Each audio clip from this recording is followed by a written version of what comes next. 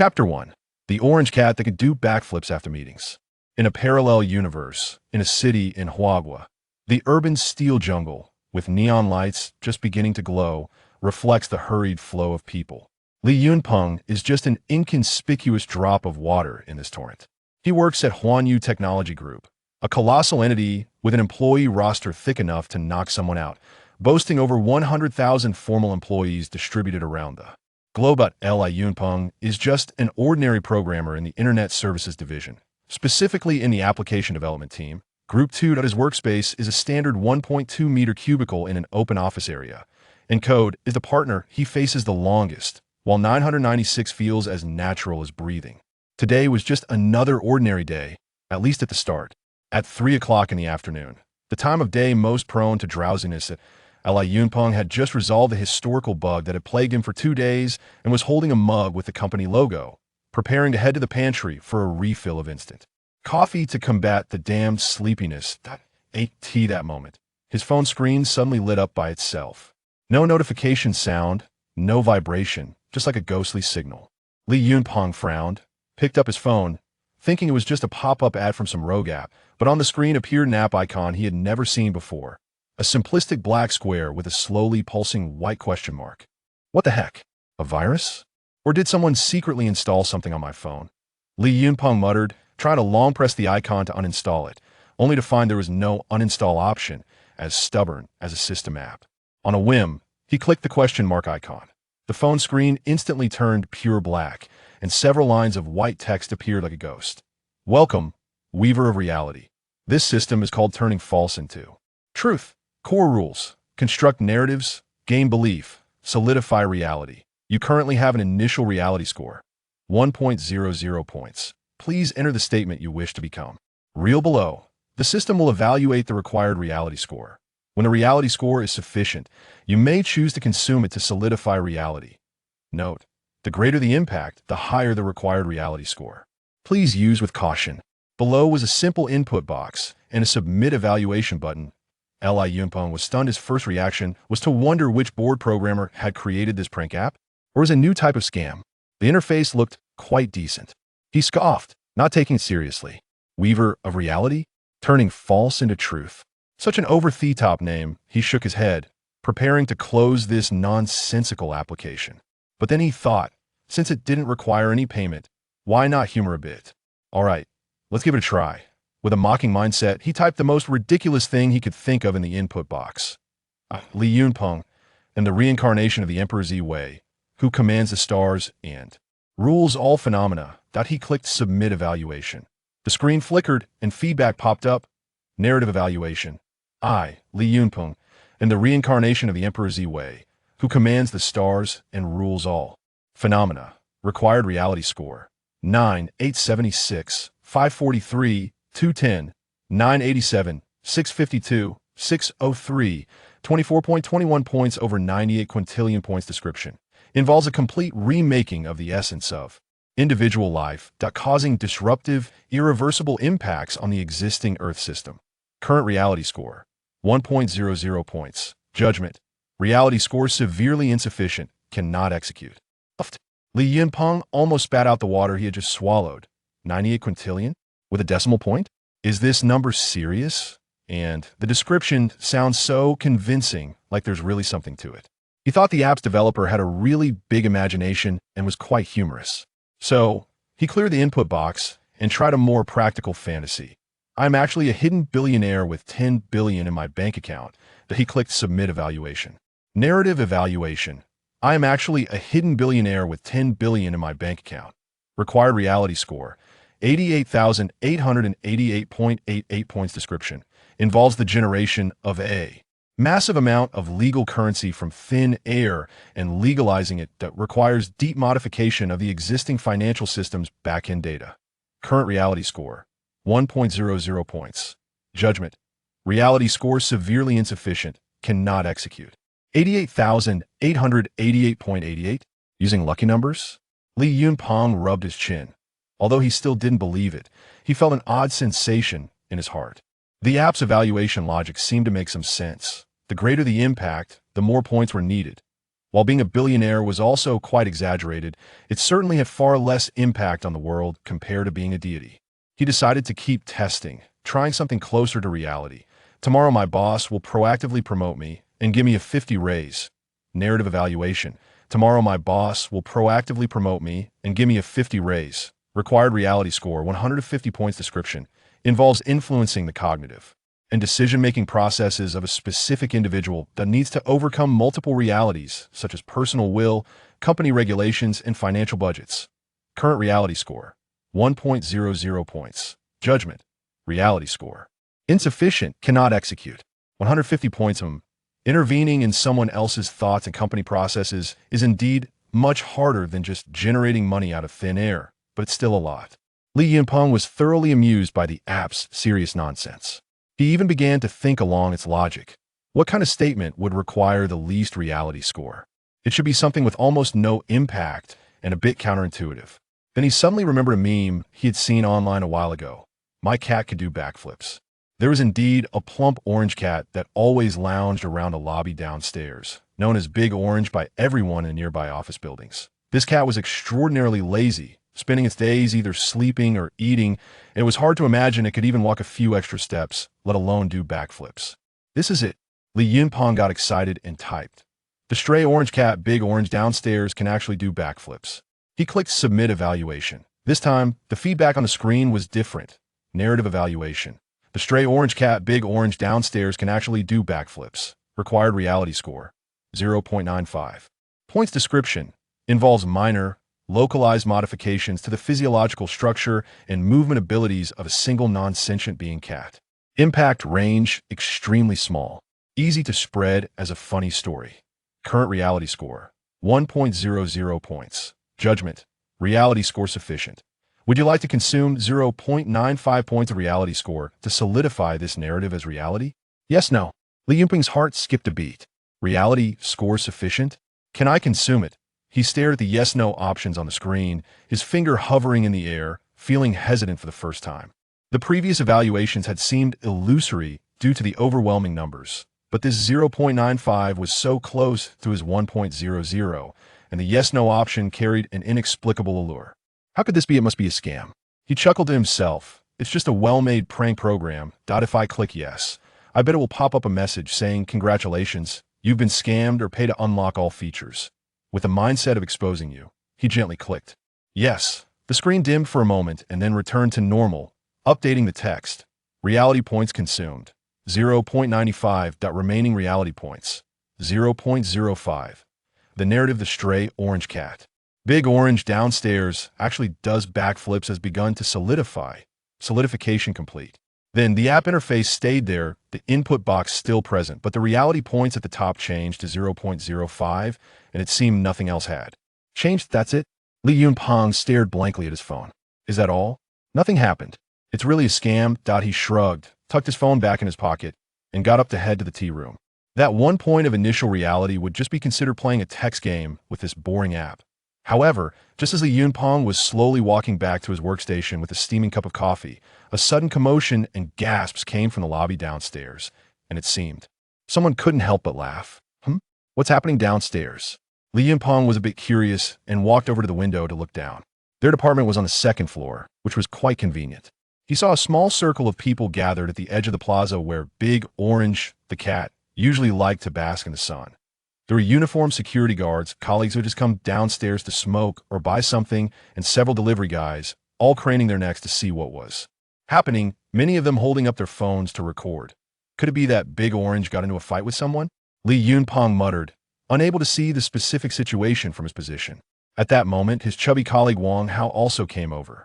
Pungo, what are you looking at? It's so lively downstairs. I don't know. It seems something happened with Big Orange over there. Just then, Li Yunpeng's WeChat Group Application Development Department chat group suddenly exploded with messages. Wow. Who's downstairs? Did you see it just now? I saw it. It cracked me up. That orange cat. What's going on? Tell me in detail. Big Orange. Our lazy cat downstairs that's so fat it can hardly move. Just now, it suddenly jumped up and did a backflip. Are you serious? A backflip? A cat? Absolutely true. I recorded it. Wait till I upload it. Although it's a bit blurry, but it was definitely a backflip. It stumbled a bit when it landed, then licked its fur like nothing happened. So damn funny. Video 1, I filmed it too. This cat must be a spirit now. Did someone train it? Impossible. Who could train Big Orange like that? Besides, who would train a stray cat to do backflips? Li Yunpeng looked at the messages in the group, especially the 3 words backflip, and his mind went blank. He suddenly pulled out his phone, unlocked it, and opened that strange black question mark app. The screen clearly displayed remaining reality points, 0.05. The noise from downstairs, the discussions flooding the WeChat group, and the incredulous tones of his colleagues, all of it surged into Li Yunpeng's mind, intertwining with the cold number on the phone screen. He stood frozen, his hand holding the coffee cup trembling slightly, hot liquid splashing on his hand, bringing a sharp sting, but that pain was far less than the shock he felt. Inside, that app, that turning false into reality system, could it really be true? Just because he inputted a sentence and consumed that negligible 0.95 points of reality, a lazy stray orange cat completed an illogical backflip in front of everyone? Li Yunpeng felt a wave of dizziness, as if the colors of the world had become somewhat unreal at that moment. He looked down at the simple input box on his phone screen. It was no longer a joke, but seemed like an entrance to endless possibilities, or perhaps an endless abyss. A brand new, unimaginable world seemed to quietly open its doors to him. Chapter 2. Afternoon Tea Gossip. The fluorescent lights above the office area emitted a monotonous hum, and under the pale light, the sounds of keyboards clacking and mice clicking echoed, occasionally mixed with the ringing of phones, composing a dull symphony named Workday. Li Yunpeng sat in his cubicle. The code editor in front of him lit up, the blinking cursor dancing on a line of comments. However, his thoughts had already drifted far away, unable to focus on a single word that in his mind, like a movie replaying, the astonishing scene of the fat orange cat Big Orange doing a backflip kept flashing. The discussions exploding in the WeChat group, those pixelated yet shocking video clips that made Li Yunpeng's heart race uncontrollably. The mysterious app named Turning False into Reality was now quietly lying on his phone. On the screen, the remaining 0.05 points of reality felt like a burning brand, silently reminding him. Everything that happened earlier was not just a dream. After the immense shock came a deeper confusion and a hint of indescribable excitement mixed with fear. This thing had terrifying potential that, if it took less than 1 point of reality for a cat to perform a slightly illogical action, then what if one wanted to change a more significant reality? For example, changing one's life trajectory, or even quietly altering the direction of the world. He dared not think any further. Unknown power often comes with unpredictable risks. He felt like a naive child holding the key to Pandora's box, eager to explore, yet filled with awe and unease about what might be unleashed. No, he had to figure this out. He couldn't let this sudden power cloud his judgment. Li Yunpeng took a deep breath, forcing himself to detach from his chaotic thoughts and calm down. He needed more information, needed to repeatedly verify how this system operated, especially the mechanism for obtaining reality points. The system's explanation was vague. As long as others believe the fabricated story, corresponding reality points can be obtained. So, how was the number of believers and the depth of their belief converted into reality points? Was there a pattern to follow? He lit up his phone again, opening that extremely minimalist black question mark app. Looking at the pitiful 0.05 points of reality at the top of the screen, he understood that to conduct any meaningful tests, he first needed to accumulate more points. He needed to fabricate a new story. This story couldn't be too outrageous otherwise. No one would believe it, akin to throwing punches in the air without gaining any reality points. But it also couldn't be too mundane otherwise. Even if it were realized, he couldn't be sure it was the system's doing and not just coincidence. It should ideally be something between possible and impossible, with a hint of small benefits to entice people, stirring up a bit of anticipation without causing too much of a stir. A controllable experiment. He glanced around, his gaze sweeping over colleagues engrossed in their screens. Occasionally, someone would get up to get water or lower their voice to exchange a few words about work. The target group would be the colleagues at nearby workstations. A small range of dissemination, easy to control, and convenient for him to observe reactions up close. What content should he fabricate? His gaze unintentionally fell on the afternoon tea notice posted on the wall. Every Wednesday and Friday at 3:30 p.m., the General Management Department, which everyone casually refers to as the general department would push a cart to bring some meager cookies, fruits, and drinks. This was one of the few fixed benefits the company offered. As for the quality, let's just say one shouldn't expect too much. What if today's afternoon tea, the general department surprises everyone? An idea flashed through his mind like an electric current. He picked up his phone, his fingertips hovering over the input box of the app for a moment, carefully organizing his words, striving for precision without sounding forced. The General Affairs Department plans to improve the afternoon tea benefits. This afternoon, we will be testing a popular drink on the second floor in limited quantities. First come, first served. He intentionally added qualifiers like limited, testing, and second floor, which not only increased the ambiguity of the narrative but also gave it a certain rationality of insider information. Hoping to lower the required threshold of authenticity, he clicked Submit Evaluation. The text on the screen refreshed. Narrative evaluation. The General Affairs Department plans to improve the afternoon tea benefits. This afternoon, we will be testing a popular drink on the second floor in limited quantities. First come, first served. Required authenticity. 2.00 points description. Involves a temporary, small-scale, single-floor positive change to the company's internal routine. Afternoon tea supply. Needs to influence the actions of relevant personnel in the General Affairs Department preparing and distributing specific drinks and conforms to the basic logic framework of the company's benefits distribution. Due to actual operational aspects like material procurement and temporary allocation and the need to overcome the inertia of established processes, there is a corresponding authenticity demand. Current authenticity, 0.05 points. Determination, insufficient authenticity, unable to execute. Just 2 points. That's quite a bit higher than getting to do a backflip, but much lower than that previous promotion and raise. It seems this evaluation logic is indeed quite rigorous. Li Yunpeng nodded, feeling reassured. Now his task was clear, to collect these 2 points of authenticity from the colleagues around him. He put away his phone, pretending to stretch casually, easing his stiff neck, then picked up the empty mug from the table and leisurely walked toward the tea room.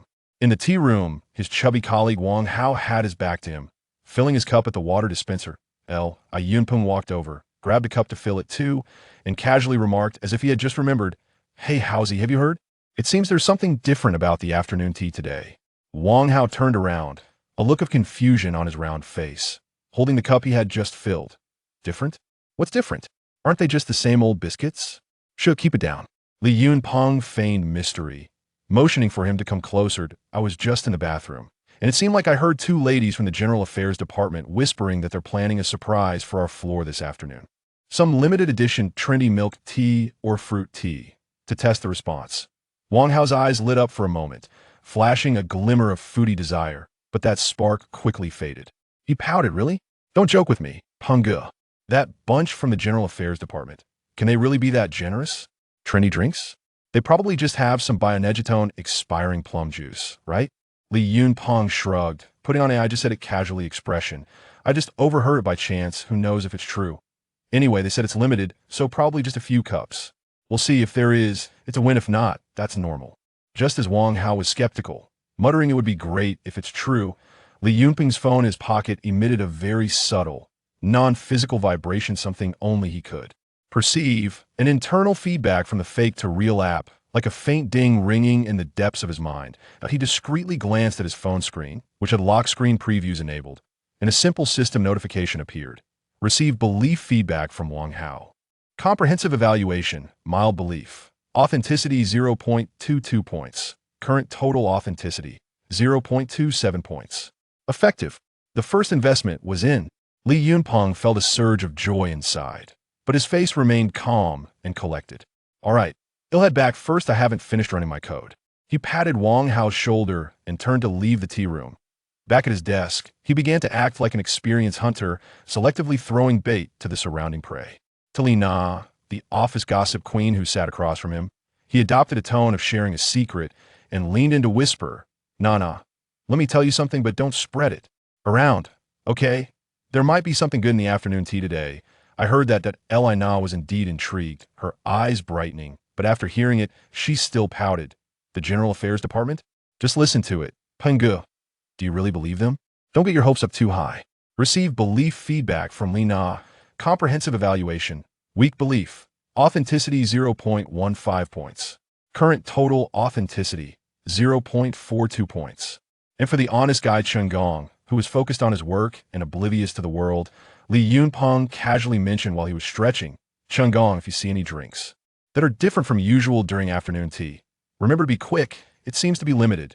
Chen Gong paused for a moment, pushed his thick glasses up, and smiled innocently. "Oh, is that so? Thank for the reminder." Clearly, he didn't take the reminder too seriously, and his attention quickly returned to the code on his screen. Receive belief feedback from Chen Gong. Comprehensive evaluation. Extremely weak belief. Authenticity 0.08 points.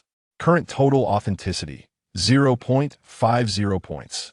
Li Yunpeng was like a careful fisherman casting nets in a stream, patiently throwing out carefully packaged rumors, closely observing the reactions of each fish, while fully focusing on the snail-like slow growth of the authenticity number on the APP-AS he had anticipated. The authenticity provided by each person varied. This seemed to correlate with their personalities, their judgment of the rumor itself, and even their level of trust in Li Yunpeng. Many, like Li Na, held a skeptical attitude, resulting in generally low single-instance authenticity, mostly hovering between 0.1 and 0.3. Time passed quietly, from just after 10 in the morning to lunchtime, and then into the afternoon. Li Yunpeng took advantage of various seemingly natural casual chats in the tea room, walking downstairs together after lunch, and even joking around on the company's internal communication software, with a few familiar colleagues unobtrusively passing on the news about the benefit drink to about 10 people. During this time, he also encountered those who completely disbelieved, with some jokingly saying, "Punga, are you going crazy wanting milk tea? Starting to daydream?" For such outright denials, the app had no response. Of course, there are also a few who genuinely seemed to believe, starting to excitedly guess what brand the drink would be. This state of near-deep belief could provide slightly higher authenticity, around 0.3 to 0.4 points. Finally, just after 2 p.m., while Li Yunpeng was pretending to be engrossed in modifying a trivial piece of code, his phone in his pocket vibrated again with that familiar special vibration only he could sense. His heart skipped a beat as he quickly lit up the screen. Authenticity 0.18 points. Current total authenticity 2.05 points. Enough. Watching the number finally surpass 2.00, Li Yunpeng's heart raced. He had spent an entire morning plus half an afternoon, like a bee collecting nectar, accumulating bit by bit through interactions with a dozen colleagues, and finally gathered enough authenticity needed to realize this afternoon tea surprise. He took a deep breath, suppressing the excitement in his heart, and reopened the black question mark app that had changed his life. He found the previous narrative about the welfare beverage in the history records, and the execute button that had originally been gray and unclickable was now glaringly white as if silently calling him. Narrative. The General Department plans to improve the afternoon tea benefits. This afternoon, we will have a limited test of a highly rated internet celebrity beverage on the second floor. First come, first served. Required reality points, 2.00 current. Reality points, 2.05. Will you spend 2.00 points to solidify this narrative into reality? Yes, no. The office was still filled with the monotonous sound of keyboards and the low hum of the air conditioning system. There was still over an hour until the usual afternoon tea time. Li Yunpeng stared at the flickering yes option on the screen, his finger hovering above it, feeling the faint current at his fingertips, which might just be a psychological effect. This time, it was no longer a pleasant surprise like the big orange's backflip, nor was it a coincidence born from a let's give it a try mindset. This was him, Li Yunpeng, actively planning, gathering belief, and about to personally give birth to his first creation of reality. Without hesitation, he pressed down. Chapter 3 Afternoon Tea Gossip continued. As Li Yunpeng lightly tapped the glowing words on the screen with his finger, a barely perceptible dark current flashed through the app interface. Reality consumption, 2.00 points. Remaining reality, 0.05 points. The narrative department plans to improve the afternoon tea benefits has begun to solidify. The text on the screen flickered as if injected with some invisible power, as if some rule beyond common sense was quietly operating. A few seconds later, when the subtle fluctuations calmed down, solidification completed. Reality has been adjusted according to the narrative. The app interface returned to its initial calm, with only the lonely 0.05 points of reality at the top of the screen, silently declaring the completion of a creation. Has it worked? Li Yunpeng instinctively raised his head, his gaze quickly sweeping across the entire office area. Everything seemed normal. Colleagues were still engrossed in their screens, the sounds of code being typed, mouse clicks, the occasional ringing of a phone, and the low hum of the air conditioning intertwined to form a familiar office scene. Sunlight filtered through the slats of the blinds, casting patches of light on the carpet. Time seemed to freeze for a moment, as if nothing had happened at all. He suppressed the turmoil within, trying to maintain a normal expression, showing no signs of crack. But he couldn't help but perk up his ears like a vigilant rabbit, capturing any subtle sounds in the air that might be related to afternoon tea. Time passed second by second, each moment feeling particularly long and torturous. He secretly observed the colleagues he had fed information to. The chubby Wang Hao occasionally rubbed his hands and cast glances toward the elevator, clearly still thinking about that trendy drink. Li Na appeared focused on her work, but Li Yunpeng noticed she was refreshing the company's internal communication app more frequently than usual, seemingly awaiting some notification. The honest Qinggong remained calm as ever, as if he had long forgotten the reminder. 2:30, 3 o'clock, 3:15. Sweat began to bead in Li Yunpeng's palms. Could have failed. Or was there a serious delay in the system's solidification process? Or was the so-called solidification merely a more advanced form of psychological suggestion that couldn't truly change the operation of the material world?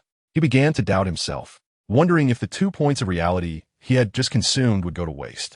Just as he was about to give up hope, thinking it was nothing more than an absurd fantasy, a crisp elevator arrival chime suddenly rang out in the quiet floor. This sound, which echoed countless times every day, felt like heavenly music to Li Yunpeng's ears at this moment, instantly jolting his taut nerves.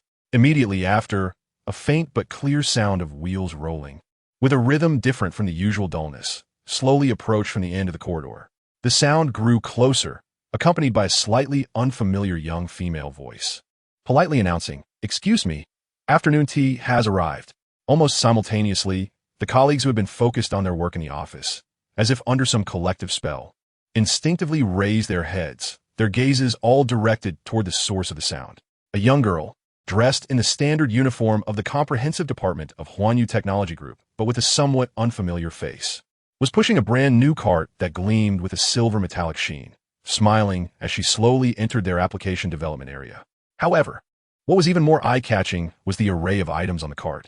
Gone were the cheap bulk cookies haphazardly packed in transparent plastic bags, and the somewhat wilted bananas and apples. Instead, there were neatly arranged rows of exquisitely packaged, stylish cup drinks. The cups were the trendy frosted transparent type popular among young people, emblazoned with a somewhat chic-looking logo, Yin Shui Tea Drink. Li Yunpeng vaguely remembered this brand.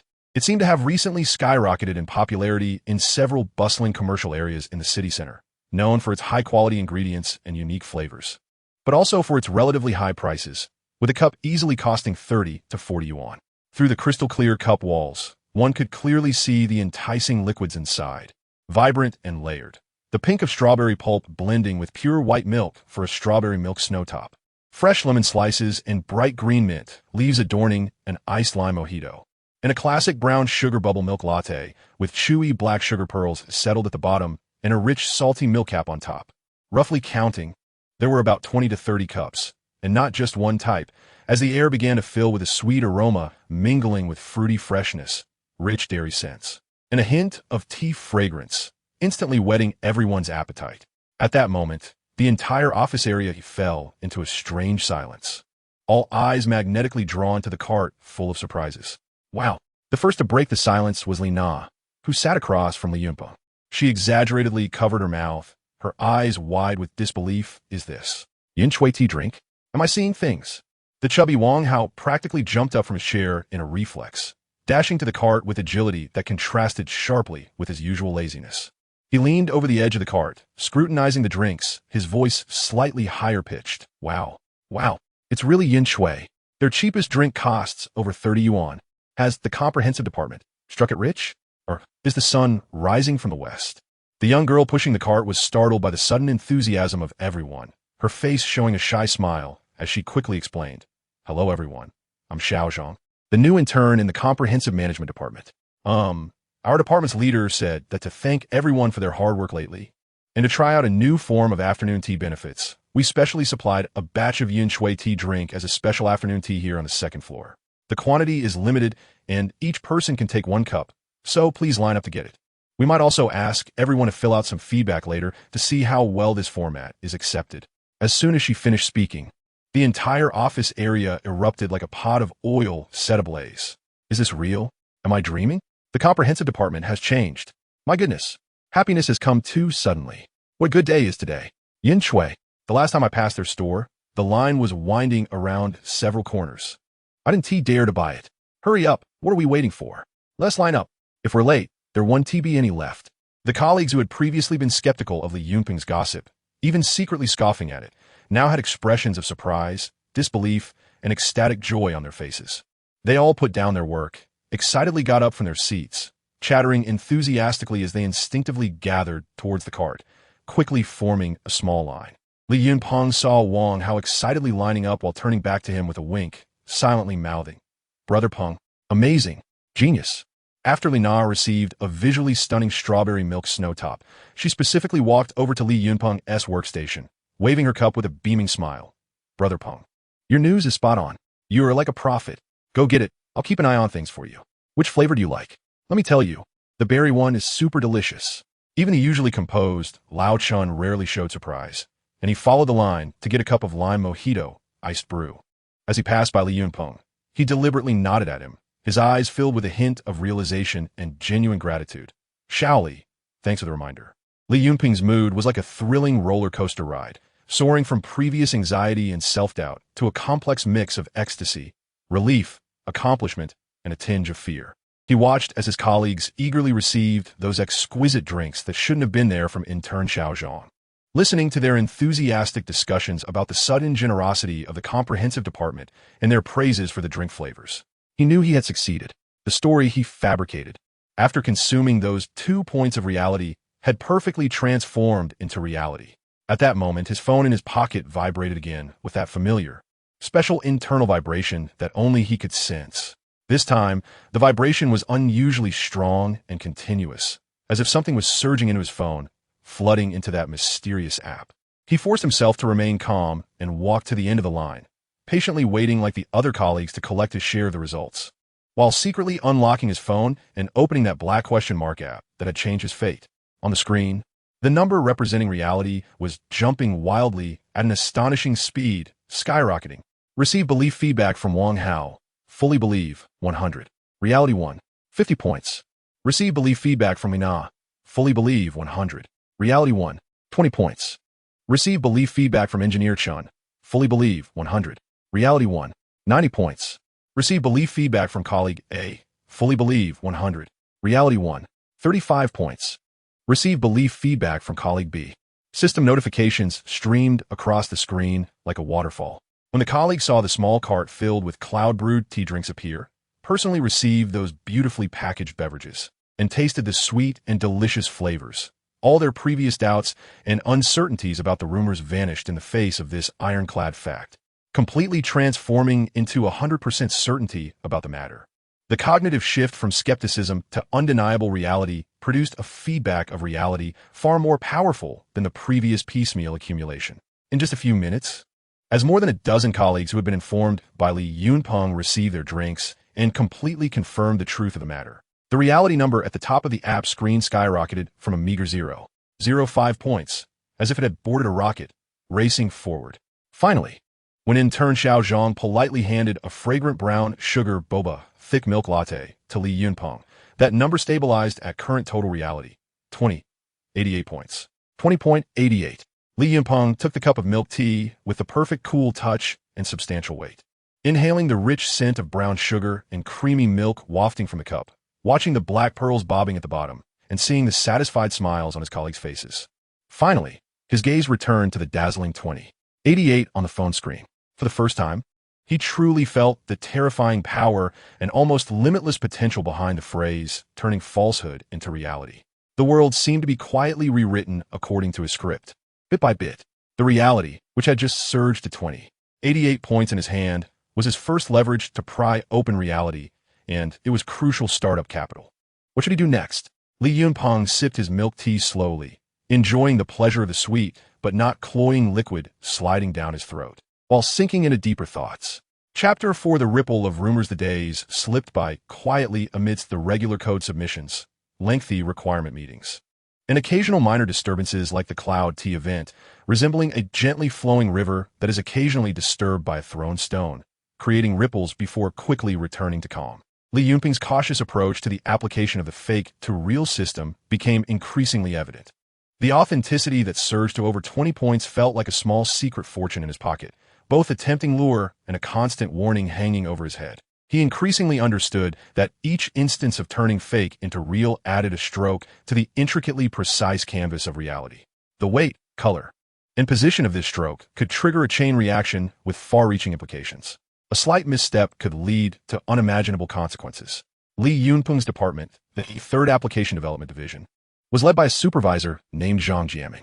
In the hierarchical and bureaucratic machine of Huanyu technology, he was a typical middle manager who was always humble and respectful towards his superiors, greeting them with a smile and reporting his work in a clear and meticulous manner, always managing to scratch the itch of the leadership. But he displayed a completely different demeanor towards his subordinates. Zhang Jiaming adhered to the so-called pressure management, imposing extremely strict demands on his subordinates.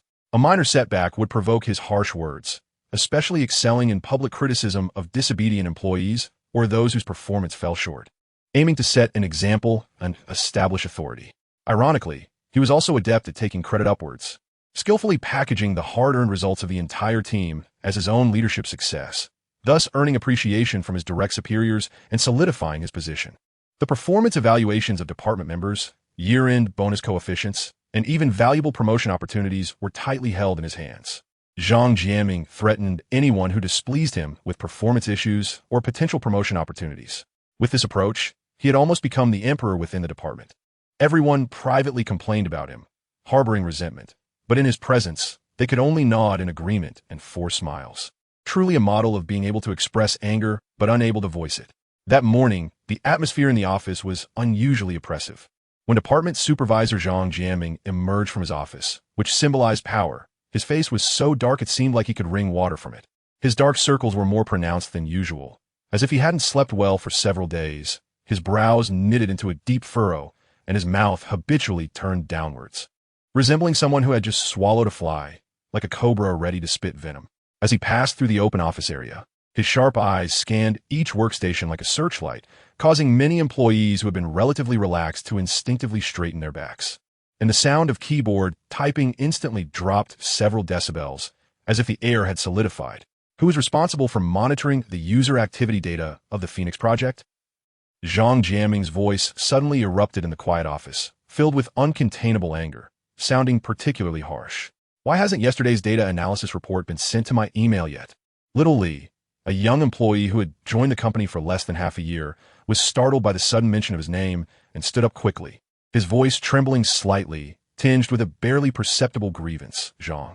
Supervisor, I am currently organizing yesterday's data and still need to verify a few key indicators with the product side. Verify? Verify until when? Zhang Jiaming interrupted him roughly, his tone aggressive. Why should I have received this morning? I still haven't seen. Where's your efficiency? Where's your execution? Do you think you can relax now that the first phase of the project has launched? Huh. He unleashed a merciless scolding, almost spitting saliva on a Little Li's flushed face. This report must be in my email before noon today. Otherwise, your performance will be deducted by 20 points this month. Zhang Jiaming dropped this threatening statement, snorted heavily, and then turned back to his office. Little Li's face went pale, his lips moved a few times, but in the end, he dared not retort, only nodding repeatedly in agreement. After sitting down, his hand holding the mouse still trembled slightly, his eyes filled with helplessness and humiliation. In the following hour, two other colleagues who needed to report work matters to Zhang Jiaming faced even harsher criticism and nearly unreasonable nitpicking than usual. The atmosphere of the entire department reached a peak of oppression. Everyone was afraid to even breathe, fearing that the next unfortunate soul to anger this prehistoric giant would be themselves. Everyone kept their heads down, pretending to focus on their work, but their ears were perked up, listening for any movement from Zhang Jiaming's office. Li Yunpeng sat at his workstation, ostensibly focused on the dense lines of code on the screen, but in reality, he was taking in everything, and his dislike for Zhang Jiaming grew deeper. At the same time, some unverified rumors circulating within the company quietly surfaced in his mind. It seemed that the company had high hopes for the strategically significant Phoenix plan this year, investing heavily, but after the launch of the first phase product, the key user data and initial market response did not meet the high expectations set by the management. There were even rumors that their division's top leader, General Manager Wang, was quite dissatisfied and had expressed concerns in several internal senior meetings. Was Zhang Jiaming's unusual irritability and anger today related to the unsatisfactory progress of the Phoenix plan? Did he take it out on the people below him because he felt pressure from above? A thought ignited in Li Yunping's heart like a match struck in the dark. He recalled the mysterious app and the authenticity quietly lying in his account. What if, while continuing to validate the fake-to-real system, he could let this tyrannical Zhang Jiaming taste the bitterness of misfortune? Once this thought took root, it grew rapidly like a seed sown in fertile soil, occupying his entire mind. He quietly opened the fake-to-real app, took a deep breath to calm the waves in his heart, and then attempted to assess a goal he had longed to achieve deep within. Zhang Jiaming, the supervisor of the 3rd Application Development Division, to be dismissed by Huanyu Technology Group due to severe work errors and poor management. Click to submit the assessment. The text on the screen quickly provided feedback. Narrative assessment. Zhang Jiaming, the supervisor of the 3rd Application Development Division, to be dismissed by Huanyu Technology Group due to severe work errors and poor management. Required authenticity, 585. 50 points. Description. Involves direct and significant intervention in high-level personnel decisions of the company, forcibly altering the career of a middle manager. It requires constructing sufficiently adequate and credible grounds for dismissal that can be accepted and trusted by the company's management. This will involve forging key evidence chains, influencing the cognition and judgment of core decision-makers and other complex operations, while also overcoming the protective mechanisms provided by his current position, the connections he has accumulated within the company, and the substantial real-world resistance formed by the company's established personnel processes. The impact will extend to the entire department and related management levels, potentially causing a certain degree of disturbance to the internal power structure of the company. Current authenticity, 88 points. Judgment. Authenticity is severely insufficient, unable to execute. 585.5. Li Yunping frowned. This number was indeed as high as expected. Although Zhang Jiaming is seen as a downright villain by his subordinates, it seems that he hasn't committed any fatal mistakes on the company's regulatory level that would lead to his immediate dismissal. Trying to get him completely out of the picture in one fell swoop is indeed too difficult. With his current reserve of credibility, it is almost an impossible task. So, let's think outside the box. Since direct dismissal is temporarily unfeasible, can we start by creating some trouble for him from the side, undermining his authority and shaking his foundation, while also accumulating more credibility for ourselves? Just like in those complex strategy games, to conquer a powerful boss, you must first clear out the surrounding minions. Gain experience points, upgrade your equipment, and then gradually debuff the boss to wear down its strength. Li Yunping's gaze turned once again to the closed office door that symbolized Zhang Jiaming's power, and he discreetly glanced at the faces of his colleagues around him, all of whom wore expressions of suppressed dissatisfaction. A preliminary plan gradually took shape in his mind. He took out an old smartphone that he rarely used, which he kept as a backup for testing app compatibility.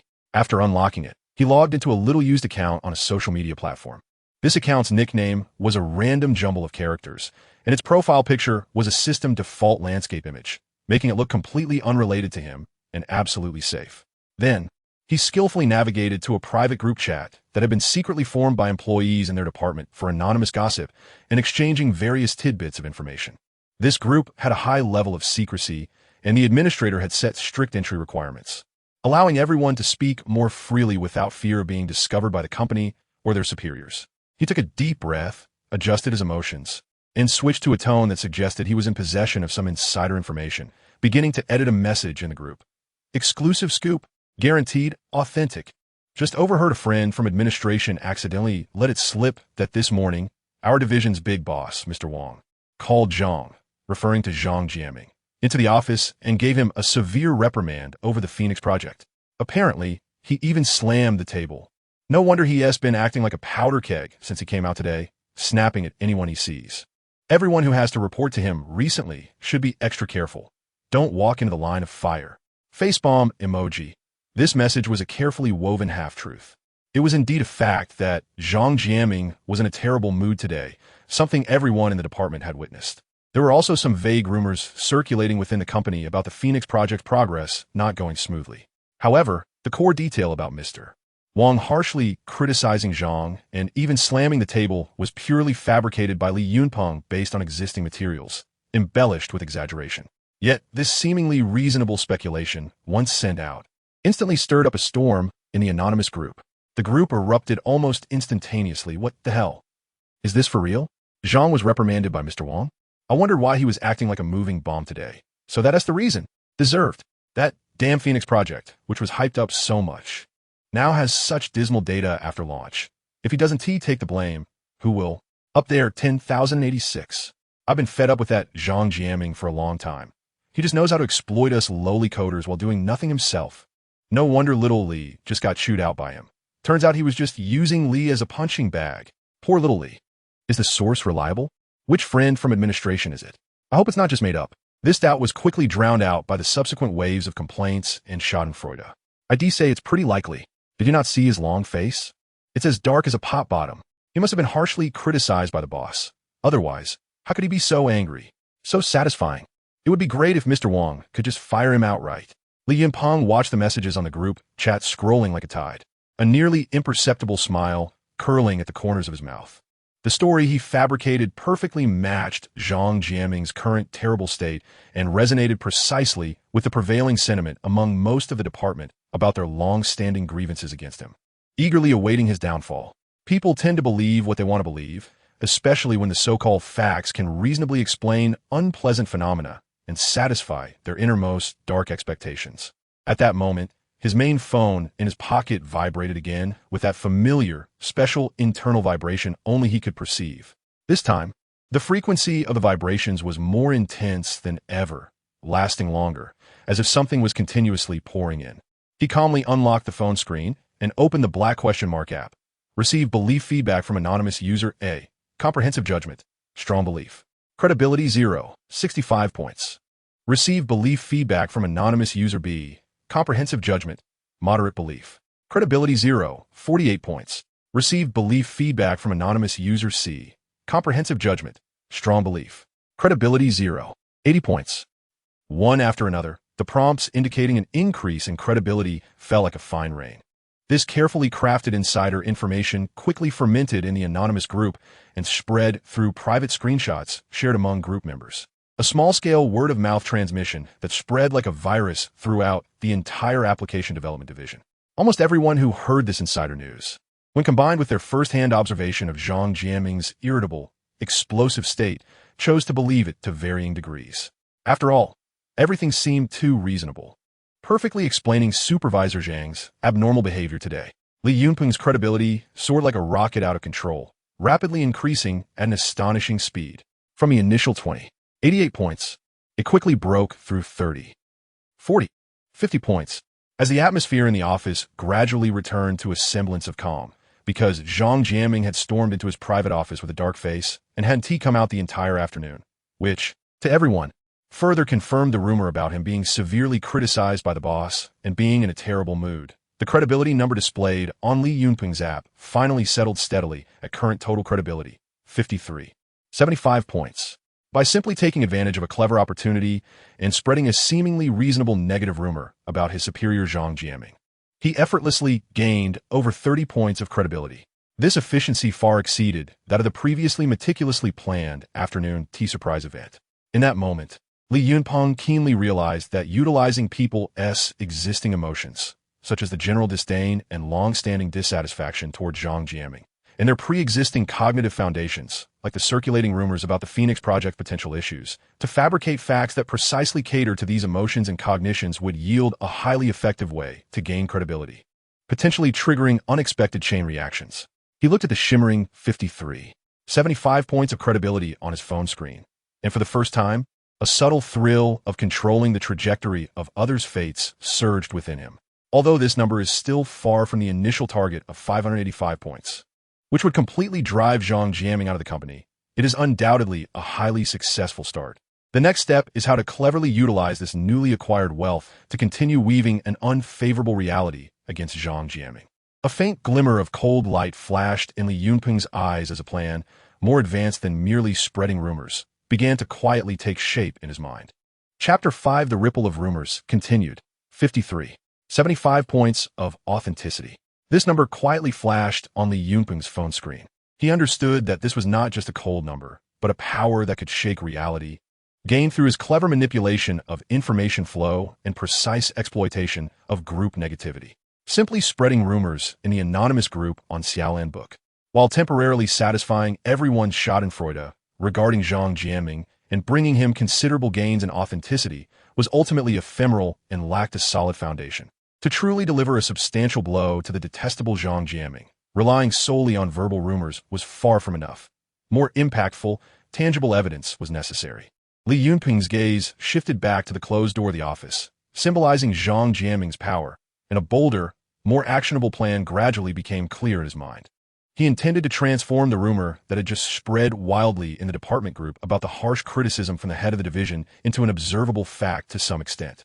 He quietly opened the Turn Fiction into Reality app again, paused his fingertips over the input box for a moment, carefully considering each word, striving for narrative precision and maximum impact. The head of the application development department of our Huanyu Technology Group's Internet Services Division, Zhang Jianming, received a work-related phone call this afternoon around 3:15 p.m. from the head of our division, General Manager Wang Hongfei. During the call, General Manager Wang delivered a stern verbal criticism regarding the recent poor user data performance and delayed market promotion feedback of the Phoenix project, explicitly pointing out Zhang Jianming's significant shortcomings in risk control during the project's later stages and team adaptability. He demanded that Zhang immediately organize core personnel to submit a detailed and actionable improvement plan, and hinted that if there was no significant improvement in the next phase, he would have to consider adjusting Zhang's responsibilities. He deliberately set the severity of the criticism as a stern verbal reprimand, rather than the overly dramatic scenario of slamming the table mentioned in the previous rumors, as this was more in line with the norm of communication among senior managers.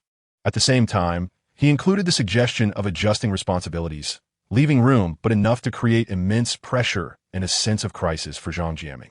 Li Yunpeng estimated that this approach would not only deliver a heavy blow to Zhang Jianming, but also perfectly validate the previous rumors, without requiring astronomical levels of authenticity due to the narrative content being too bizarre.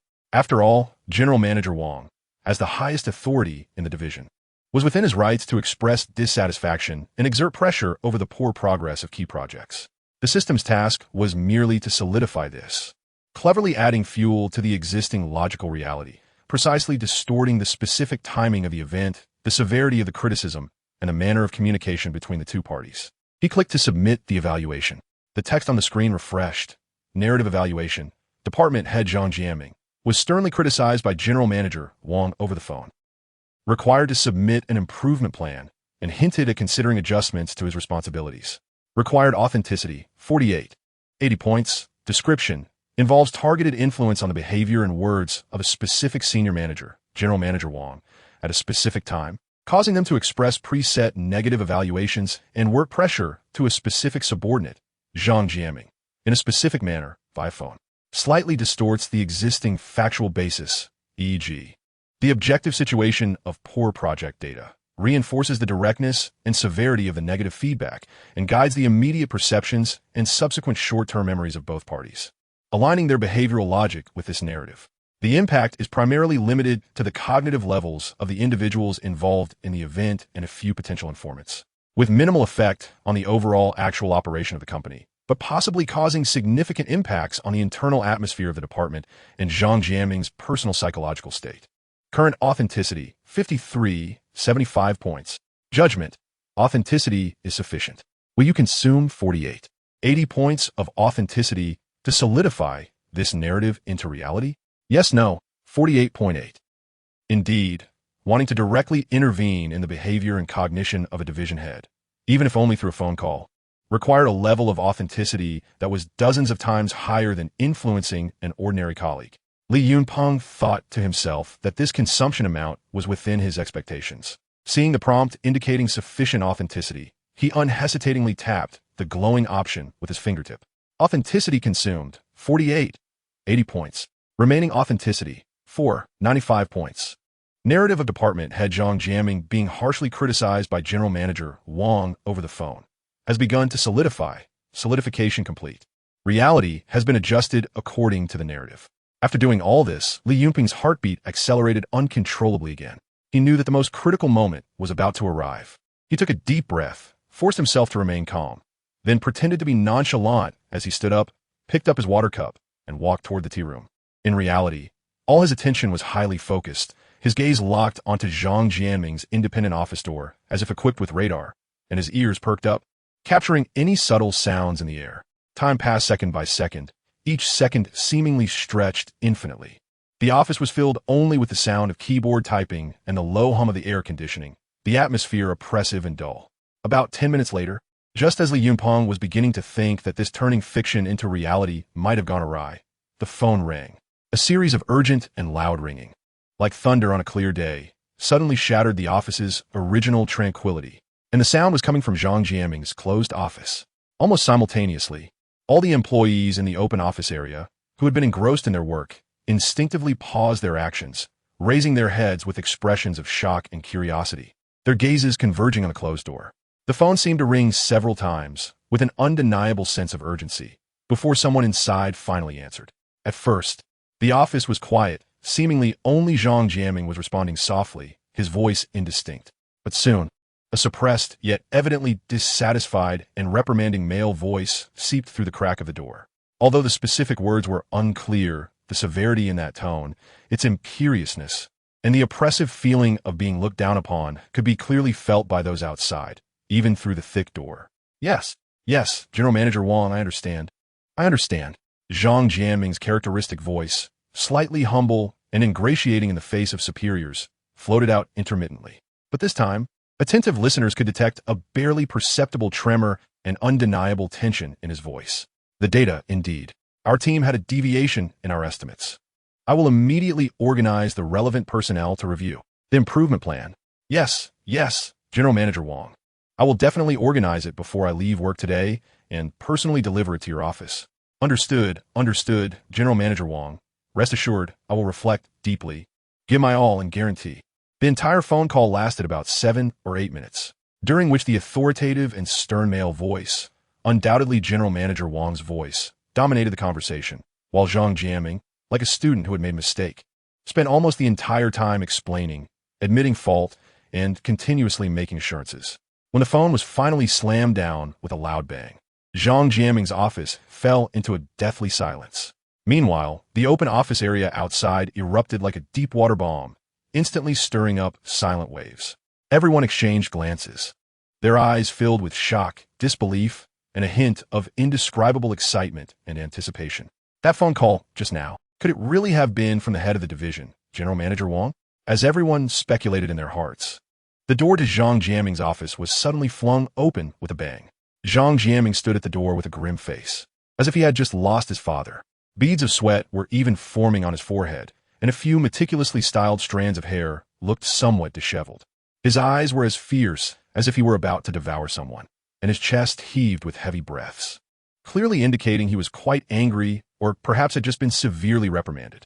He glared at the silent office area, and wherever his gaze fell, everyone instinctively lowered their heads to avoid his stare. It seemed he was looking for a scapegoat to vent his anger, but couldn't find one, so he could only force out a cold snort through clenched teeth, then slammed the office door shut with a loud bang. This series of impactful reactions undoubtedly served as the most direct and irrefutable evidence, confirming the content of that phone call. Their usually domineering and arrogant department head, Zhang Jianming, had indeed been harshly criticized by the highest leader of the division. At this moment, the entire Application Development Department 3 was in an uproar, of course. This uproar was more in everyone's hearts, and subsequently, in various private communication groups. The so-called bombshell that had circulated in the anonymous group on the Little Blue Book had quickly escalated in everyone's minds from maybe it's true to absolutely true, and even more severe than the rumors. Reality seemed to be more explosive than the gossip.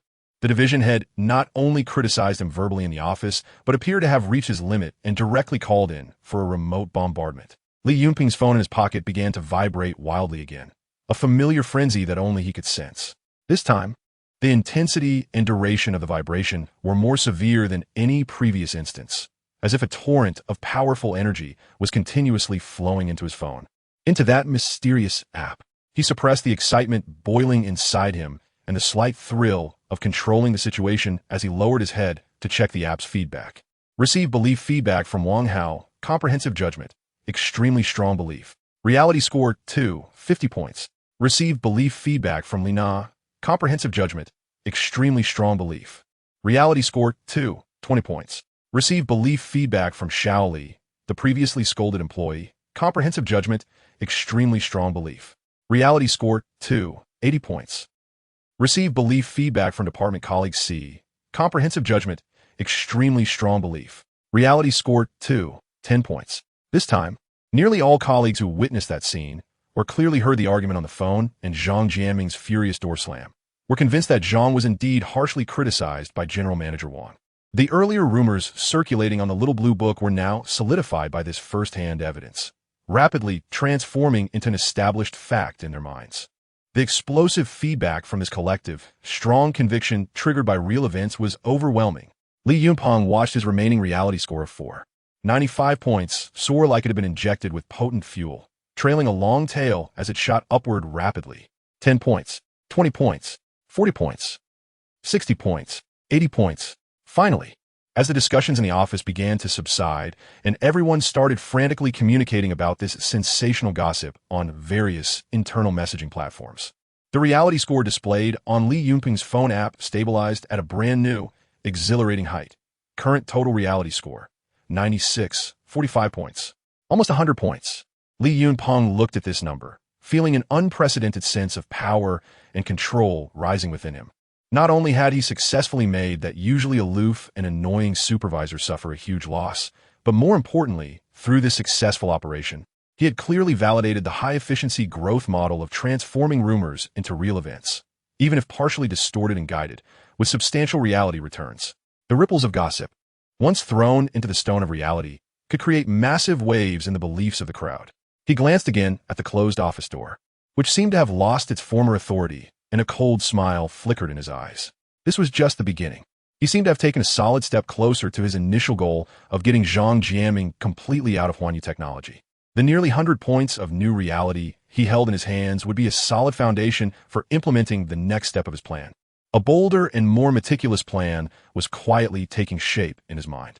Chapter 6, The Cost of Change, and the path paved. The air in the office was filled with an indescribable subtle atmosphere after the departmental earthquake triggered by a phone call from General Manager Wang. Since Zhang Jianming was bombarded by that explosive phone call and slammed the door shut with a deafening bang, he had locked himself in his office for the entire afternoon without stepping out. This was a rare occurrence for him, as he usually liked to come out from his glass-partitioned office from time to time to inspect the surroundings, sweeping his sharp gaze over his subordinates to assert his authority and presence. Now, however, his absence had instead become a stronger presence, like a heavy shadow, silently indicating his terrible mood at that moment, as well as the immense pressure and predicament he might be facing.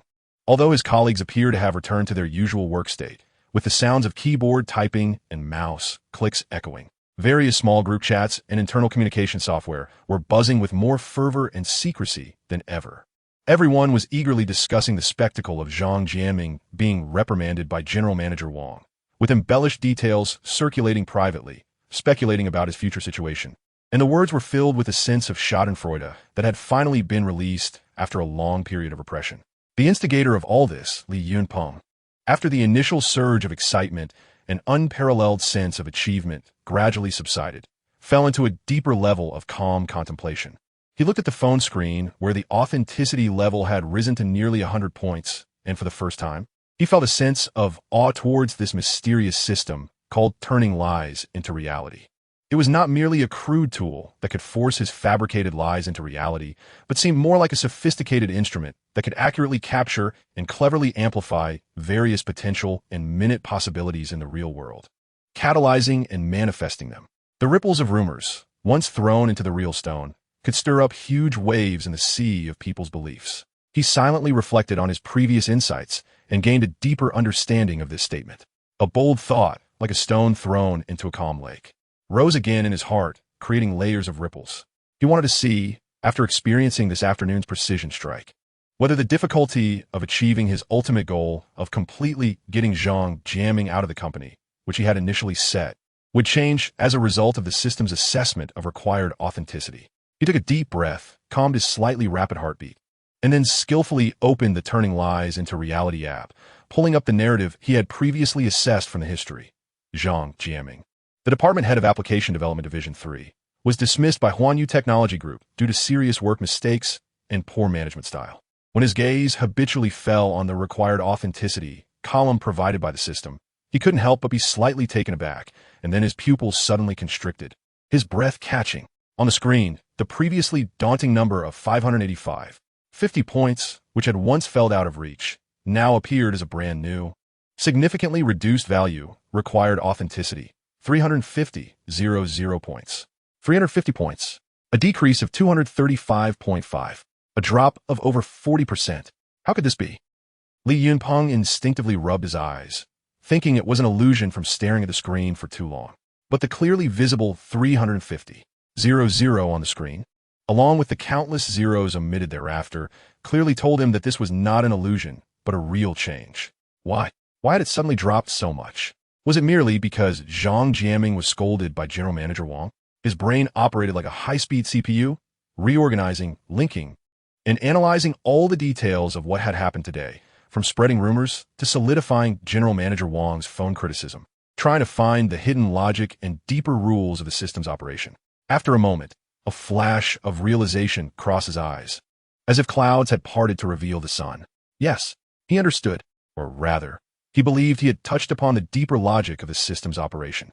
Although Zhang Jiaming was notorious within the department, almost to the point of being loathed by everyone, and was not favored by any subordinates, from the perspective of the vast system of Huanyu Technology Group and its senior managers, he had, after all, worked diligently, at least on the surface, in the company for over a decade, although his personal business capabilities could only be considered average, and he had not achieved any outstanding results over the years that could elevate him to a higher position. He had a decent tenure, and despite not having any notable achievements, he had enduring hardships. Moreover, the key point was that over the years, he had not made any significant blunders that would lead to his immediate dismissal from the company. More importantly, in his survival strategy of flattering superiors and bullying subordinates, he had clearly mastered the art of pleasing those above him. On a daily basis, he treated his direct superior, General Manager Wang, and other leaders who could influence his career quite well, and at least on the surface, he had not been openly disliked or rejected by any of his direct superiors. Under such relatively stable circumstances, it was easy to imagine the difficulty of suddenly getting a department head who had no apparent major faults, decent qualifications, and maintained a relatively good relationship with his superiors, dismissed from the company. This was almost equivalent to forcibly reversing the long-standing perceptions that the company's senior management had formed about him and required fabricating damaging information or major mistakes out of thin air to completely ruin his reputation and force him out. The real obstacles to overcome included personal relationships, the inertia of company policies, and the prudence of high-level decision-making, which were all significant. Therefore, the system initially set a high authenticity requirement of over 500 points, representing the difficulty of reversing fate. However, now the situation had undergone subtle yet crucial changes. Through a series of seemingly casual but meticulously arranged operations by Li Yunpeng.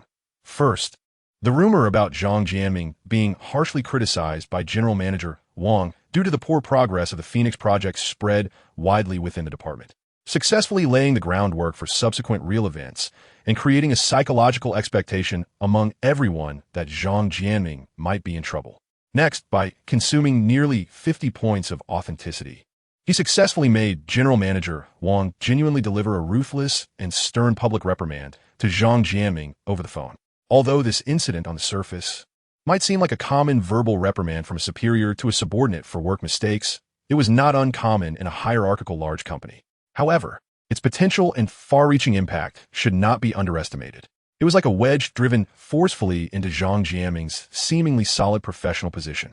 First, in General Manager Wang's mind, Zhang Jiaming's abilities and impression must have taken a significant hit. Such a severe and almost merciless criticism, even if he might not remember why he was so angry afterward. The fact that he had severely scolded Zhang Jiaming existed. Undoubtedly, Zhang Jiaming's impression score in his mind had significantly decreased, and he might even have been labeled as incompetent and in need of attention. This also meant that the trust Zhang Jiaming had accumulated over the years with General Manager Wang had sharply diminished, and he might have even touched some sort of bottom line. Secondly, Zhang Jiaming was severely reprimanded by his direct superior, the highest-ranking official of the division. No matter how this incident is covered up, it will more or less circulate within the small circle of the division's management, and even reach the HR department through certain channels, quietly spreading. This will undoubtedly greatly damage Zhang Jiaming's professional reputation and his authority in the eyes of his colleagues. A department head publicly criticized by the top leader will naturally have his management capabilities and development prospect questioned. More importantly, this incident of being harshly criticized by General Wang acts like a precisely thrown anchor point, breaking the stable state that Zhang Jiaming originally had in the eyes of the company's upper management, where he was considered mediocre but acceptable with no major issues. It lays a logical and more easily accepted foreshadowing for potentially more severe negative events to come. It is akin to the first domino in the domino effect. Although its fall may not mean a collapse of the entire system, it triggers a crucial step in the entire chain reaction. Or more vividly, it is like the broken window effect. If a building has one broken window that is not repaired in time, more windows will soon be broken. Zhang Jiaming being harshly criticized by General Wang is like the first broken window on the towering structure of his career. Therefore, the required realism for the narrative of systematically evaluating Zhang Jiaming's dismissal has significantly lowered from being extremely difficult to achieve to a level that, while still quite challenging, is no longer out of reach. Because, under Li Yunping's clever manipulation, things have begun to take a crucial small step in the direction he desires. The balance of reality has already been tilted just a little by him. It turns out that the required realism for systematic evaluation does not solely depend on the strangeness of the event itself or the size of its impact, but also dynamically references the possibility and reasonableness of the event occurring in the current real world. His previous actions effectively constructed a more plausible precondition for the matter of Zhang Jiaming being dismissed in reality, or, in other words, weakened the real-world resistance that would prevent this event from happening. Li Yunpeng murmured to himself, his eyes sparkling with a blend of excitement and enlightenment. He had previously thought that to achieve a high-difficulty goal, he could only accumulate an astronomical level of realism and then rely on the system's power to forcibly create a result, distorting reality. But now it seems he can adopt a smarter and more strategic approach by gradually changing the basic landscape of reality through a series of carefully planned, seemingly unrelated small events, subtly weakening the target's stability, thereby significantly lowering the threshold of realism required for the final goal. This is like trying to push down a solid wall. If one simply uses brute force, it is naturally inefficient or even futile.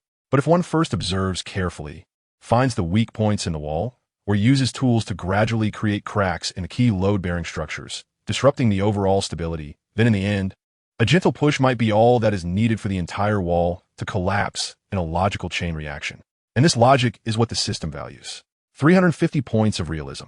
This number, although still a considerable challenge for Li Yunpeng, who currently only has over 90 points of realism, no longer feels as unattainable and even somewhat despairing as it did when facing over 500 points.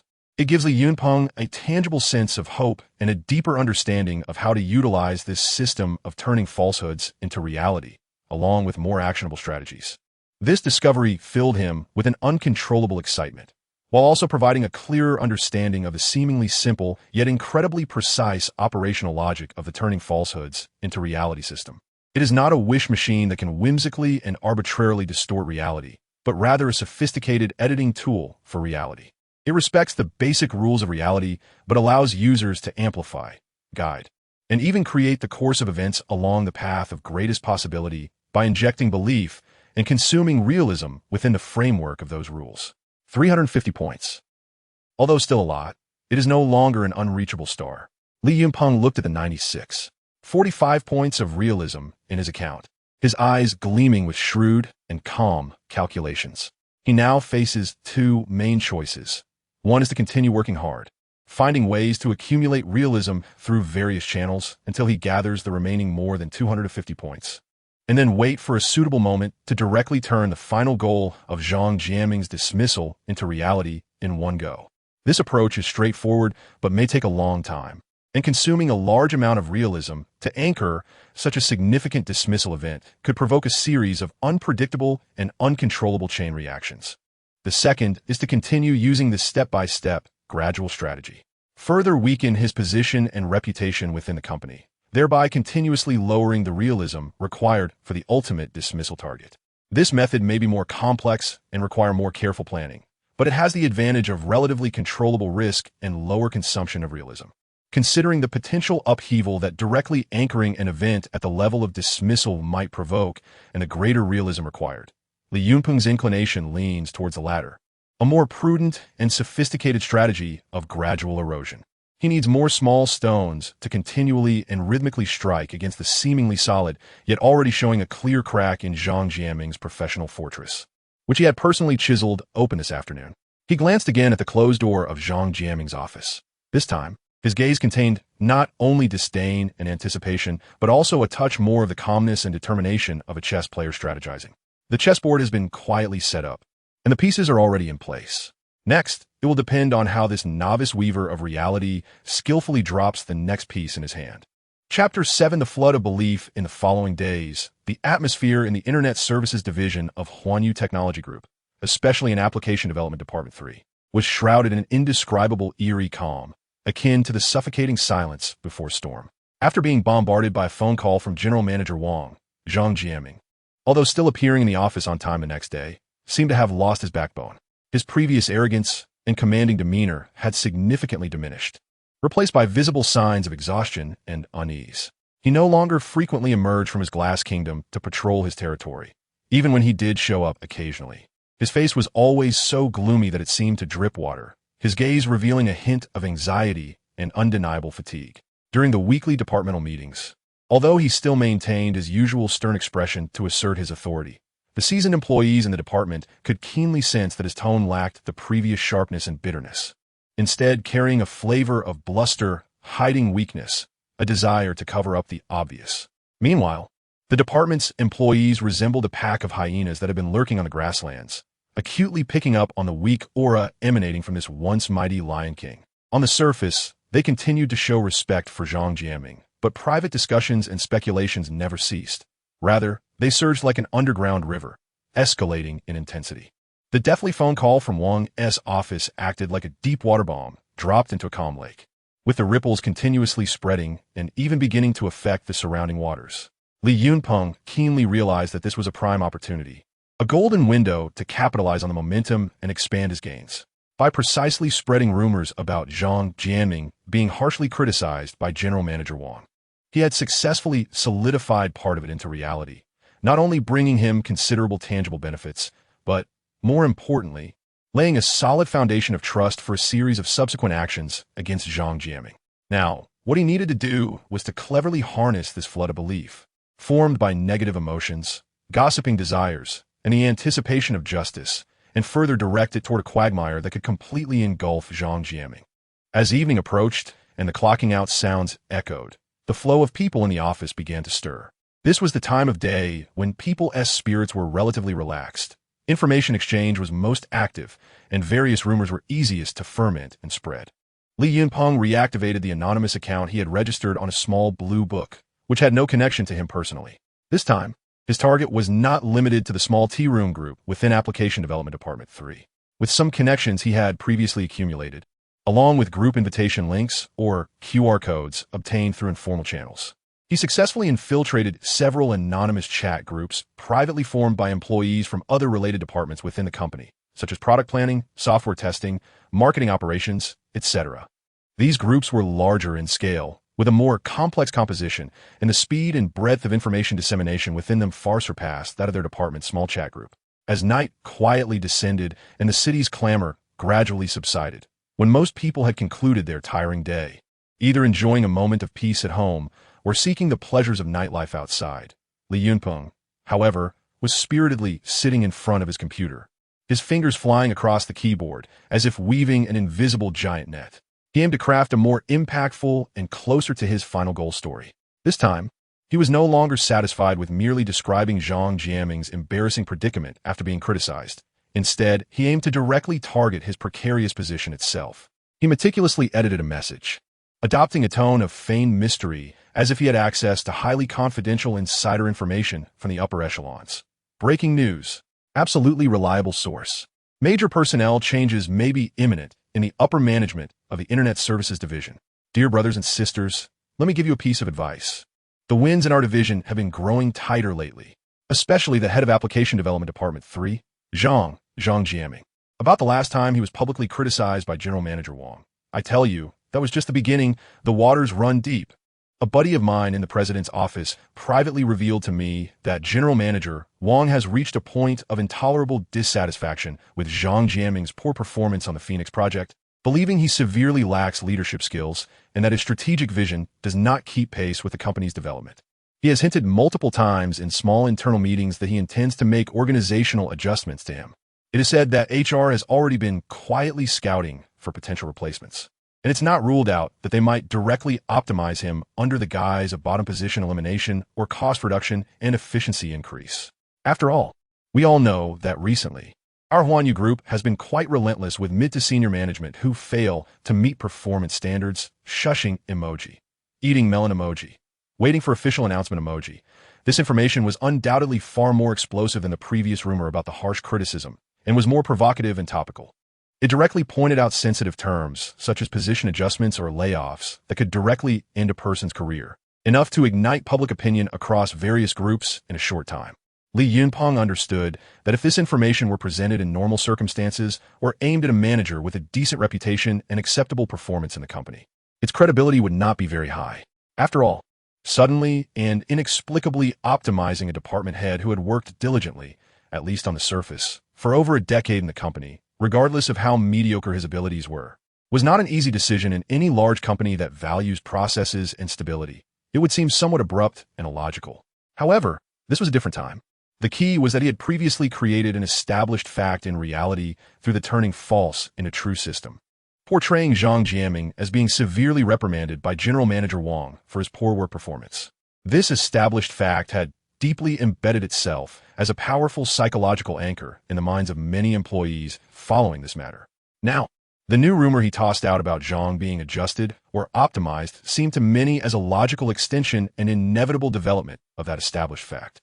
Since General Manager Wang was so dissatisfied that he even called to scold him personally, it seemed plausible that follow-up actions regarding his position adjustment or even outright elimination under the recent emphasis on cost reduction and efficiency increase might not be entirely impossible. It could even be said to be a natural progression. Moreover, Zhang Jiaming's reputation within Application Development Department 3 was so notoriously bad that it was appalling. Almost every employee who had been ruthlessly exploited or treated harshly by him was, deep down, eagerly hoping for his departure. When this post was accurately dropped into various anonymous groups during the golden gossip hour after work, the resulting shock and discussion exceeded Li Yunpeng's expectations. The first group to explode was, of course, the T-Room group of Application Development Department 3. No way. No way. No way. Is this real? Zhang Jiaming is really going to be optimized. I knew that phone call from General Manager Wang was definitely not simple. It can't just end with a scolding. There is going to be a follow-up. The heavens have eyes.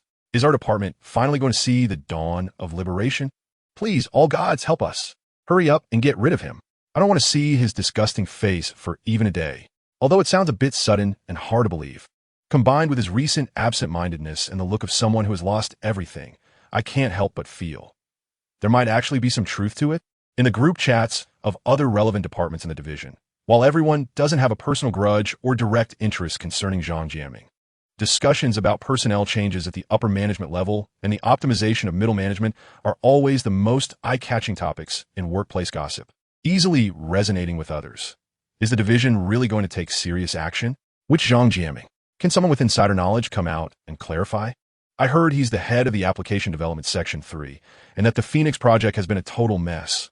President Wang has long been dissatisfied with him. TSK. It seems that big companies start cutting jobs from these underperforming middle managers, a clear indicator. Looks like our Huanyu group isn't doing well either. If this news is true, it would indeed be a major scoop within the division this year. Waiting for further official news, Li Yunpeng calmly switched between different group chat interfaces, like an experienced fisherman carefully observing the reactions of fish schools and the trends of public opinion in various fishing grounds. He found that, just as he had predicted, this seemingly unbelievable rumor, because it is difficult, both procedurally and reasonably, to suddenly fire a department head who has served the company for over a decade without a clear major fault, had gained unexpected traction and high acceptance. especially within their application development section 3. Nearly everyone who saw this news internally expressed a high sense of recognition and anticipation deep down. The reason is simple. They desperately hope this news is true. When a rumor's content precisely meets people's long-repressed strong desires and a certain sense of simple justice, its logical rigor and objective truth can be weakened or even selectively ignored by subjective emotions. People instinctively search for evidence that supports the rumor, such as Zhang Jiaming's recent unusual behavior and the company's backdrop of cost-cutting and efficiency improvements, while automatically filtering out details and inconsistencies that could falsify it. This belief based on strong subjective desires and collective emotional resonance, while possibly less stable in quality and durability than beliefs based on rational judgment and factual evidence, can experience surprising explosive growth in quantity and momentum due to emotional contagion and resonance effects. Li Yunping's main phone in his pocket began that familiar internal vibration, one that only he could perceive. This time, the source of the vibration was no longer limited to the few dozen people in their department, but quickly spread like ripples from stone thrown into a lake to hundreds within the entire division, and even indirectly affected thousands of Huanyu employees following this matter. He opened the Making False True app, and the authenticity number at the top of the screen began a new round of crazy surges like a flood breaking the dam. Receive belief feedback from anonymous user A. Comprehensive judgment. Strong belief. Authenticity 0, 75 points. Receive belief feedback from anonymous user B. Comprehensive judgment. Moderate belief. Authenticity 0, 30 points. Receive belief feedback from anonymous user C. Comprehensive judgment. Extremely strong belief. Authenticity 1, 20 points.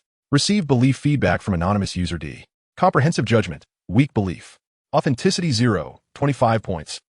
A flurry of authenticity notifications flew in like snowflakes, constantly refreshing the screen, leaving him dazzled. This time, due to the significant expansion of the spread and the explosive nature of the topic, as well as the perfect build-up from the previous incident where President Wang criticized him over the phone. The speed and total amount of authenticity growth far exceeded Li Yunping's initial cautious expectations. As discussions in various groups gradually peaked, various supplementary information about Zhang Jiaming's scandals, analyses of his future prospects, and speculations about who is most likely to replace him emerged endlessly. Some even began to discuss seriously how the department should celebrate if Zhang Jiaming were really taken down, while the authenticity number on Li Yunping's app quietly surpassed a new milestone. He watched the ever-increasing number, climbing relentlessly from just over 100, 110 points, 120 points, 140 points. Finally, as night fell and the noise online gradually quieted, with most people entering their dreams with various complicated feelings, that number stabilized at current total authenticity, 188, 65 points. Although it was still some distance from his initial estimate of directly growing to over 200 points, even so, a successful, broader public opinion guidance had brought him a net increase of over 90 points in authenticity, which was already a considerable, even fruitful gain. More importantly, through this wider spread of rumors and shaping of public opinion, he successfully implanted the idea that Zhang Jiaming's position in the company was precariously close to collapse, like a virus, into the minds of more Huanyu employees. This widespread consensus formed at the level of collective subconscious. While it couldn't directly deal a fatal blow to Zhang Jiaming's position yet, quietly wove an invisible net of negative expectations and distrust around him. This net would make every attempt he made to save himself or restore his reputation increasingly difficult, facing heavy resistance. At the same time, it would provide Li Yunping's next real weaving action with a more solid public opinion foundation and lower practical resistance. He brought up the narrative assessment interface for Zhang Jiaming's dismissal again. Sure enough, after experiencing this round of broader and deeper public opinion shaping, the required authenticity displayed on the screen had undergone some subtle yet positive changes. Although it didn't experience a cliff-like drop like after President Wang's phone call incident, it steadily decreased from the previous 350.00 points to required authenticity, 270, 50 points. Almost an 80-point reduction, one big step closer to the final goal. A confident smile involuntarily crept onto Li Yunping's lips. He knew that this seemingly gigantic yet already rusted broken ship named Zhang Jiaming, after enduring 2 meticulously planned storms, was not far from completely sinking. The ever-increasing authenticity he held in his hands would be ample ammunition for launching the next, and possibly final, deadly attack. Chapter 8, The Invisible Web. Meanwhile, in the office of the Application Development Department 3 of the Internet Services Division of Huanyu Technology Group, Zhang Jiaming's situation was becoming increasingly subtle and difficult at a visible speed. He felt as if he were caught in an invisible web woven from countless fine, slimy threads. The more he struggled, the tighter those cold, slippery threads wrapped around him, making him feel suffocated. He was not a stubborn rock, completely oblivious to changes in the external environment.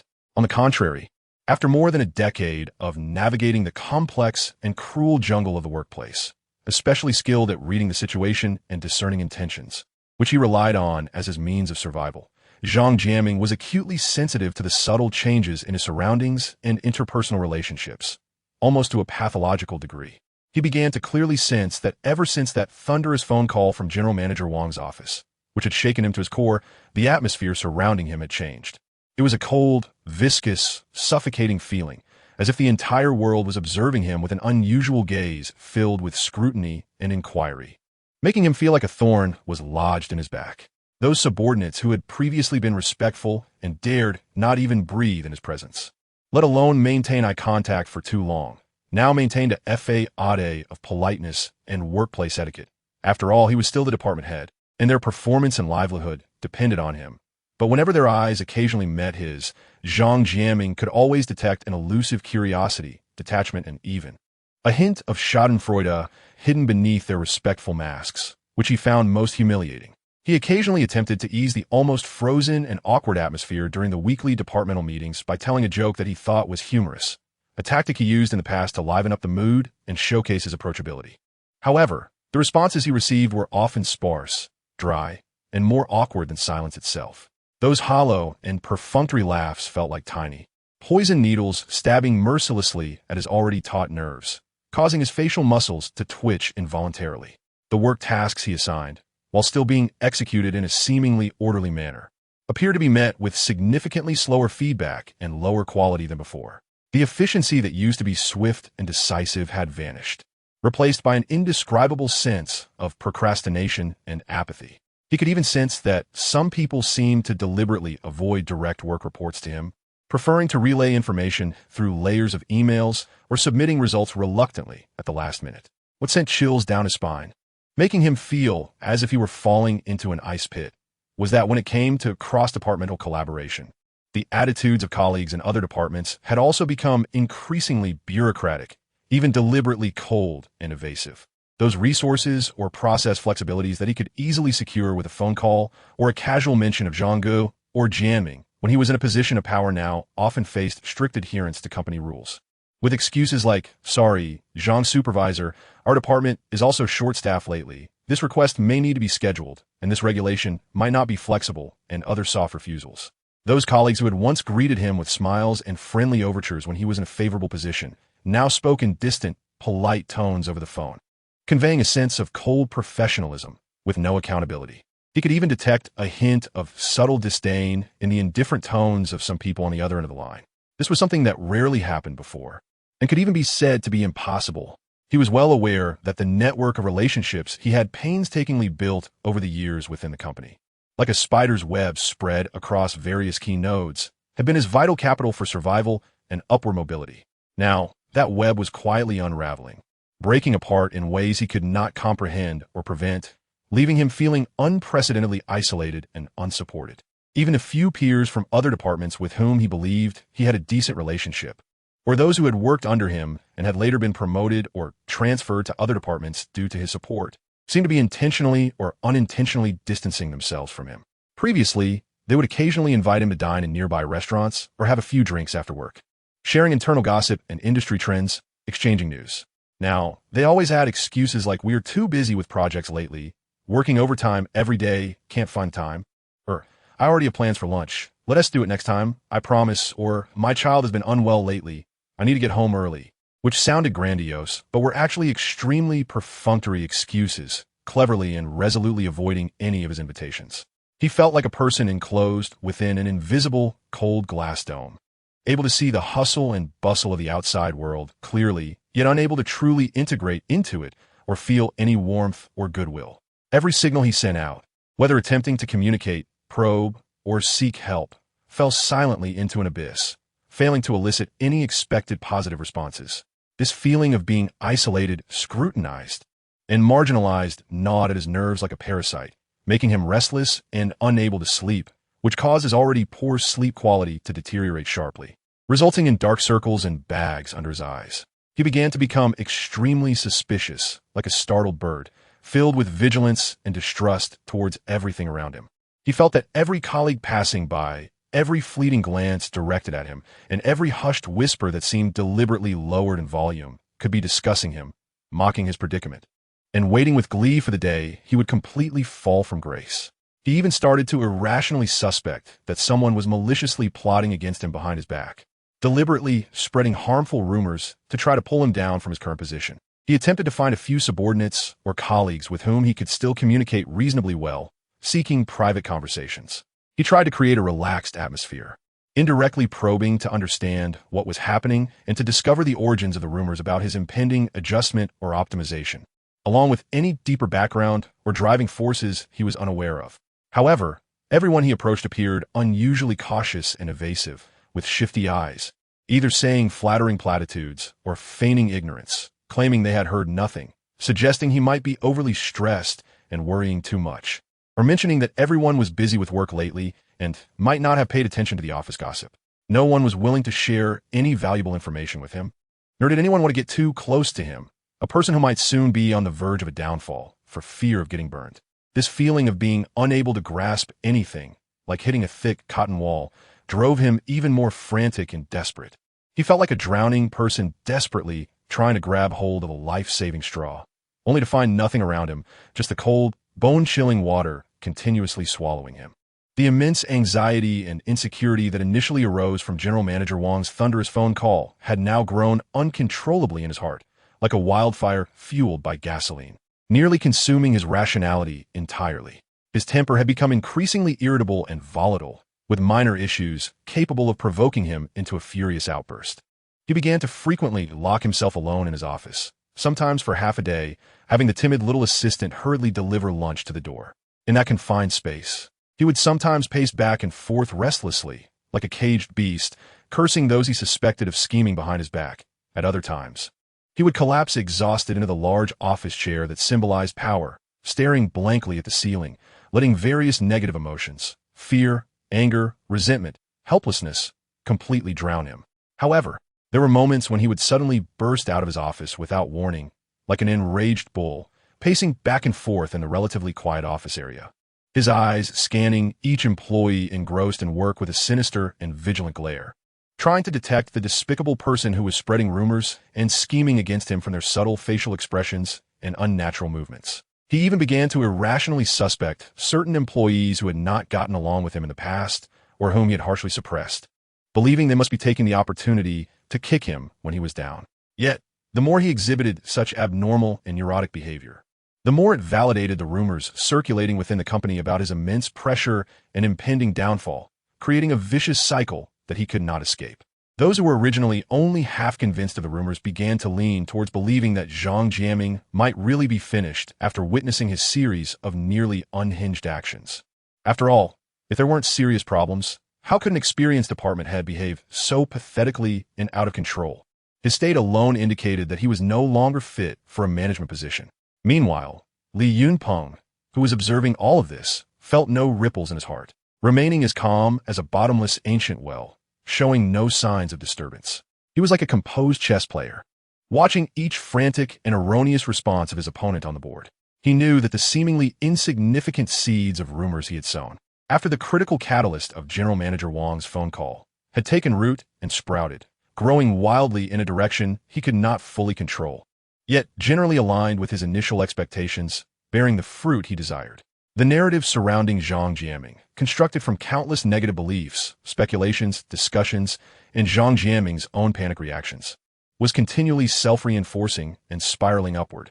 It was like an invisible noose, slowly tightening, woven from countless fine and resilient threads of belief, gradually choking Zhang Jiaming's neck, eroding his will, and destroying his professional foundation, pushing him step by step towards the brink of collapse. The final goal of making Zhang Jiaming completely disappear from Huanyu technology seemed to be one step closer, and a solid step at that. Li Yunpeng didn't even need to actively do anything to fan the flames. This reality-weaving process he had initiated seemed to possess a powerful self-driving inertia, moving irreversibly along the trajectory he had set. Reality itself was self-correcting in the direction he desired. He merely needed to act as a calm observer, or rather, a behind-the-scenes director, patiently waiting for the moment when the string, named Zhang Jianming, would finally snap under the continuous pressure from all sides. At the same time, he was discreetly monitoring the subtle changes in the reality score on the fake-to-real app.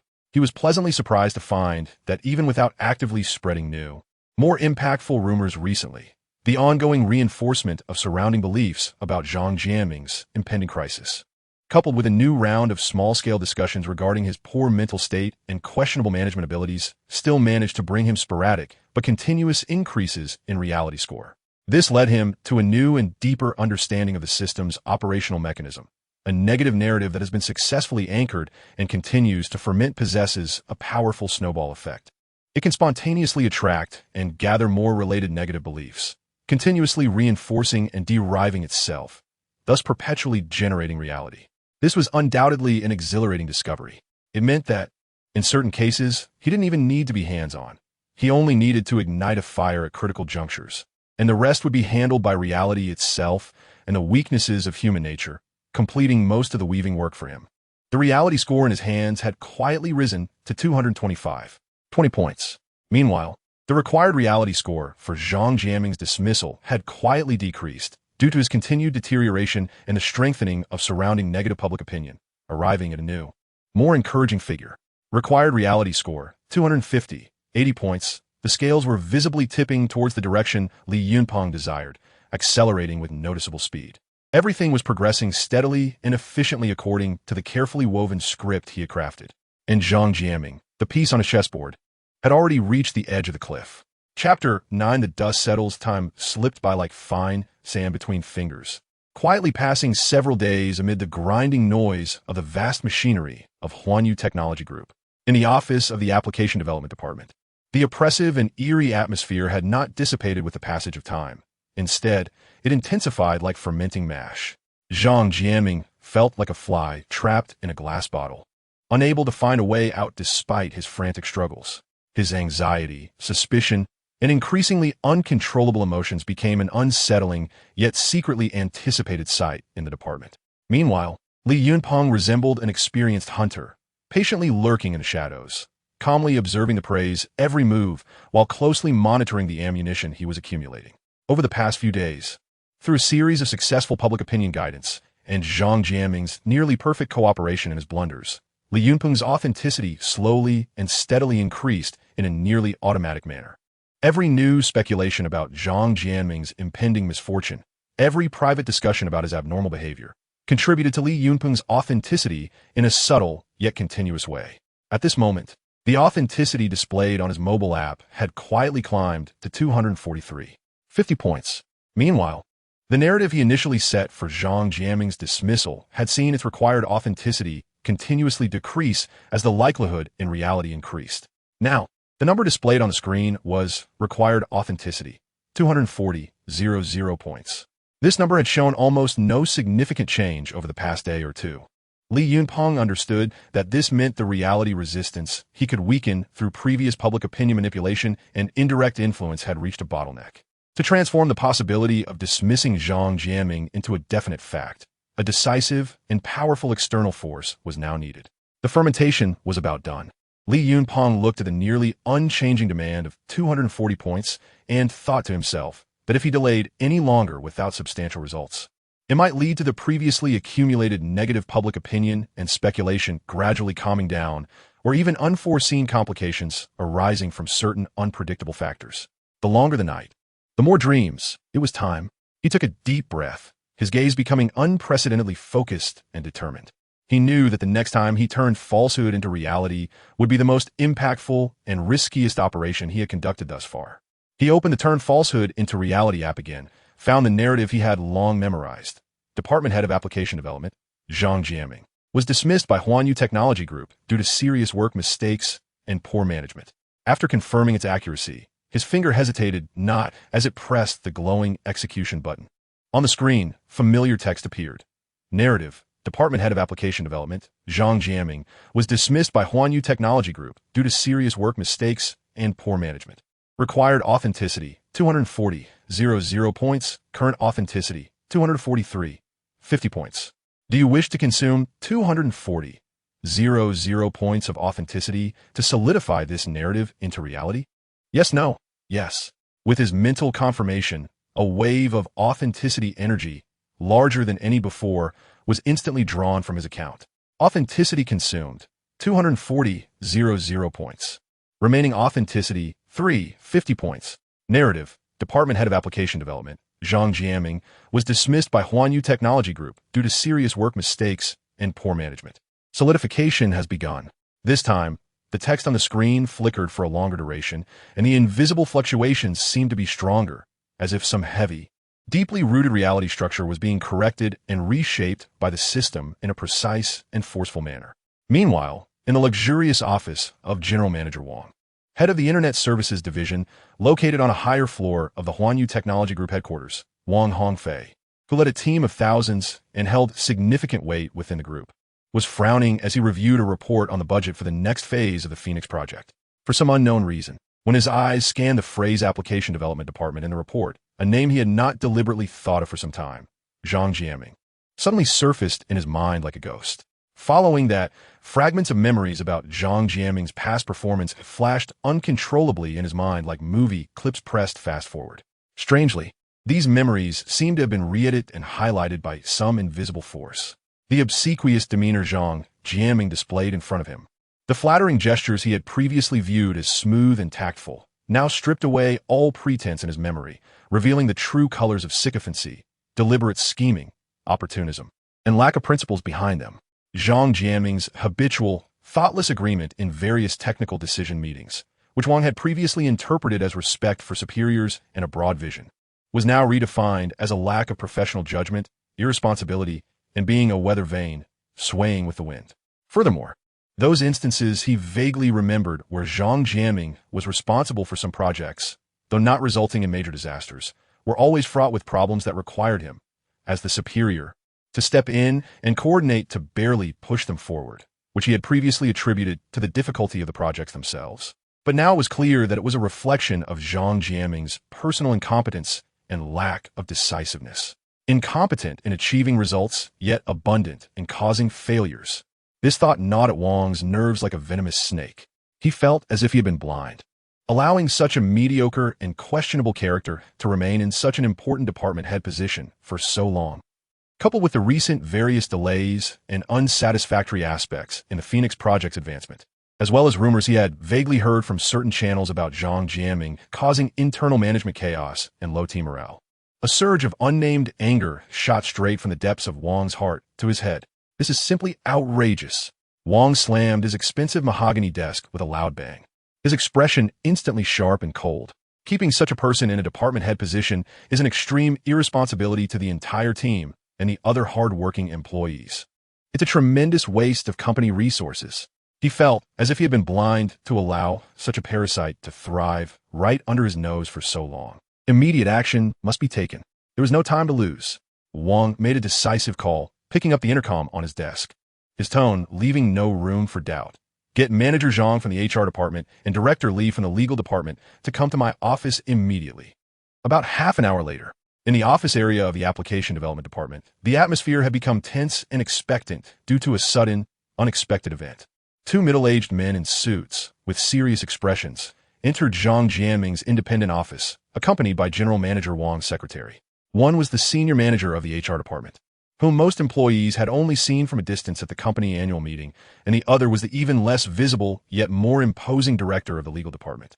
They walked straight through the office area with a clear purpose. The secretary gently but decisively closed the office door from the outside.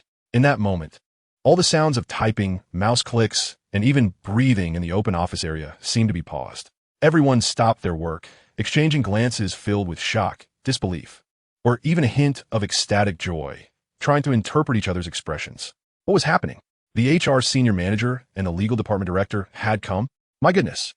Look at that setup, with General Manager Wang's secretary personally accompanying them. This was definitely not a trivial matter. Could it be? Could the rumors in the little blue book group actually be true? No way. This is too thrilling. As time passed slowly, each second felt like a century for the employees outside, eagerly awaiting news.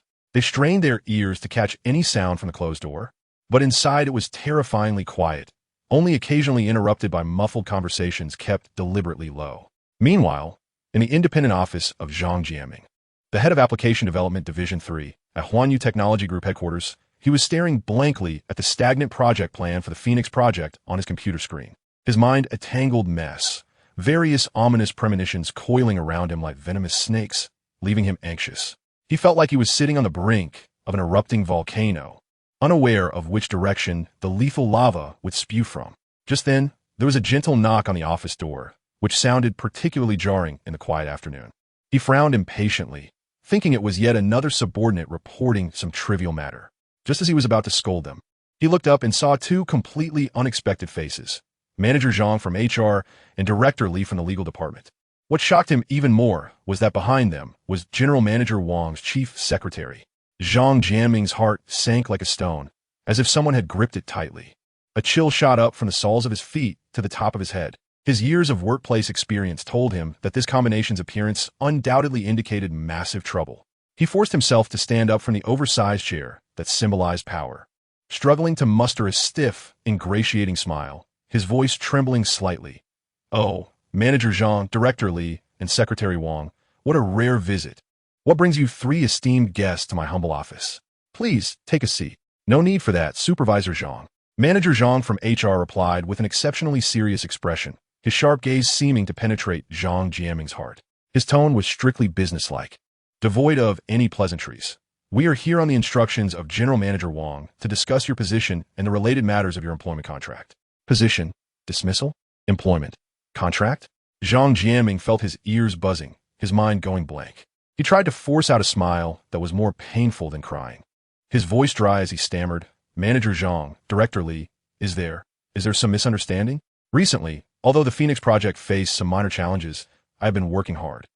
"There is no misunderstanding, Mr. Zhang Jiaming." Director Li from the legal department pushed his thick black-rimmed glasses up the bridge of his nose, his gaze cold and indifferent. He took a neatly bound folder from his black briefcase and placed it decisively on Zhang Jiaming's desk, his voice devoid of any emotion. "According to the company's employee handbook, Articles 7 and 12, and based on a comprehensive evaluation of your long-term work performance, professional ethics, and recent serious errors in handling major projects, the management of the division has decided, after careful consideration and with the approval of the Human Resources Center, to terminate your employment contract effective immediately. This is the official notice of termination of employment contract, along with the relevant procedures for your departure and compensation plan, which HR colleagues will follow up with you shortly." Terminate employment contract? Zhang Jiaming felt as if struck by lightning. The world around him went dark, and he felt like he was spinning, nearly unable to stand. He could hardly believe his ears. He had worked diligently, as he believed, for the company for over a decade. How could they just fire him? Why? On what grounds? What did I do wrong? The issues with the Phoenix project were not solely my responsibility. Does General Manager Wang know about this? I want to see General Manager Wang. I need to explain this to him in person. He finally snapped out of his initial shock, his voice sharp and piercing due to extreme fear and anger, the former air of authority completely gone, replaced by a near-hysterical desperation. "This is a decision made personally by General Manager Wang." Supervisor Zhang, the chief secretary, who had been silent until now, added calmly, her tone as if stating a trivial matter, yet carrying an undeniable authority. "General Manager Wang is very busy and does not have time to meet with you. Please understand that the company has made this decision after thorough consideration. We ask that you cooperate with the HR and legal department colleagues to complete the subsequent processes." The chief secretary's words were like the last straw, completely crushing Zhang Jiaming's remaining hope. He was utterly bewildered, his mind in chaos. He tried to argue, to explain, to list his past contributions, even attempting to plead for another chance. But Manager Zhang from HR and Director Li from the legal department repeated the company's decision and established procedures in a procedural manner, completely ignoring any of his pleas or explanations. He felt like a drowning person in turbulent waves, desperately trying to grasp any potential lifeline, but only pulling in cold. Despair-inducing seawater. All the upward management skills he had once prided himself on, All the connections he believed were stable and well-maintained felt so pale and powerless at this moment, fragile enough to be shattered. He couldn't understand why everything had turned so drastically.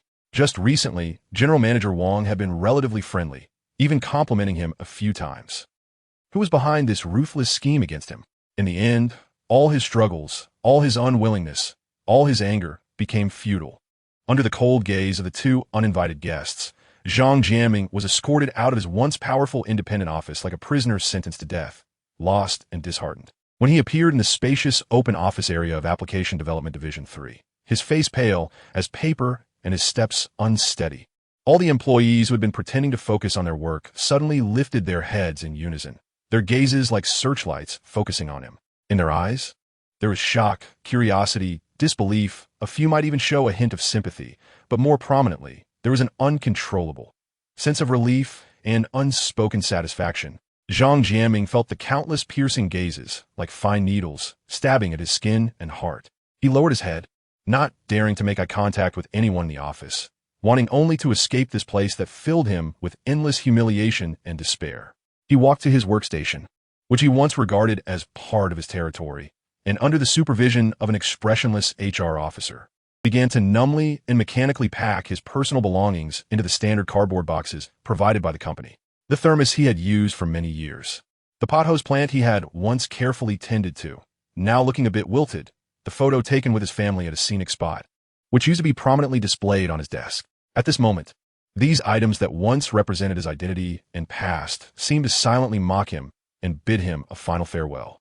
Almost simultaneously, all employees in the Internet Services Division of Huanyu Technology Group received an official internal email sent system-wide from the division's administrative office.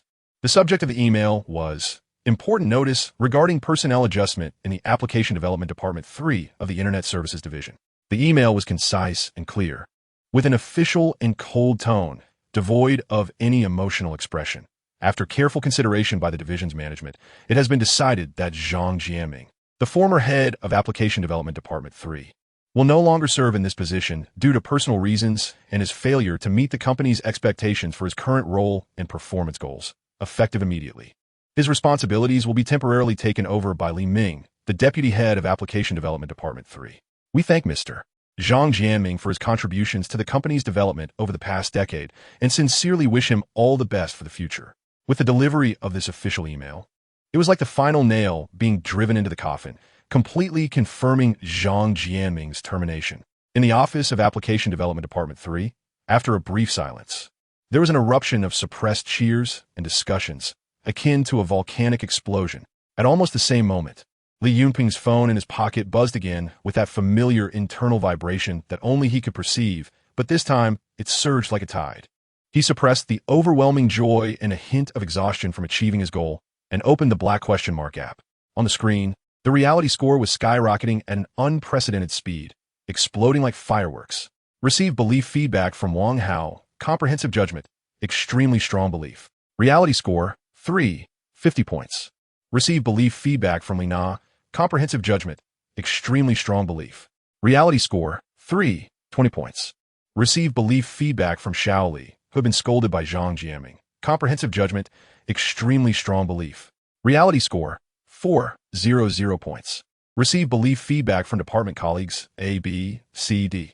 Comprehensive judgment, extremely strong belief. Reality score, XX. XX points. Received indirect belief feedback from employees in other departments of the division concerned about this matter. Reality score, YY. YY points. This time, it was genuine, irrefutable certainty at 100%, triggered by established facts that covered the entire event's awareness range. The torrent of reality generated was so magnificent and overwhelming. Li Yunpeng watched as his remaining 50 points of reality score was instantly nourished like parched land receiving rain, then shot up like an intercontinental missile at an almost vertical angle. 50 points, 100 points, 200 points, 300 points. Eventually, as the cheers in the office gradually subsided, replaced by excited gossip and visions of the future, the reality score displayed on Li Yunping's phone app settled at a dazzling new height he had never reached before. Current total reality score, 388 points. 388 points. Li Yunpeng looked at this number, allowed a long breath, and couldn't help but smile. Zhang Jiaming, that detestable stumbling block, had finally been completely removed by his own hands. The substantial reality score in his hand, sufficient for him to weave more bold realities, indicated that a broader and more uncertain future was slowly unfolding before him. Chapter 10 knew beginning the incident of Zhang Jiaming being optimized away was like a huge stone thrown into a calm lake, stirring up considerable waves in the entire Internet Services Department and even in certain circles of Huanyu Technology Group, becoming the hottest office gossip during that period. After experiencing an initial frenzy of excitement, the Office of Application Development Department 3 gradually returned to its regular working order. However, the oppressive and dull atmosphere that once lingered was swept away, replaced by a long-lost sense of ease and vitality. Everyone seemed to wear a smile, and work efficiency visibly improved. Acting Supervisor Li Ming was a straightforward person with a technical background. Although still somewhat inexperienced in management and lacking the iron-fisted methods of Zhang Jiaming, he was fair-minded, approachable, and respected the opinions of his subordinates, earning the support of his department colleagues. For a time, the entire department exhibited a flourishing new atmosphere, as if clouds had parted to reveal the sun, and they had been reborn. Behind all this, the mastermind Li Yunpeng, after the initial excitement and sense of achievement gradually settled, began to calmly contemplate his next steps. The huge stone that had weighed on his mind for so long, represented by Zhang Jiaming, had been removed, bringing him immense relief and comfort. However, he also keenly realized that as he became more adept at using the reality weaving system, the secret he possessed became increasingly astonishing, like carrying a nuclear bomb that could explode at any moment. Continuing to work as an ordinary programmer, knocking out code in a cubicle every day, enduring the 996 work culture, was becoming increasingly inappropriate. On one hand, there were considerations of confidentiality. He couldn't guarantee that he wouldn't leave behind any unexplainable traces in the future reality weaving. Being in a company environment with many people and highly interconnected information increased the risk of exposure significantly. Once the secret of this system was leaked, he couldn't even begin to imagine the consequences. On the other hand, more importantly, was the consideration of time freedom. He now possessed a terrifying power capable of altering reality. If he merely confined this power to daily commuting, endless requirement reviews, and tedious bug fixes, it would be a tremendous waste of the system's capabilities and a disservice to his own life. He needed more time and energy to explore the system's possibilities, to plan a grander weaving blueprint, and even to contemplate the meaning of this system itself and the responsibilities he should shoulder. It was time for a thorough reality weaving for his own life, Li Yunpeng thought to himself. The first issue he needed to resolve was financial freedom. Although he currently had nearly 400 points of authenticity, theoretically allowing him to fabricate millions of yuan in his bank account, the authenticity consumption required for such an action and the potential logical conflicts that could arise, such as the source of massive wealth being unclear in tax audits, made him wary. He preferred a more prudent, subtle approach that could withstand scrutiny. He opened the Reality Weaving app and began to conceive some relatively reasonable narratives that had a smaller impact but could still bring him some wealth. It was best if these narratives were connected to his past experiences and abilities to make them more natural and easier to be accepted by reality's logic. For the first narrative, he targeted an algorithm for rapid image recognition and labeling under specific scenarios, which he had indeed invested considerable effort into during his graduate studies due to his interests and thesis needs. Although he had not produced groundbreaking results at the time, merely publishing a few mediocre academic papers and patents, he had accumulated a lot of insights and some prototype code. Taking a deep breath, he carefully typed into the input box, "I, Li Yunpeng, independently developed an algorithm based on deep learning for rapid visual detection of defective products on industrial assembly lines during my graduate studies. The core patent idea and some prototype code have recently been recognized by a domestic technology company focused on intelligent manufacturing. After several rounds of professional technical evaluations and business negotiations, the company finally decided to purchase the exclusive patent application rights and related technical materials for the algorithm for a package price of 800,000 RMB. He did not preset which company it would be, instead leaving the choice to the system, allowing it to match a logical company entity during the weaving process. The system quickly provided the results. Narrative evaluation. Li Yunpeng's industrial visual detection algorithm patent developed during graduate studies was purchased by a domestic intelligent manufacturing technology company for 800,000 RMB. Required authenticity, 88,000 points. Description: involves a commercial reassessment and realization of a piece of intellectual property with a certain technical foundation, graduate research results. Supported by papers and prototype code. The system will match or generate a company entity in the target region, domestic, with corresponding purchasing power and technical needs in the intelligent manufacturing field, such as Precision Vision Technology Company Limited or similar position enterprises, and influence the cognition of its key decision makers to recognize the potential commercial value of the algorithm and make a purchasing decision. A complete, verifiable legal contract, technical transfer documents, bank transaction records, and even tax payment records must be constructed to fully comply with real commercial logic and legal norms. The impact scope is mainly limited to Li Yunpeng personally and the relevant departments of the selected generated company, with a minimal overall impact on society. 88 points. Slightly higher than I expected. It seems that allowing the system to match or generate a company entity also requires additional authenticity consumption. Li Yunpeng nodded. This mechanism was acceptable to him, as it was more reasonable and secure. Without hesitation, he consumed 88 authenticity points and made this matter a reality. In the following days, everything proceeded according to the script woven by the system, in an orderly manner. Sure enough, a few days later, Li Yunpeng received a formal email from the legal department of a company called Deep Vision Manufacturing Company Limited. He had never heard of this company before, but through an online search, he found that it was indeed a rising technology enterprise in the field of intelligent manufacturing and machine vision that had emerged in the past 2 years. And its business scope and technical needs highly matched the algorithm patent he fabricated. The email included a rigorously worded, clearly articulated electronic version of the technology transfer and patent application rights purchase agreement, inviting him to schedule a time for an online signing meeting. Subsequently, at the agreed time, Li Yunpeng conducted what appeared to be an incredibly real business negotiation and technical detail discussion via video conference with a legal representative from Deep Vision Manufacturing and a seemingly seasoned technical director.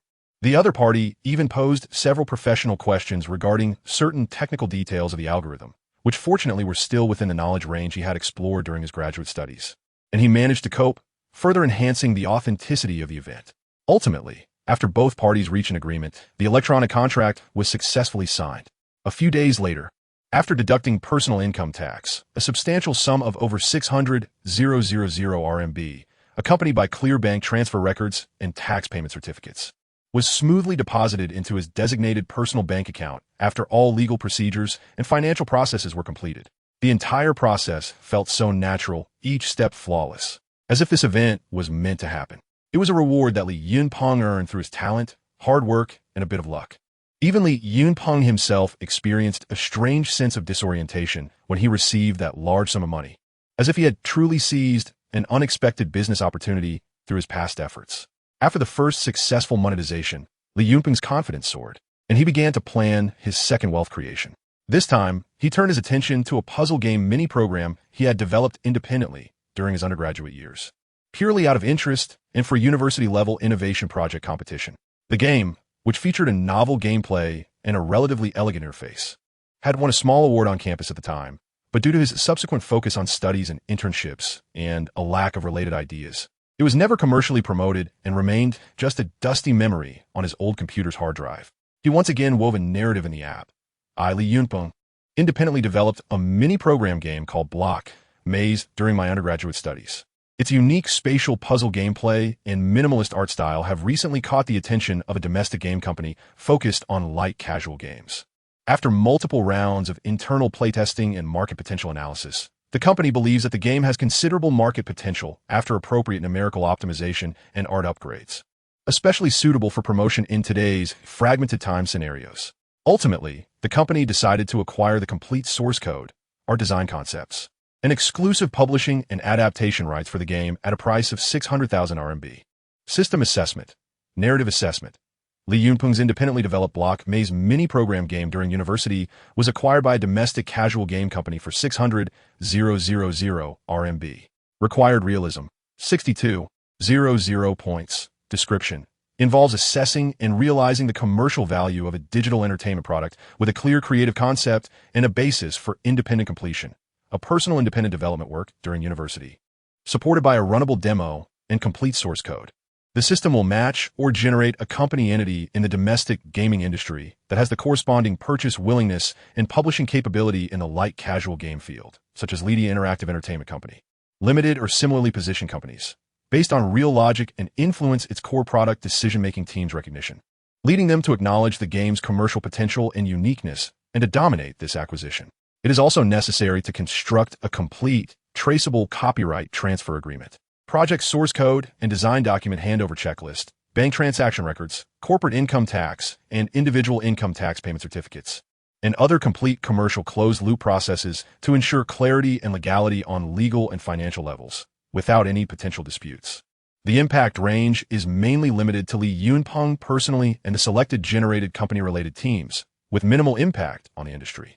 62 points, lower than the last patent, possibly because the valuation of game products is relatively subjective, and this amount is also smaller. Li Yunpeng consumed realism again and initiated the second reality weaving. Similar to the last time, in the following days, Li Yunpeng experienced a series of seemingly real business processes. A product manager and business head from a game publishing company named Finger Jump Network Technology Company Limited contacted him through an email he had almost forgotten, left on a public website for award-winning works from his university competition days. The system even supplemented a reasonable path for this forgotten contact information to be found, such as an update in an industry database. The two parties engaged in several friendly online discussions, where the other party praised the unique gameplay and minimalist design of Block Maze and offered some constructive suggestions for the game's subsequent commercialization direction. Li Yunpeng also reminisced about his original intentions and design concepts when developing the game, enjoying the conversation. Based on friendly negotiations, both parties quickly signed a formal game copyright transfer contract. A few days later, nearly 500,000 RMB, after deducting related taxes, steadily entered Li Yunpeng's bank account again. Through these two carefully planned wealth creations, each step having a complete and verifiable process, Li Yunpeng obtained an additional income of about 1,100,000 RMB in a completely reasonable and legal manner without raising any suspicions. Combined with the over 400,000 RMB he had saved while working at Huanyu Technology over the past few years, his disposable funds had quietly surpassed 1,500,000 RMB. Although this amount might not even be enough for a decent down payment on a house in a big city, for a young man accustomed to a relatively simple life as a programmer, it was already a sum sufficient to free him completely from economic constraints, allowing him to live comfortably for quite a while without considering work income. This initial financial freedom solidified his determination to leave Huanyu Technology, a place fraught with troubles. He carefully observed the power vacuum and personnel turmoil in the department caused by Zhang Jiaming's sudden departure. The acting supervisor, Li Ming, although capable, lacked the prestige and experience to fully control the situation, leading to unrest and rampant rumors within the department. He felt this was an excellent opportunity to resign. His departure would not seem too abrupt and would instead be understood by many as a normal reaction of a good bird choosing a tree to perch on or dissatisfaction with the department's current situation. One Friday afternoon, while acting supervisor Li Ming was overwhelmed with various backlogged administrative tasks and trying to calm the restless staff, Li Yunpeng knocked on the door of Li Ming's somewhat chaotic temporary office, holding a meticulously prepared resignation letter. You, supervisor, I have something personal I would like to discuss with you. Li Yunpeng's expression was calm and sincere, showing no signs of disturbance. Li Ming looked up and was slightly surprised to see Li Yunpeng, but he still forced a gentle smile, motioning for him to sit down. Yunpeng, please sit. What's on your mind? Are you facing any difficulties at work? Or do you have any thoughts on the recent department arrangements? Feel free to speak up. Everyone can express their opinions given the current special situation. Li Yunpeng shook his head, gently placing the neatly printed resignation letter on Li Ming's desk, his tone carrying a tinge of appropriate apology and a sense of relief. Supervisor Li, first of all, I want to thank you and the company for the training and care over the years. However, I have recently developed some other ideas and plans regarding my career development and life planning, and it may not be suitable for me to continue developing in the company in a step-by-step manner. Therefore, after careful consideration, I have decided to formally resign. Li Ming picked up the resignation letter and quickly skimmed through it, his expression of surprise deepening. He placed the letter down and looked at Li Yunpeng with disbelief. Resign? Yunpeng, are you serious? Is it because of old Zhang? When Zhang Jiaming was here, did you feel wronged in any way? If that's the case, please just tell me. The situation in the department is completely different now. I will definitely. Li Yunpeng smiled and interrupted him. Supervisor Li, you misunderstood. It really has nothing to do with the previous matters. This is purely my personal reason and choice. Recently, some significant events have occurred at home, prompting me to reflect on life and my future direction. Moreover, to be honest, some personal projects I have been working on in my spare time have made unexpected progress recently, leading to some additional income. Therefore, I want to take advantage of my youth to try different things and pursue directions that truly interest me. His mixed expressions of half-truth and reality sounded reasonable and aligned with the aspirations and plans of a capable young technician who, after gaining a certain economic foundation, contemplates the future. Li Ming looked at Li Yunpeng's calm and determined eyes, knowing that his decision was resolute and not impulsive. Although he felt regretful that Li Yunpeng, who had outstanding technical abilities and worked diligently, was a rare technical backbone in the department, his departure would undoubtedly add to the challenges of an already understaffed team. However, during this special period of significant change in the department, it was not entirely incomprehensible for someone to choose to leave. All right, Yunpeng. After a moment of contemplation, Li Ming sighed and said with a hint of helplessness and regret, since you have thought it through and made your decision, I won't try to force you to stay. I will submit your resignation report for approval as soon as possible. You should also arrange the handover of your current work to ensure a smooth transition. Thank you, Supervisor Li, for your understanding and support. Li Yunpeng stood up and sincerely bowed to Li Ming to express his gratitude. As he walked out of Li Ming's office, Li Yunpeng felt an unprecedented sense of relief and liberation, as if he had shed a heavy burden. He knew that an important chapter of his life was about to come to a complete end. A new chapter, filled with infinite possibilities and unknown challenges, awaited him. The novice weaver of reality, to personally open and write freely.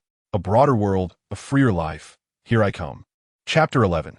The conception of mythical history. The resignation process went surprisingly smoothly. Perhaps it was because the department was in a period of personnel turmoil and power transition. And the acting supervisor, Li Ming, was too preoccupied to delve into the reasons for an ordinary employee's departure. Or perhaps Li Yunpeng had been diligent at work, had decent relationships with colleagues, and left no insurmountable mess behind, ensuring a smooth handover. In any case, 1 week after submitting his resignation letter, Li Yunpeng officially bid farewell to the Huanyu Technology Group, where he had worked for several years, leaving behind the familiar cubicle filled with coffee stains and the sounds of keyboard tapping, and completely saying goodbye to his programmer career dominated by the relentless 996 work culture. With the final paycheck from the company in hand, Li Yunpeng did not choose an impromptu trip to relax, as many young people do when they leave their jobs. Nor did he rush to submit his resume to various job recruitment websites to seek his next cage. The first thing he did was to rent a well-decorated, fully equipped 2-bedroom apartment with a strong internet connection in a relatively convenient and well-facilitated but not overly bustling new urban area through a legitimate intermediary. The rent for this apartment was considerable, but for someone like him, who had over $1.5 million in legal savings and possessed the extraordinary ability to turn the imaginary into reality, it was hardly a heavy burden. He needed a quiet, comfortable, absolutely private, and undisturbed base to calmly plan and implement his much grander and far more dangerous reality-weaving schemes than simply dealing with an annoying boss or earning some pocket money. On the first night in his new home, Li Yunpeng did not rush to organize the somewhat chaotic luggage he had brought from his old place. Instead, he sat alone in the empty living room, illuminated by the city's unique, mesmerizing lights filtering through the window, and opened the familiar, simplistic black question mark app. Outside, the endless lights of thousands of households twinkled like a river of stars on the ground, reflecting the flickering flame of ambition and exploration in his eyes. With keen interest, he once again tried to input the whimsical setting he had come up with when he first received the system due to ignorance. I, Li Yunpeng, am the reincarnation of the Emperor Zhui, who governs the laws of heaven and earth and rules over the stars of the universe. The system's evaluation result was still that daunting astronomical number, almost spilling out of the screen. However, this time, below the number, there was an additional line of clearer and more instructive small print. Tip: directly transforming a mortal body into an existence with supreme divinity and unparalleled power involves a disruptive reconstruction and fundamental denial of the essence of individual life. The basic laws of the universe and the existing cognitive systems and historical frameworks of billions of people worldwide. The difficulty is extremely high. It is recommended to start from a more foundational level, gradually building the credibility, rationality, and corresponding realistic basis of this narrative. It still doesn't work. The system remains so pragmatic. Li Yunpeng had anticipated this and was not surprised. He could only chuckle at himself.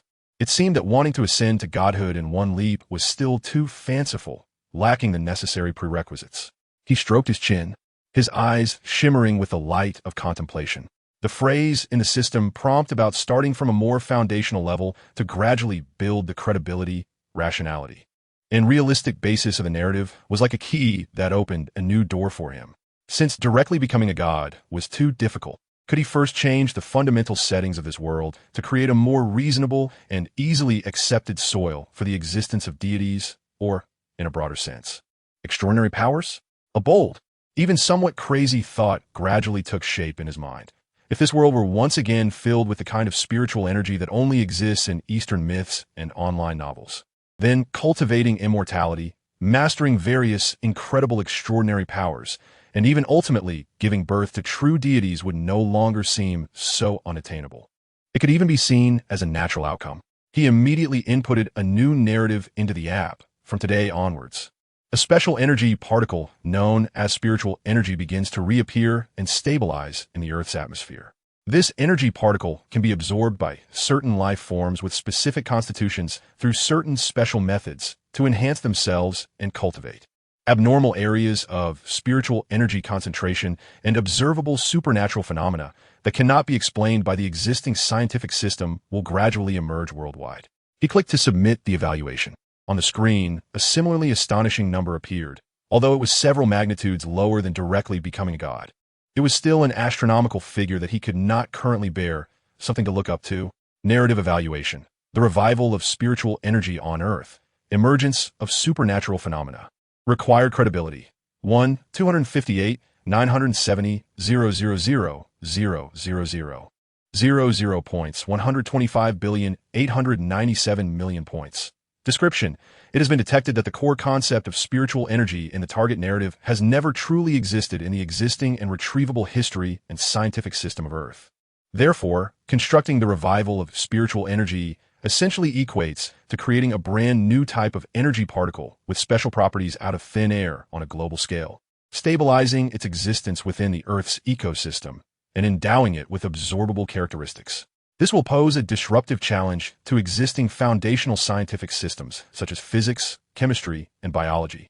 It may trigger severe upheaval and irreversible restructuring of geological structures, climate patterns, ecological balance, and the existing social order worldwide. It requires a massive, deep collective subconscious recognition on a global scale, as well as strong interference and fundamental modification of the world's original rules. Determination. The cost is extremely high. Over 125 billion points. Moreover, the system specifically pointed out that spiritual energy has never existed on Earth, so the term revival itself is a form of deception. It is essentially creation. Li Yunpeng looked at the number in the system's precise description, frowning slightly, but he was not discouraged. This result, while still unattainable, gave him a glimmer of hope and a clearer understanding of the system's operational logic. At least, the required credibility for the goal of spiritual energy revival had significantly decreased compared to directly becoming a god. This indicated that his line of thought was correct. First change the environment, then influence individuals. So, how could he further lower the required credibility for the grand narrative of spiritual energy revival? He thought of the credibility, rationality, and realistic basis repeatedly emphasized in the system evaluation. Since spiritual energy had never existed, directly reviving it naturally came at a high cost. But what if he first established the concept that spiritual energy once existed as a widely accepted historical fact? If the concepts of spiritual energy and cultivation were not conjured from thin air, but had genuinely existed in the historical flow of this world, only to have been hidden or disappeared for some unknown reasons later, then the future revival of spiritual energy would no longer be about creating something from nothing, but rather about recovering something lost, a return to history, a rectification of wrongs. Its rationality and acceptability would undoubtedly increase significantly, and the system would naturally reduce the assessment of the required realistic resistance. This thought made Li Yunpeng's eyes suddenly light up. He immediately thought of the phenomenon that had long been prevalent on today's internet, which could even be described as a unique subcultural phenomenon, the theory of unofficial history. In this era of information explosion where everyone is a content creator, traditional official histories certified by authoritative institutions are no longer the only way for people to acquire historical knowledge.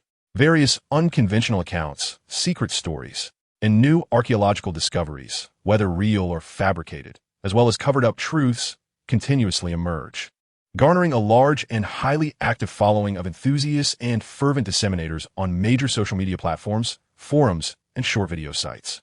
Many people, especially the younger generation, show little interest in the dry and rigid official histories filled with emperors and political struggles, and instead are drawn to the mysterious, fantastical elements, and even conspiracy theories found in unconventional accounts.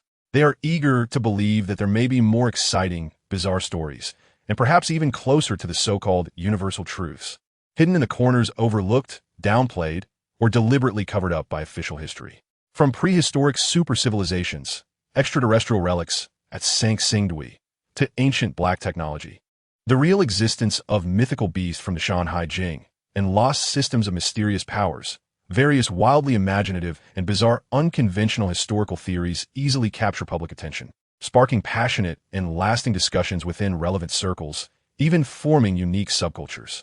This is simply a stage tailor-made for me.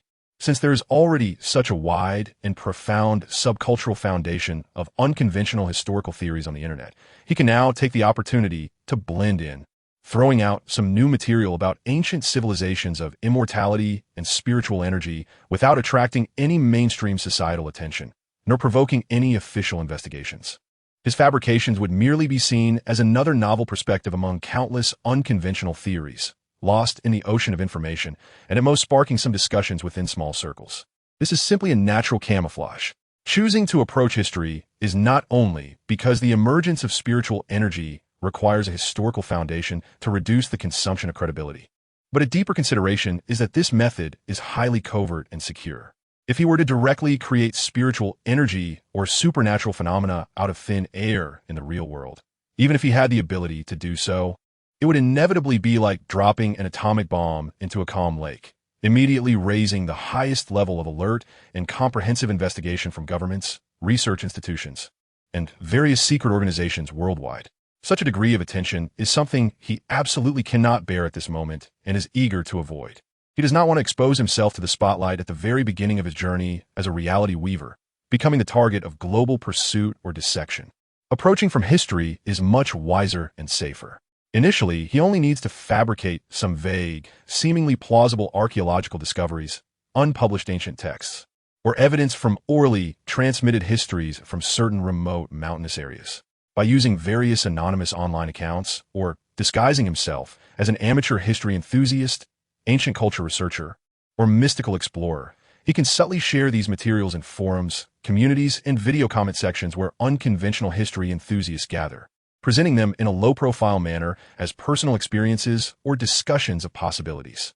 Even if these things attract some limited attention, they will mostly be categorized by mainstream society and official institutions as internet oddities, baseless speculations lacking scientific evidence, or just another eye-catching conspiracy theory, not immediately causing any substantial impact on the order of real society, thus giving him enough buffer time and space to lay out his plans. Furthermore, once the concept of an ancient civilization of immortality and spiritual energy accumulates enough belief in society through this unconventional theory format, even if it's just a willingness to believe it might be possible, or merely finding the idea interesting and somewhat reasonable, the difficulty and required credibility for subsequently promoting the narrative of spiritual energy revival will inevitably be greatly reduced, because it will no longer be about creating something that doesn't exist out of thin air, but rather about bringing lost civilizations and powers back into the world, marking a forgotten return in the river of history, a possibility that can be more readily accepted on a subconscious level by more people.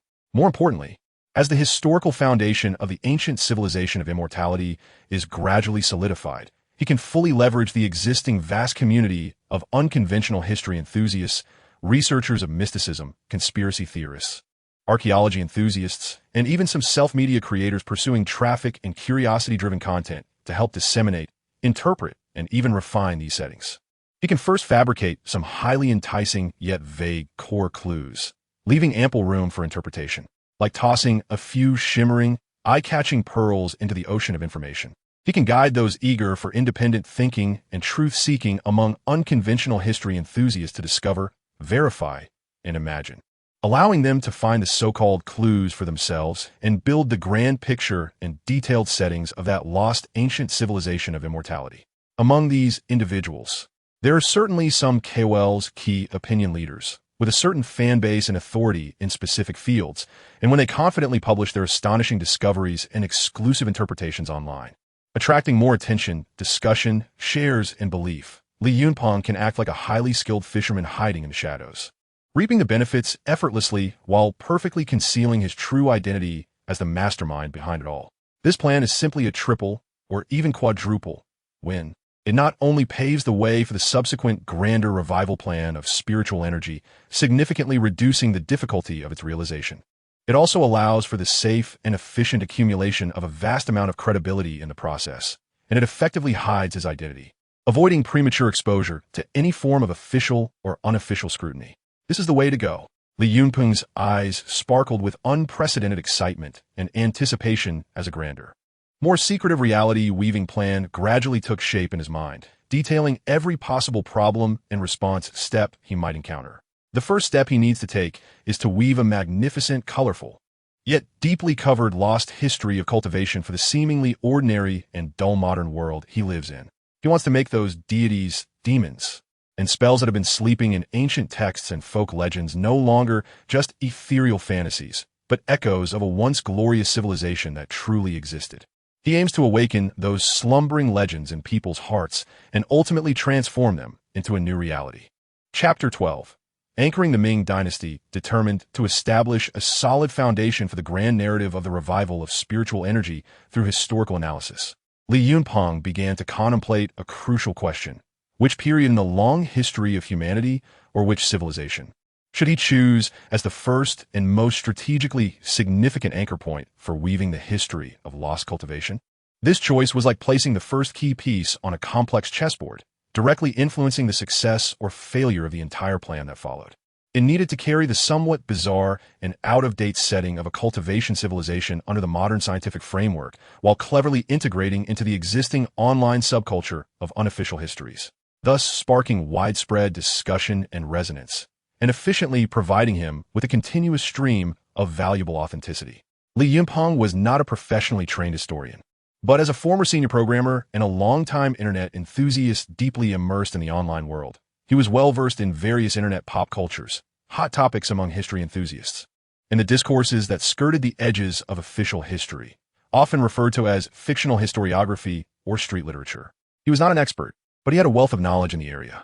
He understood that within the vast expanse of human history, there were specific periods, particular dynasties, notable historical figures, and even enigmatic historical events that, due to their complexity, drama, legendary nature, and the ambiguities or contradictions found in official records, or simply because of extensive gaps in the narrative, became fertile ground for unofficial histories, provoking countless speculations, interpretations, reasonable deductions, and imaginative recreations.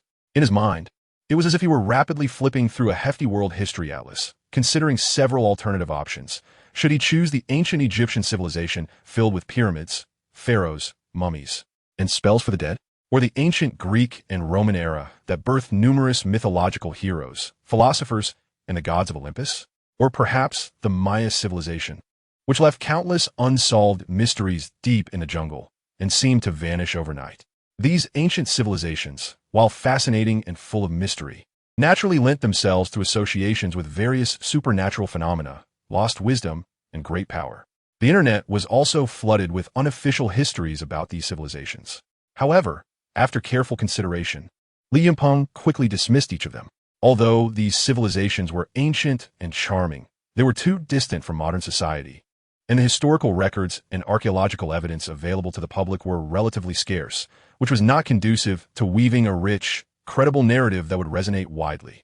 More importantly, there was a significant cultural background difference. The mystical systems of these Western civilizations, whether it be magic, alchemy, or oracles, were at odds with the cultivation systems he envisioned, which leaned more towards Eastern mystical elements, such as spiritual energy, meridians, dantian, and breathing exercises.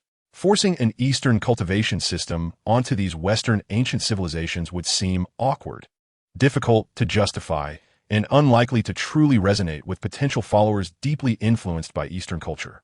Ultimately, his gaze firmly returned to the 5,000 years of history of the Huaxia civilization, which he was most familiar with and could evoke profound emotional resonance among the domestic populace. Within the long and tumultuous history of Huaxia, which dynasty would be most suitable as the starting point and model project for his history of lost cultivation?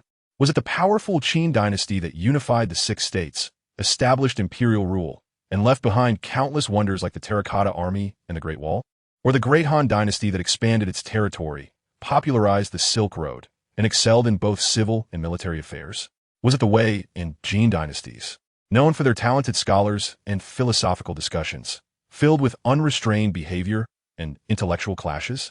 Was it the flourishing Tang dynasty, characterized by its openness and the peak of poetry and art? Or the Song dynasties, which were economically prosperous and technologically advanced, yet faced poverty and weakness among its citizens? These dynasties certainly possessed unique historical charm and abundant material to explore. Yet after a more detailed comparison and careful consideration, Li Yunpeng precisely focused on the Ming dynasty, a period of high discussion within the realm of fictional historiography online and a hotspot for conspiracy theories, time travel narratives, and alternate history novels. Choosing the Ming dynasty was not a whimsical decision by Li Yunpeng, but rather a conclusion drawn from multifaceted and deep considerations. Firstly, the Ming dynasty. As the last unified feudal dynasty established by Han people in Chinese history, held a particularly special historical status, carrying the complex and profound emotions of countless citizens. It experienced the founding grandeur and remarkable achievements during the Hongwu and Yongle eras, the prosperous scenes of nations paying tribute, as well as the monumental voyages of Zheng He that spread Chinese influence across the seas. Yet also faced the tragic decline in the late Ming, marked by eunuch power struggles, incessant factional disputes, and internal and external troubles, culminating in a tragic end filled with conflict. This dramatic rise and fall, filled with twists and stark contrasts, provided vast space for various interpretations, explorations, and unresolved sentiments. Secondly, the Ming dynasty is relatively closer to modern society. Although it is a matter of hundreds of years ago, compared to the much older Qin, Han, Tang, and Song dynasties, the historical records of the Ming dynasty are richer and more detailed, with more surviving official archives, personal notes, novels, operas, and various artifacts and relics. This means that when Li Yunpeng weaves the history of cultivation, he can find more specific real-world anchor points for clever integration and reasonable transformation, making his fiction appear more substantiated and detailed, thus making it easier for people to be subtly convinced. Most importantly, the history of the Ming dynasty, particularly the period from mid to late Ming leading to its ultimate demise, is filled with perplexing, chilling events and unresolved mysteries. For instance, the shocking Wang Gongchang explosion that occurred in the 6th year of the reign of Emperor Shizong, 1626, caused widespread speculation, with its cause still debated, and official records remaining vague. According to survivors and certain unofficial historical notes, like Tianbian Dicao, the explosion's power and bizarre phenomena, such as the nakedness of the deceased, clothing and objects thrown dozens of miles away, and the appearance of a giant mushroom cloud, far exceeded what contemporary technology could explain, comparable to a small nuclear explosion, making it a prime subject for various speculations about alien attacks, dimensional rifts, and secret weapons experiments. Additionally, why did so many eccentric and even neurotic emperors emerge during the mid to late Ming? From Emperor Jiajing, who was obsessed with alchemy and the pursuit of immortality, neglecting court affairs for over 20 years while still firmly controlling state power, to the carpenter Emperor Tianqi, who famously preferred woodworking over ruling and handed over power to the eunuch Wei Zhongxian. These emperors' bizarre behaviors often leave official historical explanations pale and weak, providing ample room for enthusiasts of unofficial histories to unleash their imaginations. There is also the extreme and harsh weather and continuous natural disasters during the late Ming dynasty, which lasted for decades and swept across the country, referred to by later climate scientists as the Little Ice Age of the Ming and Qing dynasties. Under the devastation of natural and man-made disasters, peasant uprising armies led by figures like Li Zicheng and Zhang Xinzhong surged like wildfire, ultimately breaching Beijing and leading to the tragic end of Emperor Chongzhen, who hanged himself at Coal Hill. These historical events, which are either vaguely documented, poorly explained, or full of controversy in official historical records, have long been a focal point for history enthusiasts and internet fictional historians who delight in speculating and discussing them. On today's internet, various unofficial histories, secret tales, conspiracy theories, time travel guides, and alternate history narratives about the Ming Dynasty are already abundant, forming a fertile yet chaotic soil for fictional historical discourse. Claims such as the Tianqi explosion being a ripple effect from a battle between immortals, that the Ming Emperor's obsession with alchemy was not for longevity, but to obtain the danqi needed for cultivation, and that the chaos at the end of the Ming was fundamentally due to a sudden depletion of spiritual energy that caused cultivators capable of suppressing local demons and maintaining the dynasty's fortune to regress or even explode. These outlandish and bizarre theories, while seen as nonsense and fanciful imagination by mainstream historians, have a vast and loyal following among certain online communities and subcultures.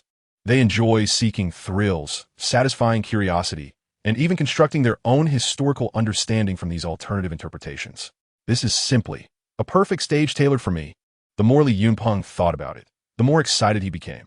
He felt as if he had found the key fulcrum that could leverage the entire historical narrative. The Ming Dynasty, a period already filled with legendary tales, tragic heroes, and countless unsolved mysteries, was the perfect experimental field for him to weave a lost history of cultivation and lay a solid foundation for the revival of spiritual energy. He didn't need to start from scratch, creating an entirely new historical background unrelated to real history.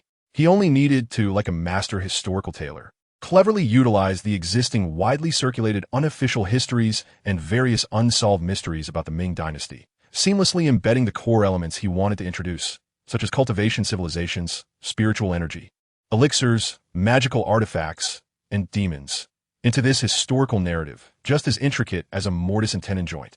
He could hypothesize that certain historically renowned or obscure figures were actually hidden masters of cultivation, that certain seemingly ordinary historical events were, in fact, fierce battles between different cultivation sects or life-and-death struggles between humans and demons, that certain ancient skills or folk techniques thought to be lost were remnants of a disorganized system of cultivation. And these newly woven and packaged historical interpretations, to those already firmly believing in the unofficial histories of the Ming and eager to uncover the truth, would not seem abrupt or absurd. Instead, they would feel a sense of realization, thinking, so that's how it is. That makes sense. I always knew history wasn't that simple. This would make it easier for them to accept and actively spread these new discoveries. This secondary creation and directed guidance, built on existing subcultural consensus and a grassroots foundation, would undoubtedly be far more efficient in achieving authenticity than fabricating a completely unfamiliar historical setting from thin air.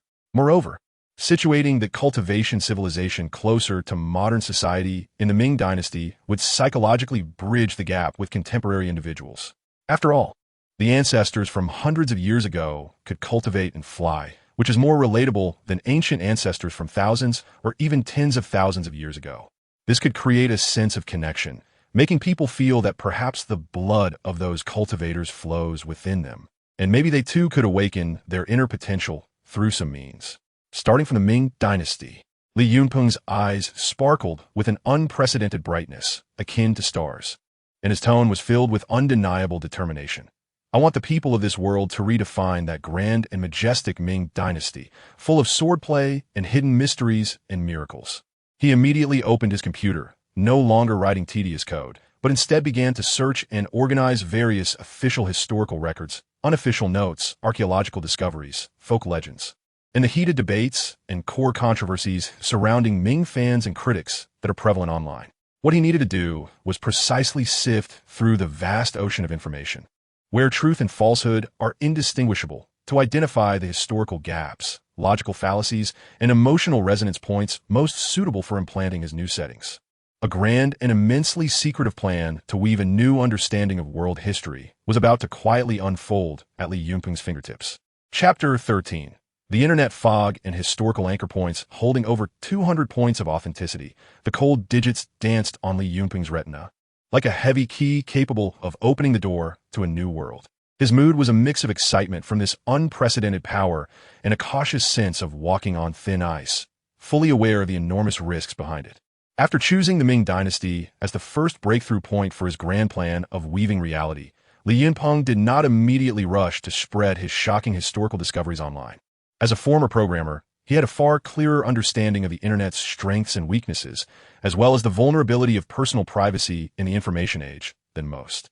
He knew very well that even if he started from the relatively safe realm of unofficial history, no matter how vague and unremarkable his initial fabricated content was, once his work began to ferment online and gain influence, it would inevitably leave digital traces. These traces, under the investigation of those with ulterior motives, could theoretically point back to him as the mastermind. Although his current actions were unlikely to attract special attention from any national security departments. After all, in the vast sea of internet information, countless unofficial histories, rumors, and conspiracy theories spread daily. And official agencies could not possibly have the energy to verify and trace every source of information. He was still concerned. What if one of his fabrications accidentally touched on sensitive nerves or triggered social reactions beyond his expectations, leading to in-depth investigations by powerful institutions or individuals? His current state of almost running naked online would undoubtedly be extremely dangerous. Before he could change the world, he needed to ensure he would not be easily changed by the world, he thought to himself. He considered directly using the system to erase all his traces on the internet, turning himself into a completely untraceable digital ghost.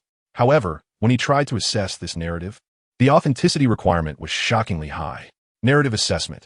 All personal identity information, behavioral traces, and digital footprints of Li Yunpeng on the internet are completely erased and cannot be tracked or located by any existing technical means. Required authenticity, 2800. 00 points. Description. Involves large-scale, deep, and irreversible tampering and deletion of underlying data architecture of the global internet, various server logs, user information databases, etc. Requires breaching and circumventing almost all existing network security protection systems, data recovery technologies, and judicial tracking methods. The scope of impact and technical difficulty is comparable to launching a global cyber war. 2,800 points. Li Yunpeng spot. It seemed that completely disappearing in the information age was far more difficult than he had imagined. With only 268, 25 points of authenticity left, which he had slowly accumulated after the aftermath of the Zhang Jiaming incident following his resignation, it was simply not enough. It seemed impossible to take a shortcut. Li Yunpeng quickly calmed down, realizing that such a level of invisibility was unnecessary. What he needed was just a sufficiently solid vest, a layer that could effectively resist routine commercial investigations and most technical inquiries from government agencies, a network fog. As long as he did not directly touch on core national security interests or trigger extreme events that would require the use of national strategic resources. A clever technical disguise should suffice for the initial situation. He began to devise a more cost-effective internet security plan. He opened the app and input a new narrative. Li Yunpeng, through a series of complex and secretive internet technologies, including but not limited to using multiple encrypted proxies, distributed anonymization network nodes, dynamic virtual identity construction, and targeted obfuscation and tampering of key path server logs, have successfully built a deep anonymization protection system for all my upcoming network accounts used to publish historical research results, which is difficult to track and trace by conventional technical means. This system is sufficient to handle technical investigations and identity localization attempts from general commercial competitors, private detectives, and most non-targeted national-level, non-strategic, network security departments. System assessment. Narrative assessment. Build a deep anonymization protection system for Li Yunpeng's network accounts used for specific purposes that can resist conventional technical tracking. Required authenticity, 35,000 points. Description. Involve highly technical disguise and protection of specific online behaviors. The system will simulate and solidify a series of real, but difficult to effectively associate advanced anonymization techniques to generate multiple layers of forged access paths, false IP sources, and deeply encrypted and obfuscated communication data for the target account. At the same time, it will carry out targeted, small-scale, trace-free processing of key node server logs along the relevant paths. This system has a high degree of concealment against routine commercial evidence collection and most non-targeted national-level network monitoring, but cannot withstand targeted, cost-unrestricted strategic-level cyber attacks or full-scale cracking by national intelligence agencies. 35 points. This price is very reasonable. Li Yunpeng's eyes lit up. This plan not only met his current security needs, but also did not consume too much of his authenticity reserves, making it very cost-effective. Without hesitation, he consumed 35,000 points of authenticity. Authenticity consumed 35,000 points. Remaining authenticity 233,25 points. With the system's solidification complete, Li Yunpeng felt a clear sense of an invisible safety barrier, built from complex data flows and encryption algorithms, quietly enveloping the carefully prepared anonymous network accounts he was about to use for action. He even envisioned those fictional, globally scattered, constantly jumping proxy server nodes, and those cleverly forged, indistinguishable access records. Everything seemed so real and credible. After completing this crucial layer of internet security, the last trace of worry in Li Yunpeng's heart dissipated. He knew it was time to begin his long-planned historical weaving project. He decided to publish all his research findings on the lost cultivation history of the Ming Dynasty under a unified series name, which would not only appear more academic and systematic, but also be conducive to forming a brand effect in subsequent dissemination, attracting specific audiences. After a moment of thought, he settled on a name for the series that sounded both historically weighty and slightly mysterious. Ming History Collection. Collection implies picking up forgotten historical fragments and also hints at the truths he discovered that were not recorded in the official history. Next, it was time to choose the initial publishing platform and entry point. Considering the need for a low profile in the early stages to avoid drawing too much attention, he decided to start with some relatively niche yet highly engaged communities of unofficial history enthusiasts. Some history and culture theme groups on Little Blue Book, some established BBS forums known for historical discussions, and some emerging knowledge-sharing platforms that excelled in content depth and vertical fields all came into his view. As for the first stepping stone of the Ming History Collection series, Li Yunpeng had already made plans. He won't immediately throw out the core setting of cultivating immortality, which is too sensational and would easily make him appear as a madman seeking attention. Instead, he plans to start from the relatively calm, yet turbulent historical period of the early to mid-Ming Dynasty, drawing on some vaguely recorded but widely known mysteries or extraordinary events from official history, cleverly embedding hints of supernatural powers. He opens the materials he has long organized regarding the mystery of the whereabouts of the Jiangwen Emperor Zhu Yunwan after the Jing campaign. This period of history is already filled with various speculations and legends, making it excellent material for unofficial historical writing. A mysterious smile appears at the corner of Li Yunpeng's mouth. He will use the name of Ming History Recollections to unveil the long-buried historical fog from a brand new and astonishing perspective. A grand yet secretive weaving of historical understanding for hundreds of millions of people is about to quietly sweep across the entire Chinese internet, starting from this moment. From this small rented room, through a thin internet cable. Chapter 14. The probe of the first breath of celestial energy in the early years of the Ming Dynasty. A crucial period that laid the foundation for the dynasty's 300-year legacy. History was filled with legendary tales, heroic deeds, and unresolved mysteries. Li Yunpeng decided to start from here, seeking out those events that were vaguely recorded in official historical texts, elusive in folk legends, and could be cleverly inserted into the historical gaps with extraordinary elements. In the following 2 days, in the somewhat empty study of his newly rented apartment, Li Yunpeng completely immersed himself in the historical ocean of that specific early dynasty period. He revisited a vast amount of historical materials about the Hongwu and Yongle eras, research papers by modern scholars, as well as various lively discussions and controversial viewpoints about historical events from that time, found online. He was like a patient miner, meticulously sifting through the information veins, focusing on events or phenomena that were unclear, had multiple interpretations, or were obviously contrary to common sense. Virtual cards emerged in his mind. The adventurous experiences of the founding Emperor Zhu Yuanzhang in his early years. Some perplexing battle conditions during the famous inland naval battle at Poyang Lake that determined the dynasty's allegiance. Certain ambiguous and harsh clauses in the Great Ming Code. The true purpose of the enormous fleet during the reign of the Yongle Emperor sailing overseas, and the compilation project of the extensive Yongle Dadayan and its ultimate lost mystery. Each of these points was like a door, half covered by the dust of history, leading to an unknown world. Behind the door could be nothingness or a vast, fantastical space where he could freely implant his ideas and unleash his imagination. Li Yunpeng decided not to directly present any subversive conclusions at the beginning. Instead, he would take on the role of an enthusiastic history enthusiast and a folk researcher, guiding the public to think deeply by raising reasonable questions, quietly planting the seeds of alternative possibilities in people's hearts. He carefully chose two relatively mild entry points that would not easily provoke strong backlash from the mainstream historical community, but would stir considerable waves in the circle of unofficial history enthusiasts. Firstly, the various abnormal phenomena in the early experiences of the founding Emperor Zhu Yuanzhang. Secondly, the inexplicable supernatural factors beyond the natural advantages during the naval battle at Poyang Lake. Once the targets were set, Li Yunpeng began his content creation. He did not choose to create a complete, vast story of an extraordinary dynasty like writing a web novel, as that goal was too obvious and too easy for true history enthusiasts to catch flaws in the details.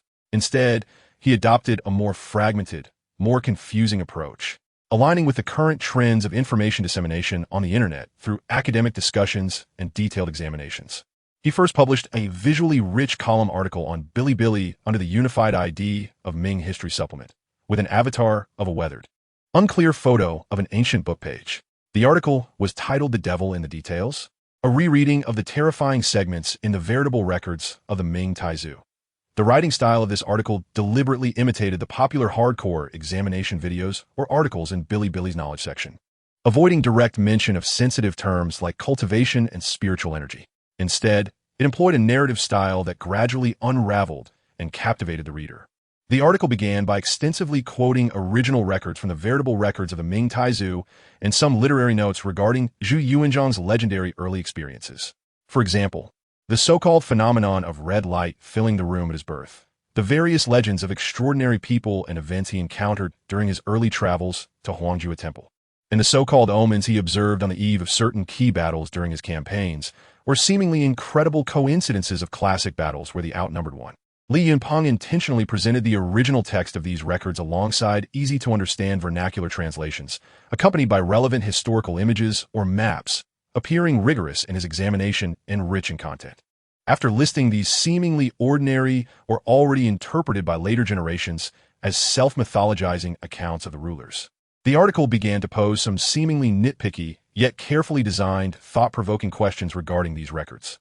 For example, were the anomalies recorded by ancient people at birth, aside from their symbolic meanings, also possibly explainable through physical or energetic perspectives that modern people find difficult to comprehend? During the early travels of the Taizu, were those so-called extraordinary people who were said to speak and act strangely, know the past and future, and even possess extraordinary skills, merely fabrications of later generations? Or did they indeed exist, only downplayed or distorted by official history? On the eve of the Poyang Lake naval battle, certain unofficial historical notes vaguely mentioned the observation of colorful starlight crossing the sky, falling towards Chun Youyang's navy. Was this merely a baseless and far-fetched association? Why do multiple historical texts from different sources repeatedly emphasize that the Taizu had dragon-like strides and a voice like a thunderclap, which could just be embellishments of ancient physiognomy? Or did his physical qualities and mental strength truly surpass ordinary people, even reaching a certain non-human realm? Following this, the article cleverly listed some so-called corroborative evidence. Some of these sources were real, but relatively vague records from obscure local chronicles or folk legends, which could lead to various interpretations. Others were pseudo-historical materials that Li Yunpeng planned to subtly generate or slightly adjust in subsequent electronic scans or online database copies. For example, the article mentioned that in places like Haozhou and Fengyang, where Zhu Yuanzhang was mainly active in his early years, certain local chronicles from similar historical periods recorded vague accounts of extraordinary individuals appearing in the deep mountains, able to travel hundreds of miles in a day, as light as a swallow. And in the ruins of an ancient temple, there were often sounds of non-human chanting at midnight. Or during a severe drought in a certain year and month, wandering monks set up altars on mountaintops to pray for rain, and shortly thereafter, it rained, leading the locals to believe it was a divine miracle. Although these corroborative pieces could not directly prove any specific conclusions, they cleverly hinted at the possibility of special individuals or unusual phenomena occurring in the activity areas of the founding emperor during that turbulent era. At the end of the article, Li Yunpeng did not provide any clear, subversive conclusions, but instead concluded with a tone full of suspense and inspiration. The truth of history is often like an iceberg. What we can see may only be a small corner above the water surface. those tiny details hidden in the vast text of official history, which we have come to habitually overlook, may be connecting to a deeper possibility long sealed by time in a way we have yet to perceive. Have we really comprehensively understood the insights of our predecessors?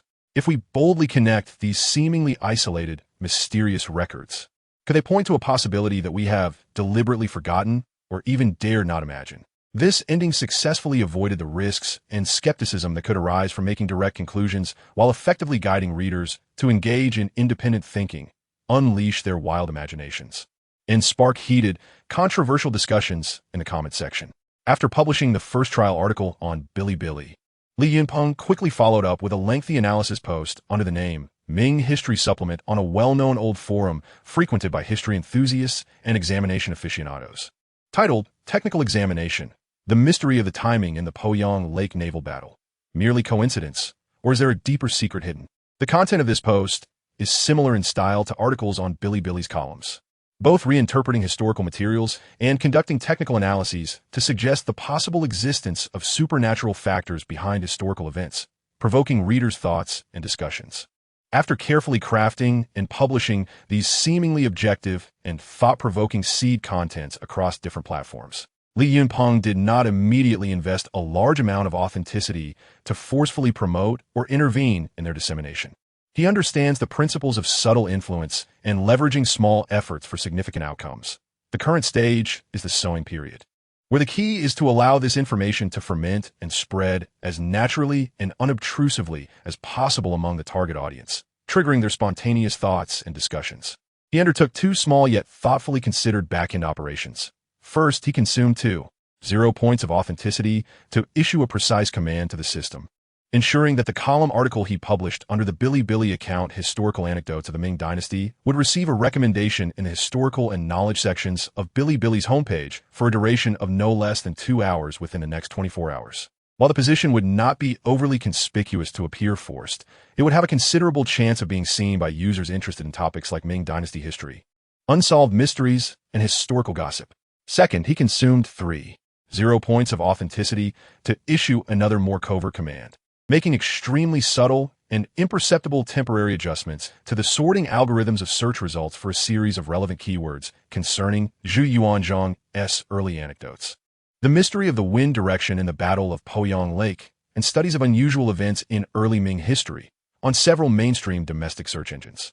Simultaneously, he made extremely minor modifications to online databases of local chronicles or folk documents mentioning Zhu Yuanzhang's main activity areas, adding vague descriptions such as a certain monk who had meditated in a cave for several days, emerging with great vitality, able to quench thirst with mountain springs, or an occurrence of multicolored lights in a certain place in a certain year and month that lingered, leading locals to believe it was a miracle. After completing these tasks, Li Yunpeng turned off his computer, brewed a cup of tea, and walked to the window, quietly overlooking the city's dazzling nightscape.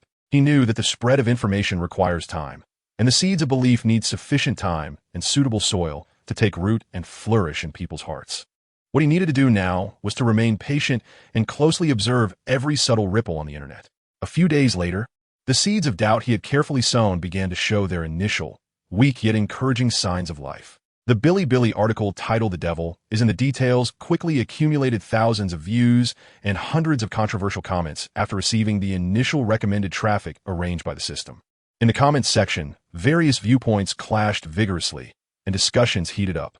Some believed the author was overinterpreting history, making forced connections, typical of a historical inventor with the level of street literature. Others found the article very interesting, with a unique perspective that was engaging, opening the door to a new world. Of course, a small portion of readers began to seriously contemplate whether the records in the historical texts we hold as standards truly hide some unknown, even deliberately concealed, shocking secrets. In a historically rigorous forum, a technical discussion thread about the weather conditions mystery of the Poyang Lake water battle sparked a prolonged and intense debate, quickly accumulating hundreds of layers of replies, and was even temporarily designated as a featured or pinned discussion by the moderator, attracting more passersby to observe. Within the thread, viewpoints collided and sparks flew. There were those citing historical references, attempting to find clues from the vast sea of historical materials, hardcore scientists presenting data, listing formulas, and establishing complex mathematical models to explain ancient phenomena with modern scientific knowledge. Some argue that the original poster's views were merely whimsical nonsense, lacking sufficient evidence. And, of course, there were various imaginative thinkers who insisted on attributing everything to fate, mysterious forces, or alien interventions. On the Yunping's phone screen, the interface of the fake-to-real app displayed a cold number representing authenticity, beginning to rise steadily, albeit slowly. Receive belief feedback from Bilibili user A. Comprehensive judgment, weak belief. Authenticity 0, 8 points. Receive belief feedback from forum user B.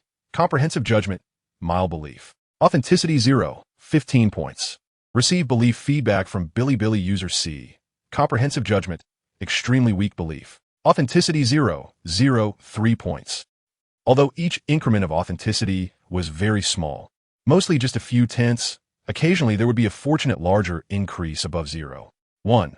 However, little by little, grains of sand accumulate to form a tower. After a few days, his authenticity had slowly but surely increased by 17 or 18 points, although this increase was not large and could even be considered somewhat insignificant. It effectively validated the preliminary effectiveness of his strategy of starting from history, using unofficial accounts as a shell, gradually infiltrating, provoking discussions, and subtly changing public perception. By posing seemingly reasonable questions and guiding the target audience to engage in independent thinking, cleverly creating topics rich in controversy and discussion, he could, even without presenting any irrefutable solid evidence or conducting any large-scale promotional efforts, influence some people's perceptions and shake their absolute trust in existing historical narratives, thus gaining valuable authenticity. More importantly, he successfully sowed the first batch of seeds of doubt about the tumultuous history of the early Ming dynasty on the vast and boundless internet, suggesting that it might not be as simple as what is presented in textbooks, and that there may be some unknown secrets related to extraordinary powers hidden behind it. He created an atmosphere of discussion that was both subtle and intriguing, filled with mystery. These initial discussions and faint doubts were like the careful preparation and gentle preheating before cooking an extraordinary feast, laying a solid foundation for him to later introduce more specific, systematic, and explosive core settings of the Ming dynasty's cultivation of immortality, while also nurturing the first batch of potential followers and advocates. Li Yunpeng looked at all this with satisfaction. This was just the beginning, the overture to a grand historical weaving drama.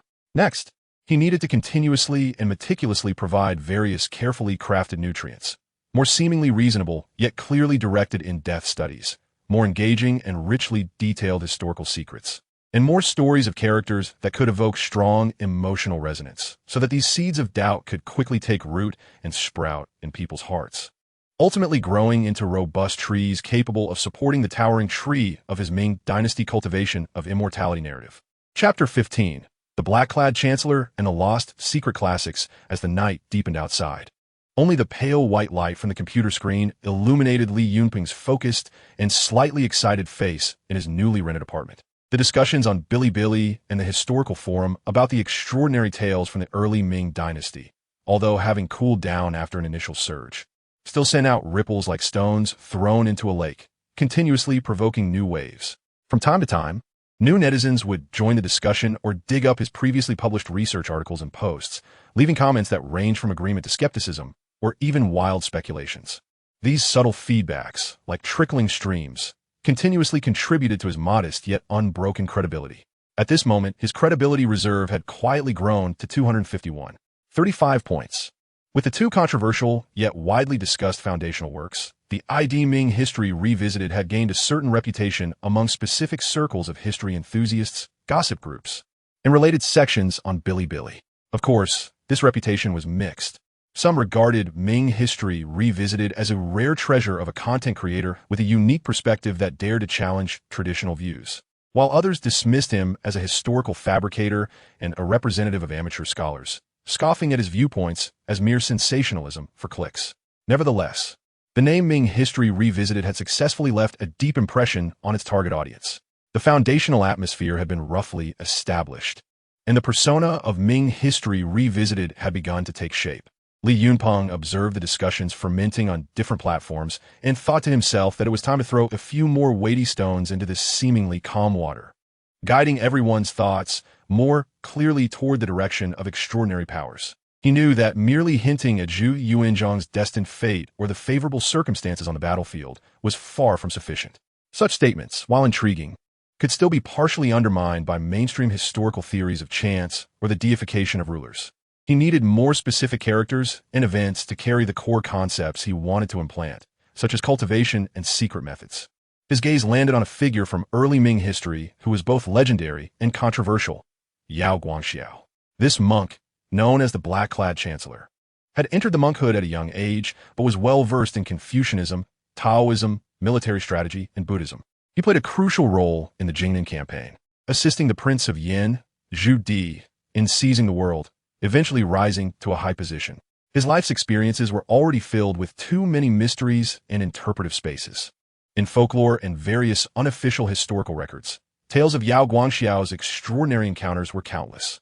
Among them, the most widely circulated and intriguing was the legend that he had met a mysterious figure in his youth who taught him secret methods from a heavenly book, granting him extraordinary talents. This was material tailor-made for him. A spark of excitement flickered in Li Yunpeng's eyes. He decided to make another move under the guise of Ming history revisited. This time, he would directly target the mysterious legacy of this black-clad chancellor and the other huge historical enigma, the lost mystery of the Yongle Encyclopedia.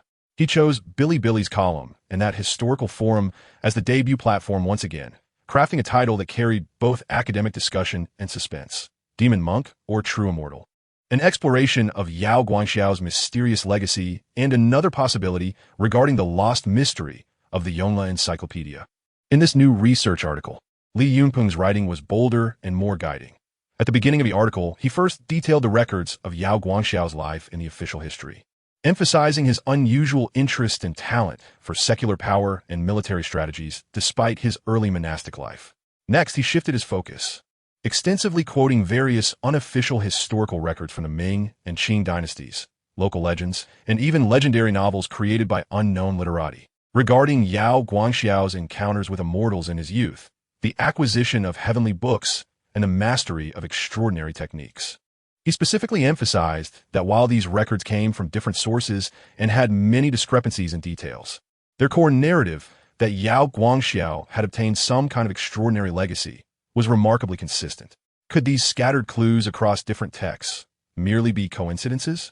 Or do they collectively point to some truth that was deliberately concealed by official history? Li Yunpeng aptly posed such questions in the article. He then began to connect Yao Guangxiao's various ingenious strategies and tactics during the Jingnan campaign with these legends of extraordinary legacies, making reasonable speculations. For example, he analyzed how Yao Guangxiao, on the eve of certain key battles, observed the celestial phenomena to predict the battle situation, how he cleverly used formations to confuse the enemy in seemingly impossible circumstances, and even how some unofficial histories vaguely mentioned his ability to summon wind and rain or create soldiers from beans. What if we boldly hypothesize that the heavenly book's secret methods Yao Guangxiao obtained were not merely military strategies, but closer to the legendary methods of cultivating the essence and communicating with heaven and earth? Li Yunpeng cautiously began to implant these core concepts in the article, suggesting that many of Yao Guangxiao's seemingly unbelievable victories in the Jingnan campaign might have deeper explanations. The latter half of the article cleverly shifted the topic to another significant historical mystery, the compilation and loss of the Yongle Encyclopedia. Li Yunpeng pointed out that as one of the main supervisors of the Yongle Encyclopedia, Yao Guangxiao must have come into contact with a vast number of precious ancient texts and secret documents from all over the country during the compilation of this monumental work.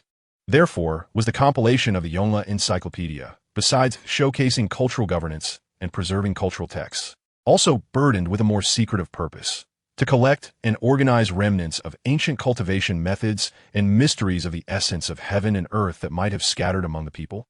He further speculated that the reason the original version of the Yongle Encyclopedia ultimately went mysteriously lost was not as traditionally thought, due to war or accident, but was deliberately hidden by the rulers of the time. Because within this grand encyclopedia, there might be too much forbidden knowledge capable of overturning people's understanding. Information regarding the use of spiritual energy, the development of human potential, and even secret methods of immortality, if revealed, would undoubtedly cause chaos and shake the foundations of the dynasty's rule. At the end of the article, Li Yunpeng once again concluded with a thought-provoking open-ended question. The truth of history is often more bizarre than we imagine. What secrets are hidden beneath Yao Guangxiao's black attire? How many world-changing heavenly secrets were taken away by the loss of the Yongle Encyclopedia? Perhaps, among those dust-covered ancient papers, lies a key capable of unlocking many unsolved mysteries of the Ming Dynasty and even the entire Chinese civilization. And this key might point to an extraordinary path that we have long forgotten yet yearn for deeply. Once this article was published, leveraging the reputation accumulated by the ID Ming history revisited in specific circles and its own impactful and topical content, it quickly caused a far greater stir than the previous two minor skirmishes.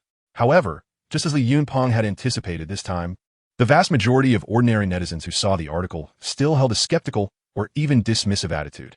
Cultivating immortality? Spiritual energy? Hidden cultivation secrets in the Yongle Encyclopedia? This Ming history revisited must have lost touch with reality while writing web novels. It's getting more and more absurd. Previously, it was just hinted that Zhu Yuanzhang was somewhat special, but now it's fast-forwarding to a cultivation dynasty. There's not a shred of actual evidence, just speculation and hearsay. Can this really be called historical research? It's a blatant disrespect to history. I see that Ming history supplement is just trying to gain fame and is deliberately creating sensational topics to attract attention. A typical case of traffic hype. Conclusion. Another historical inventor, unfollowed. The flood of doubts, ridicule, and even insults quickly spread in the comment section of the article and related social media. Many believe that the claims of Ming history supplement sound more like a bizarre joke or baseless hype for traffic, lacking any credibility. However, beneath these mainstream negative evaluations, there are some people, especially those who already have a strong interest in unofficial history, mysticism, and conspiracy theories, or who hold an open attitude towards certain viewpoints in the previous articles by Ming history supplement, who have shown a completely different reaction. They eagerly participate in the discussion, seriously debating the possibility of Yao Guangxiao's cultivation and the secrets hidden in the Yongle Encyclopedia. Although it sounds quite mystical, the several doubts raised by the original poster are indeed thought-provoking. Yao Guangxiao himself is too mysterious, and it's hard to explain many of his actions with common sense. The fact that something as important as the Yongle Encyclopedia could just disappear is indeed suspicious. If there are secrets that cannot be made public inside, then it makes sense that they would be deliberately hidden. I've seen some claims before that the pursuit of immortality by ancient alchemists was actually a primitive method of cultivation that was just lost over time. The viewpoint of Ming history supplement coincides with those claims. Support the original poster. History is full of unknowns. Bold hypotheses and careful verification are perfectly fine. Looking forward to more exciting analyses in the future, these voices of support, or at least those willing to explore the possibilities, while far fewer than the skeptics, often have a higher level of belief and are more willing to actively seek and spread evidence supporting these viewpoints. Li Yunpeng is completely indifferent to the negative evaluations. What he wants is the heat of controversy and discussion. Whether people believe or question, as long as they engage in the topic, they will unconsciously come into contact with the core concepts he wants to implant, which will eventually contribute more authenticity to him. This time, due to the explosive nature of the topic and the existing fame of Ming history supplement, the speed of authenticity growth is noticeably faster than before. Receive belief feedback from Bilibili user General Long Xiang. Comprehensive assessment. Moderately believe. Authenticity score 0.85. Receive belief feedback from History Forum, user Mingyue Zhao Xian. Comprehensive assessment, strongly believe. Authenticity score 150. Receive belief feedback from Bilibili user Rational Supremacist. Comprehensive assessment, extremely weak belief. Authenticity score 0.05. In just one day, this article brought Li Yunpeng a net increase of over 50 points in authenticity. He looked at this result with satisfaction. He knew he had successfully materialized the vague concept of extraordinary powers potentially existing in the early Ming dynasty onto the concrete historical figure of Yao Guangxiao and the specific historical event of the Yongle Encyclopedia. The core terms, such as cultivation, secret methods, and spiritual energy, have already begun to spread and ferment among a broader audience through his clever guidance. Even though most people still don't believe it, at least they've heard of this possibility. The cracks in history have already been successfully pried open into a larger gap by him. Chapter 16. Night Walk in Brocade. Undercurrents flowing time quietly passes in Li Yunpeng's regular historical weaving and network observation. The articles and discussion posts he published under the name of Lost Treasures of Ming History on Bilibili and major history forums regarding the unusual phenomena in the early Ming dynasty are like stones thrown into a calm lake, continuously creating ripples in specific circles. Although the range of each ripple is not very large and the discussion heat of individual posts gradually cools over time, Li Yunpeng persists in a gentle, continuous manner, constantly throwing out new doubts and historical inquiries. Sometimes, he digs out a record from an inconspicuous corner of the Ming Shirlu about a founding minister's late-life affinity for the Tao and close interactions with sorcerers, linking it to the minister's seemingly supernatural assistance on the battlefield. At other times, he finds a description in a Ming dynasty scholar's notes about an incident during the Yongle period where strange fire fell from the sky, burning a corner of the palace without harming people or livestock, only leaving a strange, burnt smell, and relates it to the royal family's secret studies of certain sorcery practices. These contents still adhere to his initial strategy, not drawing direct conclusions, but rather listing evidence, raising questions, and guiding thought in a subtle way to insinuate to readers that there might be extraordinary powers within the Ming dynasty. The growth of authenticity remains slow and steady. After publishing 3 or 4 similar articles and posts, and consuming a small amount of authenticity for search engine optimization and fine-tuning pseudo-historical materials, Li Yunpeng's total authenticity has slowly risen to nearly 400 points.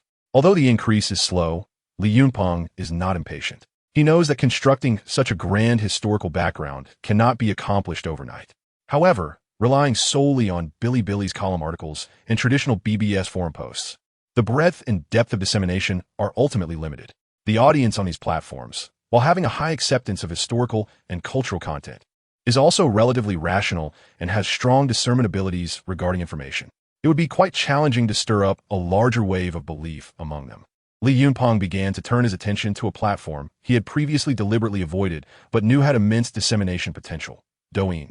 Douyin, a platform primarily focused on short videos, boasts a terrifyingly large user base and rapid information dissemination speed, undoubtedly serving as a super amplifier capable of quickly spreading any viewpoint or information to hundreds of millions of people. The reason Li Yunpeng had not chosen Douyin as his initial platform was primarily due to 2 considerations. First, although Douyin's audience is vast, their information reception habits tend to be fragmented, entertaining, and emotional. His academic-style textual content might struggle to achieve good dissemination effects on Douyin and could even seem out of place. Second, and more importantly, although Douyin has enormous traffic, it also means that it is subject to higher scrutiny and attention. If his content sparked too much controversy or negative impact on Douyin, it could easily attract official notice and even lead to unnecessary trouble. This contradicted his initial strategy of low-key development and quietly accumulating wealth. However, the situation has changed now. He has already built a certain foundation of original fans and reputation on Bilibili and various forums. The Lost Treasures of Ming History series he published, while not wildly popular, has formed a relatively stable niche discussion circle.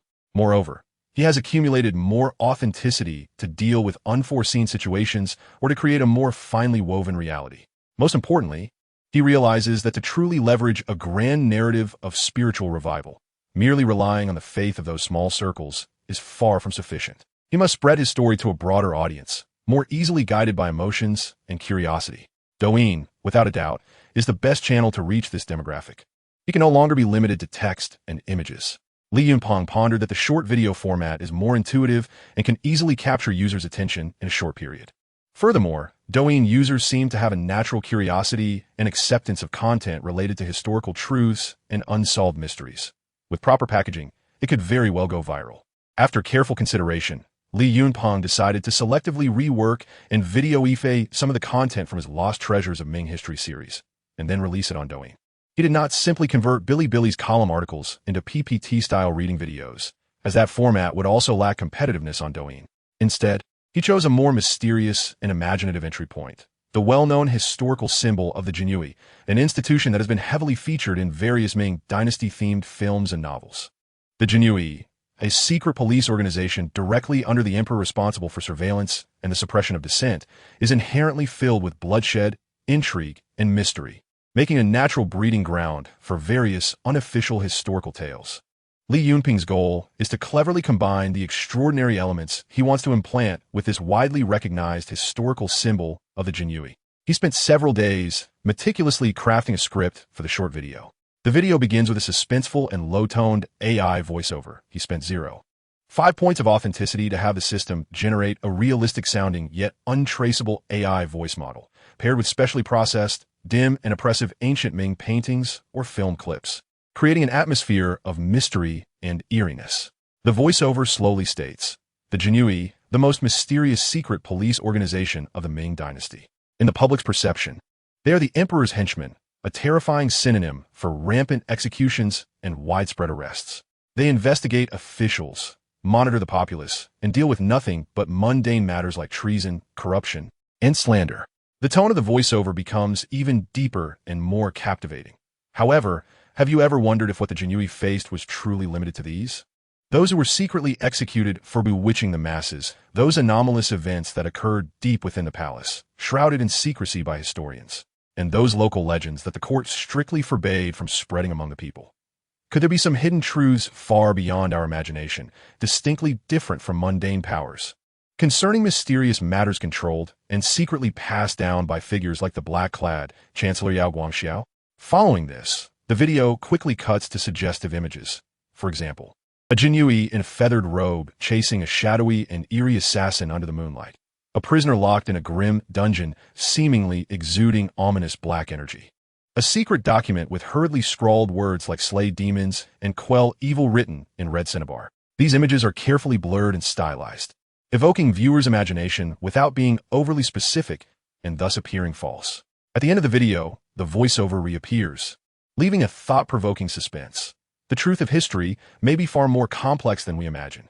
In the night walk and brocade, what they protect may not only be the Ming dynasty's territory and state, but also those unknown, deeper secrets of this world. Follow lost treasures of Ming history to explore those forgotten corners of history. The entire short video is strictly controlled to be under 1 minute in length, with a tight rhythm, rising suspense, and filled with mystery and curiosity, perfectly aligning with Douyin users' viewing habits. After uploading this carefully crafted short video to his newly registered Douyin account, also named Ming Shi Li Yunping once again activated his authenticity points. He consumed 3.0 authenticity points and issued a command to the system to ensure that the short video he just posted about the Jinyui gains targeted traffic in the recommendation feed on Douyin within the next 48 hours. Focusing on a small audience of history enthusiasts and mystery curiosity content fans, enhancing its initial completion rate and interaction rate of likes and comments, allowing it to enter a relatively small but well-discussed traffic pool, avoiding early large-scale and uncontrollable attention. He specifically emphasized a small range and smaller traffic pool to control the video's spread speed and breadth, preventing it from exploding too fiercely and attracting unnecessary trouble. He preferred that this video would create ripples among a specific audience like a small stone thrown into a pond, and then gradually spread through word of mouth, rather than detonating the public opinion field like a bomb.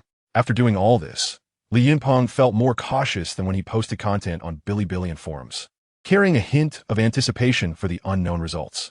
He knew that Douyin was a deep water with many fish, but it also had turbulent undercurrents. When Li Yunping opened the Douyin app again, he found that the short video about the Jinyui had indeed achieved good dissemination results as he wished. The video received tens of thousands of likes, nearly 1,000 comments, and a considerable amount of shares, making it a small popular video. For the first piece of content released by a new account, this was already a very good achievement. In the comments section, various astonishments, guesses, discussions, and even debates arrived on schedule. Wow, this perspective is unique. Did the Jinyui manage these two? It's terrifying to think about. There are too many secrets in the Ming dynasty. Does the uploader have some insider information? Hurry up and update the next episode. It feels a bit like the street literature I used to read, but the video is quite well made. The above, not everything is street literature. History has many unsolved mysteries. Regardless of its truth, the suspense in this video is off the charts. Followed, waiting for updates. Seeing this feedback, Li Yunping nodded in satisfaction. This small viral effect was well within his control. He gained good attention and discussion without attracting excessive scrutiny and attention due to being overly popular.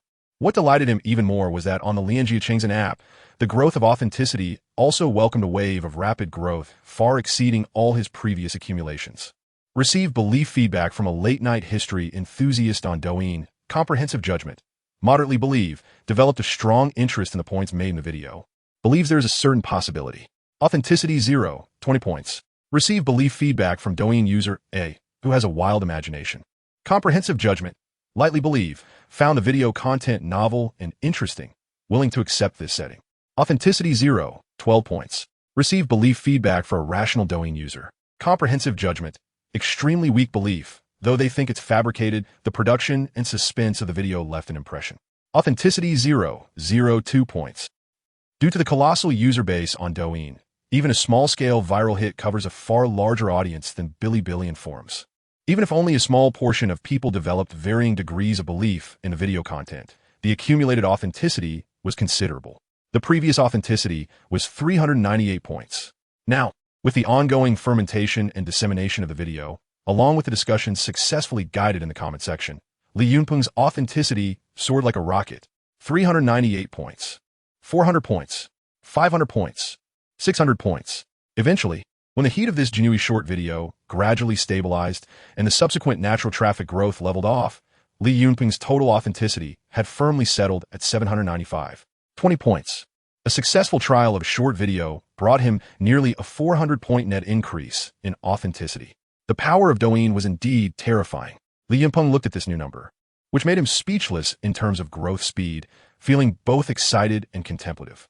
He knew he had opened a new door, a door that could allow him to spread his stories more quickly and broadly, thus gaining more authenticity. But at the same time, this also meant he would face greater risks and challenges. How to maintain the content's attractiveness without becoming too bizarre or touching certain red lines that could provoke unnecessary attention and trouble would be the key he needed to carefully weigh and grasp moving forward.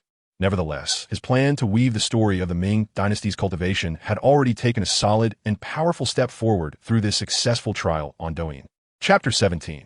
The shadow and the hidden archives of the deep mountains. The unexpected success of a certain short video platform felt like installing a powerful engine on Li Yunpeng's small boat named Reality Weaving, allowing him to experience an unprecedented thrill on the road to accumulating authenticity.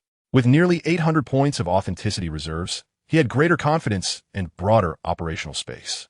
He understood that relying solely on publishing some research articles and suspenseful short videos online could subtly influence some people's perceptions, but such influence was often indirect, slow, and easily drowned in the vast sea of information. If he wanted to gain more widespread and deeper recognition in a shorter time, he needed more impactful and tangible evidence. This evidence, of course, had to be meticulously woven through the forging truth from falsehood system. He once again turned his attention to the platform that had just brought him significant profits. This time, he aimed at the live streamers whose main content revolved around exploration, treasure hunting, and historical revelations. This choice was well thought out by Li Yunpeng. The live streaming format, with its immediacy, interactivity, and sense of presence, indeed possessed a communicative advantage and mobilization ability unmatched by other content forms. A meticulously planned live stream discovery, if successfully ignited, could bring astonishing attention and authenticity benefits. More importantly, by using the perspective of a third-party live streamer to discover and present the evidence he had woven, he could minimize the risk of exposing himself and make it easier for viewers to feel that this was a real event.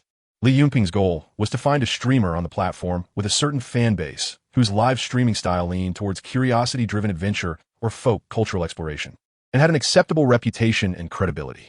He did not need a top-tier influencer with tens of millions of fans. Those streamers had too large of a target and were too difficult to influence. What he needed was a mid-tier streamer with some influence within a specific circle, capable of presenting his woven evidence to the audience in a relatively natural way and sparking sufficient discussion. After a selection process and covert observation, Li Yunpeng finally set his sights on a streamer with the ID Lao Bai Tanyi. This Lao Bai, in his 30s, had a simple appearance and spent years traveling to remote mountainous areas and ancient villages across the country, focusing his live streams on exploring various soon-to-be-extinct folk crafts, little-known historical sites, and mysterious folk legends. His live streaming style was authentic and down-to-earth.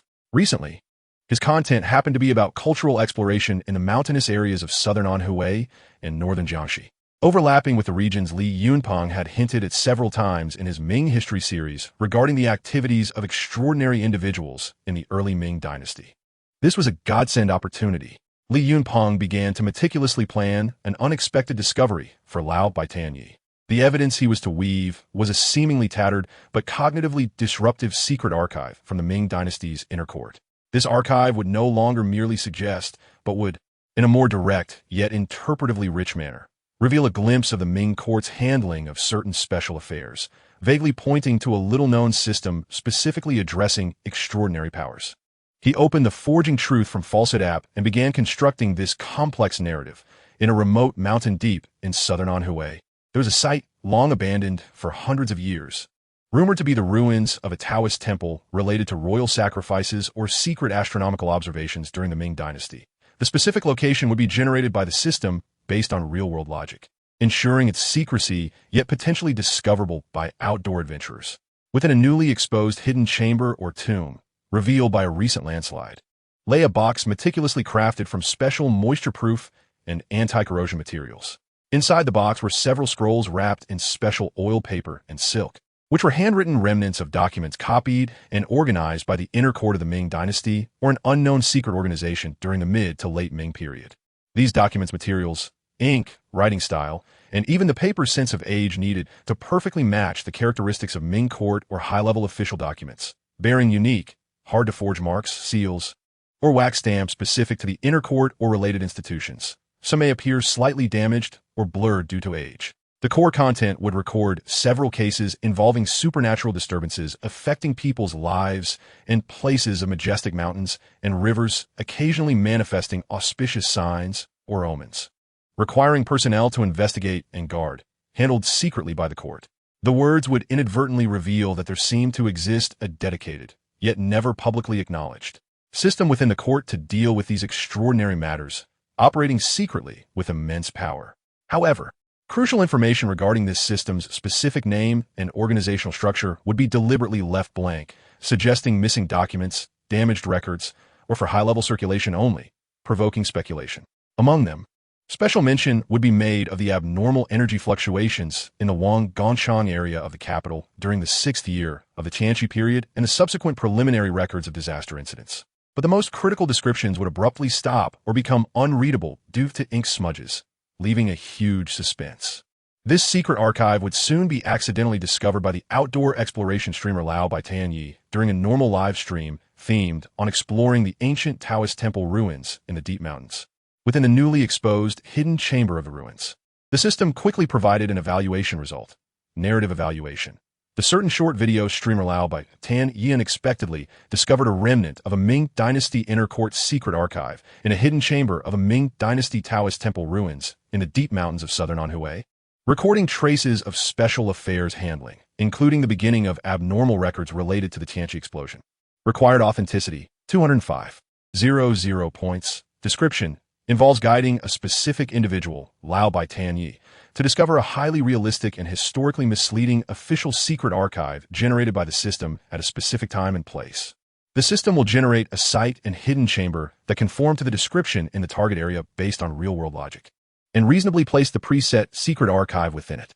At the same time, it will influence Lao Baitanyi and his team's decision-making, leading them to unexpectedly discover this secret archive during the live stream. The content of the secret archive will subtly imply the existence of a secret system handling supernatural events and create strong suspense through the special recording method of the Tianqi explosion event, easily triggering large-scale social attention and subsequent in-depth exploration. 205 points.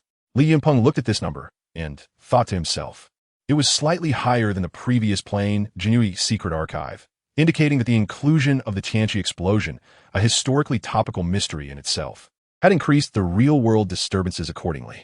However, this expenditure was still within his bearable range given his nearly 800 points of authenticity reserves, and its potential returns were absolutely worth the investment.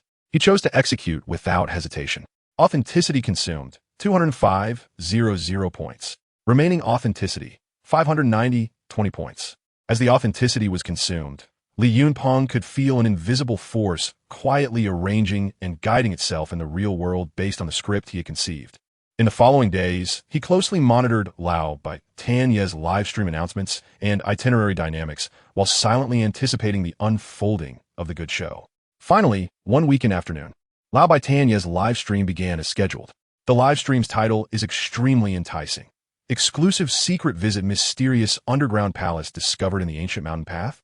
A century-old legend revealed today. In a livestream room, tens of thousands of eager viewers have already gathered. Lao Bai is still dressed simply, and under the guidance of a local old guide, he struggles through the terrain and finally arrives at a dilapidated Taoist temple complex almost completely covered by dense vegetation. Brothers, do you see this? This is our final destination today, Lao Bai said, panting heavily into the camera, his face filled with undeniable excitement and anticipation. According to the old man leading the way, this place was once a very important Taoist temple related to the royal family during the Ming dynasty, but it was completely buried due to a sudden landslide. For hundreds of years, almost no one dared to set foot in this area, as it is said to be. Not very clean, a bit sinister, he deliberately lowered his voice, and with the eerie environment and howling mountain winds, successfully piqued the curiosity and a hint of inexplicable fear in all the viewers of the live stream. The bullet comments instantly became active. After a difficult exploration, Lao Bai indeed discovered an entrance to a dark and deep underground palace at the foot of a steep mountain wall recently exposed by a landslide, which was clearly man-made and renovated. Wow, wow, wow. Brothers, it seems, we really have discovered something incredible. Could this be the legendary underground palace entrance? Lao Bai's voice shot up an octave due to extreme excitement and disbelief. The bullet comments in the live stream exploded like a detonated nuclear bomb at that moment. After confirming that there was no obvious danger around and obtaining the tacit approval of the equally dumbfounded old guide, Lao Bai turned on his headlamp, took a deep breath, and said to the camera, "Brothers, to satisfy everyone's curiosity and to seek the truth of history, I have decided to go in and take a look." He cautiously bent down and was the first to crawl into the dark cave. The passage was not long, and after about 10 meters, it opened up to a square stone chamber about 20 to 30 square meters in size, built with blue stones. In the center of the stone chamber stood a solitary stone platform that looked quite ancient, but it was empty. Just as the viewers in the live stream began to guess and felt a bit disappointed, the sharp-eyed Lao Bai suddenly noticed that there seemed to be a floor tile at the innermost side of the stone chamber that was slightly different in color and embedding method from the others. He was intrigued, approached it, and cautiously pried at the edge of the tile with a spade. With a crisp sound, the tile was lifted, revealing a small square recess made of blue bricks, where a long, rectangular wooden box made of deep brown special wood, with brass corners, lay quietly. "Brothers, we found another box." Lao Bai's voice trembled with excitement once again. The bullet comments in the live stream went wild, filled with various exclamations and urgings. Lao Bai carefully took out the wooden box, and, after failing to open the rusted copper lock, he used the tip of the spade to gently pry open the lid of the box. A strange fragrance, mixed with some special herbs, aged sandalwood, and ancient paper, slowly wafted out from the gap. Inside the box was lined with a layer of faded bright yellow silk. On top of the silk lay several scrolls, carefully wrapped in specially made oil paper that exhibited a faint jade color and deep purple silk, varying in size.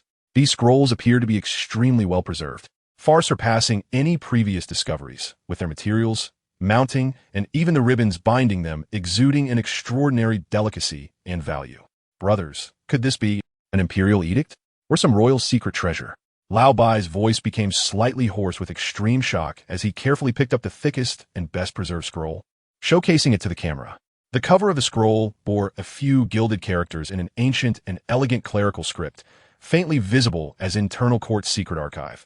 Suanthi numero 7. At the end of the scroll, there was a small, intricately carved ivory tag, inscribed with a complex cloud pattern. Brothers, the moment to witness history may really have arrived. Lao Bai's voice trembled slightly as he took a deep breath, filled with immense excitement and trepidation, and carefully began to unfold the scroll, which emanated a strong scent of historical dust and mysterious fragrance. The camera closely followed his movements, clearly displaying the contents of the unfolded scroll to the tens of thousands of viewers watching the live stream.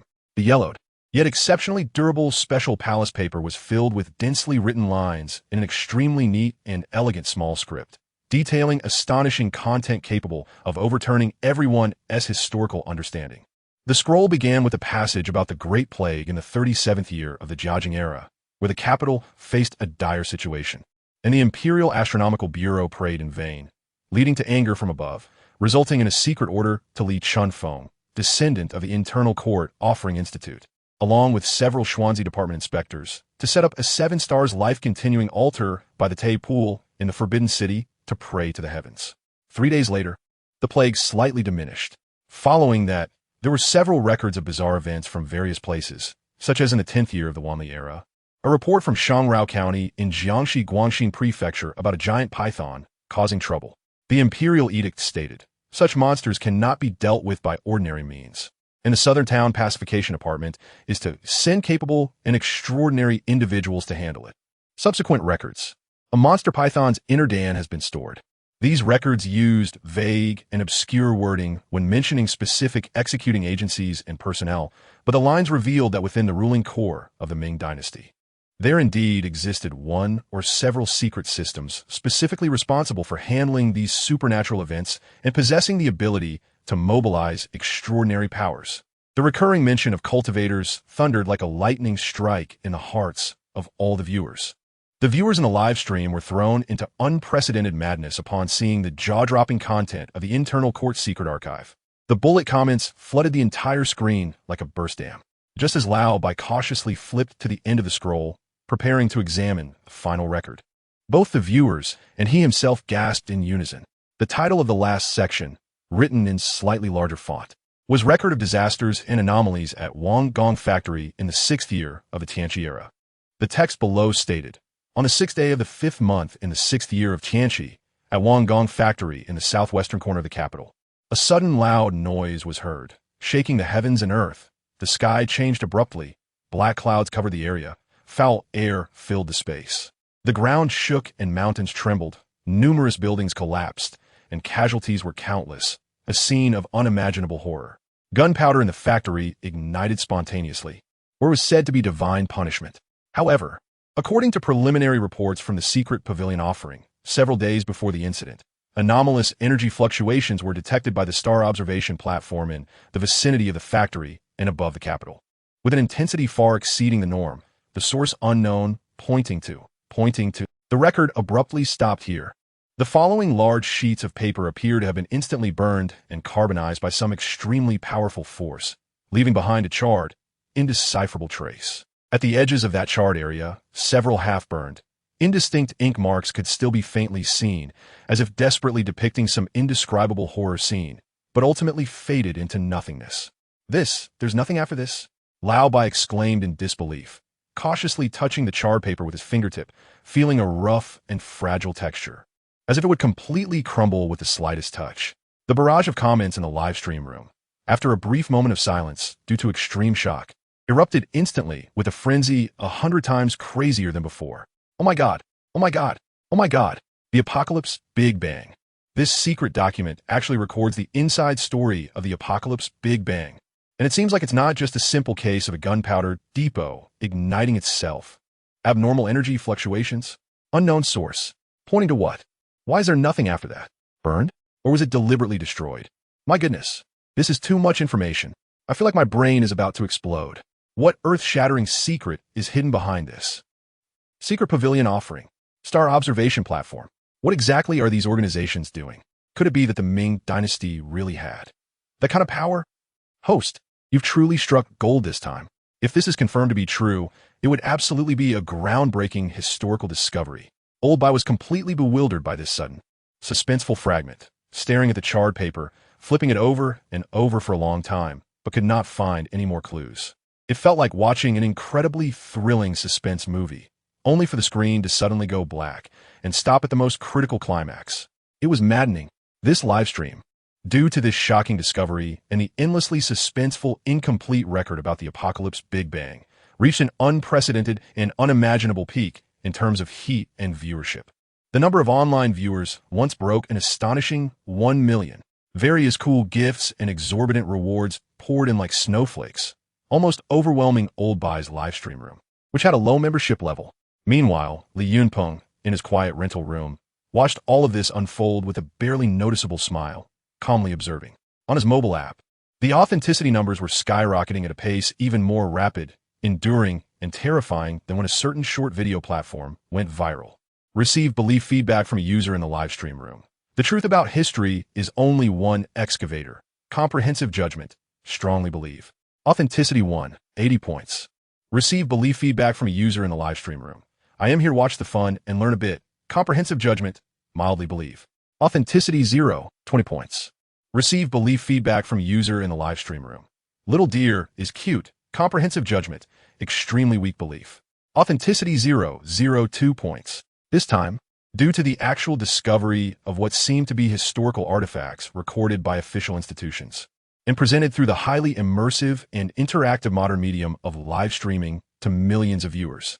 The quality and quantity of belief generated was far beyond any previous text-based research or edited short videos.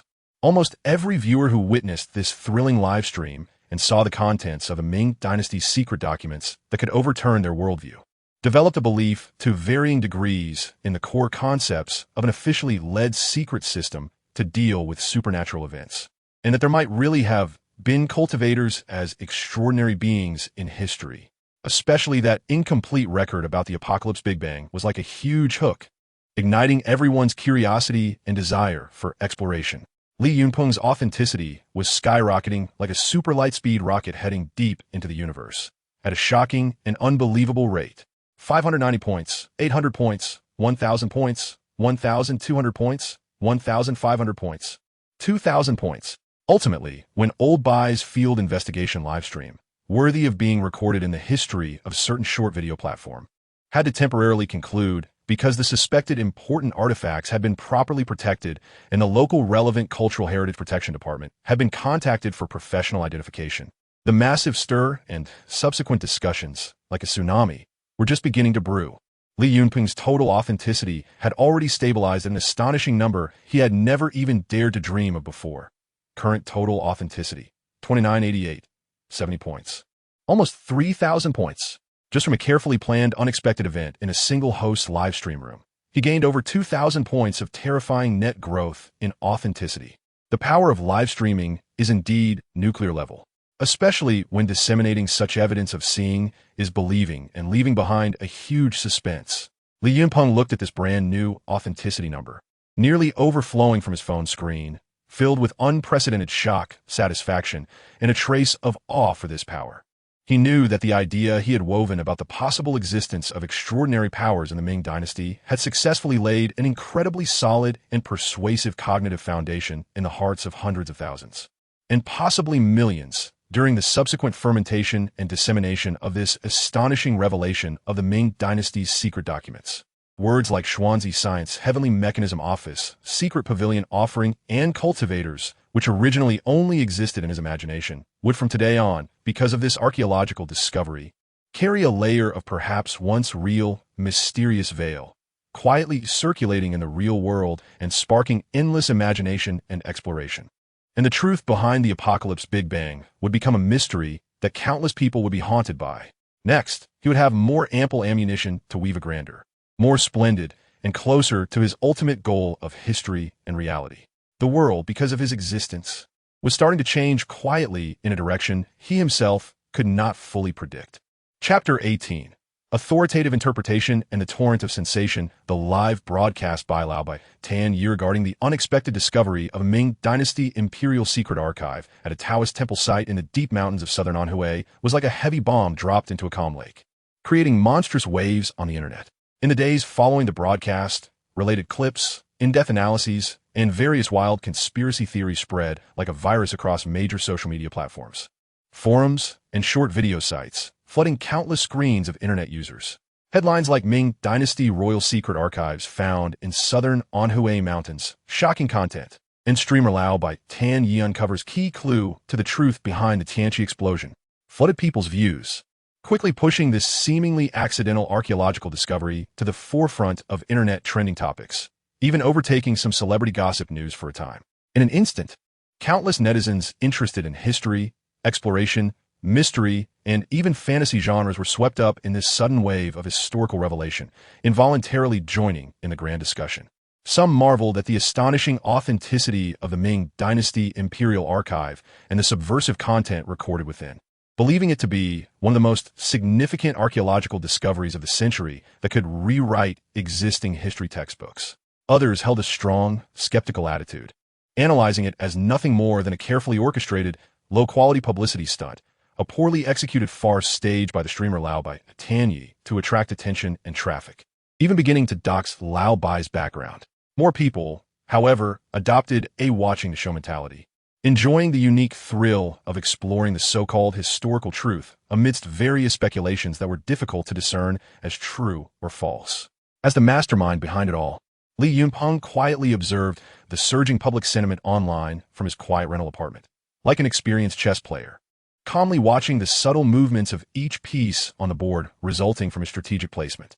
He knew that relying solely on Lao Bai Tanye's unexpected discovery during the live broadcast could create a massive sensation and attract immense attention in a short period. But its authenticity and authority were ultimately limited. After all, Lao Bai Tanyi was just an outdoor streamer, not a professional historian or archaeologist. Over time, without follow-up, more persuasive professional interpretations, and supporting materials, this wave, driven by curiosity and novelty, would quickly cool down, potentially being drowned out by rational skepticism or possible official denials. It was time for Ming history rediscovered, a so-called authority with some reputation in specific circles, to step onto the stage and add more fuel to the already ignited drama, raising the temperature of the water to a boil. A subtle smile crept onto Li Yunpeng's lips, his eyes sparkling with strategic insight. What he needed to do was to cleverly utilize the immense social attention sparked by Lao Bai Tanye's live broadcast and, under the identity of Ming history rediscovered, which he had previously crafted and accumulated a certain professional reputation and air of mystery on Bilibili and various history forums, present a seemingly objective and neutral, yet subtly guiding in-depth interpretation and authoritative certification. He aimed to cleverly link Lao Bai Tanye's unexpected discovery with his previous posts and articles in the Ming History Rediscovered series concerning strange anecdotes from the early Ming dynasty, Zhu Yuanzhang's dragon energy, and the divine winds of Poyang Lake, constructing a more complete and confusing grand narrative loop of the lost cultivation history of the Ming dynasty. He first published a carefully edited and scored 10-minute in-depth analysis video on Bilibili, which he had chosen as his initial platform for voicing his opinions.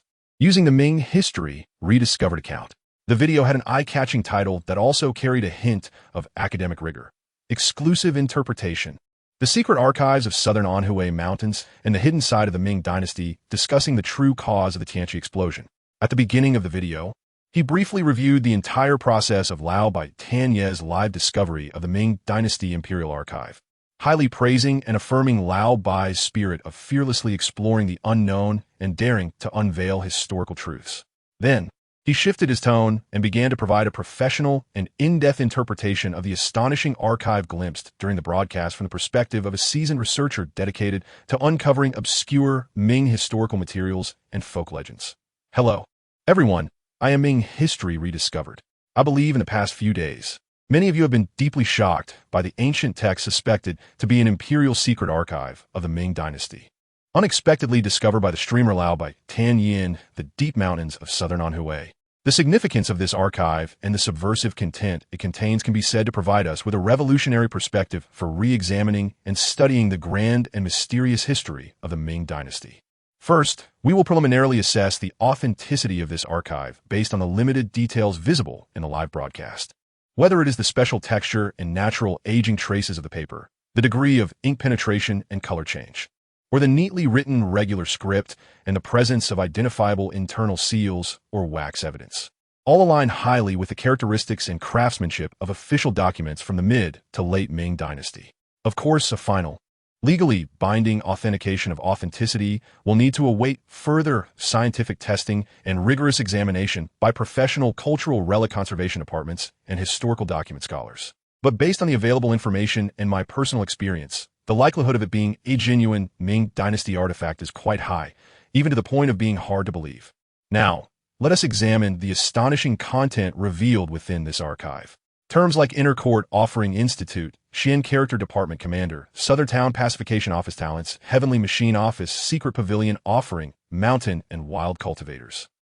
These mysterious institutions and personnel titles, which have left no trace in official history and are rarely mentioned even in unofficial records, along with the unbelievable events documented in the archive, undeniably point to a shocking fact that we have long overlooked and may have been intentionally concealed by historical officials and rulers throughout the ages.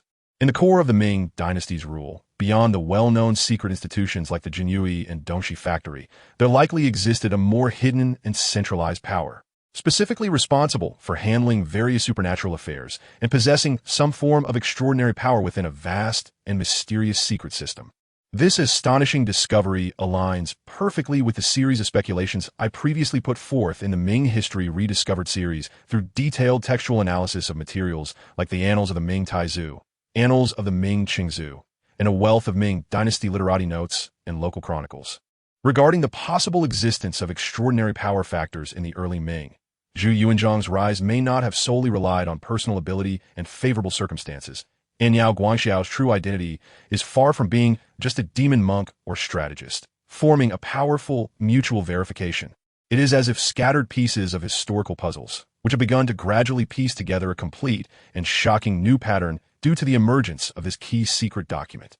In the video, Li Yunpeng skillfully connects seemingly independent historical evidence he previously published online regarding the red light phenomenon at the birth of Zhu Yuanzhang, the divine wind assistance during the Battle of Poyang Lake, the hidden secrets behind Yao Guangxiao, and the Yongle Dadayan, with the relevant records found in the newly discovered secret documents from the Ming Dynasty's inner court, creating a logically tight and intricately linked narrative.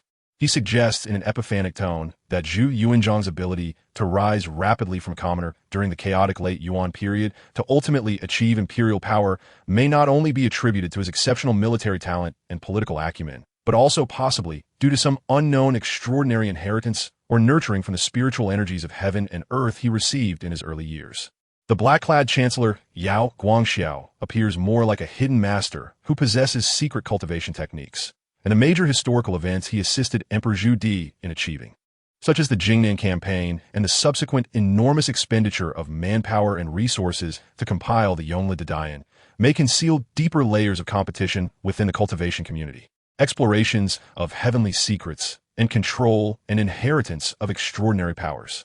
This newly discovered secret document from the inner court seems to open a long sealed door, further revealing that the inheritance of such extraordinary powers in the Ming Dynasty was not merely a secret of a few individual emperors or powerful officials, but had been continuously transmitted in a secretive and orderly manner until the mid to late Ming period, and may have already formed a relatively mature and highly confidential official management and operations system.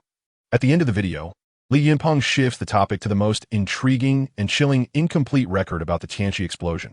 As for the record at the end of the secret document regarding the disaster and anomalies record of Wang Gongchang in the capital during the 6th year of Tianqi, although severely damaged for some unknown reason, the key information it reveals, such as abnormal energy fluctuations, unknown source, pointing to, and the shocking blackened marks that seem to have been instantly burned and carbonized by some terrifying force, undoubtedly suggest to us in a chilling manner that the Tianqi explosion, which shocked the world and still harbors countless unsolved mysteries, may be far more complex and terrifying than the spontaneous combustion of the gunpowder depot, earthquake theory, or even meteorite impact theory we previously understood.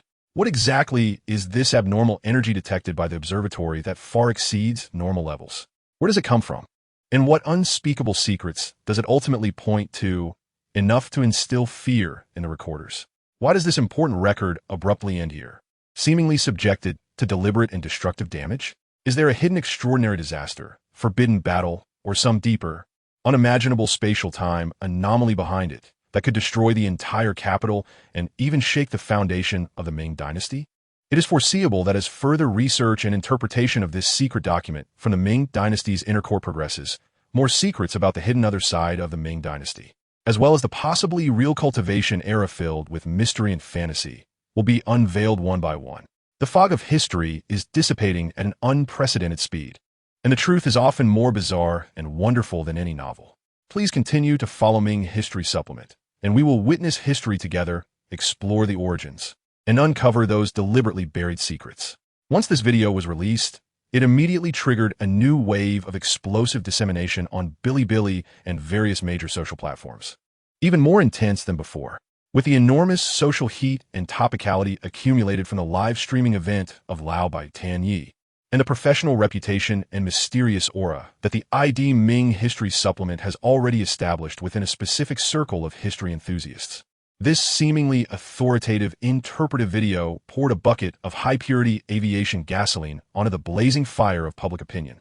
Those netizens who already firmly believed in the contents of a secret document became even more convinced after seeing the in-depth analysis and strong endorsement from the professional who is regarded as a deity in their minds. As if they had found their organization, found the truth, and flooded the comment section expressing, just as I guessed, exactly the same. Big Shot is awesome. This is real history. Doesn't it hurt for those who say the host is just hyping it up? Meanwhile, ordinary netizens who were originally skeptical or merely had a bystander attitude began to waver after watching this seemingly logically tight, well-referenced, progressively layered, and full of suspense and implications interpretive video. The dam in their hearts that firmly believed history was as written in textbooks started to show cracks, feeling as if there might be some truth to it. Previously, they had sensed something was off about certain historical accounts, and now it seems to connect everything. Perhaps history is really completely different from what we have learned since childhood. Additionally, a large number of previously uninterested ordinary netizens were strongly attracted by this video, filled with mysterious colors and subversive viewpoints, joining the nationwide archaeological army and historical mystery-solving action, starting to frantically search online for information related to Ming Dynasty secret documents, cultivation departments, cultivators, the truth about the Tianqi explosion, and lost cultivation civilizations. The search engine optimization that Li Yunpeng previously conducted with a small amount of authenticity and the historical materials embedded in certain obscure local chronicles began to function like buried time bombs, continuously producing enormous and unexpected results. The carefully arranged clues and circumstantial evidence he had set up were constantly unearthed by enthusiastic netizens as if they had discovered a new continent, and they viewed these as irrefutable evidence supporting the viewpoints of Ming History Supplement, excitedly spreading them across various platforms with viral intensity. In a short time, an unprecedented wave of Ming history exploration and cultivation archaeology surged across the entire Chinese internet. Countless self-media and marketing accounts joined in, either embellishing, taking out of context, or creating sensational secondhand content, pushing this trend to new heights. On Li Yunpeng's mobile app, the authenticity numbers skyrocketed once again, like a super rocket out of control heading towards the universe, at a speed more terrifying and lasting than any previous occasion. This time, the scope of influence is no longer limited to the hundreds of thousands of viewers who directly watch the Lao by Tanyi livestream, but extends to a broader social group influenced layer by subsequent authoritative interpretations, in-depth analyses, netizen revelations, and self-media second creations. The scale has shifted from tens of thousands to approaching hundreds of thousands, even millions. Receive feedback from Bilibili, user The dust of history falls on my shoulder. Comprehensive judgment. Strongly believe, thoroughly convinced by the systematic interpretation of Ming History Supplement. View its viewpoints as highly subversive and historically enlightening, and begin to actively recommend it to those around them. Authenticity 2, 50 points. Received feedback on belief from a certain user on a video app. The truth is only one. Comprehensive judgment. Moderately believe, under continuous bombardment of information from multiple sources, starting to lean towards believing that there are indeed unknown extraordinary powers and secret organizations in the Ming Dynasty. Reality score, 0, 80 points. Received feedback on belief from a Weibo user eating melons without spitting grape skins. Comprehensive judgment. Lightly believe, feels this topic is becoming more interesting and more real. Willing to continue to pay attention and believe in its possibilities. Reality score, 0, 15 points. Due to the broader scope of this impact, its longer duration, and the reinforcement through authoritative interpretation, expert endorsement, and the gradual formation of group consensus, the quality and total amount of the generated reality have reached a new, astonishing peak. As the historical exploration frenzy triggered by the sudden emergence of the Ming Dynasty's internal secret archives continued to ferment online for nearly a week, various related discussions, analyses, textual research, and derivative content emerged endlessly, even beginning to attract the attention of some mainstream media and professional historians, although most of them held a cautious, critical, or wait-and-see attitude. It also indirectly expanded the event's influence. Li Yunpeng's overall reality score had quietly surpassed a new threshold he had never dared to imagine before. Current total reality score, 51-55. 80 points, 5,155.80. The effect is far better than I expected. Li Yunpeng looked at this astonishing number, which was almost bursting his phone screen, filled with magic, and couldn't help but smile with joy. He knew that the captivating premise he had woven suggesting that there might exist unknown extraordinary powers and a lost cultivation civilization in the Ming dynasty, had successfully laid a preliminary cognitive foundation in the minds of hundreds of thousands and potentially millions after continuous fermentation of those interested in history and mysterious phenomena. Through the shocking revelation of the Ming dynasty's internal secret archives and the authoritative interpretation by the mysterious textual research expert Ming History Supplement. Although there is still a long way to go before the whole world believes in the real existence of the Ming cultivation dynasty and even accepts the grander setting of the revival of spiritual energy, this is undoubtedly an extremely successful and far beyond expected beginning. The more than 5,000 points of reality in his hands will be solid capital for him to leverage a more grand and disruptive reality weaving. And the huge suspense regarding the truth behind the apocalypse explosion is like a time bomb buried deep in the hearts of countless people, filled with deadly temptation, waiting for him to detonate it completely at an opportune moment, thereby dragging the entire world's historical understanding into a completely new trajectory filled with the unknown, fantasy, and infinite possibilities. The world is beginning to undergo subtle and profound changes because of this quietly rising reality weaver. And this is just the prologue of grand drama. Chapter 19. The azure smoke of the alchemy furnace and the mysteries of heavenly craftsmanship. The unique pursuits of emperors, the online discussions about the secret archives of the inner court during the Ming dynasty, and the truth behind the Tianqi explosion have surged like a sudden summer thunderstorm, coming swiftly and intensely, sweeping across major social platforms. However, after nearly a week of uproar, the peak impact inevitably began to gradually fade. Although related posts, videos, and various in-depth analytical articles can still be found in certain circles of history enthusiasts and mystery-seeking communities, occasionally stirred by the emergence of a new clue, the overall heat has been gradually replaced by an endless stream of fresh internet hotspots and entertainment gossip. Li Yunpeng had long anticipated this and felt no surprise. He understood that the internet's memory is fleeting and forgetful, relying solely on the sensational effect of a single archaeological discovery. Its vitality is destined to be short-lived.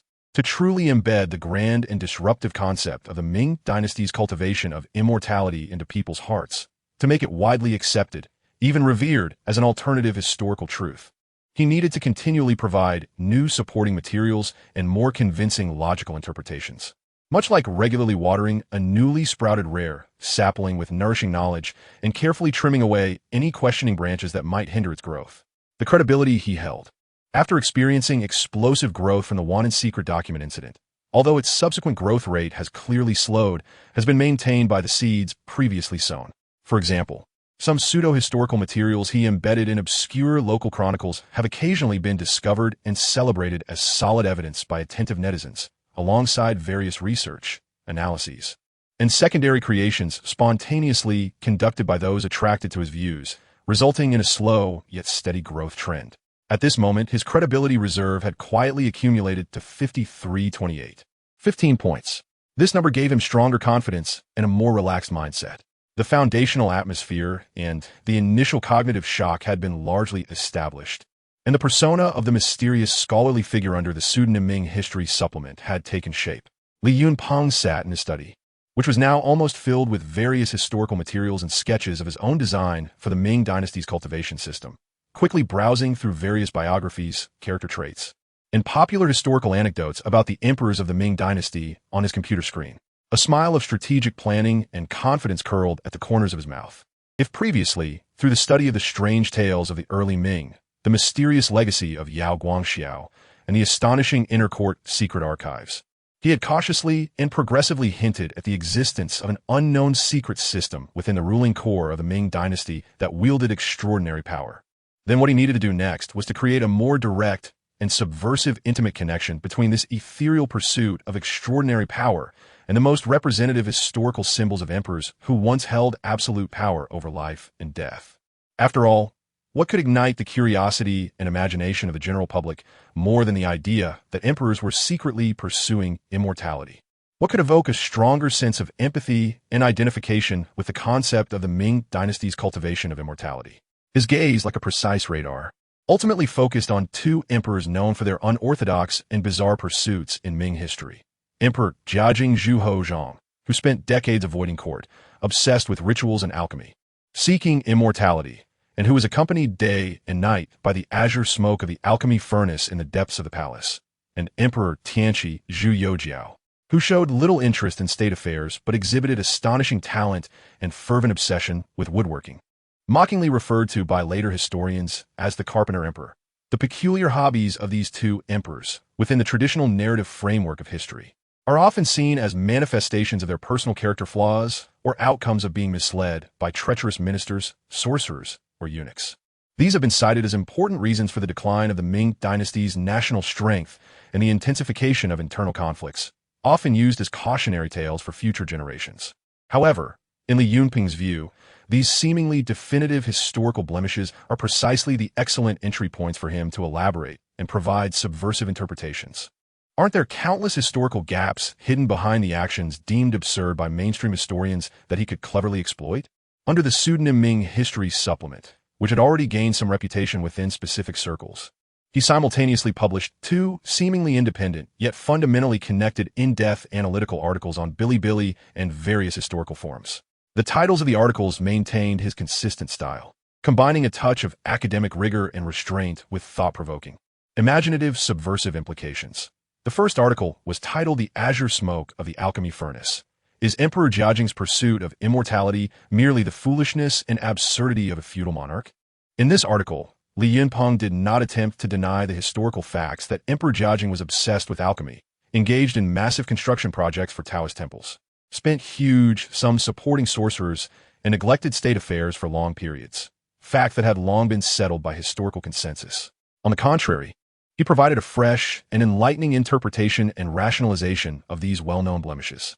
He first cited a wealth of detailed historical records, such as the Ming Shirlu, Ming Shi, and the memorials and notes of ministers from that time, describing in detail the large-scale construction of ritual altars in the palace during Emperor Jiajing's reign, the recruitment of various sorcerers from across the land to concoct various elixirs and secret medicines, and even the emperor himself studying Taoist classics and participating in some mysterious sacrificial ceremonies. Then he shifted his writing style, adopting an investigative spirit that sought to uncover the truth, posing a series of thought-provoking questions and reflections.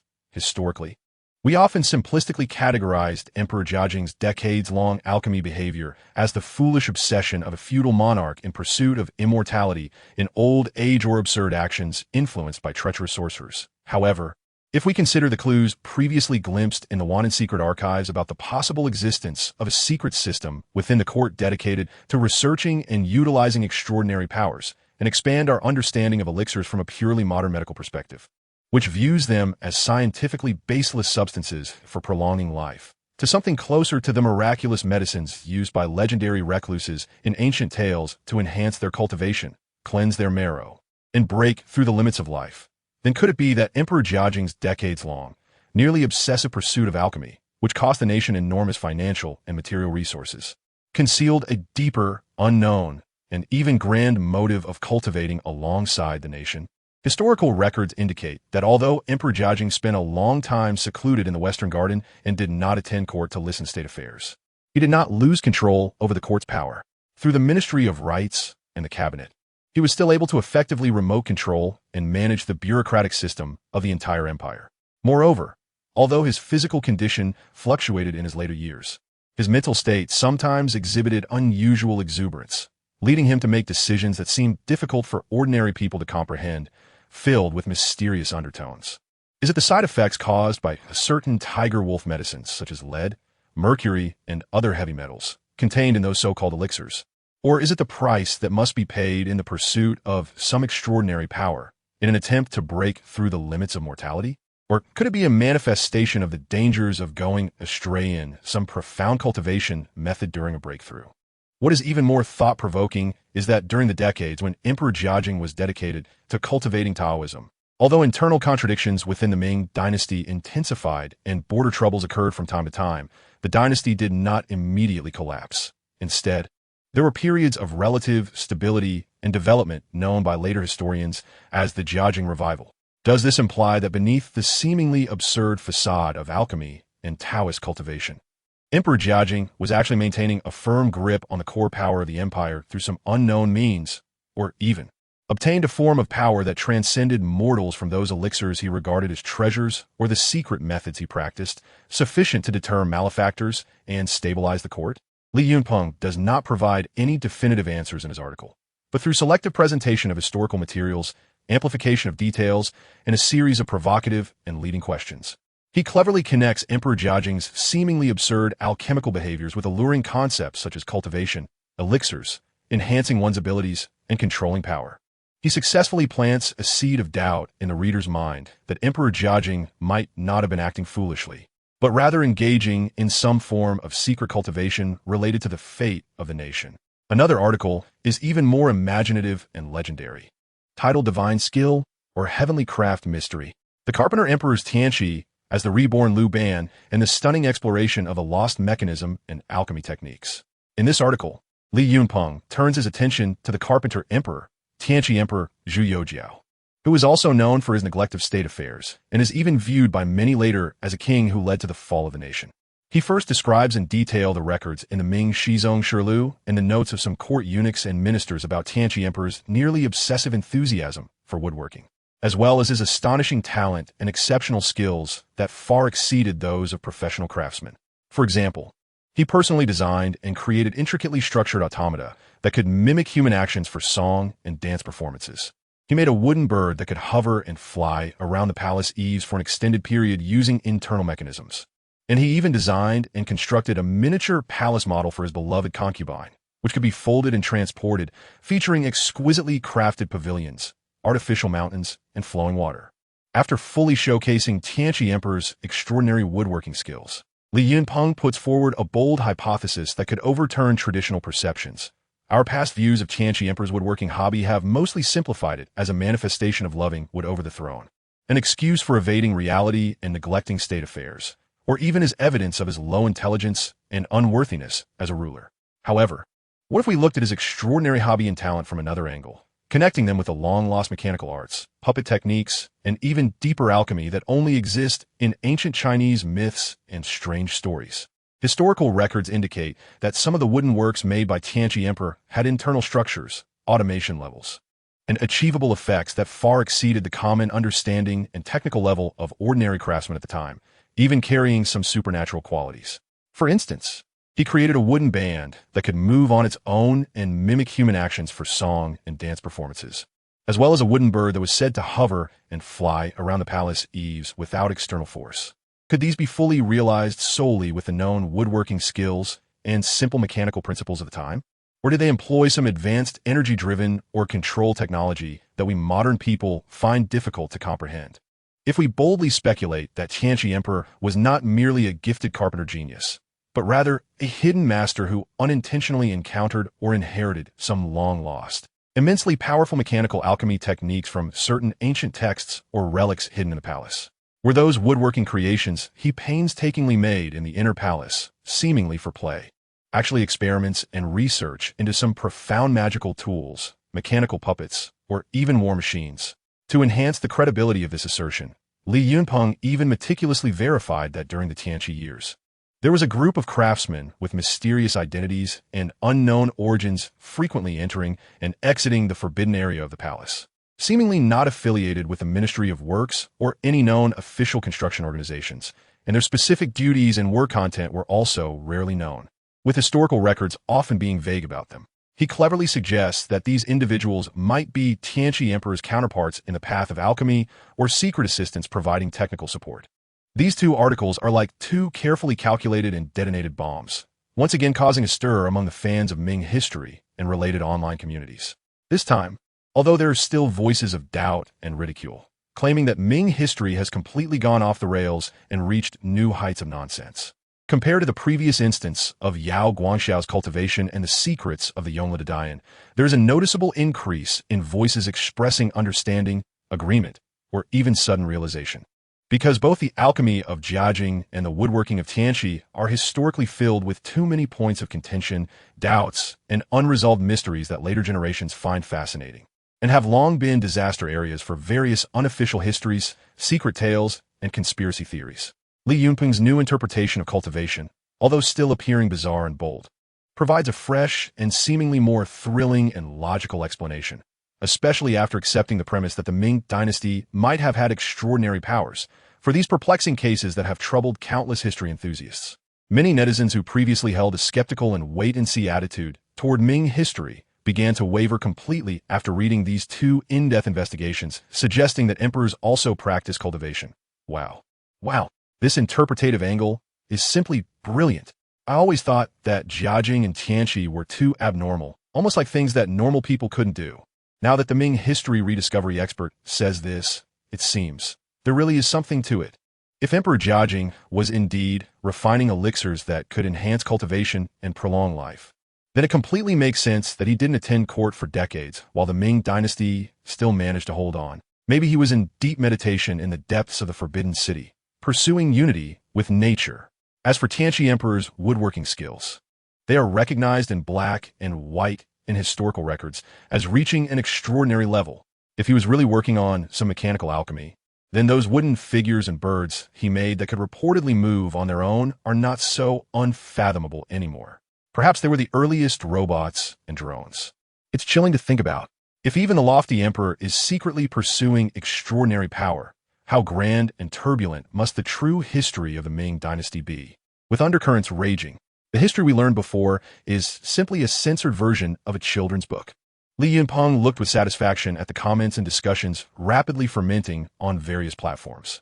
He knew he had successfully deepened and cleverly bound the emperor, a symbol that holds supreme status in traditional historical narratives and represents the characteristics of an era, with his meticulously woven concept of cultivation. As the two in-depth articles about the emperor also practicing cultivation and the unstoppable depth of research continued to ferment, and some keen netizens proactively created more accessible short videos, memes, and even fan fiction based on these disruptive viewpoints, leading to secondary dissemination and viral spread in broader circles. Li Yunping's credibility welcomed another wave of stable and considerable growth. Although this growth rate was not as rapid and explosive as during the previous One in Secret Archives incident, its impact was more lasting and resonant. This time, it was not merely relying on one-time archaeological discoveries to challenge the public's inherent perceptions, but was instead profoundly and subtly changing people's established views on history through new, disruptive interpretations of widely known and controversial historical mysteries, guiding them to actively think and accept another possibility.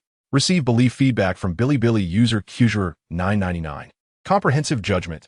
Moderately believe, deeply inspired, believes there must be secrets behind Emperor Jiajing's obsession with alchemy. Credibility 0, 55 points. Receive belief feedback from History Forum user Luban Kaheo. Comprehensive judgment. Strongly believe, firmly convinced of the claim that Emperor Tianqi was a master of mechanical alchemy, and has begun collecting all information about ancient machinery and puppet arts online, trying to find evidence. Credibility 1, 20 points. Receive belief feedback from certain audio platform user Xiaobai Ichigua. Comprehensive judgment. Mildly believe, thinks the claims in Ming History Supplement are much more interesting than those dry traditional explanations, and is more willing to believe in this imaginative possibility. Credibility 0, 10 points. After a few days, just relying on these two in-depth articles about the emperor also practicing cultivation and the follow-up discussions they triggered, Li Yunping's credibility steadily increased by nearly 800 points. And the total credibility on his account successfully surpassed the 6,000 point mark, reaching 6172. 55 points. He knew that the background setting he had carefully woven for the Ming cultivation dynasty was silently and powerfully permeating into more people's consciousness through these seemingly reasonable, yet highly disruptive historical reinterpretations, gradually changing their inherent impressions of that period of history. It seemed he was one step closer to the grand goal of spiritual revival he envisioned. Chapter 20, Arti Submishasan. Official preliminary classification, the live broadcast of Lao Bai's exploration in the breathtaking ruins of a Taoist temple in the deep mountains of southern Anhui, where he unexpectedly discovered Ming dynasty secret archives of the imperial court, stirred up a tremendous wave on the internet. After several days of fermentation, although the peak of the uproar has slightly subsided, its far-reaching impact has spread like ripples from a stone thrown into a calm lake, expanding into broader, unknown waters. On the day after the live broadcast, Lao Bai, having experienced the initial overwhelming surge of traffic that nearly drowned him and the subsequent brief excitement, quickly calmed down from the dizzying sensation of overnight fame. He understood that the scrolls he had unexpectedly discovered regardless of the authenticity of their content, carried a historical weight and potential for real-world controversy far beyond what an ordinary outdoor exploration streamer could manage or endure. If mishandled, it could not only bring endless trouble to himself, but might even violate national laws and regulations regarding cultural relics protection. Thus, after an urgent and careful discussion with his small team and consulting a few friends who had some knowledge of law and cultural relic policies, Lao Bai made what seemed to be the most prudent and wise decision at the time. He voluntarily submitted the several scrolls of Ming Dynasty secret archives, delicately packed in an exquisite wooden box, along with the box itself, intact and solemnly, to the Municipal Cultural Relics Protection Management Department where they were discovered. During the submission process, Lao Bai even opened a live broadcast, emphasizing with unprecedented seriousness and sincerity to the viewers in the chat room and the media that had rushed to the scene that, as a responsible Chinese citizen and a net streamer who loves and is dedicated to spreading excellent traditional Chinese culture, he had the obligation to protect national cultural relics and actively cooperate with relevant departments in all investigations and research work.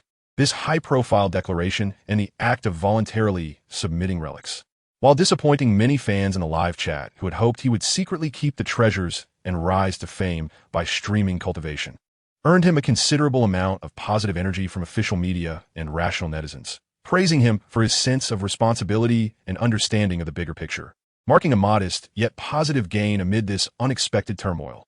The staff of the local Municipal Cultural Relics Protection Management Department, upon receiving this significant relic said to be a Ming Dynasty Royal Secret Archive through such an unusual means as a live broadcast, showed considerable seriousness and professionalism.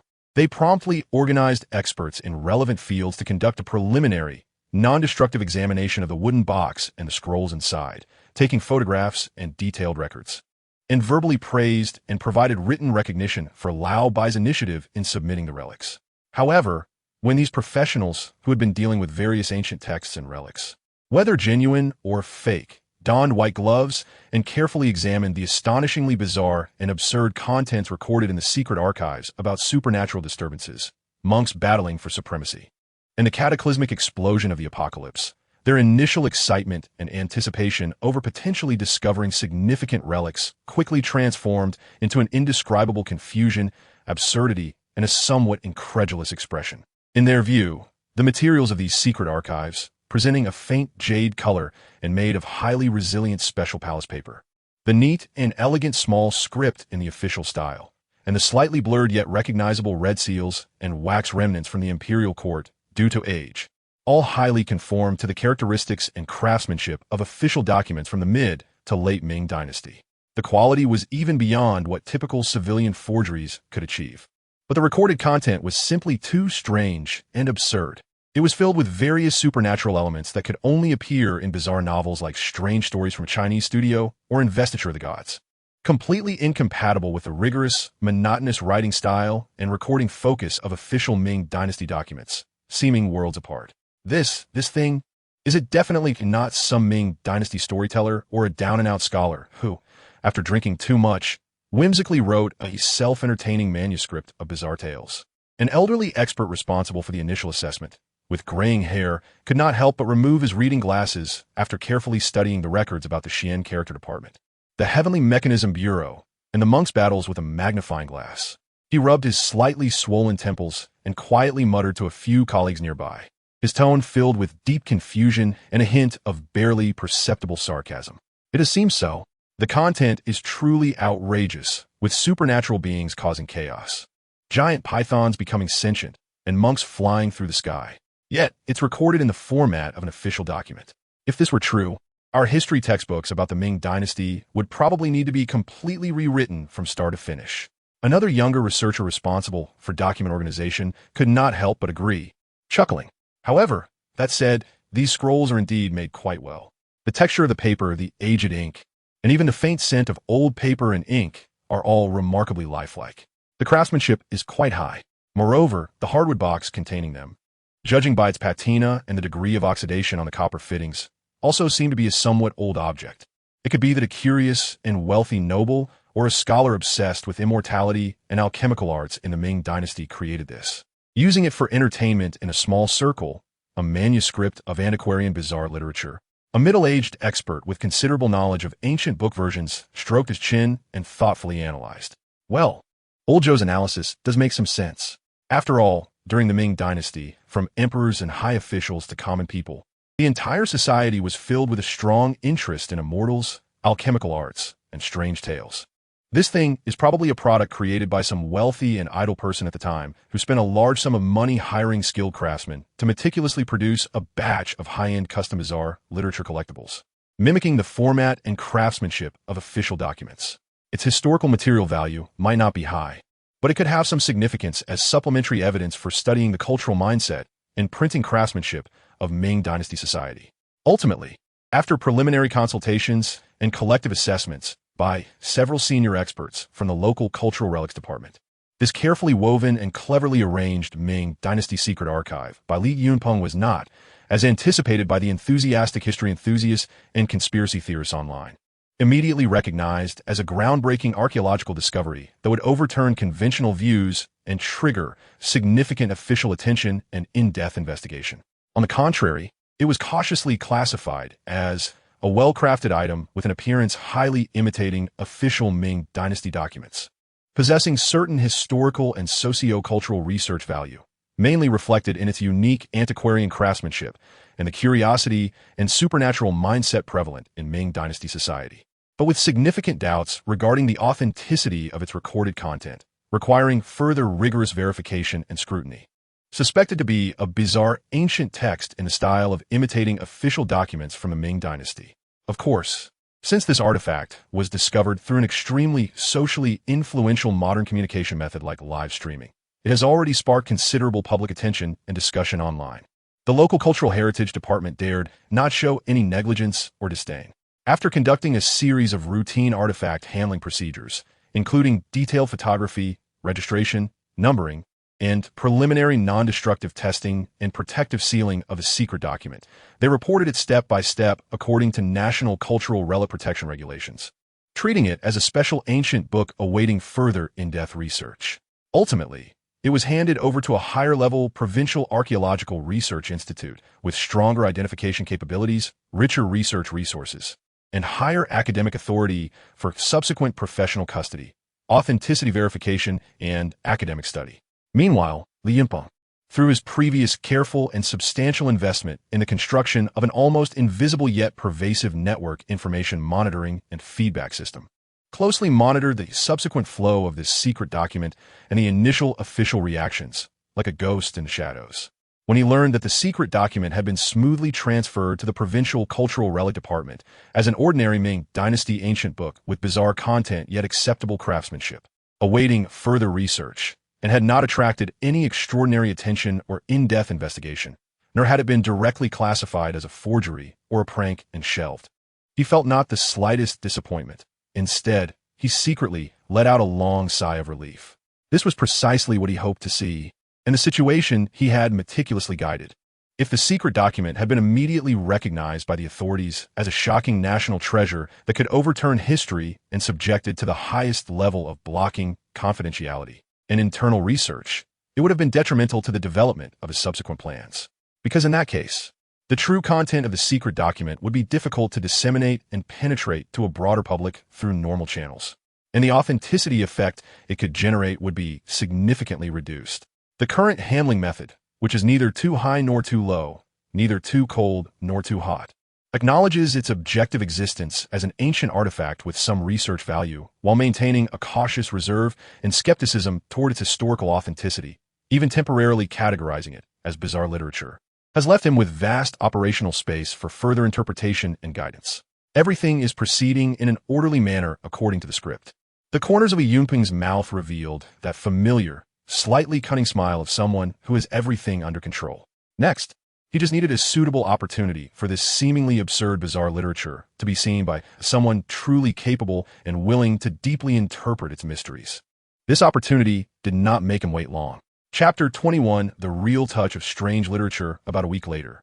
In a heavily guarded research building located in the provincial capital, in a somewhat crowded literature research room of the Provincial Cultural Relics and Archaeology Research Institute, filled with various precious ancient books and archaeological reports, a middle-aged researcher named Sun Bowen around 40 years old, wearing thick black-framed glasses. With slightly thinning hair, due to long hours of desk work, but with exceptionally bright and sharp eyes, was somewhat troubled as he sifted through a pile of ancient texts that had been urgently transferred from museums and cultural relic management departments across the province. Waiting for him to conduct preliminary identification, sorting, and writing research reports. Sun Bowen was one of the absolute backbones and academic leaders responsible for the study of Ming and Qing historical materials in this nationally prestigious provincial cultural relics and archaeology research institute. Besides completing various heavy national-level research tasks and important project reports assigned by the institute, he also harbored a strong curiosity and exploratory desire for various bizarre online pop cultures and emerging controversial historical subcultural phenomena, believing that although these things may not be worthy of high regard, they can reflect certain collective mentalities and cognitive characteristics of contemporary society. Recently, like countless ordinary netizens, he had noticed the uproar online regarding the discussion sparked by the secret archive incident in the deep mountains of southern Anhui, debating whether a lost cultivation civilization existed during the Ming dynasty. Although he, as a firm historical materialist and atheist trained in strict academic disciplines for decades, scoffed at the absurd claims of practitioners, spiritual energies, and demonic battles, genuinely believing that there was no possibility of any truth in them. He had to admit that the mysterious anonymous author who published a series of alternative interpretations of Ming Dynasty history under the name Ming History Revisited presented certain viewpoints and methods of interpreting historical materials that were indeed very novel and interesting. They successfully captured the pain points of many long-standing unresolved historical cases, even provoking some in-depth professional reflections on the rigidity of traditional historical research paradigms. This Ming History Revisited, while its viewpoints were absurd enough to be material for fantasy novels, had to be acknowledged for its familiarity with various official histories, unofficial histories, notes, and local chronicles of the Ming Dynasty, as well as its imaginative yet somewhat plausible and highly provocative interpretative abilities. Sun Bowen was unsure whether this was a deeply skilled folk expert emerging from some corner or a bored academic peer engaging in performance art online. During breaks, Sun Bowen would occasionally sneak a peek at Bilibili and Douyin to see what new, laughably absurd yet irresistibly intriguing videos and historical analyses Ming History Revisited had updated, treating it as a unique diversion from the tense and monotonous research work. Regarding the true identity of Ming History Revisited, opinions online were varied, with numerous speculations emerging. Some insisted he was a top historical researcher within the system who had long retired due to dissatisfaction with the academic status quo, revealing historical truths to expose the avoidance of certain mainstream historiography of historical truths. Others, analyzing various clues, asserted he was a descendant of an ancient hidden family with hundreds of years of ties to the Ming royal family or certain secret Taoist sects, possessing a wealth of unknown family secrets and precious ancestral texts. Some even more imaginative netizens seriously analyzed that he might be a contemporary successor of a practitioner organization hidden in modern society, using the internet to voice their concerns as a mysterious and significant preparation for an upcoming revival of spiritual energy or the end of the current age. Sun Bowen didn't find the netizens' claims as mysterious as they suggested, but he secretly admired Ming History Revisited for its ability to perfectly combine seemingly dull history with boundless imagination, showcasing a phenomenal storytelling ability. He thought that if Ming History Revisited really wrote historical mystery novels or alternate history novels, he would definitely have the potential to become a great online literature author. And viewing his work as a highly creative and inspirational high-level historical fan fiction would be extremely interesting, at least much more engaging than reading those cliché academic papers.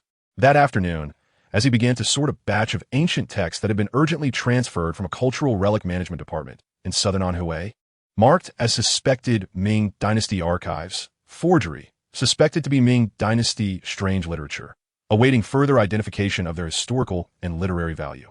A familiar long wooden box made from special dark brown hardwood, carefully crafted with brass cloud pattern corners, suddenly caught his eye.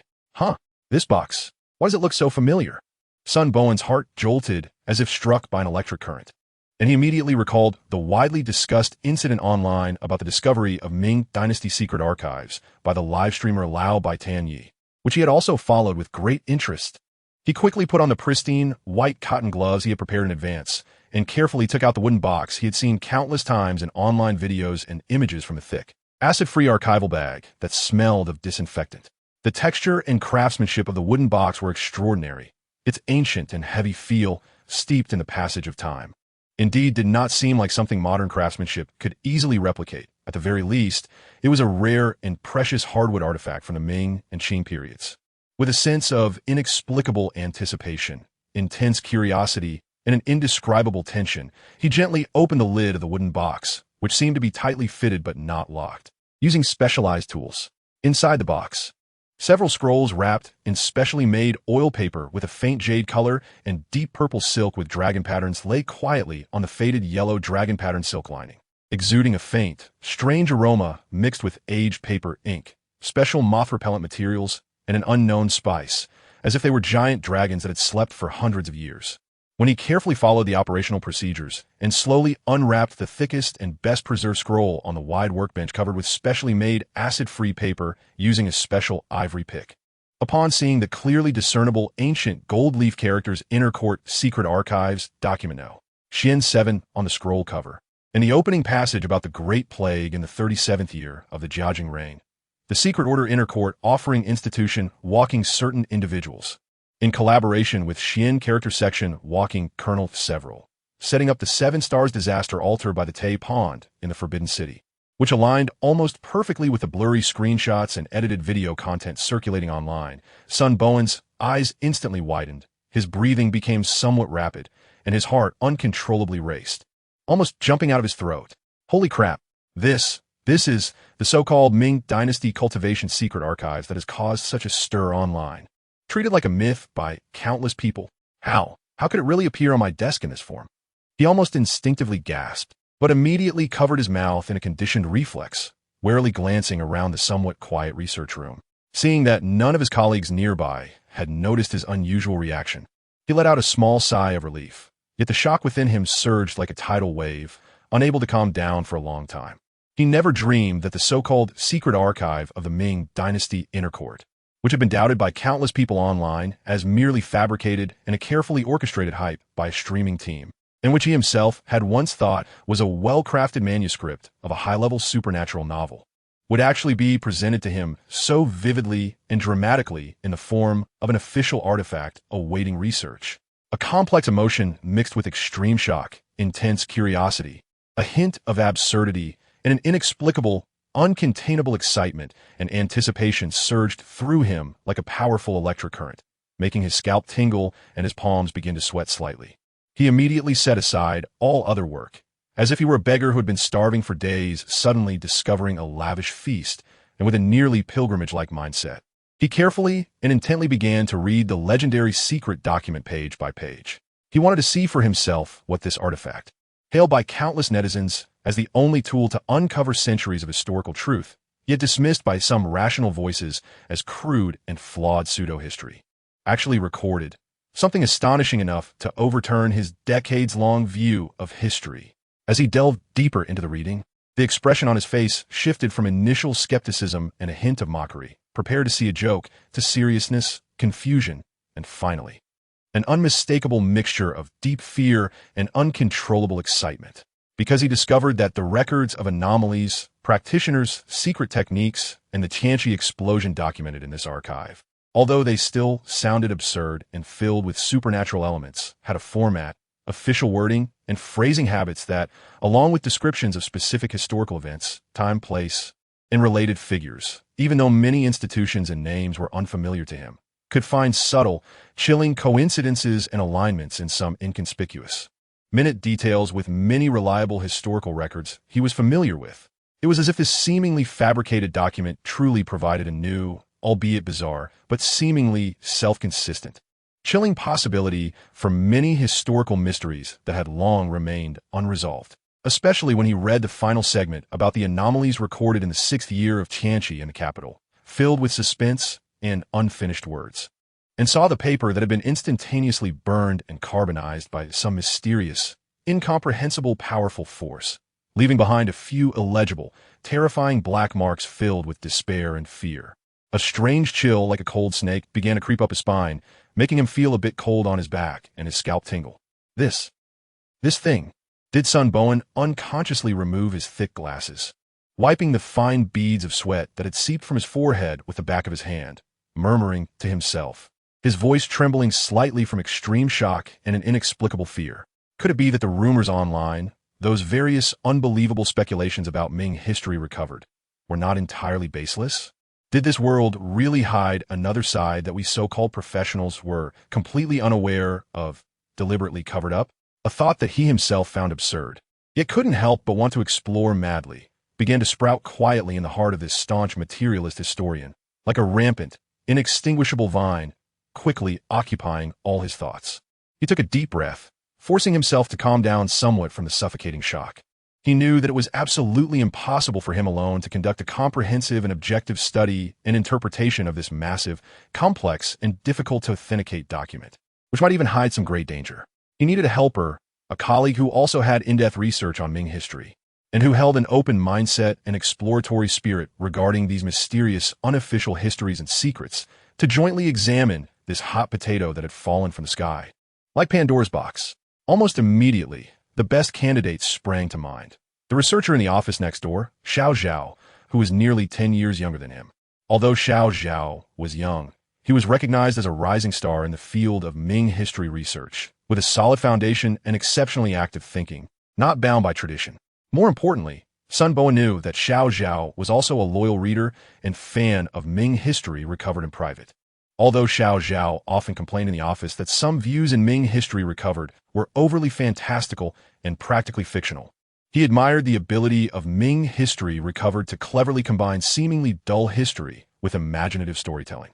Viewing the series of articles and videos as highly creative and inspiring high-level historical fan fiction, finding it far more interesting than the cliché academic papers. Perhaps he could bring Xiao Zhao along to take a look.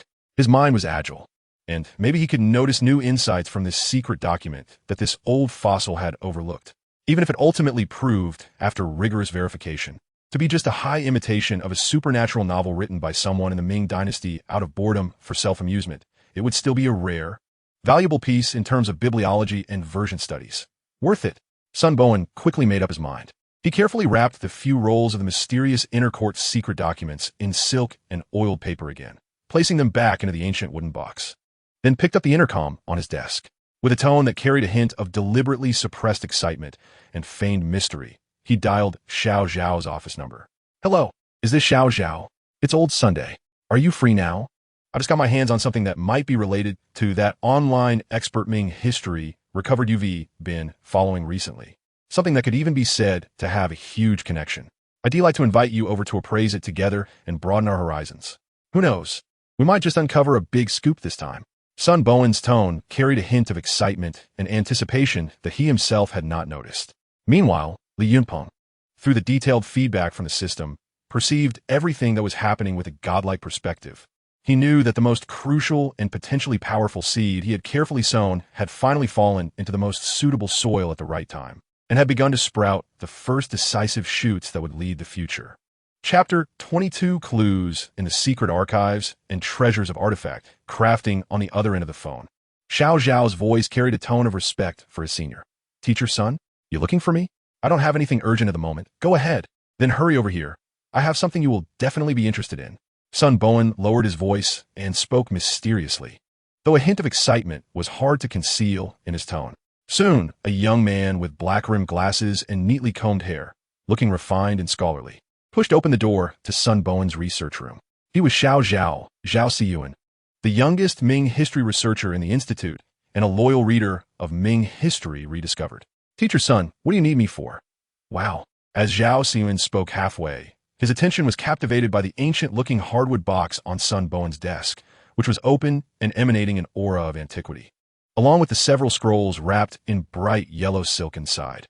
His eyes widened instantly. "Teacher Sun, is this...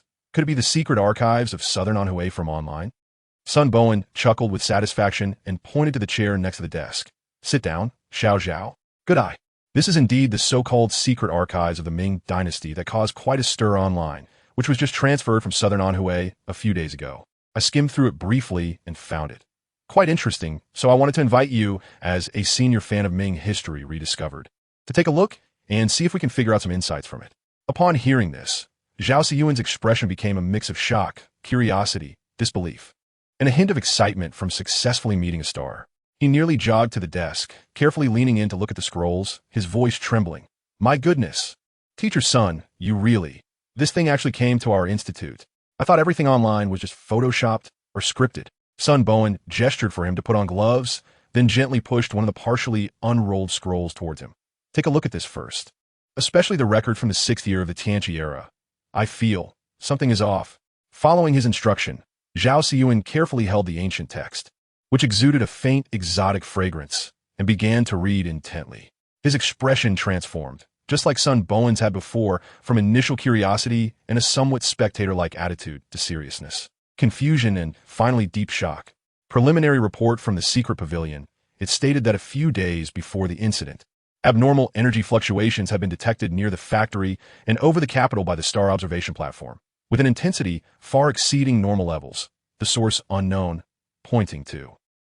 When Zhao Siyuan read the fragmented record about the Tianqi explosion, he couldn't help but gasp, looking up at son Bowen with a gaze full of inquiry. Teacher's son, this is too coincidental, right? Abnormal energy fluctuations? This aligns perfectly with some views analyzed in the Ming History Rediscovered videos. Could it be? He really knew the content of this archive in advance? Son Bowen shook his head, his expression also becoming serious. That shouldn't be possible. This archive has been documented from its discovery to its submission and then to us. And it was strictly confidential. Ming History Rediscovered couldn't have accessed it beforehand. Unless what? Zhao Siyuan pressed for clarification. Unless what he speculated, or rather, what he fabricated, somehow coincides with the history recorded in this archive in a strange way, son Bowen said slowly, his tone carrying a hint of uncertainty that he himself hadn't noticed. Over the next few hours, son Bowen and Zhao Siyuan, as if possessed, meticulously read through the several scrolls of the inner court's secret archives, not missing a single word, annotation, or even the remnants of seals. They discovered that the content of this archive was far richer and more complex than the snippets circulating online. Among the terrifying records of demonic disturbances and cultivators battling each other, there were also seemingly inconspicuous but equally thought-provoking daily work records. For example, in a fragment of a document marked as the 47th year of Wanli, reported by the Department of Cultivation, regarding the proposal to supplement the quotas and salary standards for wandering cultivators across various regions, they were astonished to find the name of the Department of Cultivation, which had never appeared in any official history. The document also vaguely mentioned that this department was responsible for the selection, jurisdiction, dispatch, and rewards and punishments of cultivators throughout the realm, as well as exploring and guarding various spiritual veins and caves, and collecting and researching various heavenly materials and ancient treasures. Its power and the secrecy of its operations were simply astonishing. In another record suspected to be an internal assessment or appointment of personnel within the Department of Cultivation, they saw a series of titles that sounded fantastical, such as Commander of the Demon Suppression Guard, Chief Offering of the Alchemy Palace, Junior Supervisor of the Star Observation Platform, an officer in charge of the Talisman Room, along with various inspection officers.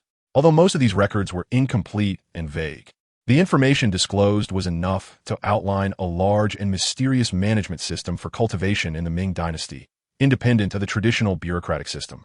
They were even more shocked to find a very obscure entry in a recorded account of court expenditures during the Tianqi era, in the autumn of the 3rd year of Tianqi. A secret heavenly workshop was established in Chang'an Pavilion of the Western Garden, day and night, using thunderstruck jujube wood, 1,000-year-old dark wood, and rare materials such as mysterious iron elites from the western regions to craft mechanical puppets and flying artifacts, costing an immeasurable amount of silver from the treasury. According to reports from the craftsmen within the workshop, it was claimed that they inherited the ancient divine machine art, foreseeing a great change would occur in the world, or that an extraordinary disaster would descend, thus intending to refine this artifact to stabilize the national fortune and protect the common people. During the refining process, unusual lights often shot into the sky, attracting attention. The handwriting of this annotation was markedly different from the neat small script of the main text in the archive. It appeared more hurried and scrawled, as if written in a rush under extreme anxiety and fear. At the end, there was a blurred personal seal, seemingly belonging to a cabinet minister or a close eunuch who had the qualifications to access such court secrets at the time. Oh my God! Oh my God! Oh my God! Zhao Siyuan nearly jumped out of his chair when he saw this annotation, pointing at the text with a voice that had changed pitch. Teacher's son. Look, look quickly. Heavenly workshop. Mechanical puppets. Flying artifacts. In this sentence foreseeing a great change in the world, or that an extraordinary disaster would descend. ISNT, this exactly what Ming history rediscovered boldly speculated about in his article on Emperor Tianqi. How could he know such details? Could it be that he really saw this archive? Sun Bowen was also shocked, cold sweat trickling down his forehead. He suppressed his astonishment and carefully examined the handwriting and ink of the annotation, pondering from the handwriting and the identification results of the scroll. This annotation was indeed written by someone from the late Ming to early Qing period. So, what do you mean? Zhao Siyuan's voice carried a hint of anticipation. What I mean is, regardless of the truth of the core content of this archive, its complexity and research value as a cultural relic may far exceed our initial imagination. Sun Bowen's tone became exceptionally serious. It may not just be a simple strange tale. It might indeed touch upon some deeply buried, unknown secrets of history. However, Sun Bowen, being a professionally trained academic, knew well the principle that solitary evidence does not stand. Just relying on this suspiciously sourced and astonishingly unconventional secret document is far from enough to overturn centuries of historical conclusions. Zhao, don't get too excited yet. Sun Bowen took a deep breath and tried to calm himself. The content of this secret document has indeed brought us a tremendous shock and provided us with a brand new, even revolutionary perspective for studying Ming history, especially that enigmatic period of the late Ming. However, as historians, we must remain rational and objective. Until more direct and reliable corroborative materials emerge, we cannot easily assert that everything recorded in this secret document is indeed historical fact. So, what do we do now? Zhao Siyuan asked reluctantly. What do we do? A sharp glint flashed in Sun Bowen's eyes. Of course, we continue to delve deeper into the research. On one hand, we need to conduct more detailed physical and chemical tests on this secret document to determine its exact production date and material source. On the other hand, we must also strive to find clues in existing historical materials that can corroborate or contradict the accounts in this secret document.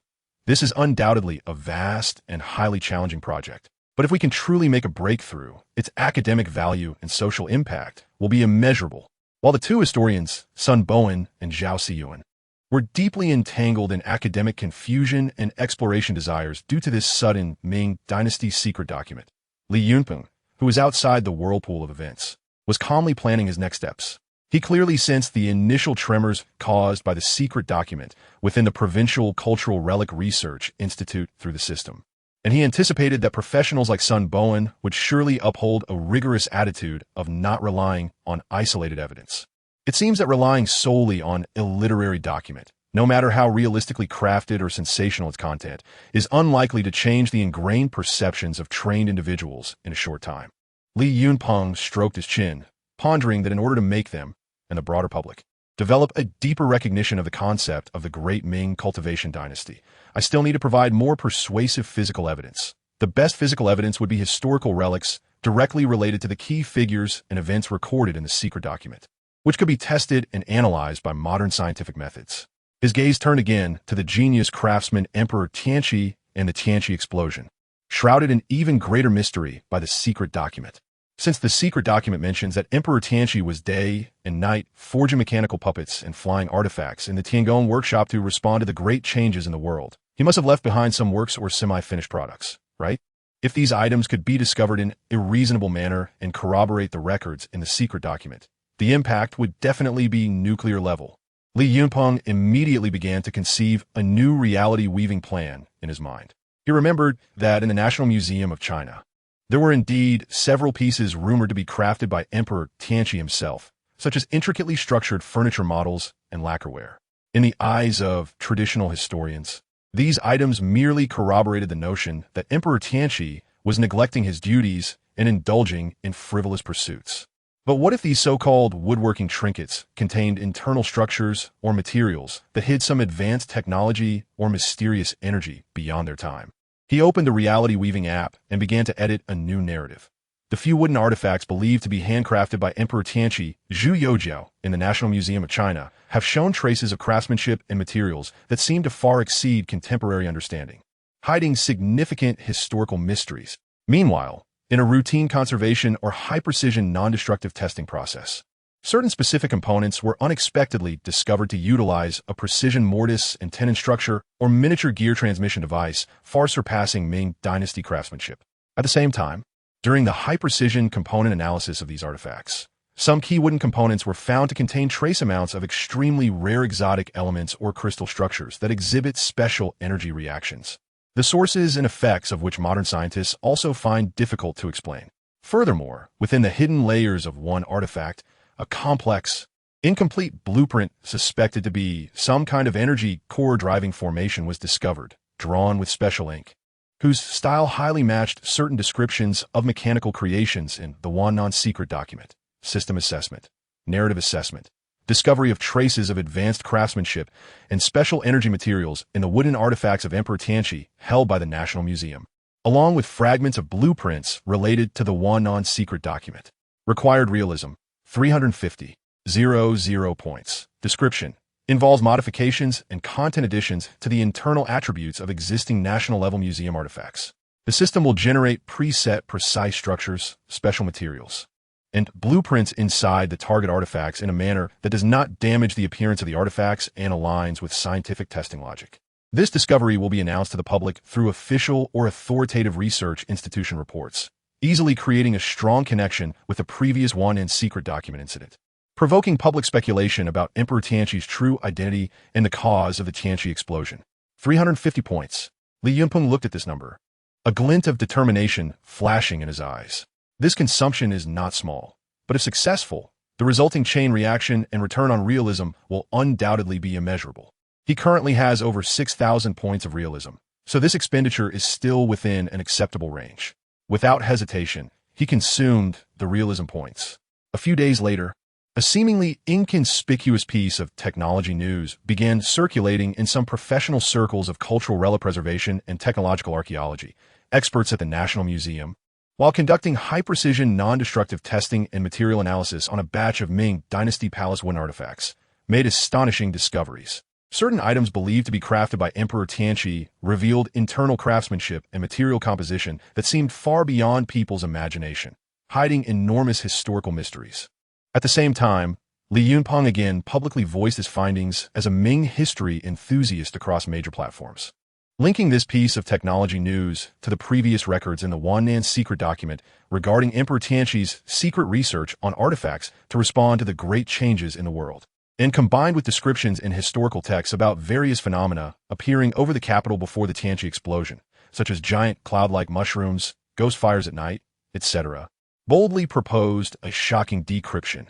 Emperor Tianqi, the master craftsman severely misunderstood by history, may have sensed a colossal threat from an unknown realm that could destroy civilization through some unknown means after ascending the throne, which perfectly aligns with the secret document's record of great changes in the world or extraordinary disasters looming. Therefore, he must have devoted the nation's resources and worked tirelessly day and night in the Tiangong workshop in the Western Garden, secretly developing a super artifact capable of counteracting this apocalyptic threat. The shocking explosion at Wanggonchang in the 6th year of Tianqi may not simply have been a natural disaster or human error.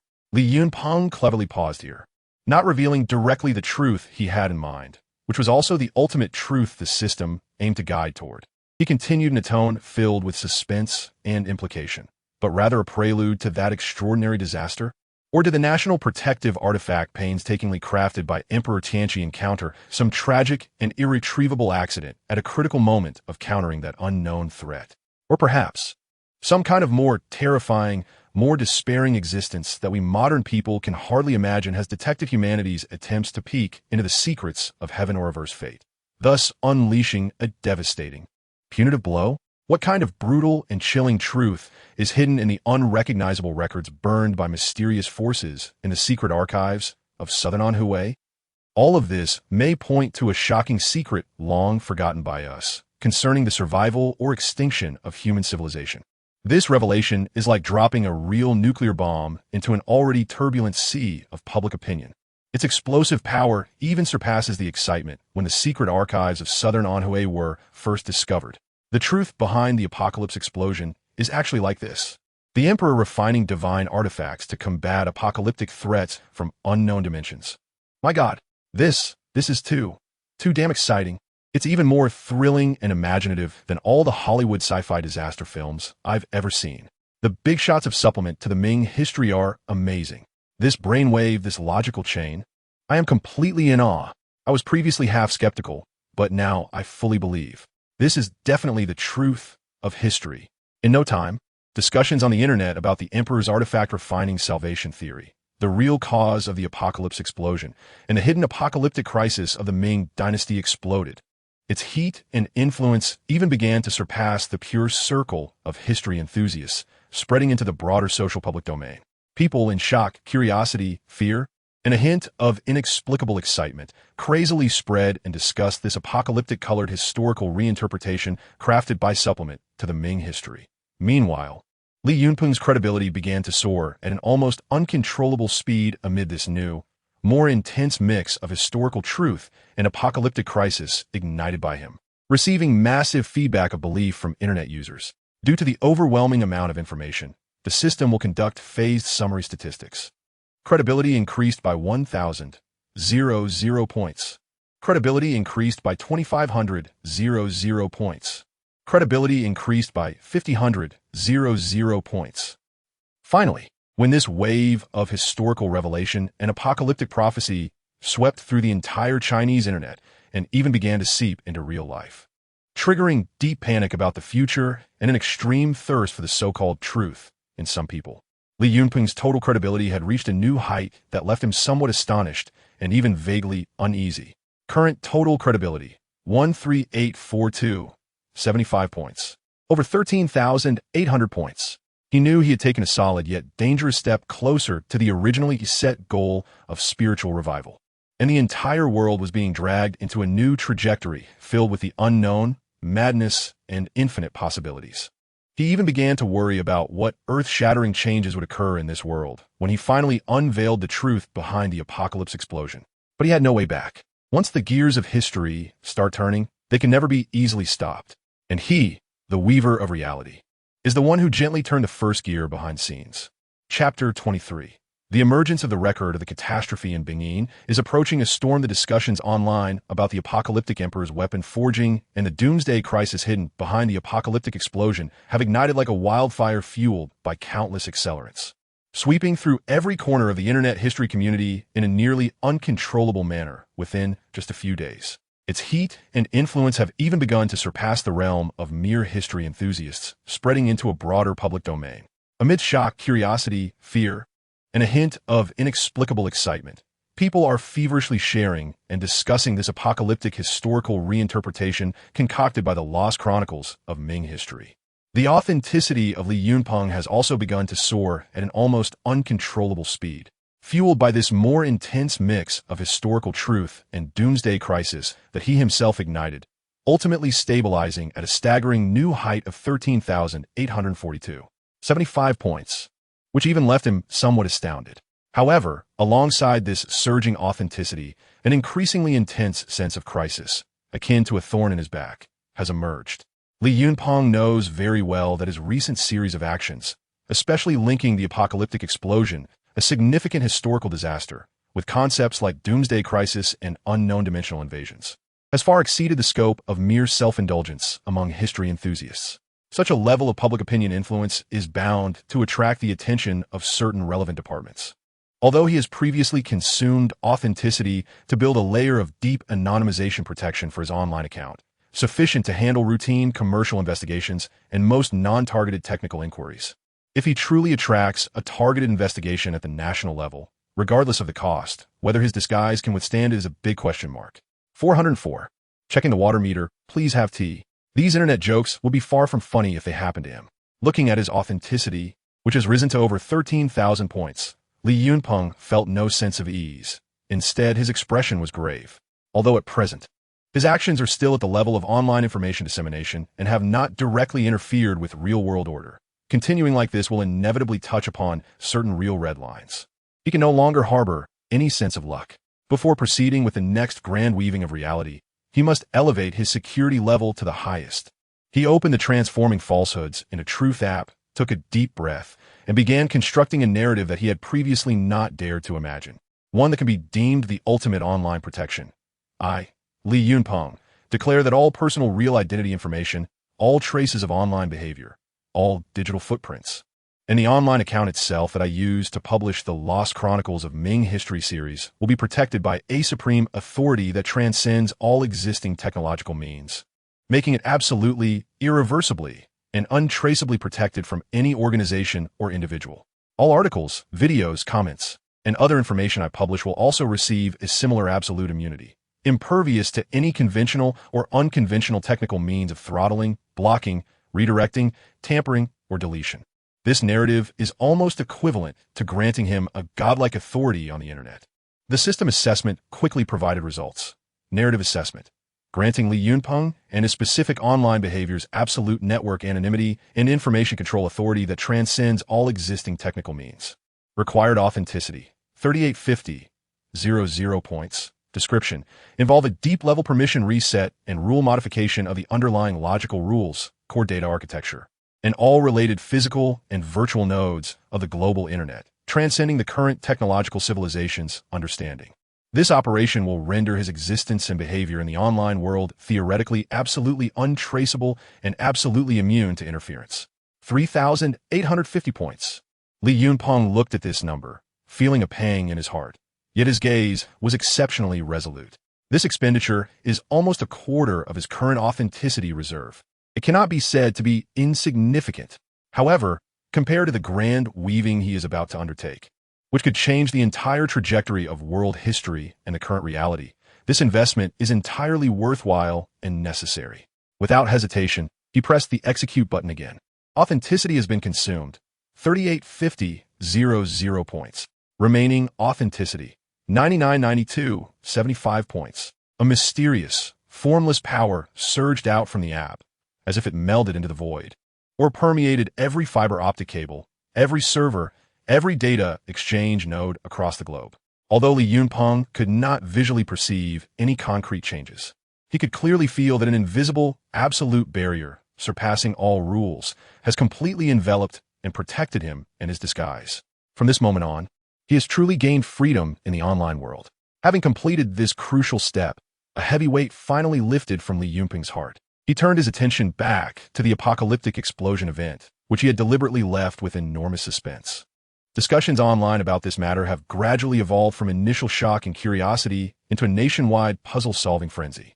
Countless history enthusiasts, mystery novel fans, science fiction lovers, and even fantasy cultivation aficionados are trying to piece together the hidden truth behind the apocalyptic explosion from various clues. The previous revelation about the Emperor forging artifacts to combat the Doomsday Crisis, while impactful and provocative, was dismissed by many rational netizens as mere speculation due to a lack of more direct evidence. It is time to add a crucial spark to this grand play, allowing all guesses and doubts to find a more convincing foothold. A gleam of brilliance flashed in Li Yunpeng's eyes. What he needs to do is create an important physical piece of evidence that will make more people strongly identify with the spiritual explanation of the apocalyptic explosion. A first-hand account filled with blood and fire from so-called historical witnesses. He opened the app and began carefully devising the core narrative points of this record of the catastrophe in Bingyin, a memoir of the sealing of the apocalypse. He did not need to think about the specific number of pages, paper material, or ink depth of the booklet. The system would naturally generate this artifact in the most logical and realistic way according to the core content and historical context he set. He only needed to clarify a few key weaving directions. First, this booklet must be a handwritten, deeply personal record of a witness, with a title that directly points to the disastrous nature of the event, such as the record of the catastrophe in Bingyin. And the author's name should imply the author's survivor identity and the weightiness and tragedy of the record. Second, the core content of the booklet must revolve around the true reasons behind the catastrophic explosion in the capital during the 6th year of the apocalypse. It must clearly state that it was not a simple natural disaster or a human calamity, but an incredibly tragic and heroic battle of sealing demons. Furthermore, the booklet needs to vividly describe the terrifying scene when a 9-nether demon cave suddenly tore through space in the vicinity of Wanggongchang in the southwestern capital, forcing its way into reality. The opening of the demon cave would lead to the collapse of a major spiritual vein underground in the capital, triggering a catastrophic disaster in the Wanggongchang area and providing a reasonable explanation for the subsequent appearance of demonic creatures. The brochure needs to vividly depict the forms, characteristics, and bloodthirsty slaughter of the monsters that swarm out of the demon cave, creating a terrifying atmosphere reminiscent of the apocalypse. At the same time, the image of Emperor Zhu Youjiao should be positively portrayed in this brochure. He is no longer the dim-witted king obsessed with woodworking, but a brave commander dressed in the mysterious inked jade armor he forged himself, wielding the demon-breaking crossbow, personally leading the defense of the capital alongside the enigmatic national protector and several powerful real beings, commanding the cultivators inside and outside the capital in a desperate battle against the monsters. The brochure should also casually mention the mysterious organizations such as the Cultivation Administration and the Demon Suppression Guard, which are beginning to emerge in the secret archives of southern Anhui, and how they quickly responded, organized forces, and resisted the invasion of the monsters during this sudden national defense war, thereby further solidifying the authenticity of these organizations. Regarding the final solution to the Great Explosion, it was due to the immense power of the monsters and the potential expansion of the Demon Cave fissures, putting the capital in imminent danger. In a desperate situation, the mysterious national protector and several highly skilled grand cultivators had to make a tragic decision to extract most of the energy from the remaining main spiritual veins underground in the capital to activate an ancient dragon-locking formation connected to the capital's dragon vein, in conjunction with the yet-to-be fully forged national artifact held by Emperor Zhu, successfully, but at a heavy cost, temporarily sealing the space fissure that continuously spewed forth monsters. This devastating blow to the spiritual veins not only caused catastrophic disaster in the Wanggongshan area, but also laid the initial and most deadly foreshadowing for the gradual depletion of spiritual energy across the world in the future. Furthermore, Emperor Zhu himself suffered severe injuries in this battle, laying the groundwork for his demise the following year. Finally, the author of the brochure will record the tragic state of this demonic calamity and worries for the future in a mournful and anxious tone, and will hide this brochure in a highly secret underground stone chamber within the capital, waiting for future generations. As for the discovery of this Bingyin Demon Calamity record, Li Yunpeng does not intend to use the dramatic live broadcast approach of old by exploring the wild again. He decides to adopt a more natural and archaeologically logical method, such as having this brochure unexpectedly resurface during a normal engineering operation. For example, at a construction site in the ancient capital, referring to the capital city, where significant infrastructure is being built or where protective renovations are being carried out on a historically rich core area of an ancient city. The construction team could accidentally discover a long-collapsed underground chamber or secret hiding spot that is not recorded in any historical documents when excavating layers from the late Ming to early Qing period. And this Bingyin Demon Calamity record would quietly lie within a long-decayed wooden box or a broken pottery jar, waiting for the moment it sees the light of day again. Li Yunpeng carefully entered this new, more complex, and interlinked reality-weaving command into the app. The system quickly assessed and provided results. Narrative evaluation, accidentally discovered in the ancient capital's late Ming site. A handwritten booklet titled Bingyin Demon Calamity Record containing core contents such as the Apocalypse, Sealing War, the 9 Nether Demon Cave, the appearance of the Demon Cave leading to the collapse of the main spiritual veins, and damage to other spiritual veins during the sealing process, and constructed corresponding historical traces and indirect evidence spanning several hundred years. Required authenticity, 1320. 0 points. Description, involves generating a key physical evidence item, Bingyin Demon Calamity Record, with extremely high historical authenticity and subversive core content at a specific geographic location, ancient capital, and meticulously weaving a seemingly credible historical circulation record that can be verified to a certain extent. Once this evidence is discovered and made public, it will undoubtedly provoke a strong, guiding chemical reaction with all previous discussions and speculations regarding the Ming dynasty's cultivation dynasty and the mystery of the apocalypse explosion, further igniting public enthusiasm for uncovering the concealed historical truth with immense potential social impact and possible returns in authenticity. 1,320 points. Li Yunpeng looked at this number, slightly higher than his previous simple conception, indicating that the setting of the Demon Cave's emergence leading to the collapse of the main spiritual veins had a greater disturbance to reality and was closer to the edge of some core truth. But he knew that this step was a crucial link in his entire Ming cultivation history and the subsequent grand plan for the revival of spiritual energy. Once this Bingyin Demon Calamity record, filled with details and emotions, was successfully embedded into the narrative framework he had carefully constructed, filled with fog and suspense, All his previous groundwork and hints would instantly gain more persuasive support. The apocalypse explosion, a massive enigma that had troubled historians both domestically and internationally for centuries, would be endowed with a possible truth filled with tragic sacrifice, apocalyptic crisis, and human struggle under his new interpretation and the strong evidence of this so-called eyewitness account.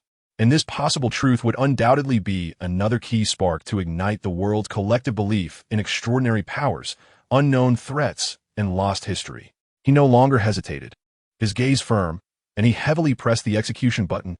Authenticity consumed, 1320.00 points. Remaining authenticity, 8672.75 points. An elusive, seemingly higher-dimensional invisible force surged forth from the system like a quiet current flowing from the depths of the universe, beginning to rewrite the past and present of this world in an irreversible way that transcended all existing human technological means and imaginative abilities. Chapter 24, The Record of the Devil's Calamity, a shocking revelation. The storm reawakens at the moment Li Yunpeng pressed the execution button.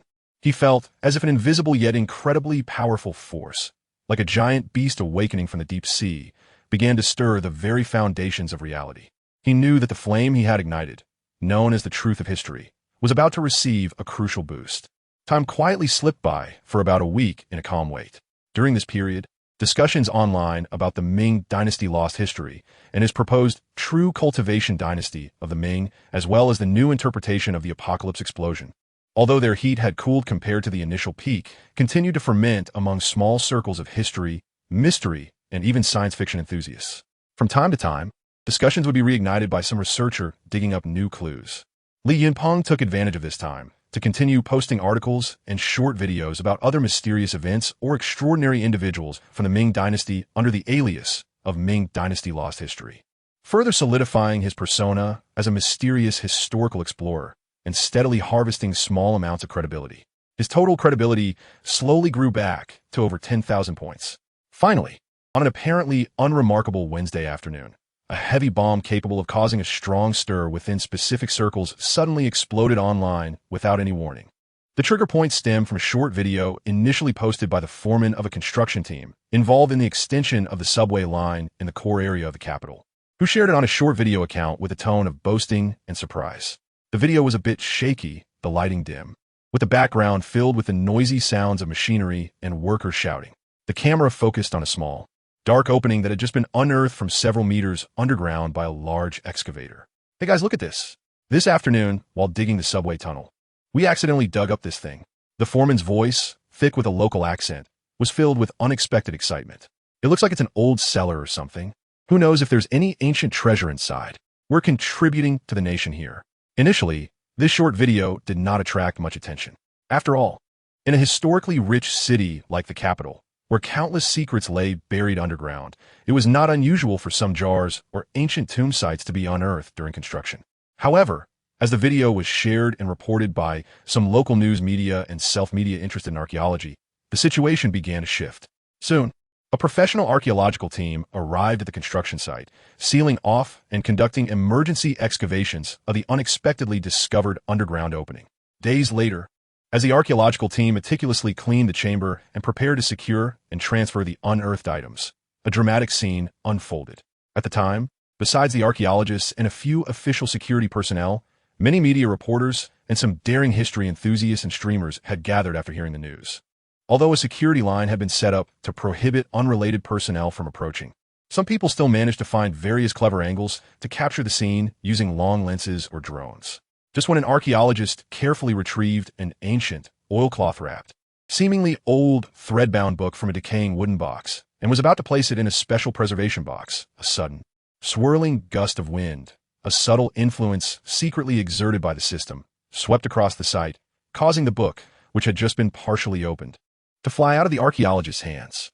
The archaeologist was taken aback and hurriedly reached out to grab it, but it was already too late.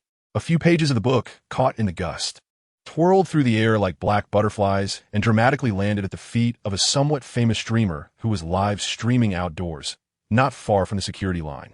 The streamer, quick to react, pounced on the pages as if a hungry tiger and, disregarding the shouts and warnings from the surrounding security personnel, dashed forward, snatched up the scattered, dirt-stained pages, and quickly aimed his phone camera at the content. exclaiming in an exaggerated tone, "Whoa, guys, major discovery, an epic discovery. I found a legendary secret manual just unearthed by the archaeological team. It seems to be about the secrets of the apocalypse explosion and demonic creatures, cultivators." Although this chaotic process lasted only a few seconds, the precious pages were soon snatched back by the flustered and angry security personnel and archaeologists. The audacious streamer's live stream was also urgently banned by the platform for illegally filming the archaeological site and leaking undisclosed artifact information. However, it was already too late. The brief live footage, along with the somewhat shaky but still discernible writing on the ancient book S cover, such as the record of the Devil's Calamity, and the heart-wrenching inscription from the survivor of the Calamity, Chixiao Mountain House owner, weeping blood to remember, as well as the visible phrases on the pages blown open by the wind, like Nine Nether Demon Cave, demonic creatures thirsting for blood. The Emperor personally leads the charge. Spiritual veins severed, and other evocative terms, spread like a virus through countless netizens' recordings, screenshots, shares, and various embellished interpretations in a very short time across major social media platforms. Although the authorities quickly issued a stern denial statement afterwards, claiming it was merely an accidental event caused by poor site management, that the blown-away pages were not important artifacts, and that their content was just ordinary folk transcriptions, with authenticity in doubt and not to be trusted, while strongly condemning the streamer's violations and urging netizens not to believe or spread rumors and to wait for the official investigation results. This denial, which seemed somewhat powerless at such a critical moment, appeared to the already well-fed conspiracy theorists and history enthusiasts in a state of extreme excitement as merely a routine official operation of trying to cover up the truth. Suddenly, various speculations, analyses, and leaks about the record of the Devil's Calamity, as well as internally concocted messages based on the few keywords glimpsed, surged like a tide across major social platforms and related forums and discussion boards. Particularly within the circles of history enthusiasts and mystery seekers, a significant storm erupted, with discussion intensity and topicality far exceeding that of ordinary archaeological discoveries.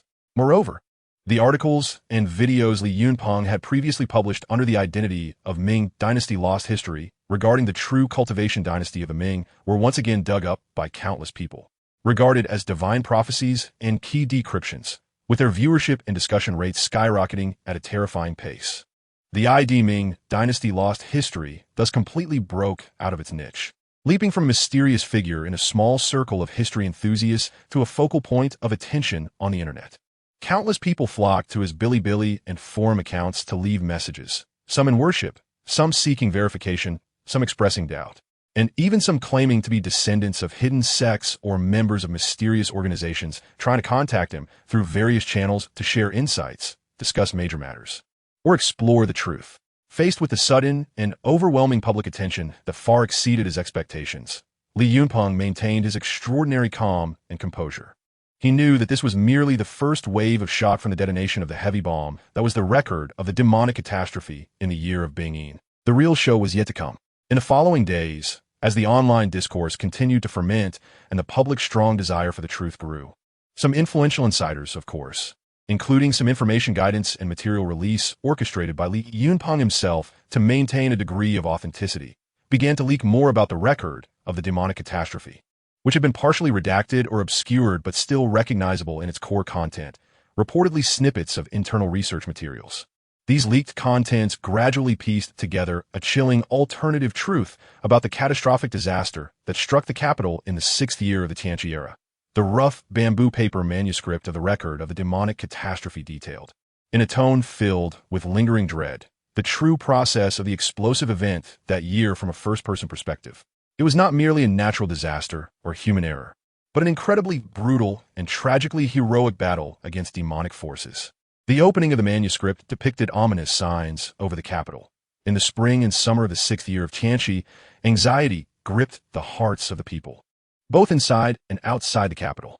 The Bureau of Astronomy repeatedly reported strange phenomena, stating that the purple star was dim, the demonic star invaded the emperor's throne, and that a great calamity was imminent.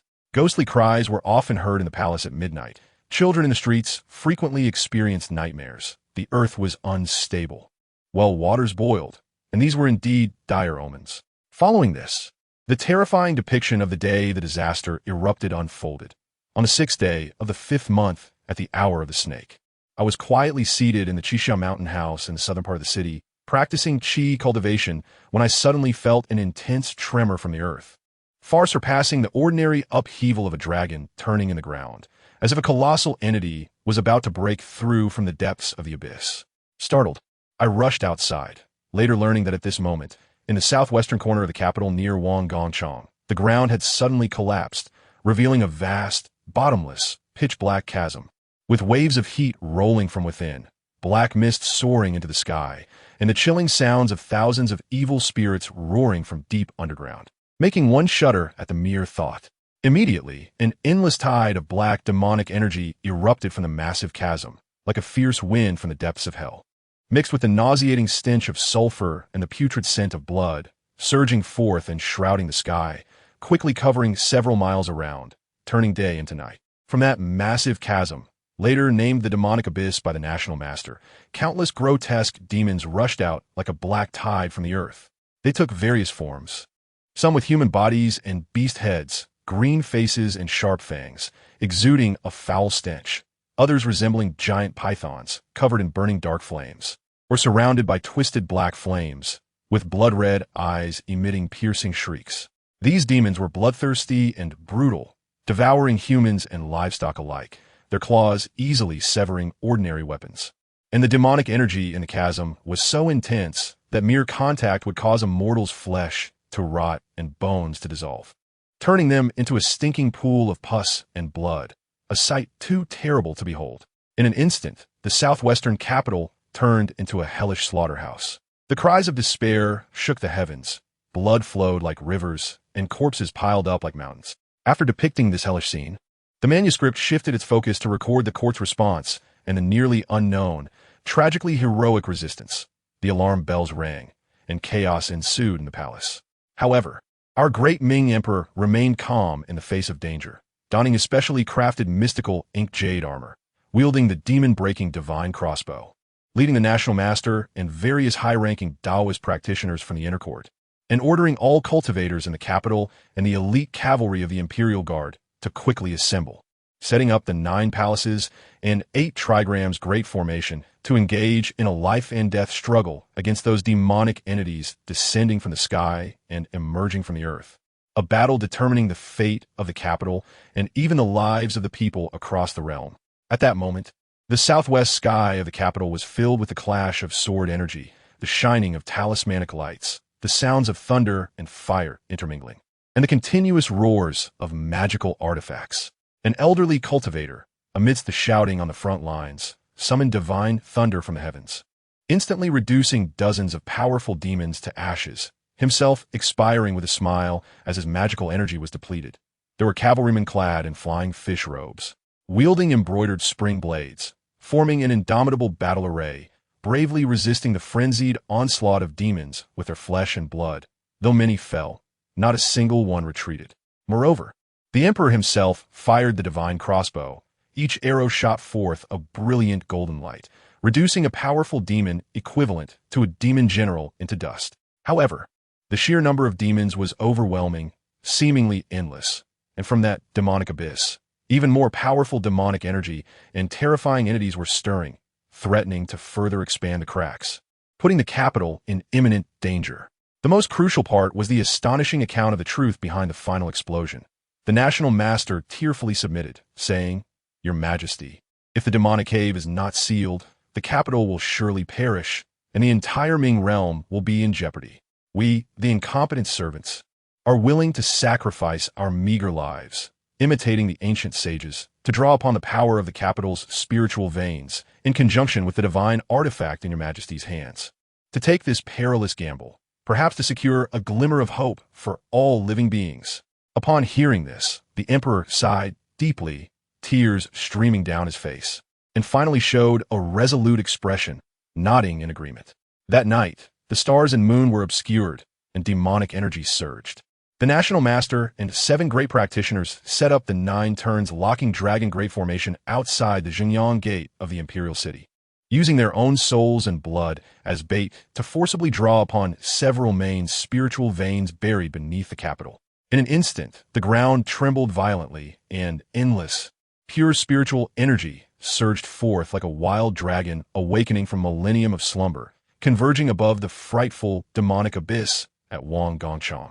At this moment, the emperor also forcefully activated his yet-to-be completely refined national treasure artifact, unleashing a golden beam of light that pierced the heavens, filled with the essence of destruction and rebirth, colliding fiercely with the turbulent flow of spiritual energy and the thick, inky black demonic energy pouring from the abyss above Wang Gongchang. The sound was indescribable, and the light was blinding. I could only see a blinding white light that felt like it could pierce my eyes. And then I was thrown dozens of feet away by an irresistible, earth-shattering force, instantly losing consciousness. When I finally woke from my stupor, I saw that the area around Wang Gongchang had turned into a pitch-black wasteland, leaving behind a terrifying, bottomless pit extending for miles, chilling to behold. The once terrifying crack of the demonic abyss had healed and vanished, yet the spiritual veins of the capital had been thrown into chaos, completely severed. And several secondary spiritual veins suffered extensive damage and depletion due to excessive extraction of spiritual energy and violent impact from otherworldly energy, leading to a thinning of spiritual energy, making it unlikely for the capital to regain its former spiritual brilliance within a century. This was a desperate act of sacrificing part of the capital's spiritual energy to exchange for a temporary peace for all living beings. Alas, it is heart-wrenching. In the final part of the manuscript, the author also mentioned, with deep sorrow and concern, that the Tianqi emperor, due to forcibly activating the national treasure artifact during this battle and suffering a double fatal backlash from the demonic energy and spiritual veins, sustained severe injuries to his dragon body and was greatly weakened, which might be the true reason for his untimely death the following year. The reappearance of this record of the demonic catastrophe in the year of Bing Yin and the subversive historical truths recorded within it have dropped a truly powerful nuclear bomb into the already turbulent ocean of public opinion. The truth behind the Tianqi explosion was actually like this. It was not an explosion of a gunpowder depot, nor an earthquake, but an incredibly brutal battle against demons.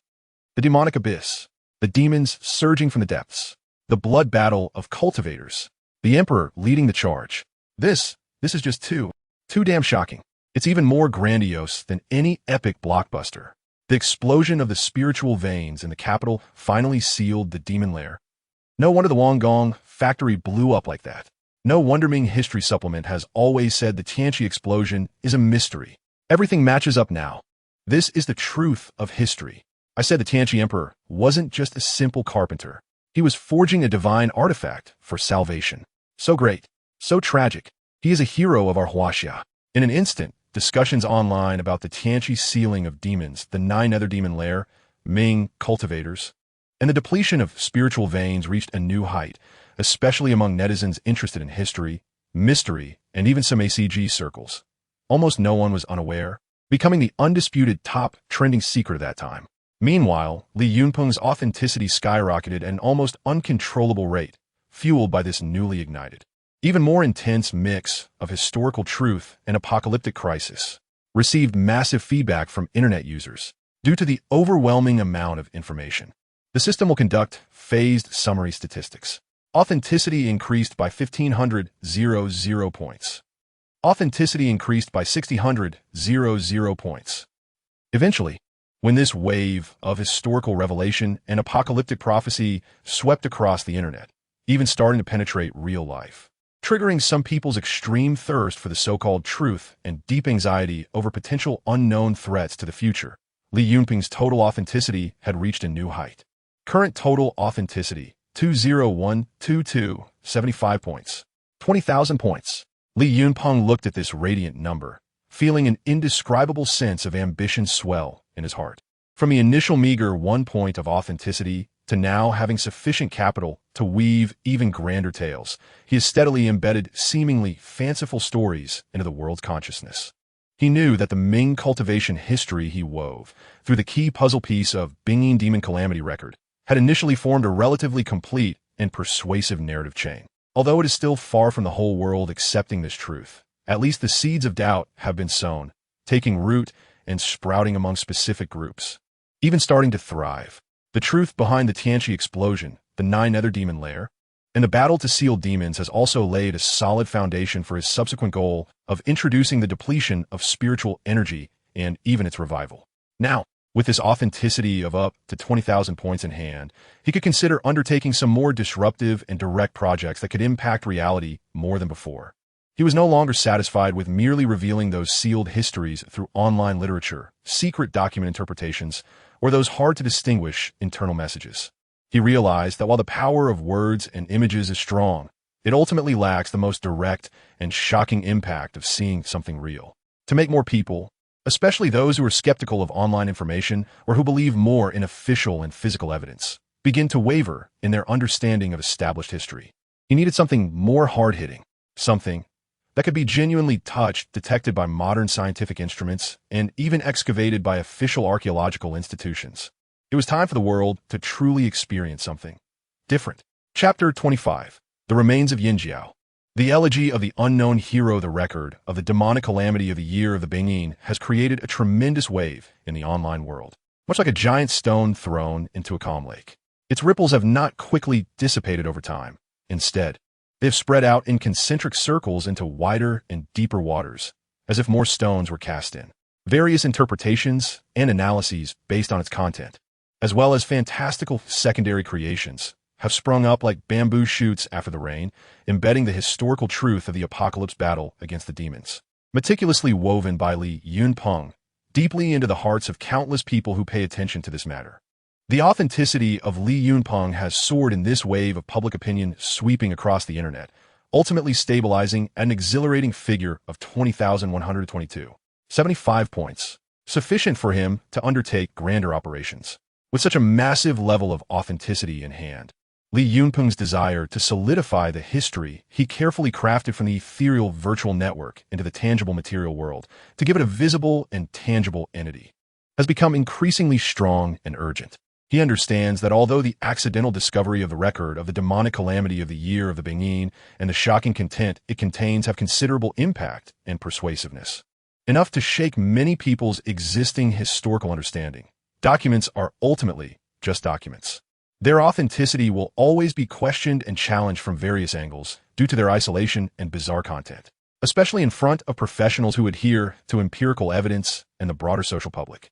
To make more people, especially those who naturally harbor skepticism towards online information or who trust official authority and physical evidence more, begin to shake their ingrained perceptions of existing history from deep within, and even actively seek the hidden truth. He needs something more hardcore, something with a tangible physical presence, a relic that can carry the blood and fire, sorrow and song of that lost history, something real that can be excavated, researched, and even exhibited. The power of words and images is indeed strong, but nothing can directly move people's hearts more than seeing and touching the remnants of historical truths, the crumbling walls, rusted weapons, and cold bones. A nearly obsessive, creator-like determination sparkled in Li Yunpeng's eyes. It was time to add some truly visible and tangible physical evidence to the immortal cultivation history of the Ming Dynasty that he had intricately woven. Let those heroes sleeping underground have the opportunity to see the light of day again, and let their deeds become the solid foundation of his grand narrative. Naturally, his gaze refocused on the apocalypse battle against the demons, which he had successfully ignited and which continued to ferment. The emergence of the record of the demonic calamity of the year of the Bingyin has painted a grand historical backdrop full of tragedy, sacrifice, an apocalyptic crisis for this war that does not exist in the official history. However, relying solely on a document that, while detailed in content, remains dubious in authenticity and has been preliminarily classified by officials as a record of bizarre literature from the Ming Dynasty, its persuasiveness is ultimately limited. He needs an ancient battlefield site that can corroborate the key records in the record of the demonic calamity of the year of the Bingyin and even provide more direct, visually impactful, and emotionally resonant archaeological evidence. He opened the transforming falsehood into truth app and began to carefully conceive his first and profoundly significant relic target. This relic must be closely related to the core event of the apocalypse battle against the demons that he had previously successfully ignited. In order to maximize the existing public opinion heat and the accumulated foundation of belief, he attempted to enter a relatively concise preliminary concept into the system. to generate a small ancient battlefield relic related to the demonic calamity of the year of the Bingin in the surrounding area of the capital. With a scale that does not need to be too large, but must have realistic details to reflect the intensity of the conflict between cultivators and demons. After receiving his instructions, the system did not immediately provide a simple authenticity assessment. Instead, it acted like a highly intelligent, experienced script planner and world builder, proactively offering more detailed, feasible, and logically coherent setting options and supplementary suggestions. Preliminary narrative concept received. Based on the current world background and the historical information that the host has successfully solidified, such as the secret archives of Southern Anhui, record of the demonic calamity of a year of the Bingin, etc., the system has detected the following high-matching, high-credibility relic setting directions for the host's reference and selection, in order to achieve the best reality-weaving effect. Core Recommended Plan. The site of the loyal and brave guardians of the demons in the eastern suburbs of the capital. The proposal provided by the system meticulously described all aspects of this site. Its historical background tightly follows the clues in the record of the demonic calamity of the year of the Bingin, where demons scattered and the capital was in crisis. After the opening of the 9 Nether Demon Cave in the 6th year of the apocalypse, aside from the main forces of demons assaulting the core of the capital, several powerful elite demons attempted to circumvent from the weak areas of the eastern suburbs of the capital, known as Yinjiao in ancient times, with the intention of breaching the imperial city or rampaging into broader areas to create disasters. In this critical moment, a captain belonging to the elite guardians of the demons under the immortal cultivation division, named Zhou Qingzong, was automatically generated and solidified by the system based on common names and official titles used in the Ming Dynasty. He was ordered to lead over 100 guardians and auxiliary soldiers to Yinjiao to eradicate local evil spirits.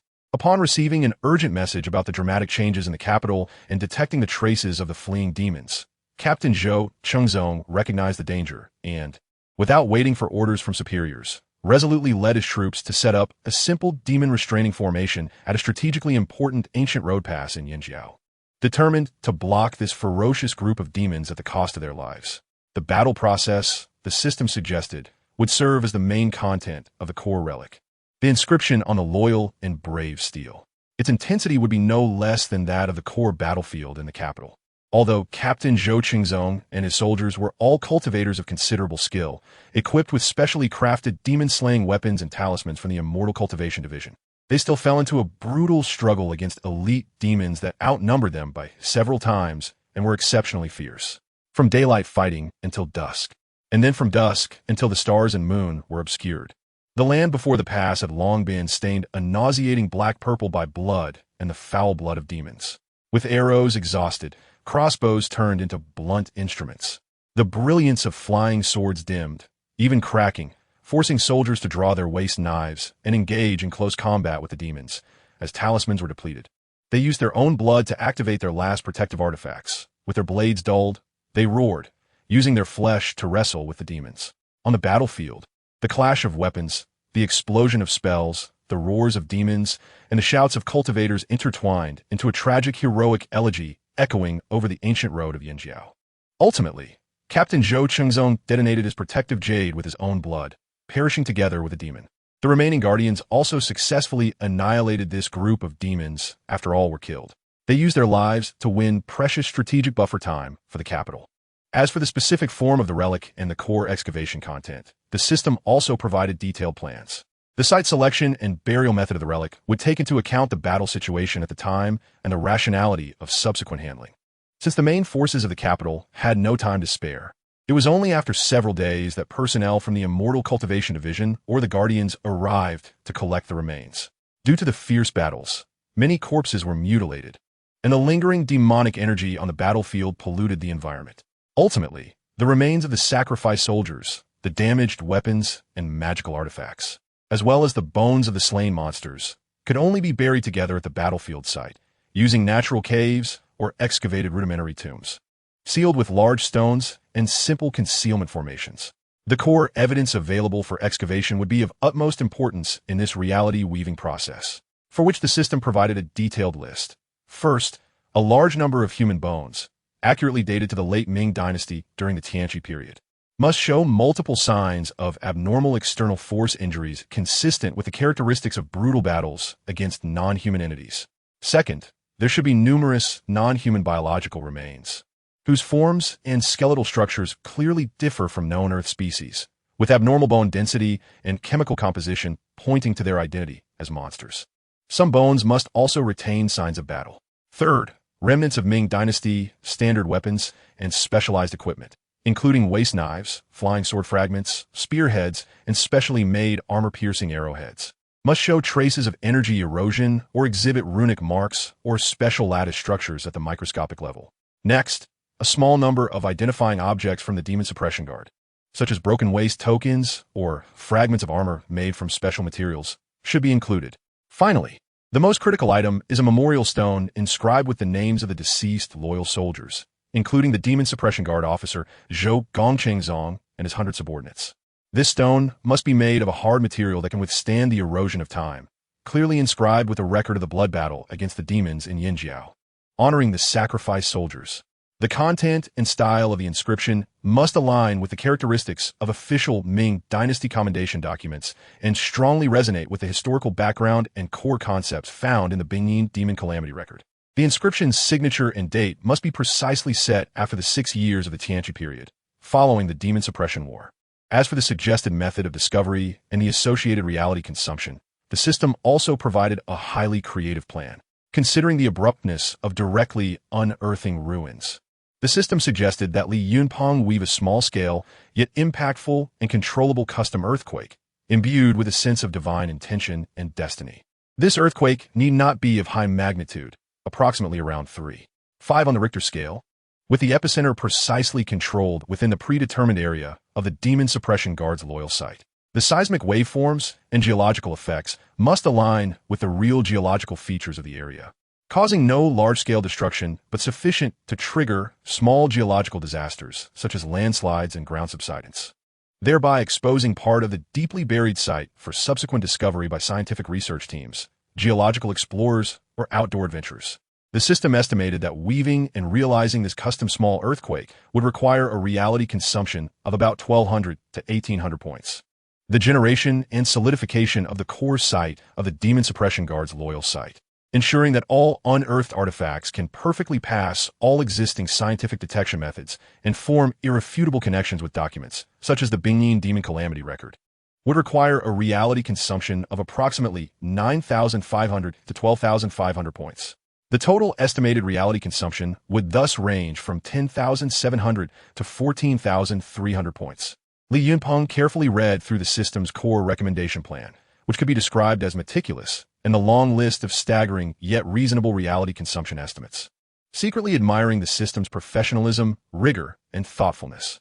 This plan not only perfectly aligned with the overall background of the Ming Dynasty's cultivation history that he had carefully woven, but also considered the specific settings of the ruins, the core content available for excavation, and even the final method of discovery, all in a very comprehensive and clever manner. It could generate intense dramatic conflict and captivating mystery, while also maintaining a degree of scientific rationality and archaeological logic. Especially the proposal of discovering the ruins after the earthquake struck him as brilliant, making him exclaim in admiration.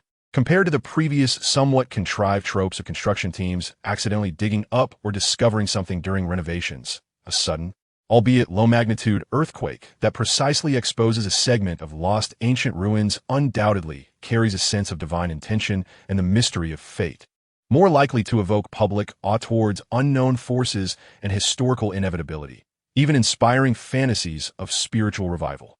Moreover, this seemingly pure, natural phenomenon of an earthquake would also more easily conceal the traces of his role as the mastermind behind it all, making the entire discovery process appear more logical and unquestionable. That's it. The Demon Suppression Guard loyal site in the eastern suburbs of the capital. This setting is simply perfect. Li Yunpeng quickly made up his mind. Although it might require consuming over 10,000 points, nearly half of his current reality reserve, it was a gamble worth taking. If successful, the chain reactions and reality returns it would generate, along with the tremendous enhancement of the credibility of the entire Ming Dynasty cultivation history, would be immeasurable. This would be a crucial step for him from weaving literature to creating reality. It would also mark the beginning of his large-scale reshaping of reality.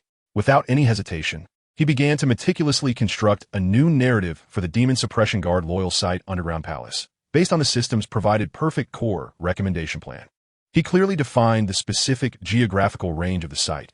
After analysis with the system's assistance, he ultimately chose an area in the eastern suburbs of the capital, historically rumored to contain ancient battlefields with a relatively complex geological structure and little human presence, suitable for small geological disasters, the depth of burial, the simple yet sturdy structure of the underground palace, and the key characteristics and informational content of core unearthed artifacts, such as a bronze waist token inscribed with the name of Demon Suppression Officer Zhou Qingzong and a special number. A battle knife that, despite being broken, still exuded a sharp aura, inscribed with 8 ancient characters meaning sweep away the demonic atmosphere, never retreat. And the loyal monument made of black rock resistant to erosion, inscribed with the account of that brutal blood battle and the names of the sacrifice soldiers. He also set the planned occurrence time and approximate impact range of the custom small earthquake that would bring the site back to light. After the system received and analyzed these more specific instructions he inputted, it provided a final assessment. Narrative assessment. A deep underground burial site and palace of the late Ming Dynasty Demon Suppression Guard was accidentally discovered due to a small custom earthquake in the eastern suburbs of the capital, ancient Yinzhou area, containing the remains of Demon Suppression Guard officer Zhou Qingzong and his soldiers, remnants of specialized weapons and magical artifacts, a small number of suspected monster bones, and a core loyal monument, with the inscription content forming crucial corroboration with the records of the Tianqi Demon Suppression War in the Bingyin Demon Calamity record. Required reality, 115,000 points, including 1,200 points for generating and precisely controlling the custom small earthquake, and 10,300 points for generating and solidifying the loyal site and all internal artifacts, inscriptions, environment, etc. Description involves revealing a preset archaeological site containing specific historical information and highly realistic key evidence through controllable, small-scale geological movements at a specific geographical location. The system will accurately trigger a low-intensity, small-scale earthquake in the target area based on the parameters set by the host, ensuring that it exposes the predetermined loyal site partially to the surface in a manner that appears purely accidental. All the unearthed artifact from a site, including the trauma characteristics and dating of human remains, the materials and craftsmanship of specially made weapon fragments, energy residues, the unique structure of suspected non-Earth biological remains, and most importantly, the content and calligraphy style of the Merit Monument inscription will all undergo perfect chronological solidification and deep information injection through the system. This ensures that they can smoothly pass the dating identification and material analysis of all existing advanced scientific testing methods. The historical traces, the amount of information they carry, and the inherent correlations and logical coherence with so-called historical documents like the Bingyin Demon Catastrophe record will reach an almost irrefutable level, to the extent that it could be mistaken for reality. Once this relic is discovered and made public, it will provide strong, nearly subversive battlefield examples and physical evidence for the widely circulated online narratives of the Apocalypse Demon Sealing War, further confirming the real existence of so-called cultivation institutions like the Demon Suppression Guard. The resulting social upheaval and fundamental shift in public belief will be unprecedentedly intense, and the potential returns in terms of authenticity are expected to be substantial, possibly laying an unshakable foundation for subsequent higher-level reality weaving. 11,500 points. Li Yunpeng gazed at this final confirmed number, took a deep breath, and a glimmer of determination and uncontrollable anticipation flashed in his eyes. This was almost half of his current authenticity reserves. To invest such a vast amount of authenticity at once to create a tangible ancient site filled with countless details, supplemented by a small but precisely controlled custom earthquake to bring it into the real world, was for him an unprecedented gamble filled with excitement and great risk. But the arrow is on the string, and it must be released for that grander goal, to let the history he weaves truly and irrefutably come to life. And to make this world completely believe in the concealed truth he reveals, this cost is worth it. It is also necessary. His gaze became incredibly resolute, his mind highly focused, and without hesitation, he pressed down heavily on the execution button, glowing with mysterious light on the Realization app interface. Authenticity consumed, 11,500 points. Remaining authenticity, 8,622 75 points. A force far more vast, solid, and heavy than any previous literary weaving or online information manipulation, surged forth from that small mobile app, even carrying a hint of the majesty and power of reshaping mountains and rivers. It instantly crossed the invisible barriers of time and space, beginning to quietly and irreversibly create a forgotten tragic history in a specific, unknown corner of the real world in a manner that transcended all existing human cognition and technological means, shaping artifacts that should not exist in this world but are about to become incredibly real.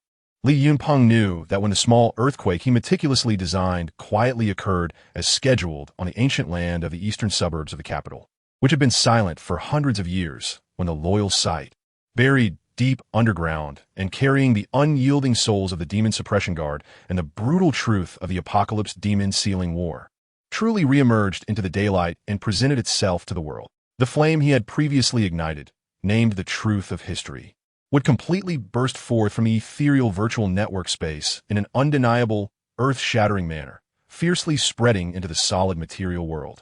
A wave of exploration and intellectual storm sweeping the entire internet, concerning the lost extraordinary civilization, the concealed true history, and the unknown threats lurking beneath reality, is about to officially begin its grand and unpredictable prologue under the clever and bold guidance of this enigmatic reality weaver. Chapter 26, The Yinjiao Earthquake. A sword-esque resonance shocking the world after Li Yunpeng expended over 10,000 points of substantial reality, solidifying the narrative of the loyal guardian remains of the eastern suburbs of Beijing into reality. He entered a state of near isolation and hibernation. He resembled a chess player who had set up an astonishing game in the dark.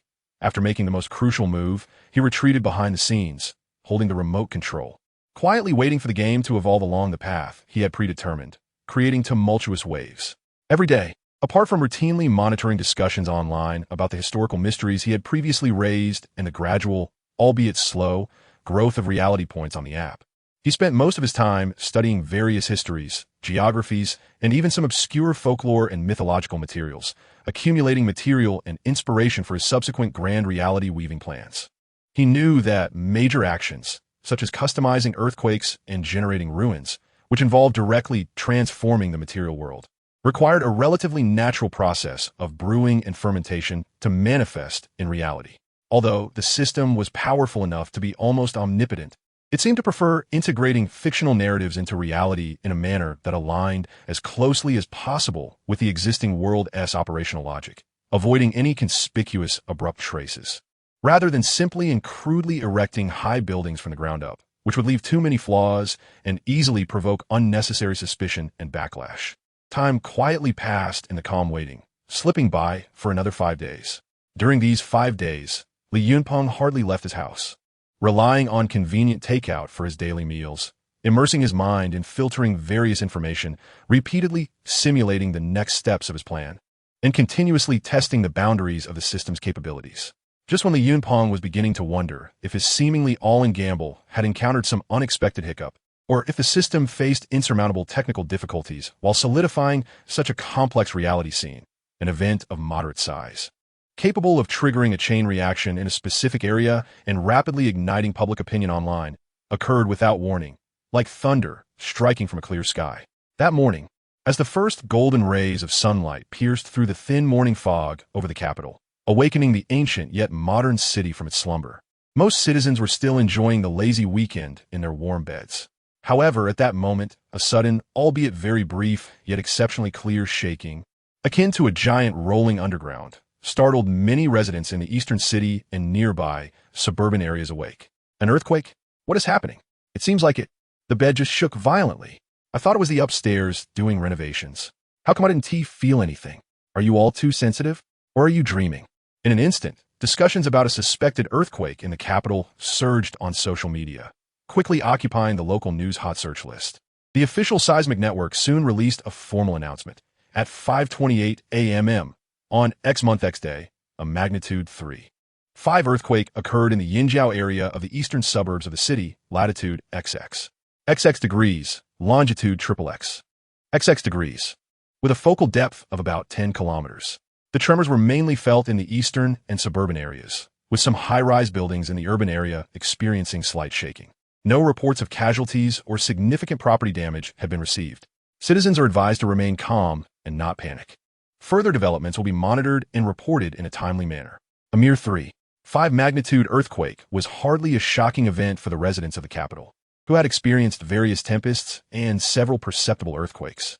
After the initial brief panic and routine discussions online, life quickly returned to normal.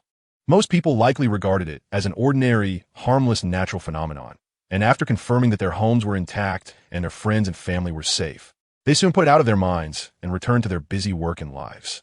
However, when Li Yunpeng saw this news, a knowing smile involuntarily crept across his lips. He knew that the opening drumroll he had meticulously crafted had begun to sound. Sure enough, the morning after the earthquake, some early rising villagers living near the epicenter unexpectedly heard a series of crisp and somewhat eerie clanging sounds, resembling metal collisions, coming from a deeper crack in the ground they passed, which had newly appeared due to the earthquake, revealing small surface fissures and collapses. Curious villagers, mustering their courage, approached the crack, cleared away some loose soil and stones, and peered inside. By the faint light of dawn, they were astonished to see, half exposed in the freshly turned black soil deep within the crack, an ancient sword, rusted, but with an exceptionally archaic and unique design. Most of the sword's blade was still buried in the ground, revealing only a small portion of the dark red rust, like dried blood, on the blade edge. Yet it still radiated a sense of its former sharpness and extraordinary nature under the morning light. An ancient sword has been unearthed from a crack in a mountain. This news spread like wildfire, as if it had grown wings, quickly circulating through neighboring villages and online. Local media and internet influencers, eager for curiosity and adventure, rushed to the scene with their equipment like sharks smelling blood. In an instant, this once desolate hillside became bustling with people and noise. When videos and photos from the scene were rapidly uploaded online and linked to concepts such as the Ming Dynasty's cultivation of truth and the battle of sealing demons during the Tianqi era proposed earlier by Ming history rediscovered, the entire Chinese internet was ignited once again. Wow, the Yinjiao earthquake unearthed an ancient sword. Is this place the battlefield hinted at by the big shots from Ming history rediscovered regarding the Tianqi sealing demon war? A rusted ancient sword. There are even traces of blood on it. Could this be real? Could it be that what was recorded in the chronicles of the demon catastrophe is true? Hurry, where's the official archaeological team? Dig it up quickly. We want to see the truth. The online discourse surged like a floodgate opened, propelling the heat of the Yinjiao ancient sword incident to unprecedented heights. In the face of this sudden, almost overwhelming coincidence and the ensuing public pressure, which was even more intense than when the contents of the Anhui secret archives and the chronicles of the demon catastrophe were leaked, the official response was swifter and more serious than ever before.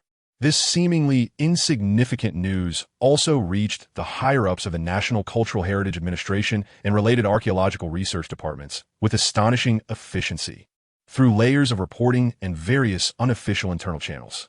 In fact, the National Cultural Heritage Administration and related archaeological institutions had long been aware of the increasingly rampant, bizarre hypotheses regarding the so-called Ming Dynasty-esque cultivation of truth and the Tianqi sealing of demons, which had already begun to spiral out of control in certain specific circles, and they found it quite vexing, even somewhat overwhelming.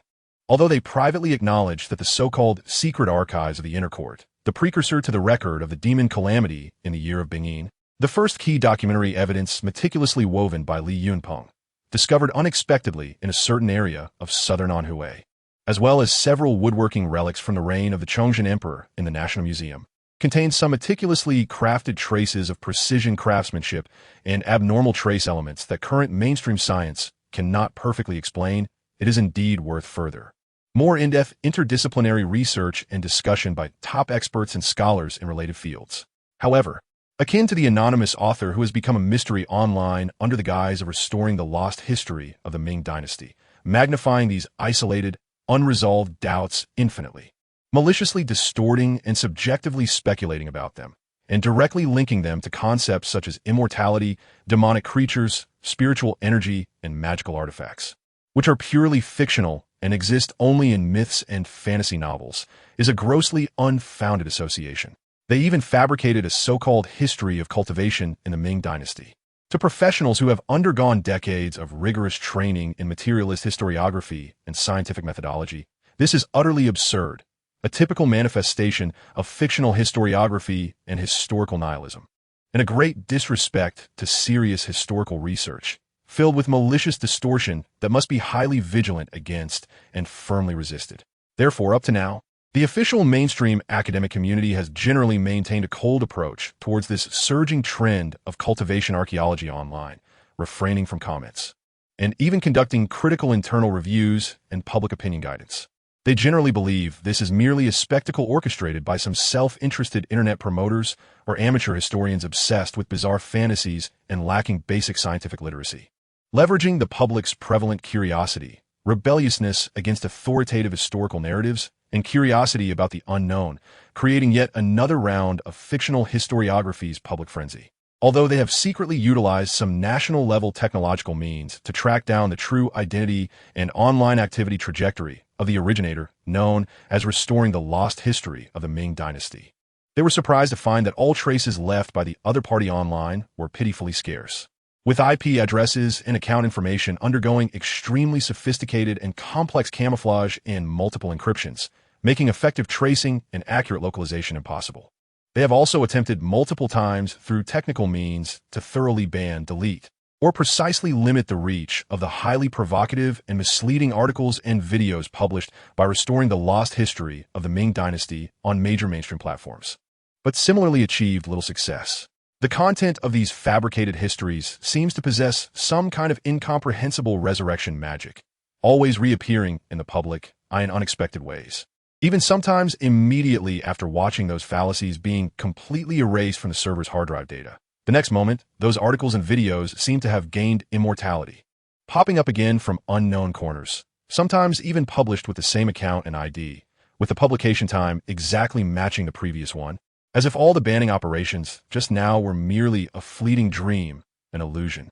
Faced with this almost supernatural phenomenon, the technical teams of major online platforms express helplessness and frustration, attributing it privately to the possibility that the other party might possess some undisclosed, top-tier hacking technology capable of overturning the existing internet security system, or has exploited some unknown system vulnerabilities existing in the underlying protocols of the global internet that we have yet to discover.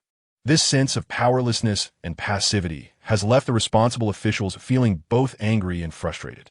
These irregular phenomena, which completely exceed the conventional understanding of internet security, have indeed puzzled some official internal internet technology experts, making them feel troubled and even vaguely uneasy, but they ultimately reported it as a technical threat that requires heightened vigilance, without linking it to those elusive supernatural forces.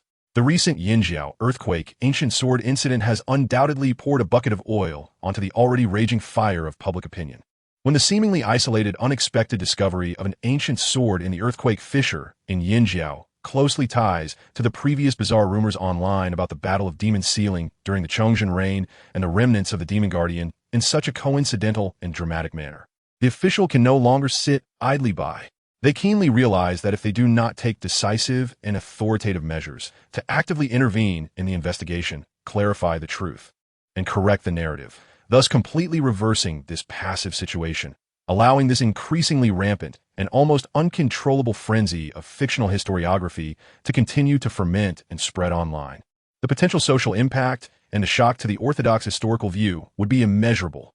Therefore, on the very afternoon when the Yinjiao ancient sword incident rapidly climbed to the top of the trending lists on major platforms, a high-profile joint archaeological team, led by the National Cultural Heritage Administration and urgently joined by senior experts and scholars from top domestic authoritative institutions, such as the Archaeological Institute of the Chinese Academy of Sciences, the Geological Institute, and the Historical Research Institute, was swiftly mobilized to the mysterious mountain fissure site revealed by an inconspicuous small earthquake.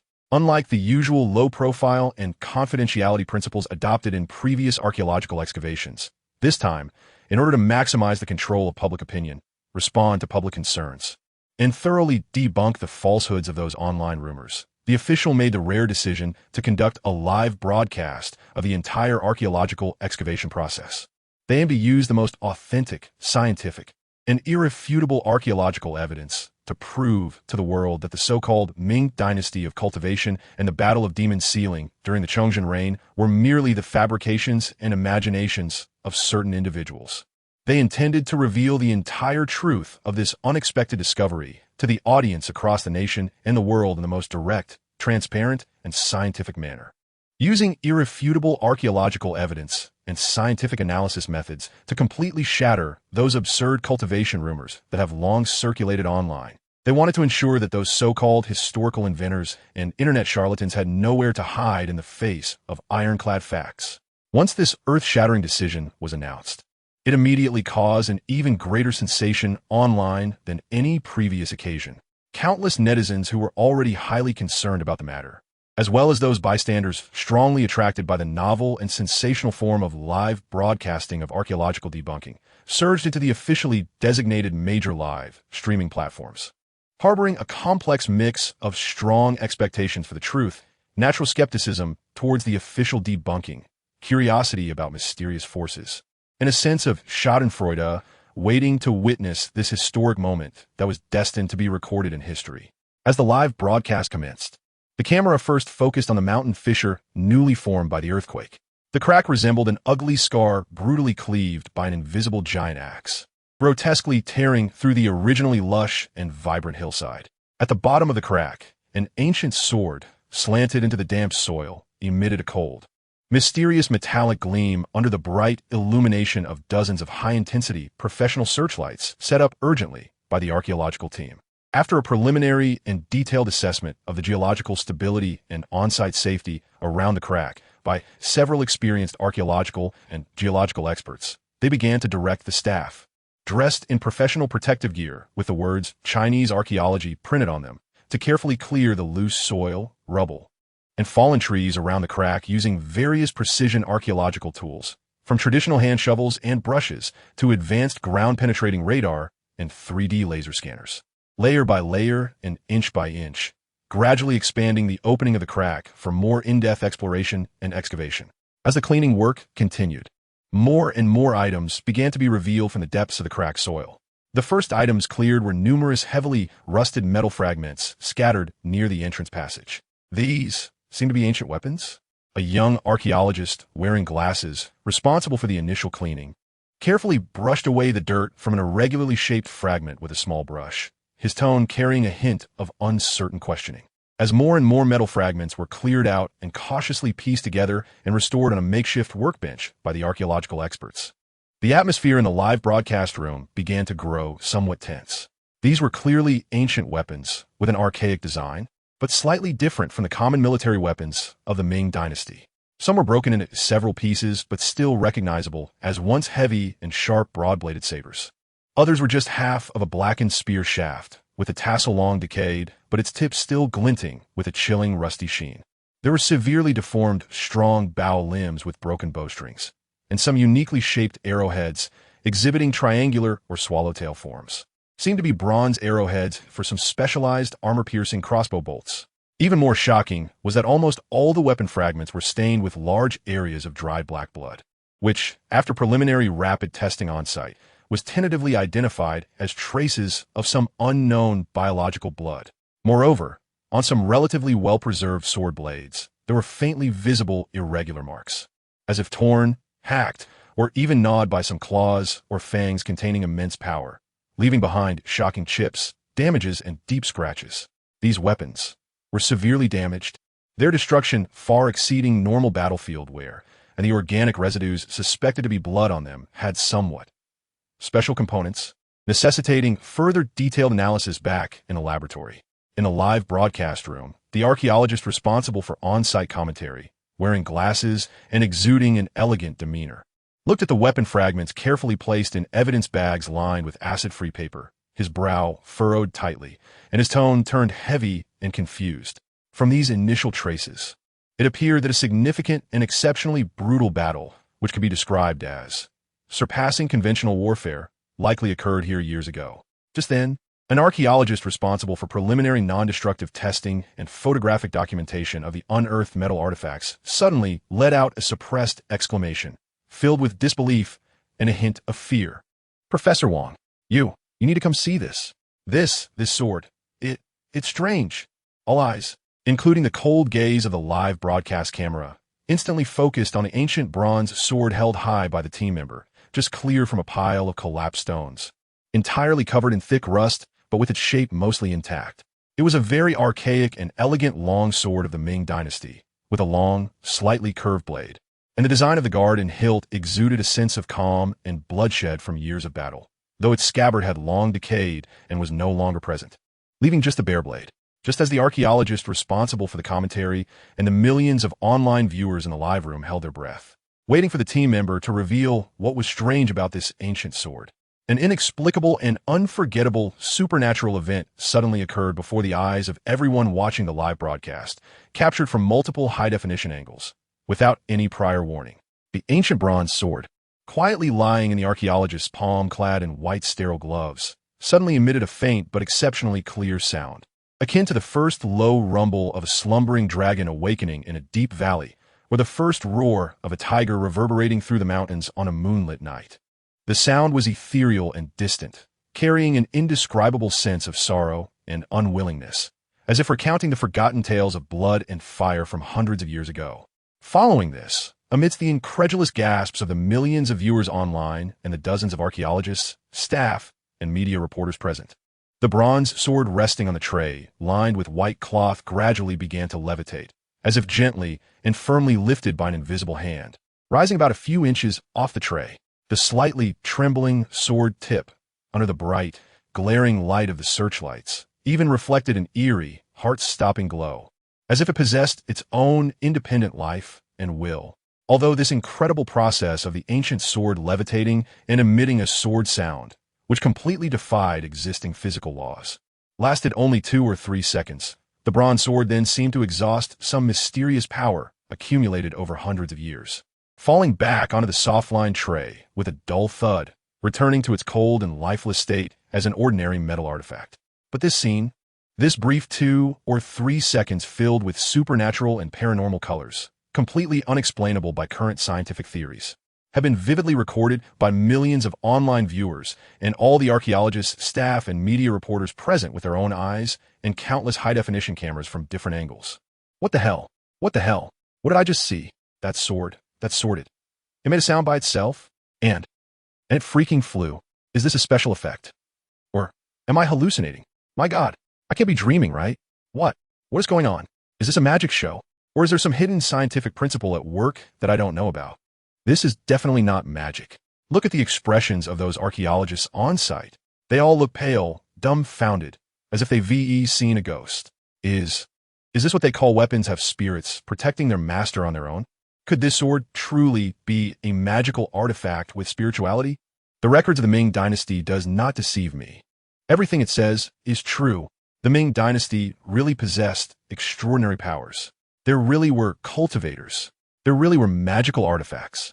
This self-flying sword is solid evidence. The barrage in the live stream chat, after experiencing several seconds of dead silence due to extreme shock and disbelief, as if time had frozen, instantly erupted like a supervolcano, filling the entire screen with an unprecedented density and speed of frantic, hysterical comments, various expressions of amazement, doubt, fear, excitement, and even fanatical worship overwhelmed all official explanations and guiding comments like a tsunami breaching its dam. The archaeologists on site, who usually prided themselves on being well-informed and staunch materialists and believers in science, were left pale and at a loss by this sudden supernatural phenomenon that completely exceeded their decades of scientific understanding and archaeological experience. At that moment, the official live stream suddenly went black, leaving only a static image on the screen that reeked of there's nothing to see here, with a message stating that the signal transmission was temporarily interrupted and urgently being repaired, asking the audience to be patient as the live stream would be restored soon, thanking them for their understanding and support. Damn, not this again. Every time it gets to the most critical and exciting moment, they cut the stream. What huge secret are they trying to hide? This is definitely evidence of something extraordinary that the officials don't want us to know. There must be something wrong with that self-flying sword. They're afraid we will know the truth. Afraid we will awaken. I recorded the screen long ago. I recorded everything in high definition, including the scene of the ancient sword floating and ringing. The officials can't deny it. They can't cover it up. The voices of doubt, Anger and various conspiracy theories online exploded like countless lit barrels of gunpowder across major social platforms and forums. The magnitude of the uproar even began to attract the attention of some foreign media. Li Yunpeng watched this dramatic scene with a knowing smile. He knew that the few points of energy he had carefully consumed to activate the residual weak energy responses in some unearthed weapons, causing them to produce some small but attention-grabbing extraordinary phenomena under specific conditions, had played a crucial role in igniting the entire event at the most critical moment. After experiencing this significant live-stream incident and the overwhelming, nearly uncontrollable pressure of public opinion online, the official archaeological excavation work not only did not stop or face obstacles, but continued in a more cautious, efficient, yet also more opaque, at least to the general public, manner under heavy security, working day and night. However, the subsequent excavation process saw the officials decisively cancel the previously promised unedited livestream and instead opted for daily updates at fixed times, where the head of the joint archaeological team, in a heavily guarded press room, would solemnly present carefully selected and strictly vetted progress reports to numerous media, using extremely cautious and vague language. As for the mysterious bronze, ancient sword that floated and rang without wind during the livestream, the officials offered a preliminary explanation. Due to the extremely unique underground burial environment of the ancient sword, there might be some undiscovered special minerals in the surrounding strata that could produce abnormal geomagnetic effects or high-intensity electrostatic fields. Additionally, the unique bronze alloy used in the sword might have undergone some transient, currently unclear physical or chemical reactions after being excavated and exposed to surface air and strong light, leading to phenomena similar to resonance or electrostatic levitation. The specific reasons remain to be further explored through more precise multidisciplinary joint testing and in-depth research and verification. This official statement, which sounded somewhat scientific but was filled with vague terms like possibilities, unclear, and to be studied further, naturally could not quell the curiosity and investigative spirit ignited by the extraordinary power that had shocked the world among the vast number of netizens. Instead, more people began to firmly believe that the ancient sword was undoubtedly a powerful weapon that transcended the realm of modern scientific understanding. It was a treasure once used by Ming Dynasty cultivators. With the continuous deepening of the excavation work, the full picture of the mysterious site, unexpectedly exposed by an inconspicuous small earthquake, gradually began to surface layer by layer, like peeling an onion. This was not a simple ancient weapon cache or an ordinary tomb of an unknown Ming Dynasty general, as some initially speculated based on the unearthed swords. This was, in fact, a deep underground tomb, whose structure, although somewhat damaged due to age and geological changes, was exceptionally robust, built with massive blue stone. The entrance to the tomb had long been completely blocked by rocks and thick soil caused by geological changes and landslides over the centuries. The archaeologists spent 2 full days and nights, almost sleepless, carefully using various modern small to medium-sized engineering equipment to clear a narrow passageway, just wide enough for one person, leading to the interior of the tomb. When the first group of top archaeological experts and special security personnel, dressed in full professional biochemical protective suits, due to concerns about unknown toxic gases or microorganisms possibly present inside the tomb, wearing high-definition infrared night vision lights, and holding various precision environmental exploration and life detection devices, held their breath and cautiously stepped into the dark, deep, and mysterious inner chamber of the tomb. All the experts and high-ranking officials watching the exploration footage through wireless video transmission equipment in the heavily guarded command center built on the surface couldn't help but raise their hearts to their throats. The entire command center was so quiet that one could hear a pin drop. The bright beam of the headlamp swept back and forth like a sword through the air, thick with dust and the musty odor of centuries of decay, struggling to disperse the seemingly eternal darkness. Finally, slowly focusing on the cold walls of the inner chamber, which were roughly constructed from massive, unrefined blue stones. In the next moment, all the archaeological experts, historians, geologists, and even police representatives responsible for security who saw the clear images of the tomb's interior on high-definition digital screens, collectively gasped in cold shock, their eyes filled with disbelief, horror, and an inexplicable, soul-deep fear and shudder. The rough, oppressive walls of the tomb were covered densely with vast areas of murals, whose colors, although somewhat mottled and dim due to age and the relentless erosion of damp underground air, still retained clear lines and compositions filled with primal, heart-pounding tension.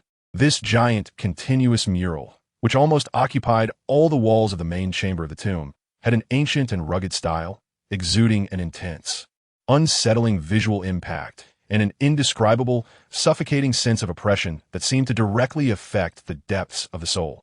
The pigments used in the painting appear somewhat special and eerie. Under the intense and cold white light of the spotlight, certain dark areas depicting flames, blood, and the bodies of terrifying creatures faintly shimmer with a strange, ominous dark red or purplish-black sheen, as if they had long since dried and solidified for hundreds of years, sending chills down one's spine and instilling dread.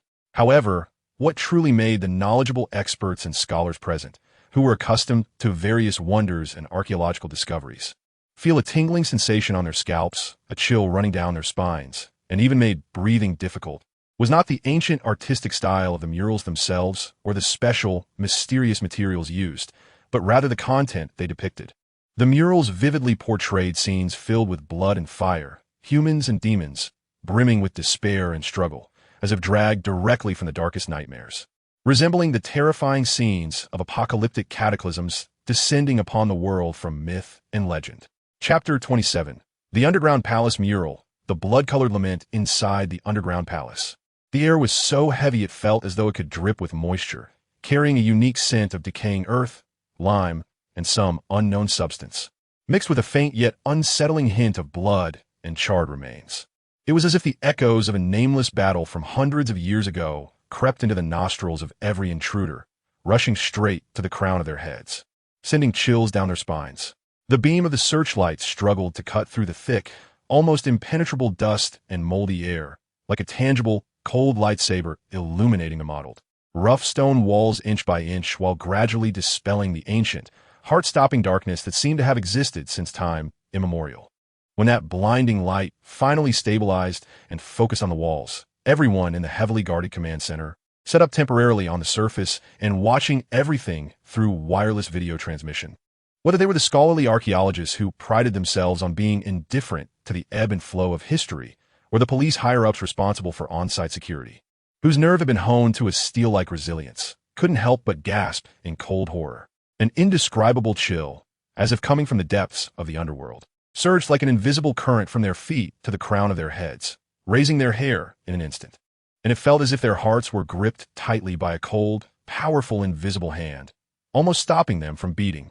On the rough, uneven walls of the underground palace, built from enormous, unrefined blackish-green stones, there were densely packed large murals.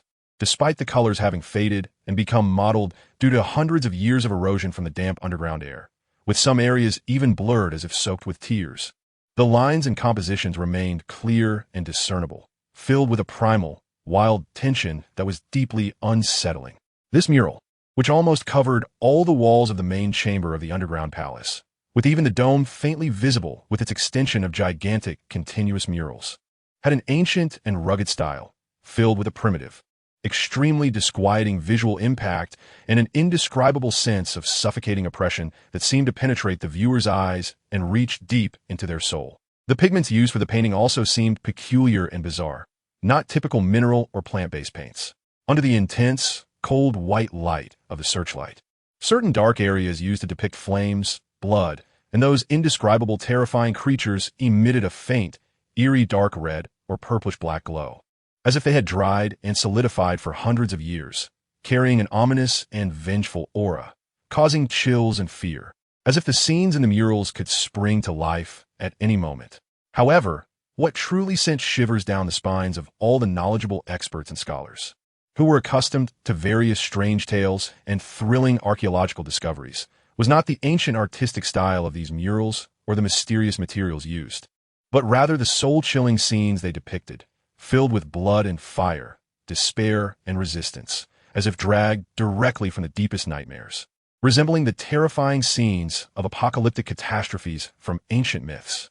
As members of the joint archaeological team responsible for the study of Ming Dynasty literature, Sun Bowen and Zhao Xiyuan were now squeezed shoulder to shoulder with experts from other fields, their eyes wide open and pupils constricted, nervously watching every impact-filled frame transmitted in real time from within the underground palace on the largest high-definition monitor in the command center. As the content of the mural gradually came into focus with the slow movement of the headlamps of the exploration team, Sun Bowen's brows furrowed tightly, as if tied in an unresolvable knot. He subconsciously pushed up the heavy black-rimmed glasses on his nose, as if trying to see those unsettling, terrifying images that were violently challenging the materialistic historical view he had built over decades more clearly and thoroughly. Standing beside him, Zhao Siyuan was completely shocked by the primal and savage scenes of bloodshed and slaughter depicted in the mural and the suffocating atmosphere that seemed to drag one into an abyss of despair. His mouth was agape, unable to produce any sound, his eyes filled with disbelief and an uncontrollable, primal fear that originated from the depths of his soul. The first set of images in the mural depicted a bustling scene of a prosperous ancient capital, with heavy traffic and numerous shops, faintly recognizable as a lively street and the majestic outlines of palaces. The city was filled with shops, banners fluttering in the wind, people crowding the streets, children laughing and playing, portraying a scene of peace and prosperity in a flourishing era. However, above this seemingly peaceful image, the sky was shrouded in an ominous, oppressive dark red, like congealed blood, with a sinister, blood-dripping crescent moon hanging high above, resembling a demon's open single eye, cold and greedy, watching the oblivious masses below, silently heralding a great disaster that would soon destroy all living beings. The following scenes plunged abruptly from the most beautiful paradise into the most brutal hell, without any transition, turning extremely bloody, chaotic, and terrifying. The beginning of the mural featured a pitch-black background, as if it were to swallow all light and hope. In that endless darkness, the solid ground suddenly tore open like a fragile eggshell, revealing a bottomless, ink-black abyss. The edges of the abyss were jagged and sharp, resembling the fangs of a giant beast, while deep within, dark red light surged like magma, revealing countless twisted, snarling ghostly hands made of bones and shadows, clawing upward in a frenzy, seemingly trying to drag the entire world into an endless abyss. Thick, tangible black, demonic energy erupted from deep within the earth with the force of a long-dormant volcano, shooting skyward and dyeing half the sky with an ominous, despair-inducing, solidified ink color. Countless grotesque creatures, each emitting a nauseating, ominous aura, surged forth like a black tide from that gigantic abyss and from the now dark and dilapidated sky, overwhelming everything, blotting out the sun. The bizarre and terrifying forms of these creatures surpass the limits of human imagination. Some resemble giant black spiders magnified hundreds of times, their entire bodies pitch black, covered with a hard exoskeleton that glimmers with a cold metallic sheen. Their 8 limbs, filled with sharp barbs and sticky venom, wave in the air like the most terrifying execution tools, easily cutting and tearing those who cannot escape into shapeless, bloodied fragments that fly through the sky. Others resemble lizards, but have bat-like flesh wings and spew venom from their mouths.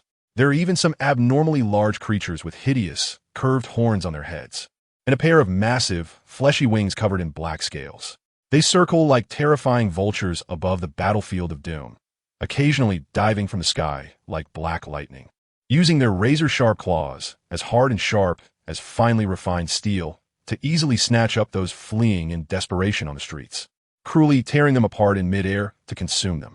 Scalding blood and shattered limbs rain down like a crimson storm, dyeing the entire city in a shocking blood-red hue.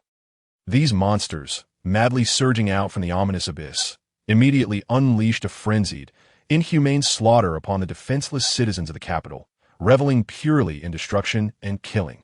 The mural vividly depicts the once prosperous capital, now transformed into a hell on earth in a short period of time under the rampage of the monsters, with a near-realistic, heart-wrenching brush that is filled with despair and indignation.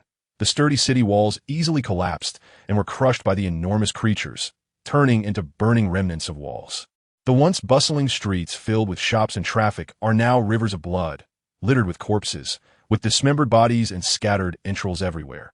Countless unarmed civilians, under the claws and fangs of those bizarre monsters, emit desperate and wretched cries, chased, torn apart, and devoured, twisting and struggling in agony as they are infected by the pervasive demonic aura, ultimately transforming into pools of indescribable filth.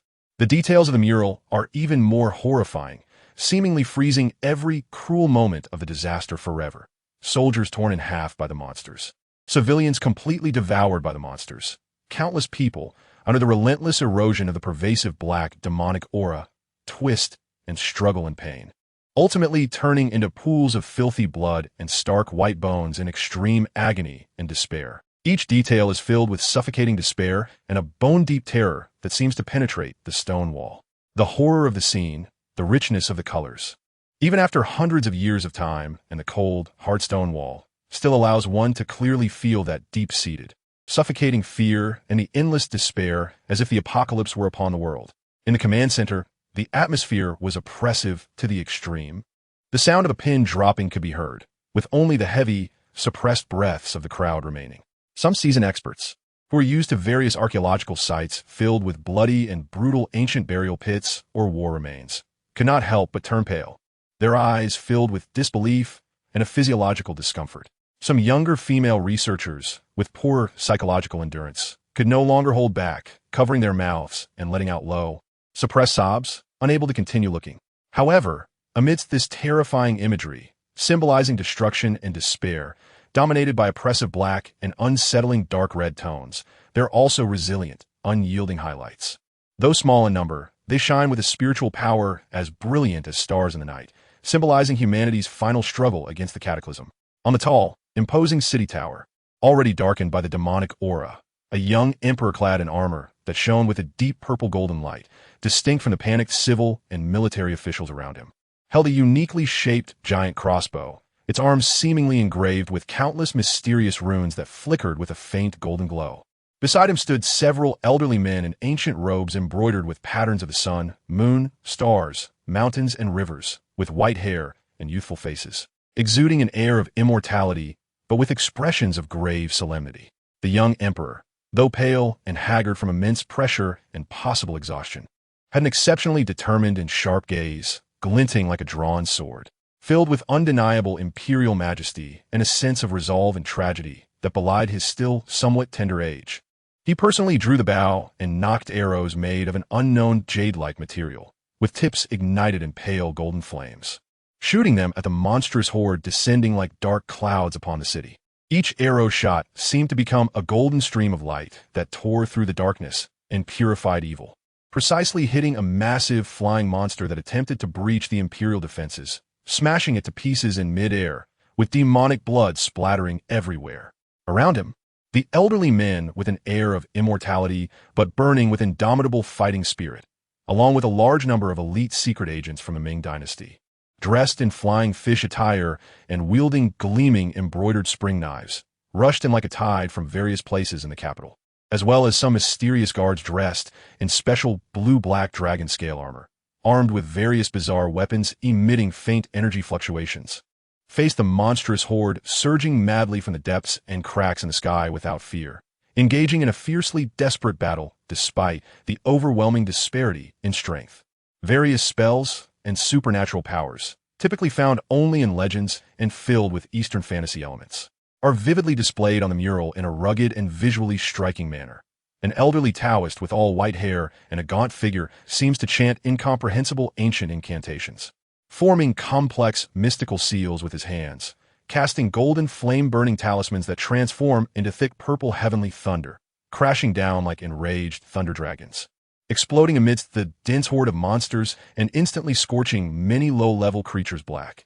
There are also burly warriors like iron towers, muscles bulging, wielding a thick mountain-cutting knife stained with blood, roaring and swinging it, creating a blood-colored blade aura that seems to tear the very air apart, slicing through several powerful monsters the size of small calves, along with their unbreakable bone armor, black demonic blood splattering like a fountain.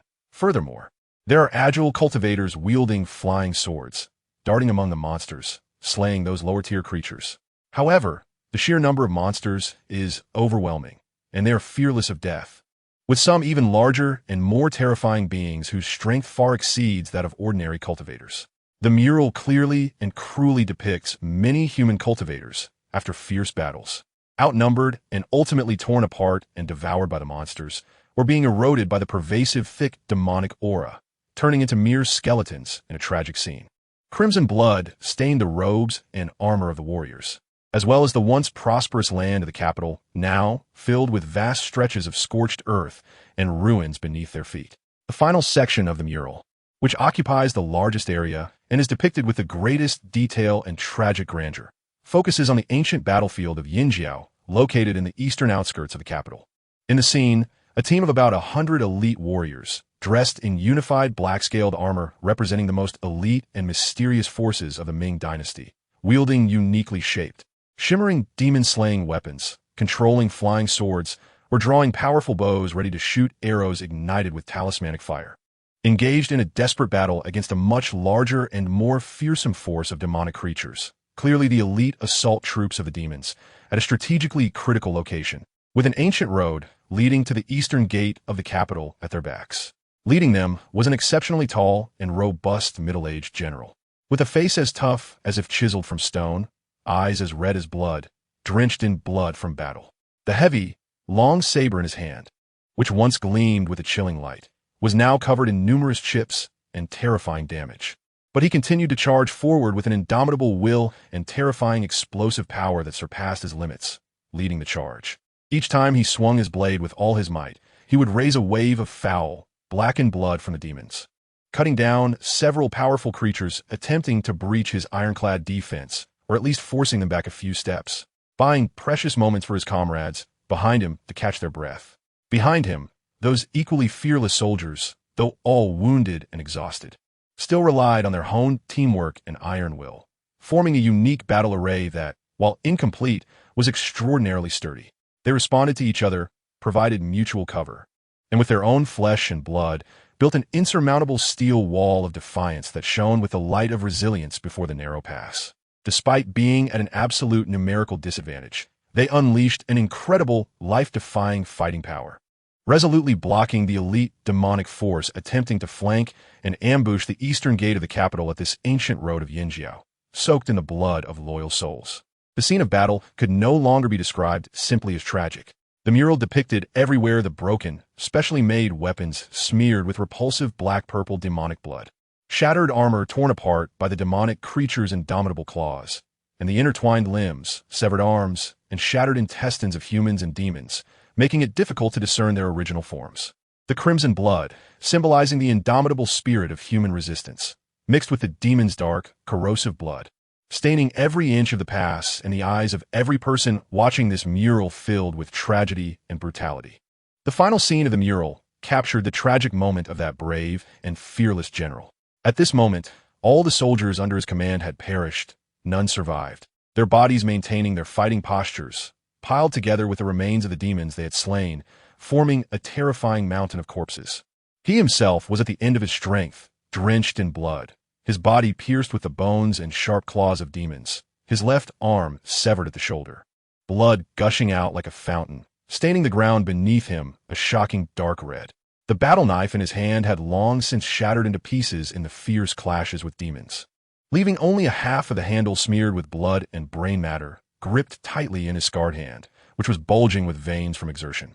Yet, with the last ounce of indomitable heroism, like an ancient war god standing tall, he stubbornly stood in the center of the pass, using his broken body to block the path of the largest and most terrifying demon general, a monstrous creature resembling a small mountain. In the end, this nameless heroic general, under the destructive and despairing backlash of the demon general capable of splitting mountains and rocks, exhausted his last bit of strength, driving the half-broken knife deep into the only exposed, evil glowing giant eye of the demon general like a flash of lightning, accompanied by a blood-colored flame of destruction and unwillingness soaring into the sky. This unknown demon-slaying captain and the powerful demon general perished together in a thunderous explosion, forever guarding the land behind him. Upon reaching this point, the command center was enveloped in a suffocating silence. Everyone was deeply shaken by the primal, savage, yet tragic and sacrificial spirit depicted in this mural. If the written records and the chronicles of the demon calamity contained some subjective assumptions and artistic embellishments inherent in the memories of survivors, then this mural, directly using the most primitive pigments and simplest brush strokes to starkly etch an important aspect of the almost unknown, incredibly brutal apocalypse demon sealing war onto the cold, hard stone wall, presented an almost irrefutable and suffocating realism, vividly showcasing the cruelty and tragedy of the deliberately forgotten. sacrifice-filled and resistant Ming Dynasty war of defense to the world. Could this painting be part of it? Apocalypse demon sealing war mentioned in the chronicles of the demon calamity? Zhao Siyuan's voice became hoarse and dry from extreme shock and an inexplicable sorrow, feeling as if every pore in his body was uncontrollably contracting, as if he too was in that hellish battlefield of blood and fire, witnessing that inhumane battle. Sun Bowen did not answer immediately. He just stared intently at the final scene of the mural, as if wanting to deeply imprint the heroic figure of the bloodied warrior who ultimately perished with the demons, along with the indomitable fighting spirit in his eyes. Into his mind, his face was as pale as paper, covered in fine beads of sweat, his eyes filled with disbelief, shock, and an inexplicable, soul-deep sorrow and respect. He felt that the indestructible materialistic historical perspective he had built over decades seemed to show a slight, imperceptible yet real crack at this moment. Just then, a young archaeologist responsible for high-definition photography and three-dimensional laser scanning of the mural suddenly broke the suffocating silence in the command center with a low cry of surprise and uncertainty. "Look, the bottom right corner of the mural. Here, it seems, there are words, like some kind of inscription or explanation." Upon hearing this, everyone perked up, quickly switching the main screen in the command center to the close-up shot captured by the helmet camera of that team member. In the bottom right corner of the incredibly tragic mural, on a relatively smooth stone wall that seemed to have been polished, there was indeed a more orderly and solemn clerical script, which was slightly different in style from the mural's rough and wild main theme. Clearly engraved with a passage that was not too long, but weighed heavily with historical significance and a sense of grandeur. In the 6th year of the Tianqi era, in the year of Bingyin, on the 6th day of the 5th month, the Nine Nether Devil Cave suddenly appeared in the southwest of the capital. With countless demons surging from the earth, slaughtering living beings, and poisoning the capital, the heavens and earth changed color, and the sun and moon lost their light. At that time, the Demon Suppression Guard's captain, Zhou Gongqingzong, led 100 officers under his command, following the order of the True Cultivation Division, to guard the vital pass of Yinjiao and intercept the demons fleeing eastward. The soldiers obeyed orders, fought to the death, battled day and night, ultimately sacrificing themselves for the country, completely annihilating the invading enemies, and protecting the eastern gate of the capital. Their achievements will be celebrated for generations, and their heroism can be recorded in the sun and moon. However, with the nation in crisis and the war ongoing, the main force of the capital was also trapped in fierce battles, unable to provide a proper burial. Now, following the order of the True Cultivation Division commander, we gather the loyal bones and bury them here, erecting a monument to commemorate them, engraving their merits on stone to highlight their loyalty and bravery, and to warn future generations. The demon threat is not yet eradicated, and dangers lurk everywhere. We must always maintain a heart of vigilance and fear, ready to fight and strive for the eternal prosperity of our Huaxia for 10,000 years. Li Huaixin, deputy commander of the Ming Dynasty's Demon Suppression Guard, weeps with respect. In the second spring of the 7th year of Tianqi, although this inscription was concise and succinct, the amount of information it conveyed was like dropping powerful underwater bombs into a calm lake, once again striking hard at the hearts of everyone present. Captain Zhou Qingzong of the Demon Suppression Guard fought day and night, sacrificing himself for the country, completely annihilating the invading enemies. The order of the True Cultivation Division. The demon threat is not yet eradicated. We must always maintain a heart of vigilance. Li Wuxin, deputy commander of the Ming Dynasty's Demon Suppression Guard, weeps with respect. These phrases align closely with the records in the chronicles of the Bingyin Demon Calamity and the secret archives found in southern Anhui, and can even be said to mutually verify and complement each other in vocabulary, institutional names, and core information, like bolts of lightning tearing through darkness, instantly illuminating the deepest fog of history, making everyone's breathing become more rapid and difficult. Inside the command center, it once again fell into a suffocating silence filled with awe and shock. After a long while, the head of the Joint Archaeological Team, the esteemed researcher Wang, finally broke the suffocating silence with a somewhat hoarse, weary yet excited voice. This inner chamber of the underground palace, according to the preliminary radar detection results just now, seems to be completely blocked by a giant stone. Combined with the content of this mural and the inscription on this stone tablet, inside should be the true burial place of Captain Zhou and the 100 valiant soldiers of the Demon Suppression Guard who sacrificed themselves. Everyone's gaze instinctively turned towards the deep part of the underground palace, where a massive ceiling stone emanated a cold aura, seemingly carrying endless loyal souls and a tragic history. They knew that behind that seemingly ordinary giant stone might hide more astonishing secrets about the Tianqi demon ceiling battle, which was almost not recorded in the official history, and could also bury more historical truths that could completely overturn their decades of historical and worldviews, truths that did not belong to this era. Chapter 28: Official Tremors and Top Secret Excavations in the Forbidden Zone, the sudden small earthquake in Yinjiao.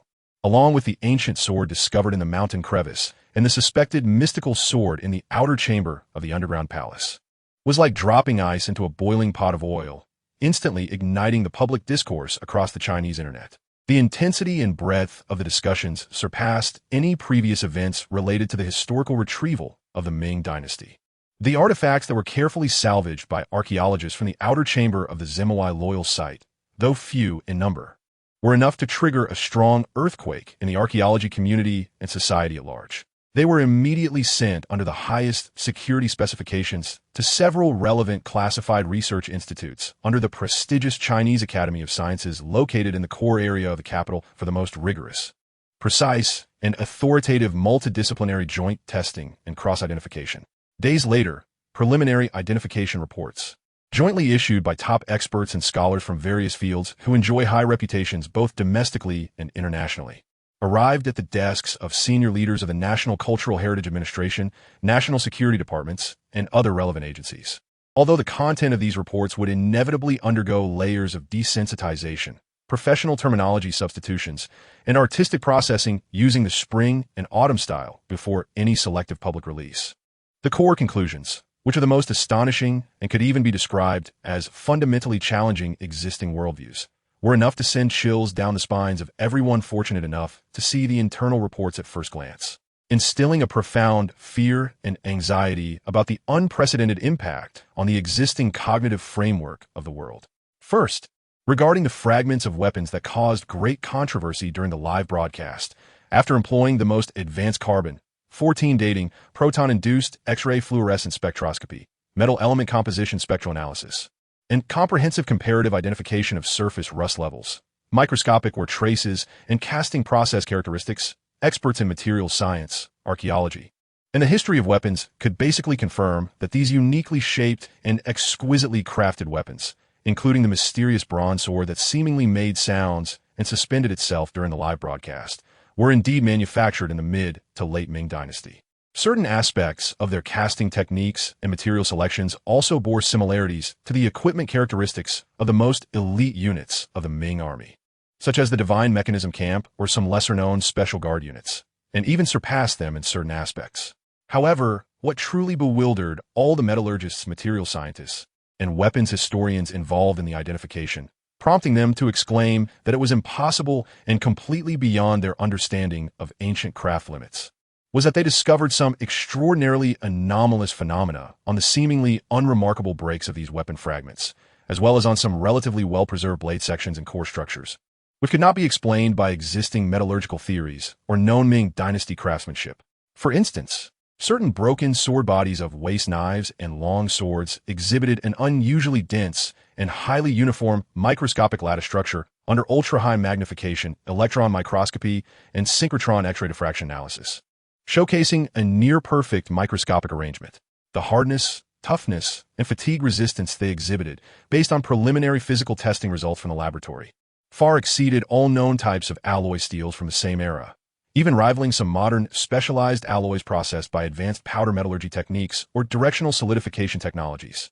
Moreover, at the tips of some bronze arrowheads, experts found that the surfaces seemed to have undergone an extremely special high-energy treatment, akin to plasma surface reinforcement or high-energy particle beam bombardment, which could instantaneously alter the microscopic structure and physicochemical properties of the material, resulting in a sharpness and penetrating power that reached a terrifying degree, capable of easily piercing what was previously considered the strongest heavy armor and iron shields of the Ming dynasty. Furthermore, on the bronze ancient sword, which sparked the most controversy during the live broadcast and was covered in mottled green rust, physicists detected an extremely weak but real residual energy field of completely unknown properties, which seemed to be decaying at an extremely slow rate, but had not completely dissipated. Even more astonishingly, when they employed the latest nanoscale, microsculpting observation technology, and atomic microscopy to conduct ultra-high magnification observations on the seemingly ordinary rust spots on the sword body, they discovered faint traces resembling modern integrated circuit boards, intricately composed of countless nearly indistinguishable fine lines and filled with mysterious ancient symbols, suspected to be some form of runic array.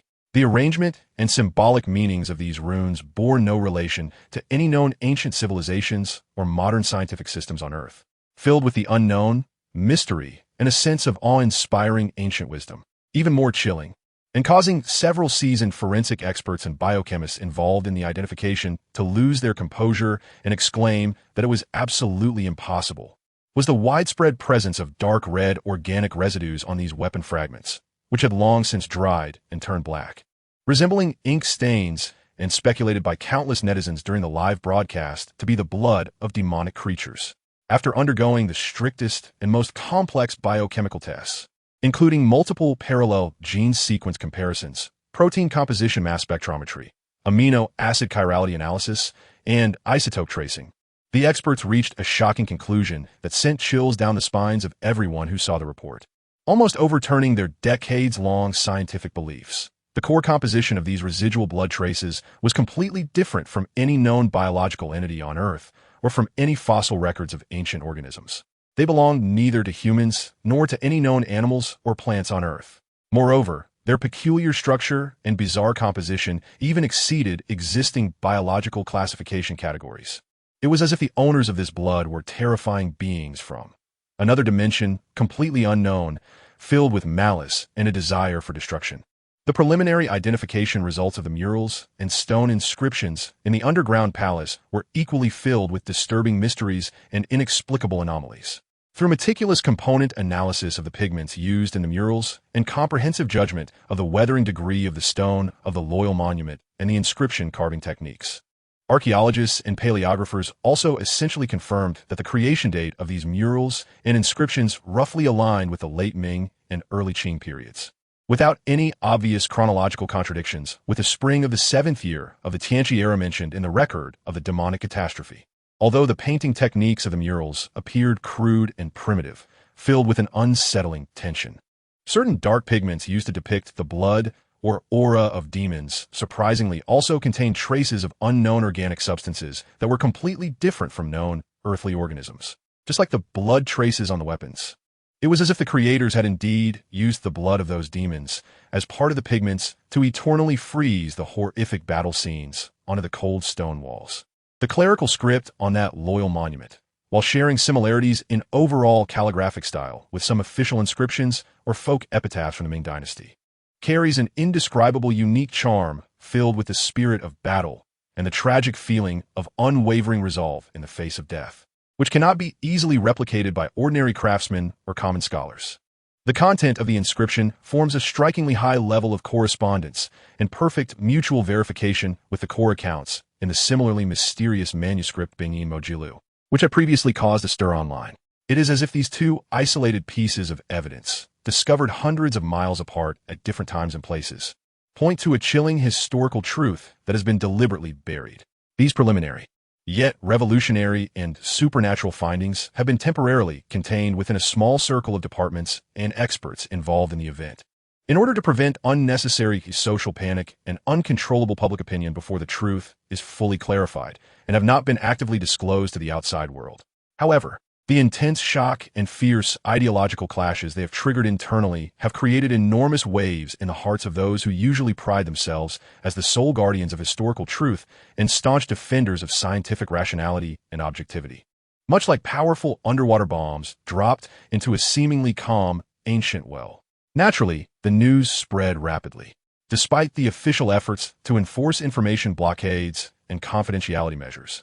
Various internal reports, top-secret intelligence, and private disclosures from experts about the preliminary identification results of the Yinjiao site have taken flight through various channels, some clear, some murky, some difficult to discern, and even intentionally distorted and exaggerated, leading to new waves of speculation and excitement on the internet, where many had already been highly attentive to this matter. Wow, The official preliminary identification results are out. Those weapons unearthed in Yinjiao really date back to the Tianqi period of the Ming Dynasty. And what's more, the so-called bloodstains on them, after the most authoritative DNA testing, turn out to be not from any known earthly organisms, not from earthly life. What is it? Aliens? Or those monsters that crawled out from the 9 nether demon cave mentioned in the Bingyin Mojilu? I always said the Ming history supplement expert is amazing. Everything he mentioned before has now been confirmed one by the official archaeological discoveries and scientific identifications. The history we learned before was all a deliberately castrated and beautified official version filled with lies, maintained by the rulers for social stability. This is the bloody historical truth that has been covered up for hundreds of years. The official must be hiding even more important and subversive information. They dare not release all the identification reports intact. I strongly demand the public release of all detailed contents of the identification reports. We want to know the truth. We have a right to know what has happened in our world, what we will face in the future.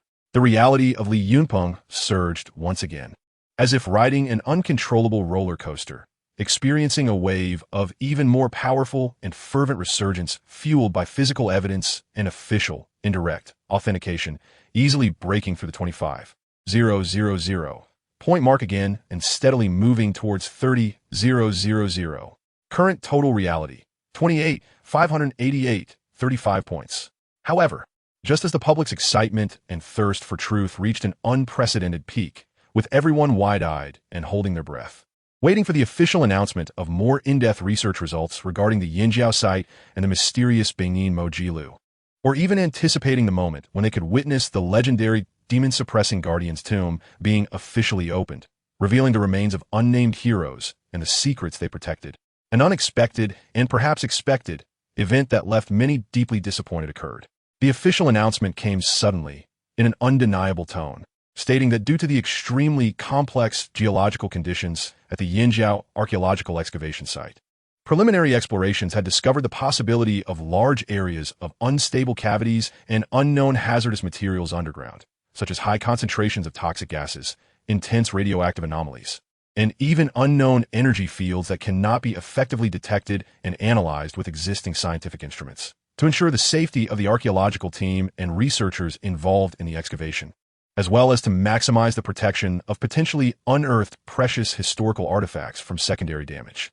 The subsequent large-scale archaeological excavation work would be temporarily halted. The site would enter a long-term, small-scale, multidisciplinary joint special research phase, focusing on protective exploration and remote sensing detection. As for when larger-scale and deeper archaeological excavation work could be restarted, and when the final complete archaeological research results could be made public, there was no clear timetable. Moreover, to better protect the original appearance of the archaeological site, prevent unrelated personnel from accidentally entering and causing dangerous incidents out of curiosity, and to minimize the potential risks of precious artifacts being stolen and sensitive information being maliciously leaked, the official took an unprecedented, powerful stance, implementing the highest level of near-military comprehensive lockdown and strict control over the entire Yinjiao site and surrounding areas for several kilometers. All roads leading to the area were set with multiple checkpoints, and without special authorization and strict review, any media reporters, internet streamers, or even ordinary citizens and tourists were strictly prohibited from approaching for any reason. Even drones in the sky, if they attempted to fly into the area, would immediately be met with strong suppression and ruthless expulsion from high-intensity, directional electromagnetic pulse interference signals from unknown ground sources. This sudden official statement and its sweeping measures, filled with the meaning of trying to cover up and the implication of not wanting to reveal the truth, immediately sparked even stronger doubts, dissatisfaction, and various conspiracy-laden speculations online than before. Many believe this was clearly the officials' deliberate attempt to cover things up, trying to hide some astonishing secrets that they could not disclose to the public, secrets that could overturn the existing cognitive framework. Upon hearing this news, Li Yunpeng merely smiled faintly, a glint of understanding flashing in his eyes. He knew that this was just a brief, suffocating calm before a larger storm, because he was aware that the extraordinary archaeological event occurring in the eastern suburbs of the capital, along with the supernatural and even higher-dimensional mysterious elements involved, had far exceeded the realm of ordinary artifact archaeology and historical research, and the seriousness, sensitivity, and potential subversiveness of the situation had rapidly and inevitably attracted the attention of the true decision-makers, the big figures standing at the very top of the pyramid. The subsequent excavation work has fallen into what seems like an indefinite temporary stagnation, not merely due to the complex geological conditions or insufficient technical preparations, as the official statements have downplayed, but because of a series of extremely sensitive and tricky issues within the higher levels of relevant departments. These issues revolve around whether to continue digging into the underground palace that may hide astonishing secrets, potentially related to national security and the future of civilization, and how to explain, classify, and guide any shocking discoveries that may arise once unearthed, both domestically and internationally. There has been a significant and irreconcilable divide, along with intense and even tense debates among the higher-ups. One side, represented by some relatively conservative officials and mainstream scientists who prioritize social stability and maintaining the existing order, firmly advocates that all so-called supernatural phenomena should be strictly defined as coincidences, misinterpretations, exaggerations by ancient people, or unknown natural phenomena that current science cannot explain.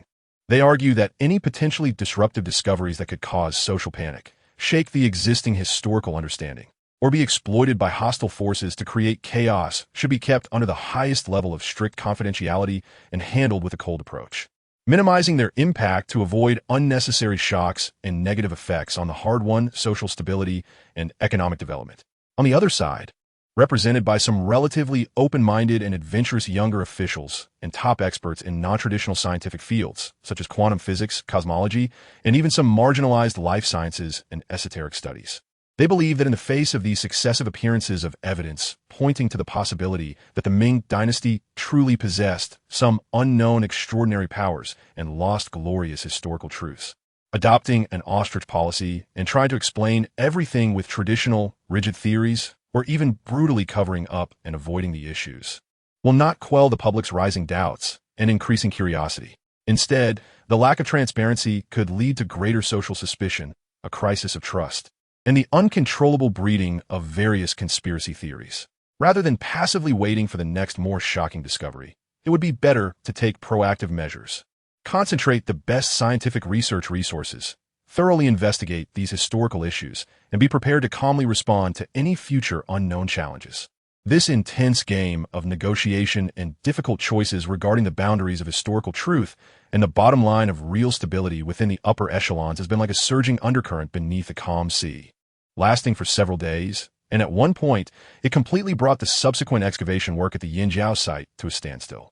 Finally, after a significant figure with ultimate decision-making power and great resolve listened to detailed reports and intense debates from all sides, he decisively made the final call in a tone that brooked no doubt, imbued with depth and authority. Continue digging. Not only dig, but do it with the fastest time, the most advanced technology, and the top talents. Get to the bottom of this. I want to see for myself what sort of monsters and spirits are buried beneath the ancient capital from hundreds of years ago. Are those so-called magical beings, immortals, and extraordinary powers the figments of ancient imagination, or are they forgotten truths? But at the same time, we must be fully prepared to ensure that the entire excavation process is safe, controllable, and absolutely confidential.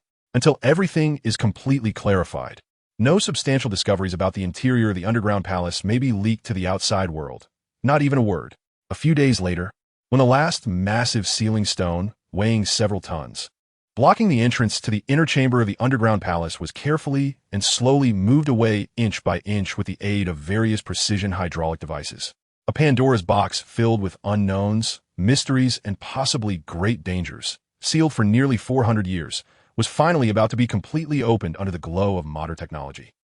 However, this time, those responsible for opening this box and guarding were no longer the ordinary archaeologists and local security personnel. Instead, they were a group of mysterious individuals dressed in unmarked tactical suits, with sharp eyes like eagles, exuding a unique military efficiency and seriousness in their actions. They silently took over all security work at the archaeological site and established a tightly sealed absolute no-go zone composed of armed personnel and various high-tech surveillance equipment several hundred meters from the site. Any unauthorized media reporters or individuals have long been completely prohibited from approaching this area. Only those truly qualified to enter the inner chamber of the underground palace and personally unveil the last veil of that lost history remained. Led by researcher Wang and including Sun Bowen and others, all of whom had undergone strict political scrutiny and professional capability assessments. Under the full accompaniment and protection of personnel from the National Security Department, they would carefully conduct the final and most critical excavation and exploration of the sacred ground that may hold the ultimate secrets of the Ming Dynasty's immortal realm. Chapter 29. The Mountain of White Bones, the Scroll of Hell. As the last heavy sealing stone, weighing several tons and blocking the entrance to the inner chamber of the underground palace, was carefully moved inch by inch under the combined force of several large hydraulic jacks and pulling steel cables, a nauseating, intense, and bone-chilling odor, mixed with the smell of damp earth, the mustiness of decayed wood, and an indescribable, peculiar scent reminiscent of aged blood and burnt flesh, erupted violently from the pitch-black entrance of the inner chamber like a hungry ghost imprisoned for hundreds of years. This scent, cold and filled with a sense of deathly silence, instantly permeated the entire narrow passage, causing everyone standing near the entrance, no matter how thick their specialized protective gear, to shiver uncontrollably, feeling an unsettling chill that penetrated to their bones. Researcher Wang, responsible for on-site command, a veteran in the field of archaeology who had spent most of his life navigating various ancient tomb sites and had personally unearthed countless treasures, despite having prepared for the worst and mentally braced himself before entering this mysterious site in Yinjiao, felt his heart race uncontrollably when the door to the unknown inner chamber was actually opened and the ominous, death-laden atmosphere rushed towards him. Taking a deep breath to suppress the inexplicable tension and a hint of unnameable anticipation within him, he spoke into the headset, trying to maintain a calm tone while still betraying a slight tremor in his voice. All personnel, pay attention. Maintain the highest level of vigilance. Exploration Team 1. Carry portable, multifunctional environmental detectors and high-precision life information detectors, and proceed into the inner chamber for preliminary environmental assessment and safety exploration. All other personnel remain in place. No one is to enter the inner chamber without orders.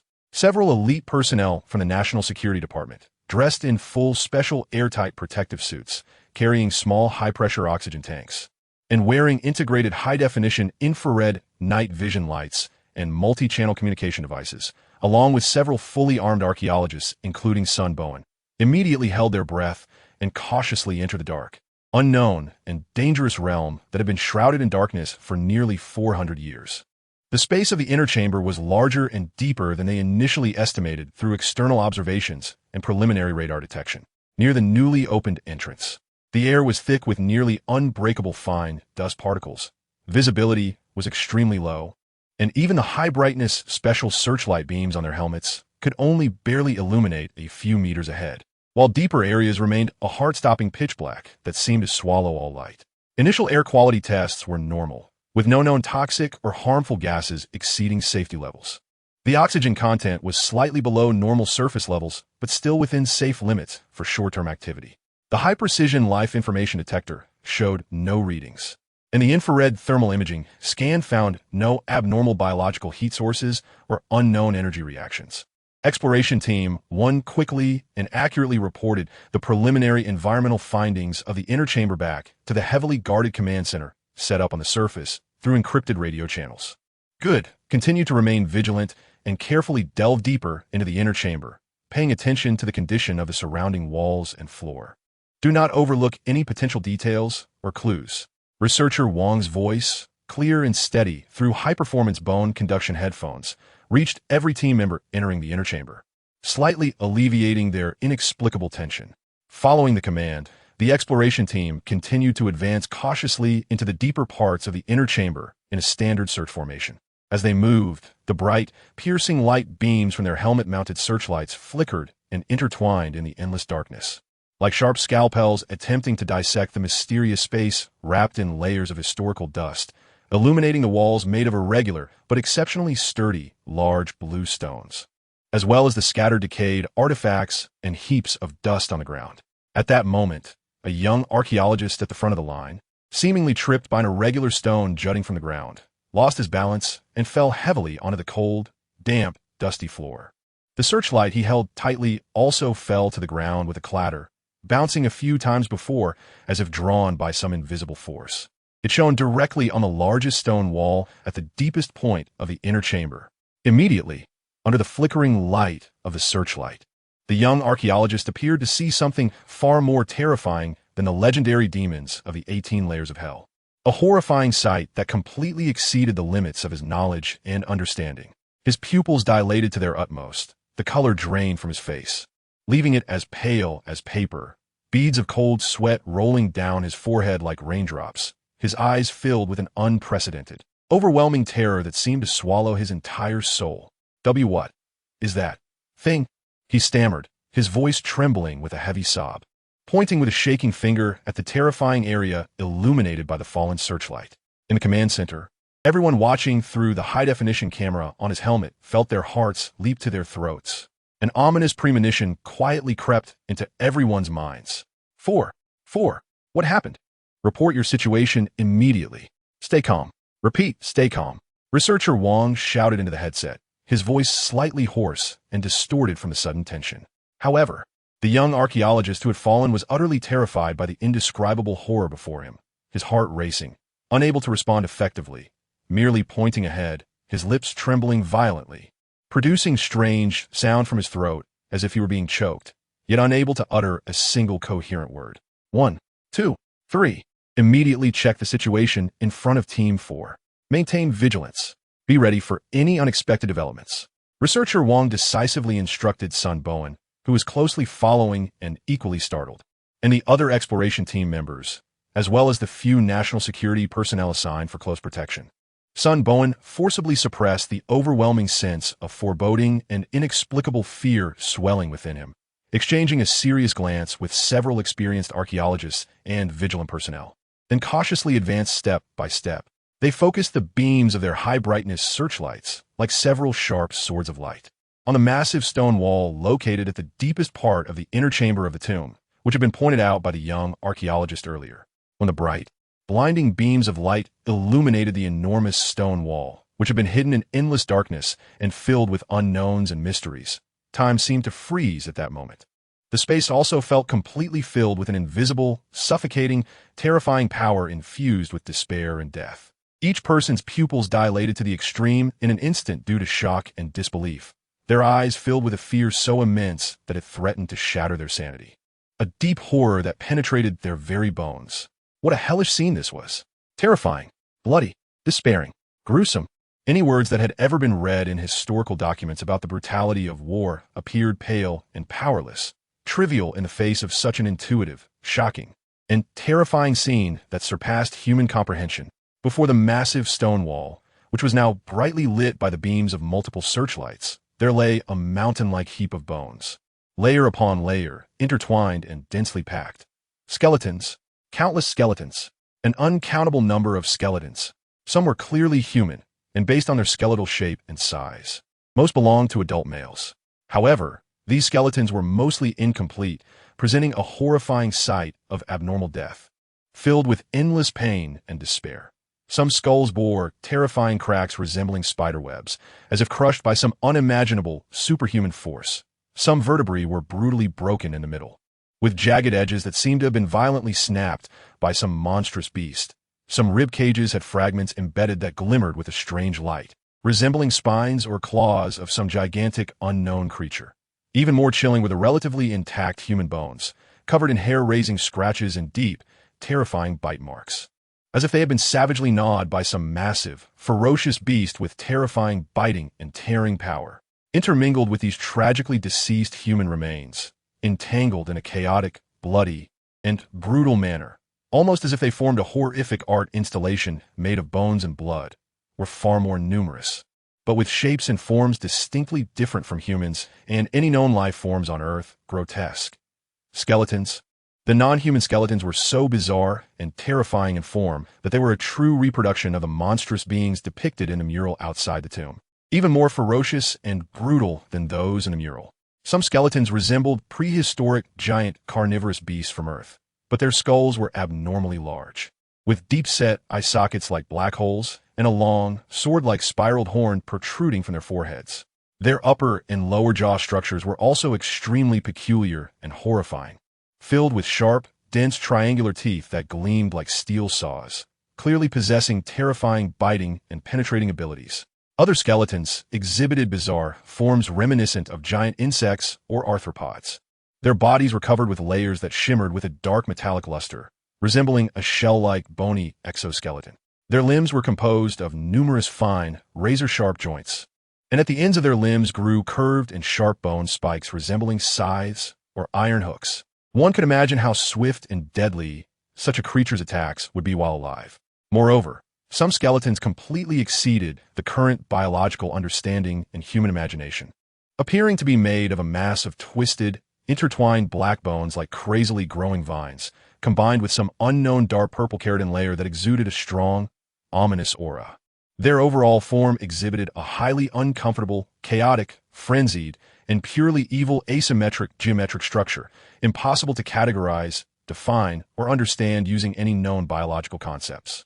Among these numerous, varied, and nauseatingly evil non-human skeletons, the most eye-catching and heart-stopping was a massive skull buried deep within the pile of bones, only partially exposed. Resembling a goat's skull but with several pairs of curved horns, along with enormous claws that sparkled with a cold metallic luster, each as thick as an adult's arm. Its complete form was unimaginably large. The terrifying bones, black and shiny as if polished from the hardest obsidian, still emanated an overwhelming pressure and a rich, almost tangible aura of pure evil and destruction, even after nearly 400 years of erosion and entombment. Just from looking at the exposed remnants from several dozen meters away, a feeling of despair, smallness, and helplessness in the face of an ancient, colossal beast rose in everyone's hearts.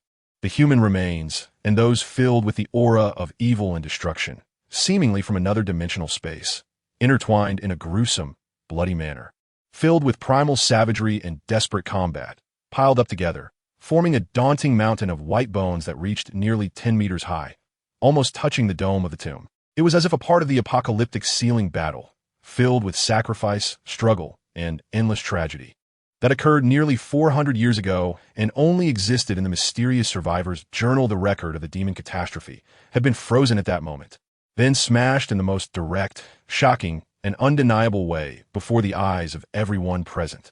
Whether it was the seasoned security personnel, accustomed to various bloody scenes and the aura of death, or the archaeologists and historians, who believed they had long understood the truth of history at this moment.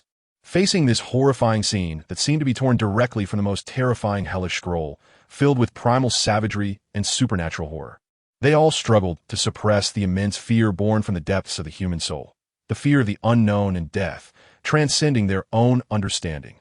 Many people's faces turned white as paper, trembling uncontrollably, even their instruments shaking in their hands and making faint clattering sounds. Several younger archaeologists, with weaker psychological endurance, could not help but gasp in suppressed horror upon seeing the massive black skeleton buried deep in the pile of bones, exuding a suffocating terror, their legs buckling, nearly collapsing to the ground. In the command center, a dead silence descended, suffocating and complete.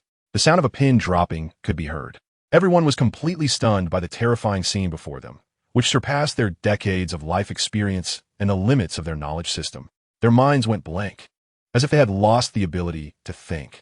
They could hardly imagine what kind of brutal battle, so horrific that it could not be described by any known words and transcended ordinary forms of warfare, had occurred in that seemingly ignorant feudal era hundreds of years ago, leaving behind such chilling and despair-filled relics of horror.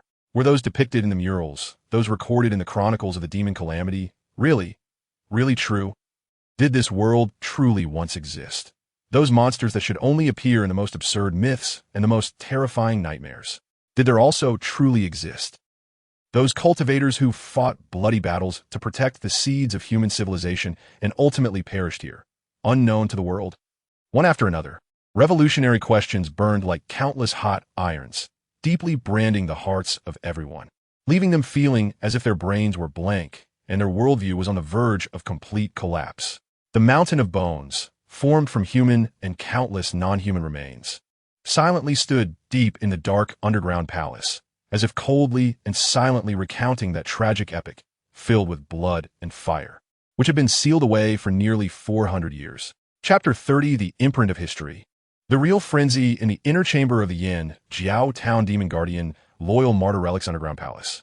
The Jingguan, built from countless white bones, resembles a sinister claw that has just emerged from the depths of hell, gripping the hearts of everyone who glimpses its appearance through various channels, leaving them gasping for breath amid indescribable fear and a shocking upheaval of their worldview. Although the authorities sealed off the site with a heavy hand after the live-streamed incident and imposed the highest level of control over all related information, the sporadic leaks from various internal channels regarding the murals in the underground palace, the unearthed weapons, and the mysterious bones acted like ice thrown into a boiling pot of oil, repeatedly igniting thunderous reactions in the already tumultuous online discourse. Keywords such as non-Earth biological genes, advanced metallurgical techniques, residual unknown energy fields, and inscriptions highly consistent with the Binging Demon catastrophe record struck the public's already fragile nerves like heavy hammers, shattering their inherent perceptions of the world. In those tightly guarded secret meeting rooms, before the giants who usually dominate the livelihoods of billions and control the direction of national machinery, internal reports about the Yin Jiao relics, worded rigorously but with content that is enough to astound, were circulated and fiercely discussed. Those officials and scholars who once scoffed at the discussions of cultivation and immortality on the internet, considering them nonsensical, had to hide their previous disdain and contempt in the face of identification reports issued by the country's top research institutions, filled with various anomalous data and scientifically unexplainable phenomena, revealing unprecedented gravity and confusion on their faces.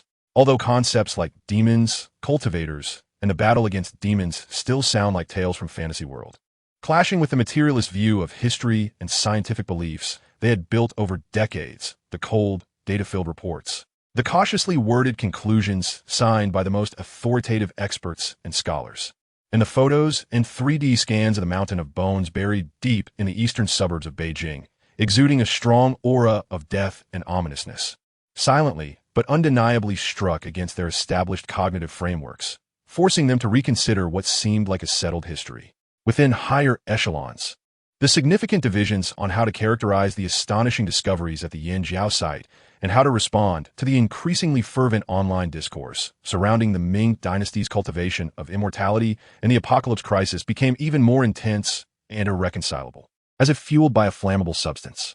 Those who had previously firmly advocated for a cold treatment, strict confidentiality, and attributing all supernatural phenomena to coincidences or forgeries, despite still stubbornly insisting on believing in science and opposing superstition, found their inner confidence visibly lacking, their eyes filled with undeniable confusion and wavering.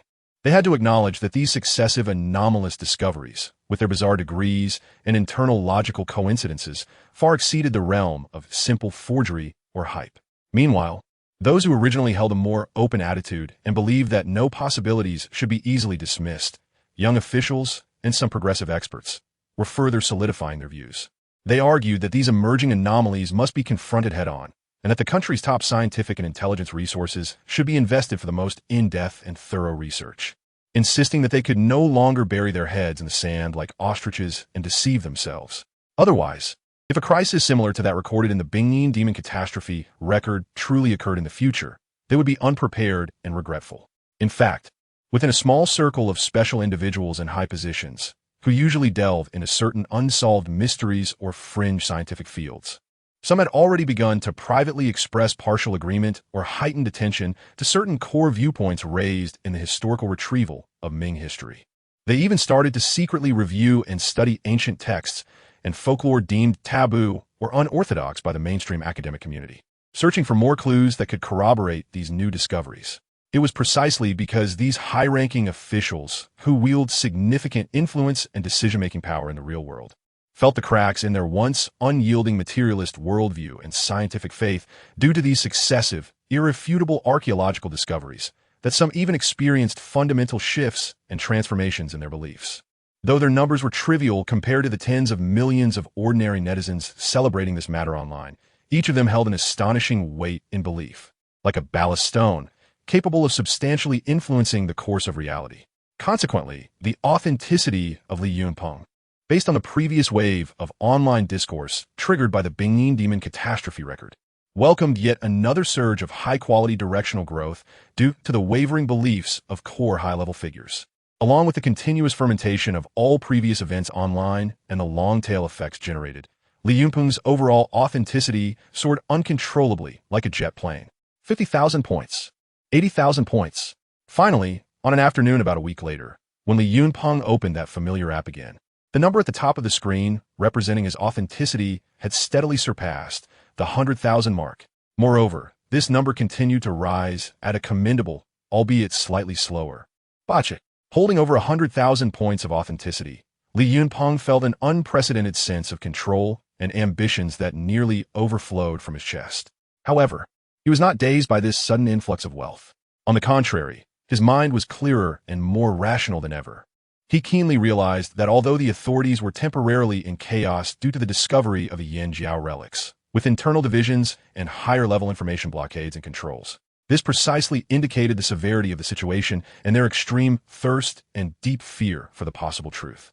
Meanwhile, ordinary internet users, due to the authorities' overt attempts at information control and their uncommunicative stance, became even more curious about the truths that were being concealed, with various speculations and conspiracy theories based on internal news flourishing. The ID Ming history retrieval, although it had not released any new explosive information for a while, still continued to spread the aftershocks of its previously caused historical earthquake, further solidifying its mysterious and awe-inspiring status online. Li Yunpeng judged that now was the perfect time to strike while the iron was hot, to further solidify and expand the historical truths he had meticulously woven. If he misses this valuable window of public opinion formed by the official silence, once the internal officials reach a unified stance and handling plan after fierce games and weighing, and take stronger measures for public opinion guidance or information blockade, his subsequent actions will face greater resistance. At the same time, Li Yunpeng deeply realizes that whether it is the previously sensational secret archives of southern Anhui, the chronicles of the Bingyin catastrophe, or the unexpectedly unearthed Yanjiao site in the eastern suburbs of Beijing filled with supernatural elements, although they are all highly impactful, they are essentially just static evidence. Literature can be interpreted as forgery or exaggerated imagination of ancient people, and while relics are difficult to explain easily, their persuasiveness is ultimately limited without broader and more systematic historical context support, and they may even be interpreted by some with ulterior motives as isolated, unreplicable anomalies.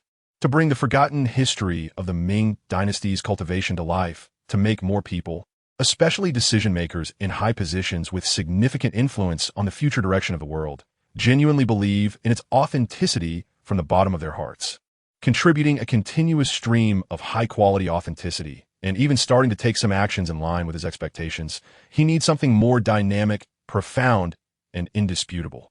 He wants that carefully woven history to not just remain on yellowed paper or buried in the cold ground, but to truly have occurred at a certain time and space node.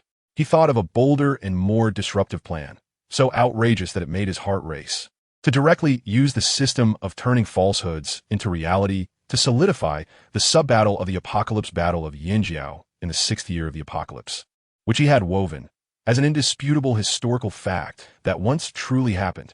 He recalled that when he was just conceiving the narrative of the Yanjiao site, out of a nearly whimsical curiosity, and more as a test of his system's capabilities, he had tried to assess in the app how much authenticity would be consumed to directly turn this battle from hundreds of years ago into a real history. Even though he had strictly limited the scope of the event, only confined to this not-too-large ambush battle in the Yanjiao area, not involving the comprehensive solidification of the core battlefield in the capital. He also knew through the system that changing or solidifying events from a relatively distant past typically required much less authenticity than directly creating events of the same scale and impact in the present, due to the dilution effect of time and the ambiguity of history. Yet even so, the system had given an evaluation result of over 200,000 points, which made him hesitate and temporarily abandon the idea. But now, the situation is completely different. After a series of interconnected and progressively successful public opinion guidance and critical material evidence creation, especially under the strong shock of the physical evidence from the Yanjiao site filled with supernatural elements and the preliminary official assessment conclusion, though not publicly disclosed, it has already caused a huge impact within specific circles. In the real world, a considerable portion of people, especially those in high official positions who have access to first-hand internal information, top experts and scholars, and some keen elites and social opinion leaders, have shifted their belief in the core concept that the Ming dynasty may indeed have some unknown extraordinary power and once experienced a fierce war against unknown threats. From complete disbelief and dismissing it as nonsense to a state of slight belief that is skeptical yet highly alert, needing further verification. A very few individuals with more open minds or who are more accepting of new things have even reached a moderate level of belief. This means that the cognitive resistance and logical rejection of Li Yunping's upcoming solidification of this specific history in the real world have been significantly weakened due to his previous successful groundwork. Li Yunping, filled with a hint of expectation, once again solemnly entered into the app the complete narrative to solidify the Yinjiao battle against the demons in the 6th year of the apocalypse, including the bloody battle between the troops led by General Zhou Qingzong and the elite demons fleeing from the 9 Nether Demon Cave. The specific forms and terrifying abilities of the demons, the fierce process and final outcome of the battle, and the immediate impact of this battle on the surrounding geographical environment and historical process.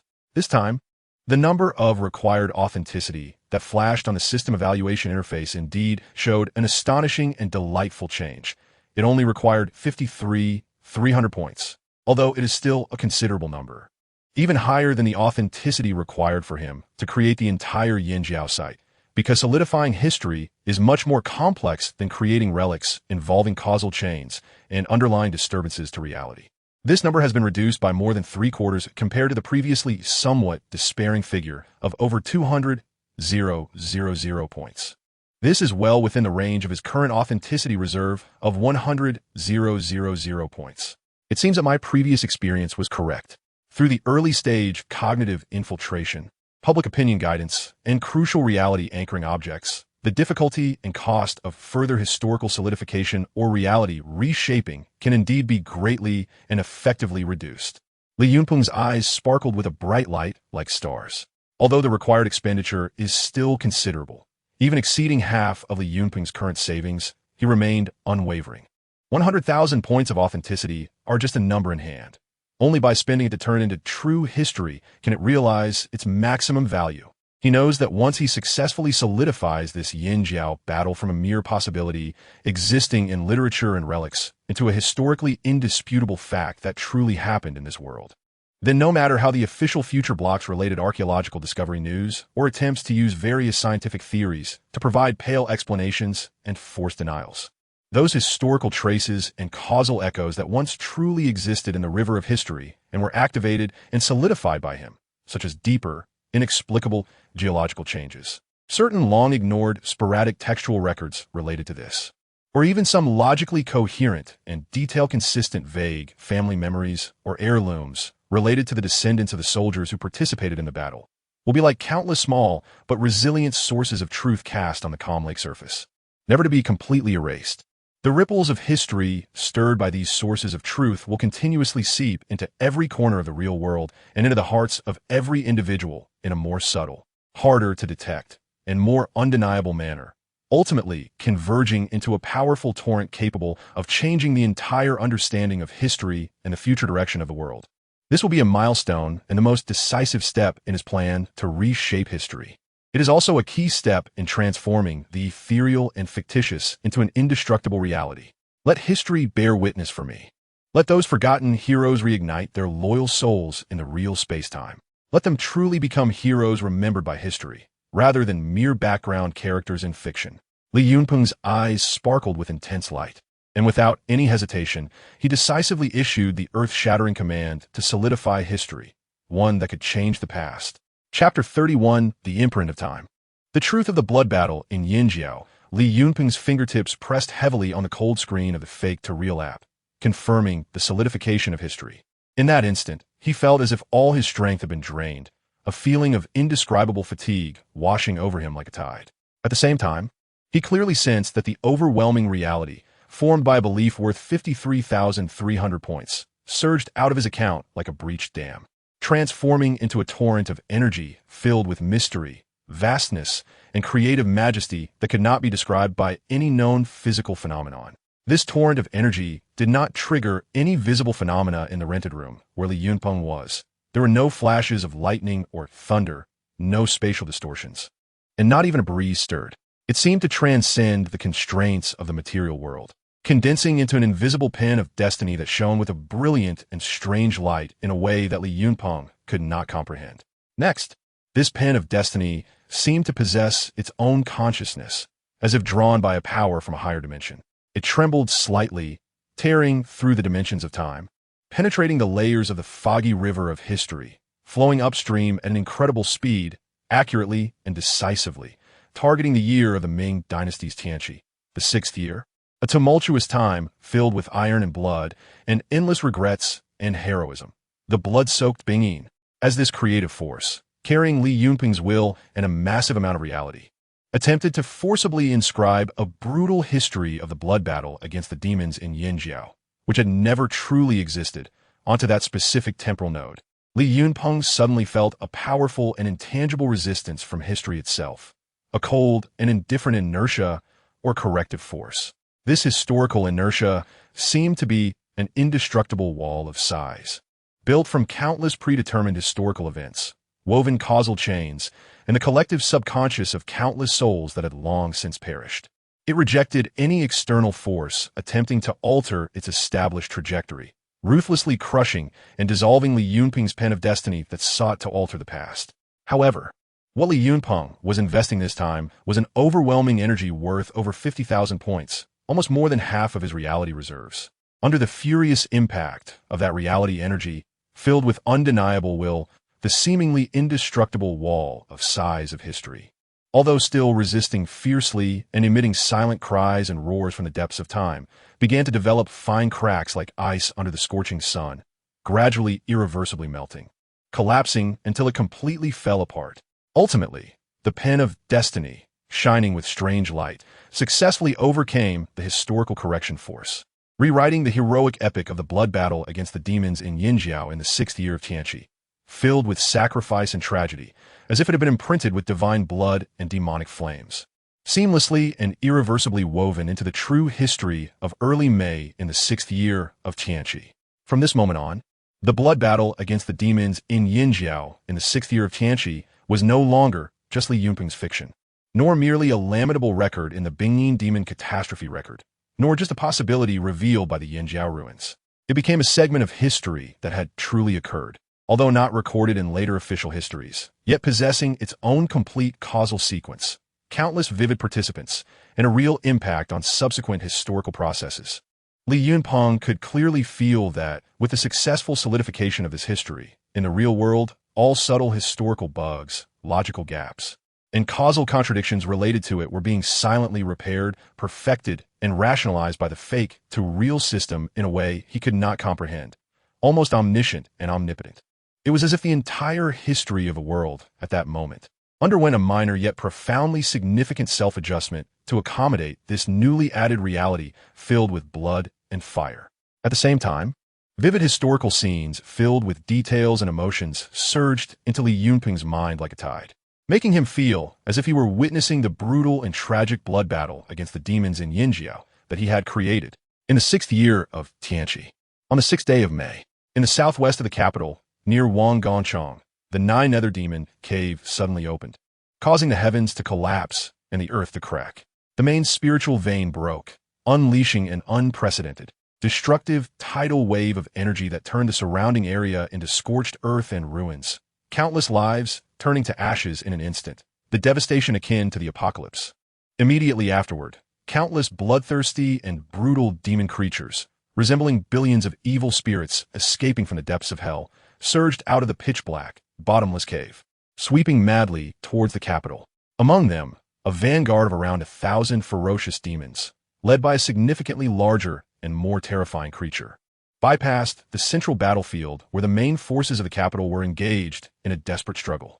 Taking advantage of the chaos in the capital's defense system, they sped towards the relatively weak eastern region of the capital. Their target was not only to slaughter more lives and absorb more souls and blood to strengthen themselves, but also possibly to breach the imperial city from the flank, forming an internal and external encirclement with the main demon forces rampaging in the core area of the capital, aiming to completely destroy this city that symbolized the last will of resistance of the Ming Empire. At this critical moment, when the capital's existence hung by a thread, Zhou Qingzong, a seasoned cultivator in his 40s and a commander of the Eastern Road Patrol under the elite forces of the Demon Suppressing Division, was leading a team of 108 elite captains and dozens of logistical support soldiers in the Yinjiao area of the capital's eastern suburbs, tasked with hunting down a cruel and malicious cult of demon practitioners. Zhou Qingzong, born into a military family and trained in martial arts since childhood, was a descendant of generations of generals. His ancestors had followed Emperor Taizu in battles and achieved great military feats. By chance, he encountered an extraordinary person who taught him the methods of refining qi, thus stepping onto the path of cultivation. He was known for his integrity, bravery, and his family's signature mountain-splitting blade technique, which was powerful and unmatched, alongside the secret pure yang energy and demon-slaying combat techniques from the Demon Suppressing Division, earning him the nickname Iron-Blooded Commander among his troops. At this moment, he was unaware that a catastrophe far more terrifying and brutal than the minor demons he was currently hunting had descended upon the capital. Until suddenly, the transmission talisman at his waist, carved from special jade and issued by the Demon Suppressing Division, began to tremble violently without warning, sending forth a series of urgent alarms mixed with overwhelming panic, piercing screams, and the sounds of violent explosions that were nearly unrecognizable. Capital danger démon. Demon creatures, invasion. Wangong. Factory, fracture, request, support, hurry. The message abruptly ended, and the spiritual light on the talisman faded completely, turning into an ordinary piece of rock. Zhou Qingzong's heart sank to the bottom in an instant. Although he was not clear about what exactly happened in the core area of the capital, from the fragments of information revealed in that sound transmission talisman and the overwhelming despair and fear, he had already keenly realized that something big had happened in the capital. A tremendous disaster. Almost simultaneously, the scouts he sent out to scout ahead returned as if they had seen a ghost, rolling and crawling back, their faces filled with incredible fear. Their voices became sharp and piercing due to extreme horror. Didu Wei. And not good.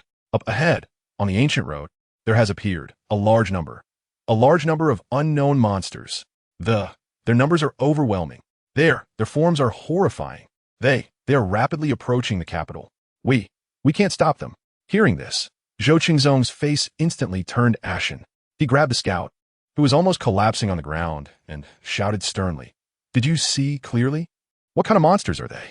How many are there? What does the leader look like?" The scout, jolted by his thunderous shout, regained a little composure but was still trembling all over, incoherently describing the terrifying scene he had witnessed. The more Zhou Qingzong listened, the heavier his heart became. He knew that this was definitely not an ordinary monster causing trouble.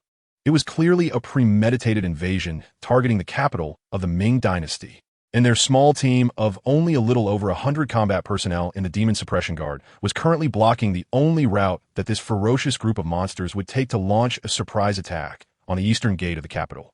Fight or retreat? Retreating, with their speed as cultivators, might allow them to save most lives, but the common people in the capital, as well as the entire flanking defense of the capital, would be completely exposed to the claws of these ferocious monsters, with unimaginable consequences. Fight. To resist with just over 100 against the thousands, perhaps even more, of terrifying monsters whose strength far exceeded that of ordinary demons was akin to striking a stone with an egg, like a mantis trying to stop a chariot. The result would almost certainly be the annihilation of the entire army. Zhou Qingzong struggled in his mind for only a few breaths of time.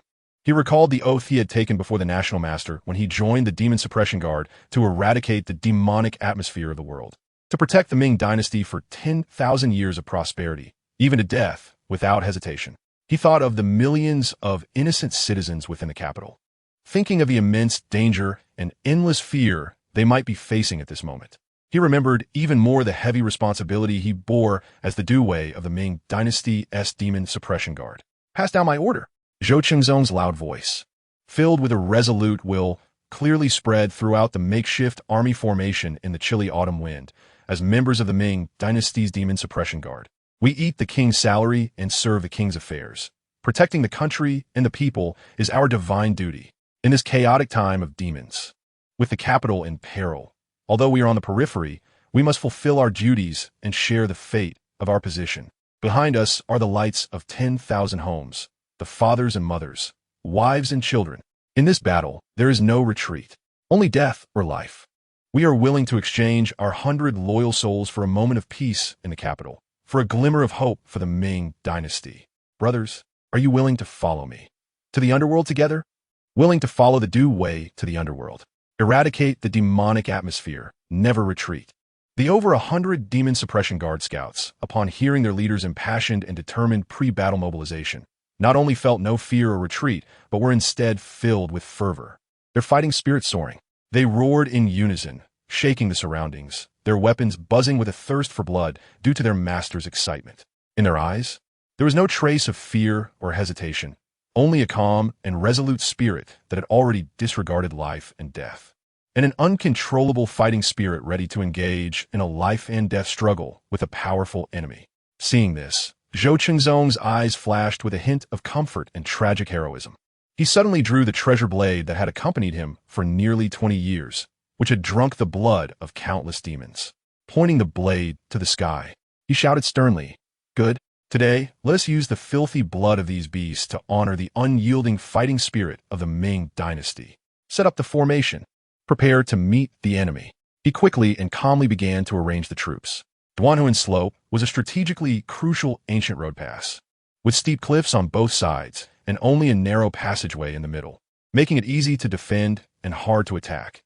A perfect battlefield to intercept this group of monsters. Zhou Qingzong commanded the soldiers to quickly set up a simplified version of the 3 talismans soul locking array and the 5 elements demon exorcising array, using the steep mountains on both sides and the narrow passage. The scouts cleverly placed specially made iron caltrips inscribed with demon suppression runes and sharp stakes smeared with demon-repelling gold juice at key positions in the pass. The archers took advantageous positions, loading their crossbows with armor-piercing arrows tempered with black dog blood and vermilion talisman water, aiming at the distant cloud of dust that was emanating a strong, bloody, and ominous aura from the approaching army of monsters. Soon, the dark mass of monsters surged like a black tide pouring out of hell, roaring terrifyingly and shaking the mountains. They ignored the seemingly weak defensive structures in front of the human formation and crazily charged at the thin-looking defense of the demon suppression guard like the most ferocious wolves pouncing on sheep ready for slaughter. At the forefront were the vanguard monsters resembling giant wolves, their bodies covered in hard bone armor. They disregarded the barrage of arrows and talismans, bravely crashing into the stakes and iron caltrips at the front of the formation, trying to tear apart the human defense in the most barbaric way. Steady. Fire. Prepare the talismans. Zhou Qingzong, leading by example, infused his majestic true essence into the treasure blade, causing it to shine with a dazzling golden light, radiating pure yang and exorcising energy. He roared like a fierce tiger descending the mountain, advancing instead of retreating, proactively meeting the surging army of monsters, his blades sweeping through, each swing producing sharp howls that tore through the air and sent the severed limbs of monsters flying. The battle-hardened scouts under his command also erupted with astonishing combat power at this moment, arrows raining down like locusts, talisman light shining. Although the specially enhanced armor-piercing arrows found it difficult to inflict fatal injuries on the thick-skinned monsters, they effectively slowed their charge and left deep wounds visible to the bone, with black demonic blood splattering like a fountain. The fire talismans, ice talismans, and metal-breaking talismans activated by the cultivators exploded like miniature bombs among the monsters, each explosion sending the nearby monsters flying in a shower of blood and flesh, or temporarily freezing them to slow their advance. However, the sheer number of monsters was overwhelming, and they seemed fearless. Even as their companions fell around them, they continued to charge forward, trampling over the bodies of their fallen comrades. Soon, the first line of defense made up of stakes and iron caltrips was completely destroyed under the relentless tide of monster assaults. Prepare for close combat. Form the formation. Hold your ground. A fierce look flashed in Zhou Qingzong's eyes. After infusing his majestic true essence into the treasured blade, it suddenly shone with a blinding golden light, exuding a heart-pounding aura of masculinity and exorcising energy. Kill! He roared like a fierce tiger descending the mountain, being the first to charge into the oncoming wave of monstrous creatures. The broken saber of destruction in his hand traced dazzling, powerful, and skillful arcs in the air. Each slash seemed to summon the righteous energy of heaven and earth, unleashing a fierce blade aura capable of tearing through steel, cleaving several large monsters that attempted to approach him, along with their indestructible bone armor, in two. The black, Foul-smelling demon blood splattered like a fountain, staining his black dragon scale patterned battle armor a strange dark red. Under his leadership, the over 100 magic suppression guards followed suit, charging forward like descending tigers and emerging dragons, each fearless, roaring towards the terrifying monsters. His seasoned magic suppression guards erupted with astonishing combat power at this moment, showcasing their abilities in the most direct and brutal bloody melee against the monstrous beings. Some officers quickly executed profound incantations with their hands, chanting spells that summoned thick red firebolts or freezing dark water thunder from the sky, raining down like furious thunder dragons, striking the densely packed monsters and instantly turning clusters of weaker creatures to charred remains or freezing them into lifelike ice sculptures. Other officers rapidly drew shimmering talismans from their specially crafted pouches, activating them with their true essence. Some transformed into countless gleaming golden swords, shooting out like a rain of blades. Others formed heavy, solid yellow energy shields to withstand the monster's frenzied charges, or turned into swift blue wind blades, silently slicing through the monster's limbs. Additionally, some higher-ranked cultivators skilled in close combat coordinated with fearless mortal soldiers, swiftly forming various small yet powerful formations like the 3-talent sword array, 5 elements blade array, or 7-star spear array, standing firm against the monstrous tide, engaging in the most primal, bloody, and brutal melee. In an instant, the small Duanhuan slope became a meat grinder. The roars of humans, the howls of monsters, the clash of weapons, the explosions of spells, and the horrific sounds of flesh being torn and bones breaking intertwined, composing a tragic symphony filled with death, destruction, and unyielding resistance. However, the number of monsters was simply overwhelming. Moreover, their recovery abilities and ferocity far exceeded the expectations of Zhou Qingzong and all the magic suppression guards. Even more terrifying, within the dark horde of monsters, there were several that were significantly larger and exuded a despairingly powerful aura. One of them was the monstrous black skeleton with fierce curved horns and steel-like claws, discovered later at the bottom of the Bone Mountain in the Yinjiao ruins. It appeared like an ancient demon crawling out of the abyss of hell, and as soon as it appeared on the battlefield, it effortlessly tore apart the hastily arranged defensive formations of the magic suppression guards with its overwhelming might. Each swing of its enormous, barbed claws could crush multiple guards, even those in specially crafted heavy armor, into a puddle of flesh. Its incredibly hard black bone armor could easily withstand most spells and talisman attacks. Even Zhou Qingzong's saber of destruction, infused with pure yang energy, could only leave shallow white marks on its surface, unable to inflict any fatal damage. Faced with such a terrifying and seemingly insurmountable foe, Zhou Qingzong's eyes turned blood red, his hair stood on end, and he let out a roar filled with endless anger and indomitable fighting spirit, not retreating but charging forward to confront the terrifying monster. He poured all the remaining true essence from his dantian into the already cracked saber of destruction without reservation. The originally dim red-gold glow of the blade erupted once more, dazzlingly bright, as if it could burn the heavens and earth, transforming into a shocking blade aura that could slice through mountains and shatter the void, colliding fiercely with a monstrous claw that descended like a mountain. With a deafening roar, Zhou Qingzong spat out a mouthful of hot blood like magma. But the saber of destruction, which had accompanied him throughout his life, successfully left a deep wound that exposed bone in the chest of the invincible demon general. Black blood gushing forth. Mortally wounded, Zhou Qingzong burned the last remnants of his life potential and shattered soul power in a devastating manner, detonating all remaining true essence within him and the accumulated evil energy in the saber of destruction, resulting in a cataclysmic explosion with the heavily injured monster. Amidst a sky filled with blood-colored flames of destruction and a deafening explosion that shook the entire Yinjiao Valley, they perished together. Upon witnessing their commander sacrifice himself to protect them, the other magic suppression guards did not show any signs of retreat or fear. Instead, they were ignited with even more fierce and resolute bloodlust and a shared will to fight for the vengeance of the commander. Victory for the Ming dynasty. We will not retreat against the demons.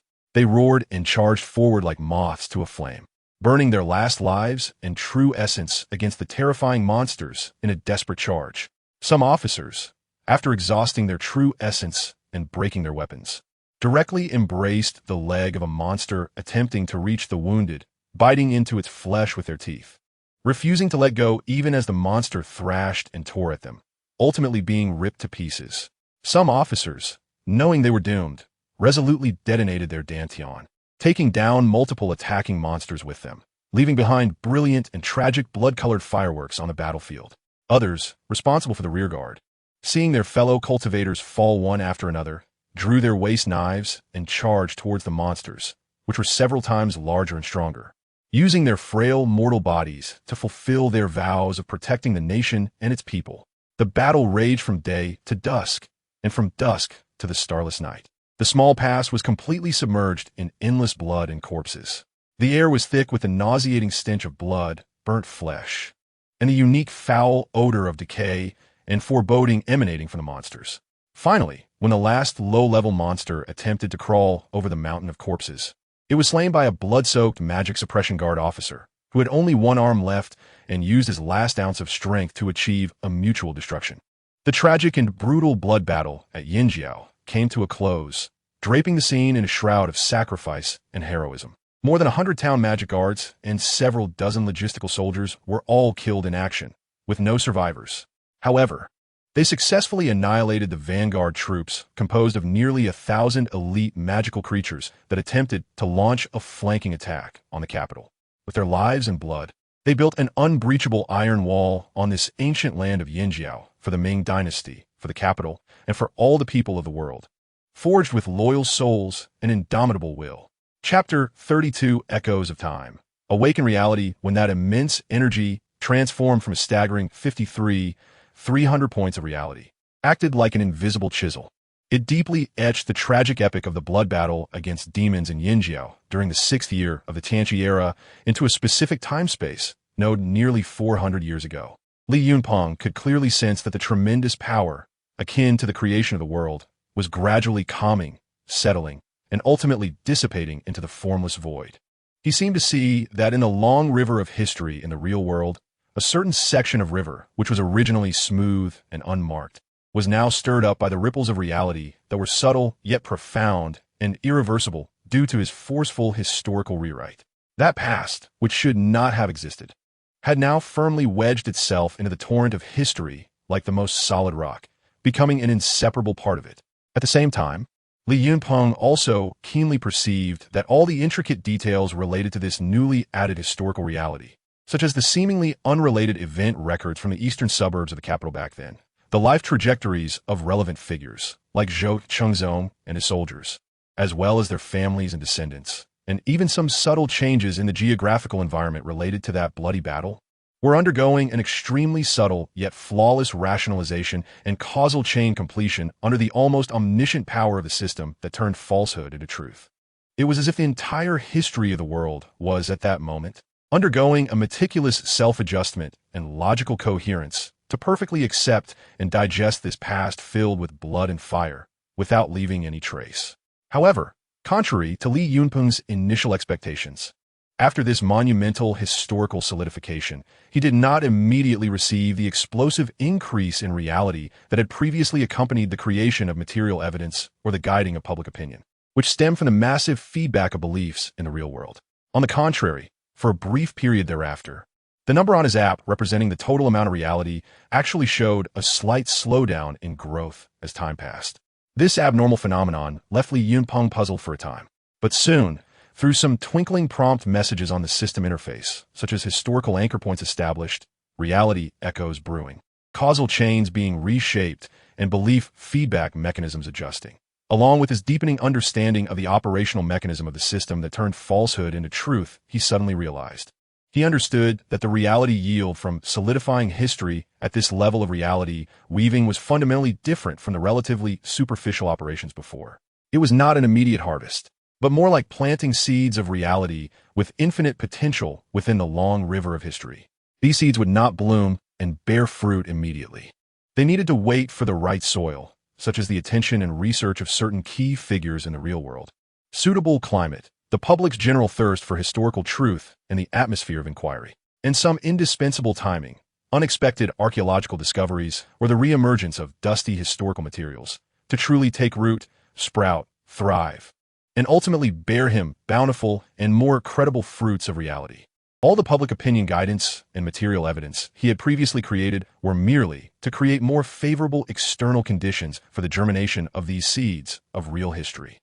This gave Li Yunpeng a deeper understanding of the operational mechanism of the system that turned falsehood into truth, as well as the essence of reality. Reality did not solely stem from people's blind belief in fiction, but also from the fundamental shaking, reshaping, and eventual acceptance of their inherent cognition about history, the world, and their own existence when they encountered the woven reality. This process of cognitive reshaping was often subtle, flowing like a gentle stream, yet profoundly influential. Just as Li Yunpeng patiently awaited the historical seeds he had planted to take root and sprout in the real world. Some subtle yet fateful echoes of history related to the blood battle he had solidified began to emerge in various corners of the real world. Like an undercurrent quietly surging beneath the water surface, gradually surfacing and coalescing into an undeniable force. The first changes appeared in the eastern suburbs of the capital, particularly in the Yinjiao area, where the site of the loyal soldiers of the demon-subduing guard was unexpectedly exposed due to a sudden small earthquake. Shortly after the site was officially sealed off at the highest level, citing complex geological conditions and the need for long-term protective research, a highly confidential joint scientific expedition team, composed of the National Geological Academy, the Institute of Paleoclimatology of the Huaguo Academy of Sciences, and some military-backed research institutions with deep studies on abnormal geological phenomena and ancient environmental changes, secretly entered the area in a manner akin to a military operation. They conducted extremely in-depth and detailed secret investigations and multidimensional data collection on the geological structure, soil composition, hydrological changes, and even ancient climate records of the region. Initially, most of the scientists from the country's top research institutions scoffed at the bizarre claims circulating online about monster invasions and ecological anomalies caused by the rupture of spiritual veins, believing them to be the nonsensical fabrications of internet charlatans seeking attention and creating panic without any scientific basis. They preferred to explain the small earthquake that led to the exposure of the site and the so-called abnormal artifacts unearthed from it purely from a natural science perspective. However, as the investigation deepened, increasingly more data that left these staunch materialists and believers in science astonished, even somewhat horrified, began to surface. Phenomena that existing scientific theories could not reasonably explain, coming one after another before them like silent slaps, striking against their previously unshakable scientific common sense. For example, during the high-precision chemical composition analysis and isotope tracking of the growth rings of ancient pines and cypresses that had grown for hundreds of years, a research team was astonished to find that in the growth cycle around the year of the 6th year of Tianqi in the late Ming dynasty, there was a clear record of an extremely brief but exceptionally intense regional ecological environment mutation event, which cannot be fully explained by any known natural disaster, such as earthquakes, floods, massive forest fires, or extreme droughts. Specifically, it manifested as a dramatic slowdown in growth rate and an abnormal distortion of structure in the growth rings of those ancient trees during those years.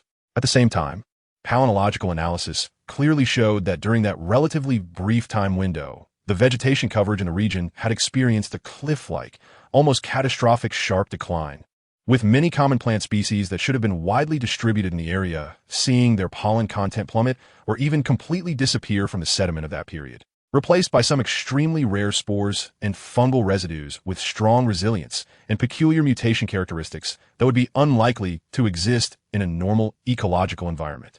These new scientific discoveries, while they may not directly point to the esoteric concepts of cultivation, monsters, or spiritual energy, serve as heavy weights, continually providing perplexing yet undeniable circumstantial evidence for the bizarre findings at the Yinjiao site and the absurd accounts in the Bing, In, Mo, Jielu. These pieces of evidence are like seemingly insignificant but crucially positioned fragments that emit a strange glow, adding to a vast historical puzzle shrouded in fog and missing pieces, making the truth of the whole event appear even more elusive and captivating, filled with chilling unknowns. Following this, unexpected new findings began to emerge in the seemingly unrelated field of literature research, like small stones thrown into a calm lake, creating subtle yet expanding ripples. In a district-level archive in the capital, a young archivist named Xiao Lu was somewhat bored as he organized a batch of neglected local chronicles from the Ming and Qing dynasties. Most of these ancient texts were badly damaged, with many characters blurred, Apart from a few scholars who specialize in obscure local history, hardly anyone would come to consult them. Xiao Lu felt a bit irritable today. The recent online discussions about the Yin Jiao site and the Bing Inamo Jielu had become too rampant. Even he, who usually didn't care much about such matters, was bombarded with various popular science and expos videos until he felt dizzy. As he mechanically dusted and numbered the musty documents, he secretly complained, "Those cultivators and monsters are just made up by bored people to attract attention." Just as he was dozing off, nearly about to collapse onto the archive shelves, a nearly falling apart ancient book with a damaged cover and severely yellowed, brittle pages caught his attention. The spine bore the barely legible title Shuntianfu, Wanping County Chronicle Fragment. This county chronicle looked older and more damaged than the others, as if it had been hastily compiled. Out of a professional habit, or perhaps just to pass the drowsy afternoon, Xiao Lu inexplicably flipped open this almost disintegrating county chronicle. He flipped through the pages aimlessly, finding the dull records of fields, household registrations, and tax records to be very tiresome. Suddenly, in an inconspicuous corner at the end of the chronicle, a brief account titled Strange Account from Wanping County in the year of Tianqi Bingyin caught his eye like a glimmer of light in the dark. He rubbed his sleepy eyes and leaned in to carefully make out the slightly blurred characters due to the long passage of time. In the 6th year of Tianqi, on the first day of the 5th month, the demon star invaded the purple micro, the emperor's star dimmed, and the astronomical bureau and the historical office reported repeatedly, saying that there would be great changes in the world, which could not be resisted by human power. Shortly thereafter, in the southwest corner of the capital, near Wanggongchang, the ground suddenly shook. Black smoke soared into the sky. The sound was like 10,000 drums beating in unison, and it was as if the thunder god of the 9 heavens was enraged, causing the heavens to collapse and the earth to crack. With ghosts and gods crying at night, the capital was terrified, and the people were anxious, believing the end of the world was upon them. A few days later, a large number of ragged and terrified refugees fled into the county from the eastern direction of the ancient road of Yinjiao, all saying that near the Duanhuan slope in Yinjiao, they had witnessed the grand army of demons fighting bloodily against a group of heavenly soldiers and generals in black armor, wielding strange weapons. With corpses piled like mountains and blood flowing like rivers, the scene was so tragic that it was unbearable to look at, and they did not dare to speak much of it. Later, a large number of black-clad cavalry rushed from the direction of the capital, sealing off all roads in Yinjiao, strictly forbidding the people from discussing this matter, with those who violated it to be dealt with as spreading demonic words. And the details were unknown. After reading this passage, Xiao Lu felt a chill run from his soles to the top of his head. Although he was not a professional historian, he had seen enough of the rampant discussions online regarding the Yin Jiao site and the Tianqi battle against the demons. The accounts in this county chronicle, whether in terms of time, place, or the details describing the demon army, the bloody battle with the heavenly soldiers, and the black-clad cavalry sealing off information, surprisingly matched the online revelations that sounded like fairy tales and the historical studies from the Ming Dynasty. If this record had been discovered before the findings of the Yin Jiao site or before the contents of the Bing Inamo Jielu were leaked, it might have been regarded by most historians as an ordinary, superstitious folktale or a somewhat exaggerated literary description of the societal chaos caused by natural and man-made disasters at that time, and would not have drawn any substantial attention. However, combined with the shocking archaeological findings at the Yin Jiao site and the chilling accounts of witnesses in the Bing Inamo Jielu, the originally inconspicuous county chronicle now seemed to reveal its hidden real meaning and historical information, as if the clouds had parted to reveal the sun, sending chills down one's spine. Xiao Lu's hands trembled slightly. He knew he might have truly discovered an incredible secret. Coincidentally, as the strange accounts were unexpectedly uncovered in the district archive of the capital, a similar historical echo was quietly occurring hundreds of miles away in a special collection reading room of an ancient book library in a city in Hebei province. A young doctoral student in environmental history named Lin Yu was currently buried in a pile of Ming and Qing local water conservancy records that had long been neglected and whose pages had severely yellowed and become brittle. Struggling to find valuable original historical materials for her doctoral thesis on the relationship between the changes in the water system of the North China Plain during the Ming and Qing dynasties and climate evolution. This work was tedious and cumbersome. The ancient documents filled with obscure place names, hydrological data, and official jargon made her head spin, and she was about to give up, just as she was forcing herself to read a book titled A Study of the Canals and Rivers of the Capital Region. Compiled by a local retired gentleman during the late Ming and early Qing dynasties, she suddenly noticed a line of extremely scrawled, almost illegible ink notes in the header of the pages that magnetically attracted her attention. The handwriting was very small, and due to the passage of time, the ink had faded significantly, almost blending with the color of the paper itself. Lin Yu exerted great effort, using a high-powered magnifying glass and her phone's photo enlargement function, to barely make out the rough content of the notes. The previous text is unclear, seemingly mentioning some ancient battlefield. East of Yinjiao, there's an ancient ferry named Wanhuan Slope. Nearby, there used to be a large swamp, abundant with water and grass, and many fish and shrimp, which the locals relied on for their livelihood, called Qianlong Lake. However, in the summer and early autumn of the 6th year of Tianqi, this place suddenly experienced a tremendous upheaval.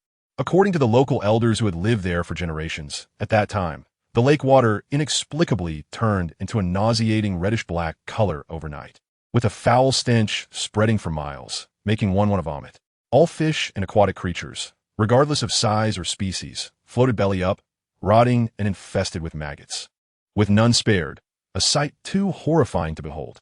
Moreover, a thick, ink-like black gas, exuding a strong, ominous aura, continuously surged from the depths of the lake, spreading across the entire lake's surface and the surrounding mountains and forests for dozens of miles, lingering for days, with everything it passed through wilting, life extinguished, as if transformed into a land of ghosts. The birds and beasts within 100 miles were also frightened and anxious, fleeing in all directions, and both people and livestock were restless. The villagers believed this was an ominous sign of the true dragon's wrath, demons passing through, stirring up the foul air of the underworld. And in fear, they all packed their families and left their homes to seek refuge elsewhere. From then on, Qianlong Lake was regarded as a forbidden zone, instilling fear in those who beheld it. Lin Yu finished reading the annotation filled with mysterious colors and descriptions of disasters, and she felt a chill rise from the bottom of her heart. Although she studied environmental history and had some understanding of ancient natural disasters and environmental changes, the bizarre scene described in the annotation, where the lake water turned crimson-black overnight. Dark clouds lingered for days, all vegetation withered, and countless beasts fled, completely exceeded her knowledge of any natural disaster, especially the time mentioned in the annotation. Late summer and early autumn of the 6th year of the apocalypse, and the location near Duanhuan Slope east of Yinjiao, instantly reminded her of the recent uproar on the internet regarding the Yinjiao ruins and the so-called battle of sealing demons during the apocalypse. Could it be that this seemingly absurd folk legend is somehow connected to that covered-up history? These new discoveries from the scientific and literary communities, which seemed coincidental yet pointed to the same forgotten history, were like adding seemingly insignificant yet critically positioned pieces, glowing with an eerie light, to a massive historical puzzle filled with fog and missing fragments, making the truth of the battle of sealing demons even more elusive and captivating, filled with chilling unknowns. Besides these relatively professional and formal historical echoes, on the ancient land of the eastern suburbs of the capital where the Yinjiao ruins are located, some old rural tales and supernatural legends that were once passed down but had long been regarded as feudal dross by the younger generation due to the passage of time and the prevalence of materialistic thought began to be rediscovered, organized, and reinterpreted in a new light. These tales were imbued with a historical value and practical significance that highly correlated with that tragic history that had been concealed. In Yinjiao, especially in several ancient villages near the Duanhuan Slope area, where the site of the Zhenmao Wei loyal soldiers was unexpectedly exposed due to an earthquake, some elderly villagers with good memory began to recall, under the deliberate guidance and repeated questioning of curious onlookers, vague legends passed down from their grandfathers, great-grandfathers, and even earlier ancestors about the heavy Yin energy in the Duanhuan Slope area, the frequent occurrence of strange events, and its reputation as an inauspicious ancient battlefield buried with countless vengeful spirits and fierce ghosts. These legends, which in their youth or several decades ago, in an era of relatively closed information and incomplete scientific understanding, were once the talk of the local villagers during tea breaks or in the fields, also served as ghost stories to scare disobedient children to bed on long nights. They were like gravel and debris scattered across the fields, full of local flavor and imbued with an awe-inspiring mysterious color. Among them, the most widely circulated legend was about the area near Duanhuan Slope, where it was said that in the past, every time there was a night of continuous rain, lightning, and thunder, or on certain special, heavily laden solar terms, such as the Ghost Festival on the 15th day of the 7th lunar month, or the night of Qingming Festival. One could vaguely hear a series of chilling sounds of metal clashing, the mournful whinnies of dying warhorses, and the desperate cries and wails filled with unwillingness and anger from countless soldiers. At that time, when villagers heard these terrifying sounds, they would be so scared that they would immediately bolt their doors, lock their courtyards, and even draw talismans with ash from the bottom of their pots on their doors and windows, praying for divine protection, believing that it was the lonely souls and wild ghosts buried on the ancient battlefield passing through at night, or that they were engaged in an endless, unsettling underworld war with some invisible evil spirits. If the children at home cried out of fear, the adults would often lower their voices and say in a tone that was both fearful and somewhat threatening, "Stop crying. If you keep crying, we'll throw you to Duanhuan Slope to feed those fighting wild ghosts. Let them take you to be a little ghost." However, with the progress of time, the spread of scientific knowledge, and the passing of the older generation, these superstitious ghost stories had long been forgotten and discarded by the younger villagers, even being treated as jokes during meals, believed to be mere products of low productivity in the old society and limited understanding of people, hardly worth mentioning. But now, the situation has changed dramatically. With the shocking discovery of the Yinjiao ruins and ongoing heated discussions online about the battle of sealing demons, those ancient legends that once circulated among the local elders but had been buried under the dust of modern civilization seem to miraculously revive after being deeply excavated, systematically organized, and imaginatively verified and boldly interpreted by those with keen insight, such as self-media reporters chasing traffic, die-hard fans who firmly believe in the views on recovering Ming history, and young scholars attempting to interpret this event from the perspectives of folklore and social memory. They were attributed with new meanings and significant values that validated that concealed tragic history and revealed the unknown collective memory of the people. Under these new interpretations, this ghost story that had been passed down for hundreds of years had its terrifying exterior stripped away, revealing a core filled with tragic and respect-inspiring heroism. Those sounds of metal clashing and cries of battle that once came in the dead of night were no longer simply the mischief of lonely souls and wild ghosts, but were interpreted as the valiant sacrifices of the Zhenmao Wei soldiers who bravely protected the capital and the common people.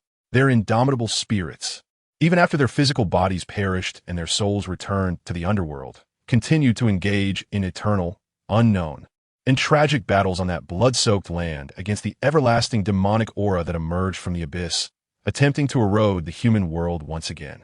This interpretation, filled with romanticism and heroism, while still seeming absurd to rational historians, had an unparalleled emotional impact and persuasiveness in the hearts of ordinary netizens who had been deeply attracted by the grand narratives of the Ming true cultivation dynasty and the battle of sealing demons.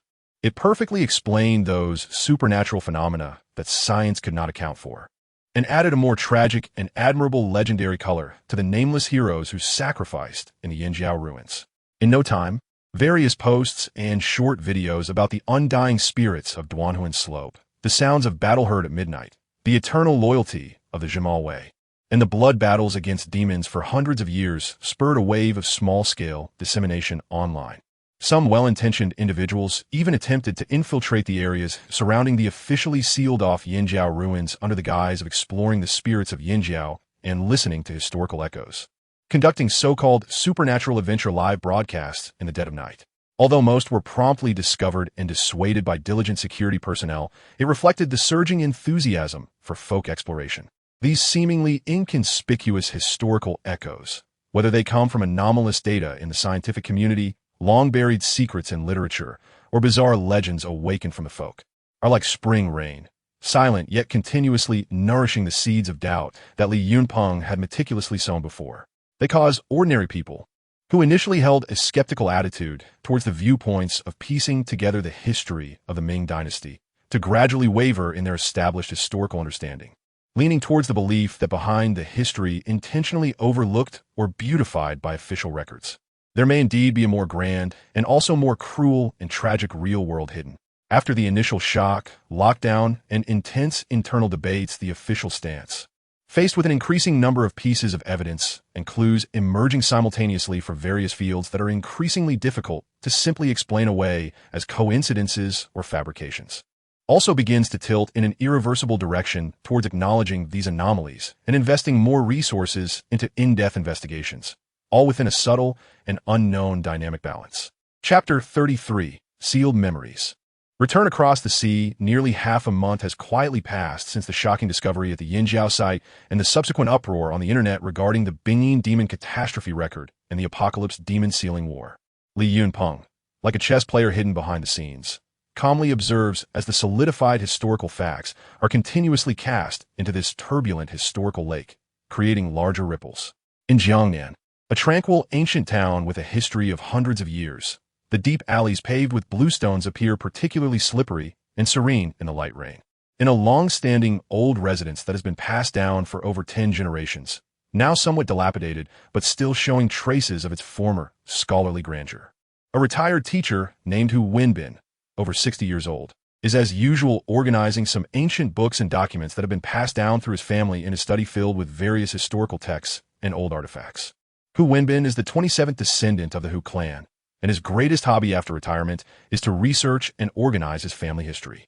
The ancient book in his hand, the Hu clan genealogy, revised edition from the Daowang era, which has long yellowed and become brittle with many torn edges, is regarded by him as a treasure. Recently, he has also heard some discussions online about the Ming dynasty's cultivation of immortals and the Apocalypse demon sealing war, although he scoffs at those seemingly supernatural claims. Considering them pure nonsense, he can't help but watch some videos and discussions about Ming history due to some inexplicable thoughts. Cultivators and demons, what a farce! Hu Wenbin mumbles to himself as he gently brushes off the dust from the genealogy with a small brush, thinking, my Hu ancestors were loyal and devoted to the country, relying on true skills, not on any deities or ghosts. While he was examining the Hu clan genealogy, a yellow page, weakened by the passage of time and as fragile as a dried leaf, unexpectedly fell out. Curious, Hu Wenbin picked up the page and carefully unfolded it. It contained a seemingly ordinary passage. My sixth ancestor, Mingsheng, courtesy named Shouzhua, was brave and straightforward in nature, fond of archery and horsemanship. He entered the capital's military camp at a young age and was later selected for his outstanding martial arts performance, promoted to the position of school captain. In the summer of the 6th year of the apocalypse, chaos broke out in the capital. Following orders, he went to Yinjiao with the captain to resist the strong enemy, fighting bloodily in the daylight, and ultimately, due to being outnumbered, he and over 100 comrades in arms perished for the country at the age of 29. Alas, my ancestors' loyalty and bravery should never be forgotten even after 100 generations. Unfortunately, his deeds are not recorded in the historical annals, mentioned only briefly in the genealogy to comfort the heroic spirits and warn future descendants to take their ancestors as examples, to be loyal to the country, and to never shy away from death. Hu Wenbin had seen this seemingly ordinary record before, but had never paid much attention to it. After all, in the late Ming dynasty, during the frequent wars, it was common for military generals to die in battle. However, this time, when he saw keywords like capital's military camp, entered the guard, school captain, 6th year of the apocalypse, chaos in the capital, followed the captain, stationed in Yinjiao, resisted strong enemies, fought bloodily in daylight, and all perished for the country. They struck him like lightning illuminating the dark night, instantly brightening his somewhat cloudy eyes due to age. He felt a shiver run through him, and the thin paper in his hand suddenly felt as heavy as 1,000 pounds. This is clearly highly consistent with the recent uproar on the internet regarding the Yinjiao site and the Bingyin demon catastrophe record that documents the blood battle to resist demons in Yinjiao during the 6th year of the apocalypse. Especially that captain. Could it be the heroic commander Zhou Chengzong, who led over 100 demon-resisting soldiers to their glorious deaths, as recorded on the loyal and heroic monument at the Yinjiao site? And his 6th ancestor, Hu Mingsheng, was actually one of the over 100 school captains who bravely fought alongside Captain Zhou Qingzong in Yinjiao and ultimately sacrificed himself. This sudden discovery made Hu Wenbin tremble with excitement. He never dreamed that his family genealogy concealed such a shocking secret that could overturn historical understanding. He hurriedly stored the damaged genealogy and the precious page carefully, knowing that these items in his hands might become key evidence to uncover the truth of that nearly 400-year-old sealed history. He immediately contacted acquaintances at the city's Cultural Relics Bureau to report his significant discovery. Almost simultaneously, Thousands of miles away, in a famous international auction house in Europe, an auction for Eastern art treasures, highly anticipated by collectors worldwide, was taking place. This auction featured numerous rare, ancient Chinese antiques, including some national treasures that had been lost overseas for many years. Midway through the auction, a set of items labeled as Ming Dynasty court jade carvings, a total of 7 pieces, was slowly pushed onto the stage. This set, as described, was an old collection of a late Qing royal family member from the late Qing and early Republic of China periods, which had been sold to a foreign antique dealer after the fall of the Qing dynasty due to financial difficulties, eventually ending up here. The set included jade rui, jade brush holders, jade paperweights, jade aromatherapy holders, etc. While the craftsmanship wasn't top-notch, it was quite delicate and elegant, and the materials were of high quality, thus attracting the attention of many buyers. After several rounds of not very intense bidding, the set of Ming Dynasty court jade carvings was successfully purchased by a low-key overseas Chinese entrepreneur at a price slightly above the estimated value. This entrepreneur has always been enthusiastic about public welfare, especially having deep feelings for artifacts lost overseas. He has previously spent huge sums to repurchase national treasures and donated them to domestic museums. Shortly after the auction ended, this entrepreneur announced through relevant channels that he would donate the entire set of Ming Dynasty court jade carvings he had just purchased to the National Museum of Huaguo, hoping that these treasures could return home soon. This act of kindness naturally received unanimous praise from domestic media and the public.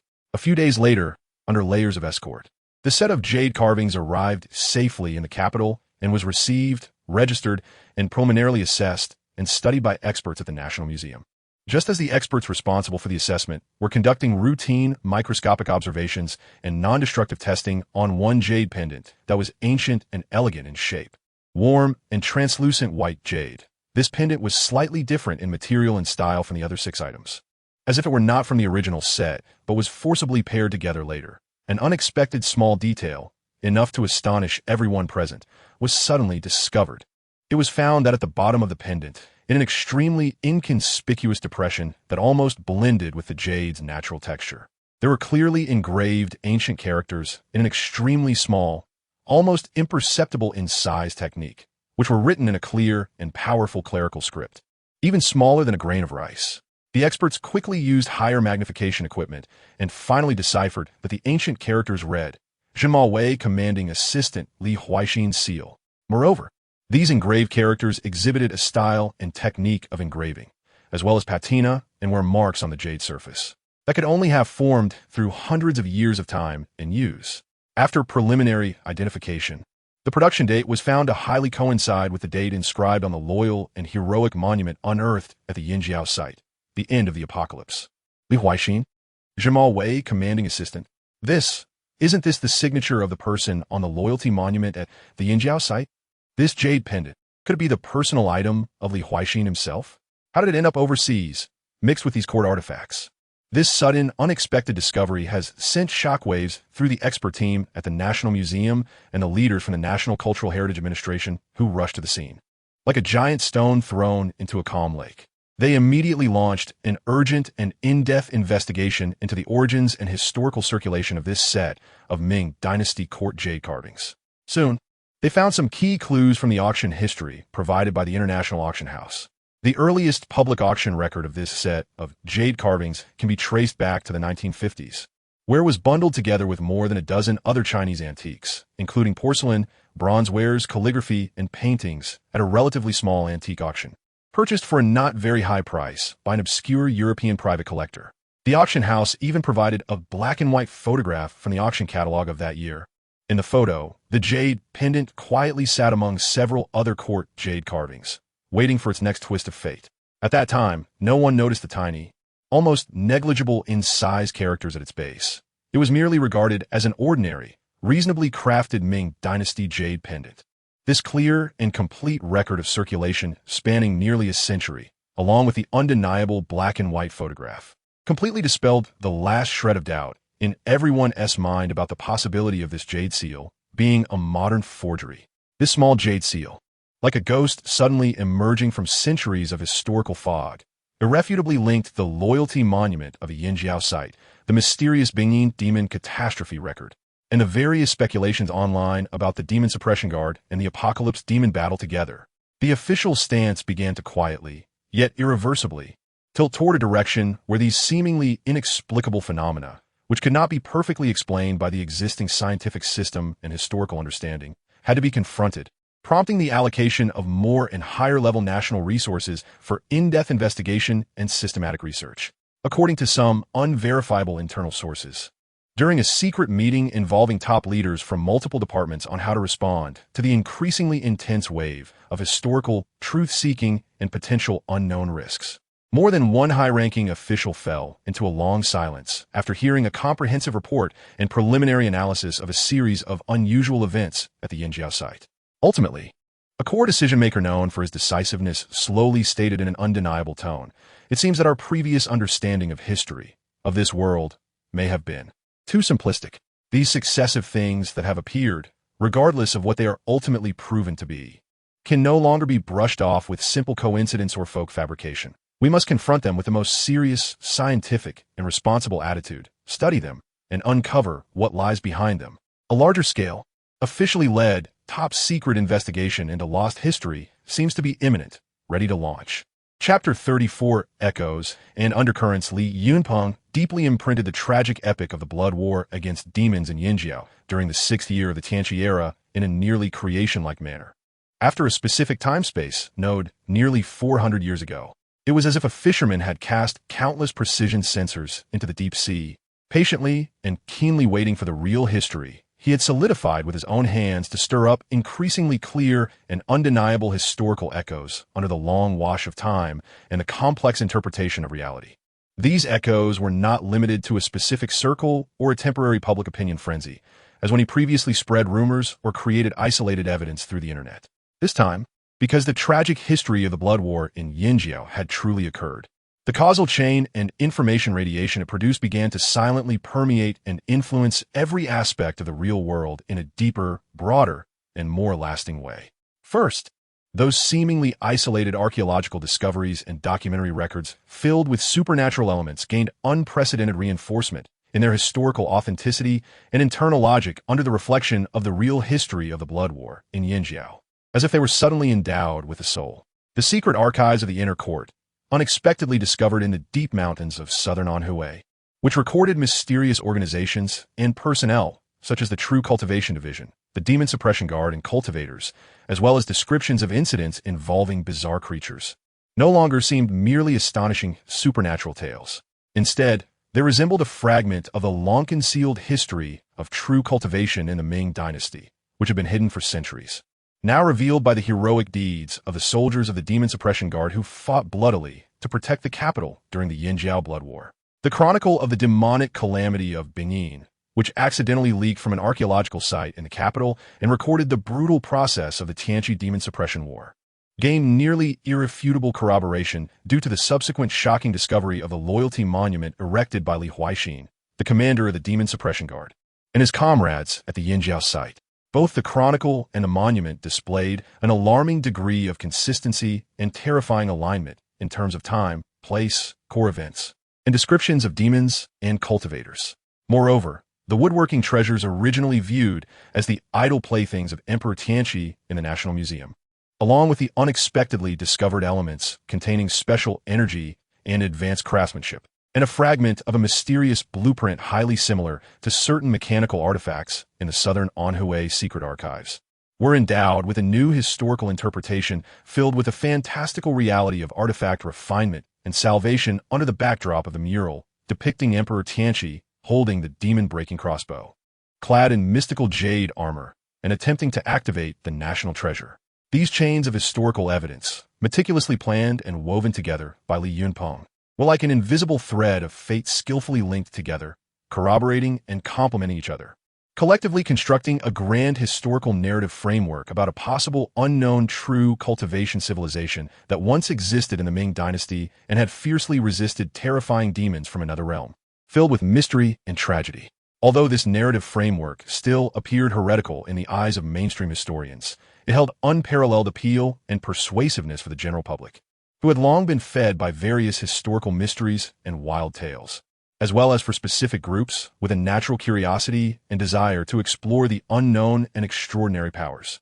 Moreover, as more and more incredible evidence emerged, it also began to shake the mainstream historical community. In a moment, from reality to the internet, from the grassroots to the official level, a wave of exploration into the true cultivation history of the Ming Dynasty and the Tianqi demon suppression war surged once again, more intense and lasting than any previous wave. Countless history enthusiasts, bystanders, researchers of the occult, and even many experts, scholars, and government officials all immersed themselves in this tide, transforming into historical detectives and excavators of truth. Tirelessly searching through various historical books, ancient texts, local chronicles, folk legends, and even online information, seeking every possible clue related to this forgotten history. The echoes of history brought about by that solidified past, such as the strange accounts in the local chronicles of the Ming Dynasty, folk legends of ancient battlefields, and mysterious records in certain family genealogies, were also discovered one by enthusiastic netizens, like bamboo shoots after rain, and publicly shared, becoming strong new evidence supporting the authenticity of the true cultivation history of the Ming Dynasty. For example, shortly after the discovery of the Yinjiao site, a retired teacher named Hu Wenbin from an ancient town in Jiangnan unexpectedly found a record in his family's Hu clan genealogy, which had been passed down for over a dozen generations, about his sixth ancestor, Hu Mingcheng, who, during the summer of the sixth year of Tianqi, fought fiercely against powerful enemies alongside the capital's garrison in Yinjiao, eventually sacrificing himself and over 100 comrades for the country. This record astonishingly matched the account inscribed on the loyalty monument at the Yinjiao site, detailing how the commander of the Demon Suppression Guard, Zhou Qingzhou, and over 100 officers had also sacrificed themselves for the country. Hu Wenbin immediately reported this significant discovery to the local cultural relics department, causing quite a stir. Additionally, at a famous international auction house in Europe, a Chinese entrepreneur passionate about philanthropy unexpectedly discovered a white jade seal inscribed with the words Demon Suppression Guard Commander Li Huaixin while donating a collection of Ming Dynasty Palace jade carvings to the National Museum of China. Li Huaixin was the signatory of the loyalty monument at the Yinjiao site. The appearance of this jade seal, along with its clear and complete record of overseas circulation, added substantial physical evidence to the real existence of the Demon Suppression Guard and the authenticity of the Yinjiao Blood War event. Even in the real world, some amusing chain reactions began to emerge. For instance, after the Yinjiao site was officially sealed off, some bold and profit-driven antiquities dealers began to produce crude counterfeits of so-called Ming Dynasty Demon Suppression Guard badges, fragments of cultivators' artifacts, and even relics of demon bones overnight, selling them at high prices through various underground channels to fervent collectors or researchers of the true cultivation history, causing quite a commotion in certain small antique markets. Moreover, keen-eyed gaming and film companies quickly captured the immense commercial potential hidden behind this archaeological fervor for true cultivation, beginning to vigorously plan and prepare various online games, game dungeons, animations, and even live-action TV dramas centered around the themes of the true cultivation dynasty and the demon suppression war, attempting to get a piece of the pie in this feast sparked by historical truth. There are also some health enthusiasts and traditional martial arts fans who enjoy meditation and practicing martial arts in their daily lives. After hearing about the records of cultivators and spiritual energy in the record of the Binyin demon calamity, they began to seriously claim that they could feel the faint spiritual energy reviving in the world. They attempted to find lost cultivation methods from ancient texts and secret archives that had been interpreted by historical scholars, leading to a surge of various masterclasses and training courses online, all claiming to inherit the secret methods of cultivation from the Ming Dynasty and the royal health practices of the Tianqi era. Although most of these were just scams to make money, they reflected the widespread influence of this cultivation craze. All these historical echoes, whether true or false, serious or humorous, official or folk, continuously reinforced people's recognition and belief in the core concept that there might have been an unknown era of cultivation filled with extraordinary powers during the Ming Dynasty.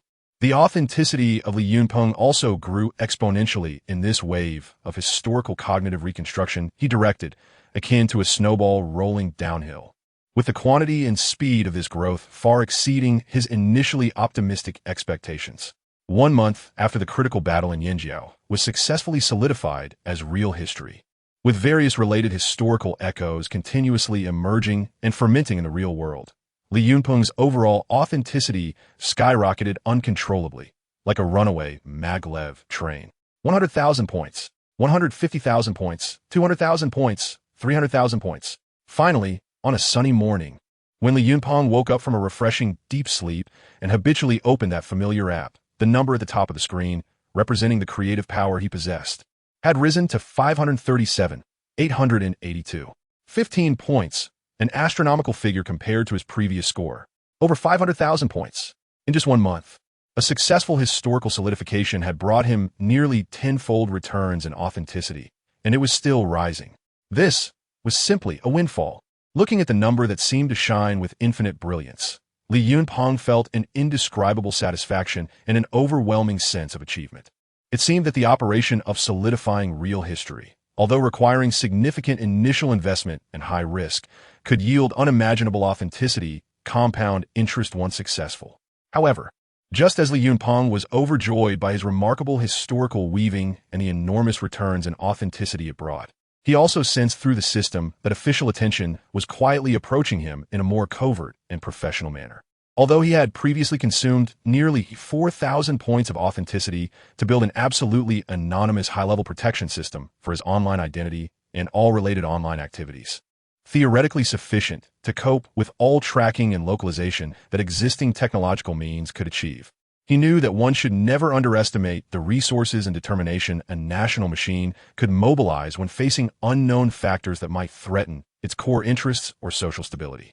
Sure enough, shortly after the preliminary assessment results of the Yinjiao site and parts of the record of the Bingyin demon calamity caused a huge stir online, leading the authorities to temporarily suspend archaeological excavations and impose a higher-level lockdown on the site. Li Yunpeng perceived through the system feedback some extremely subtle but undeniable fluctuations in information flow.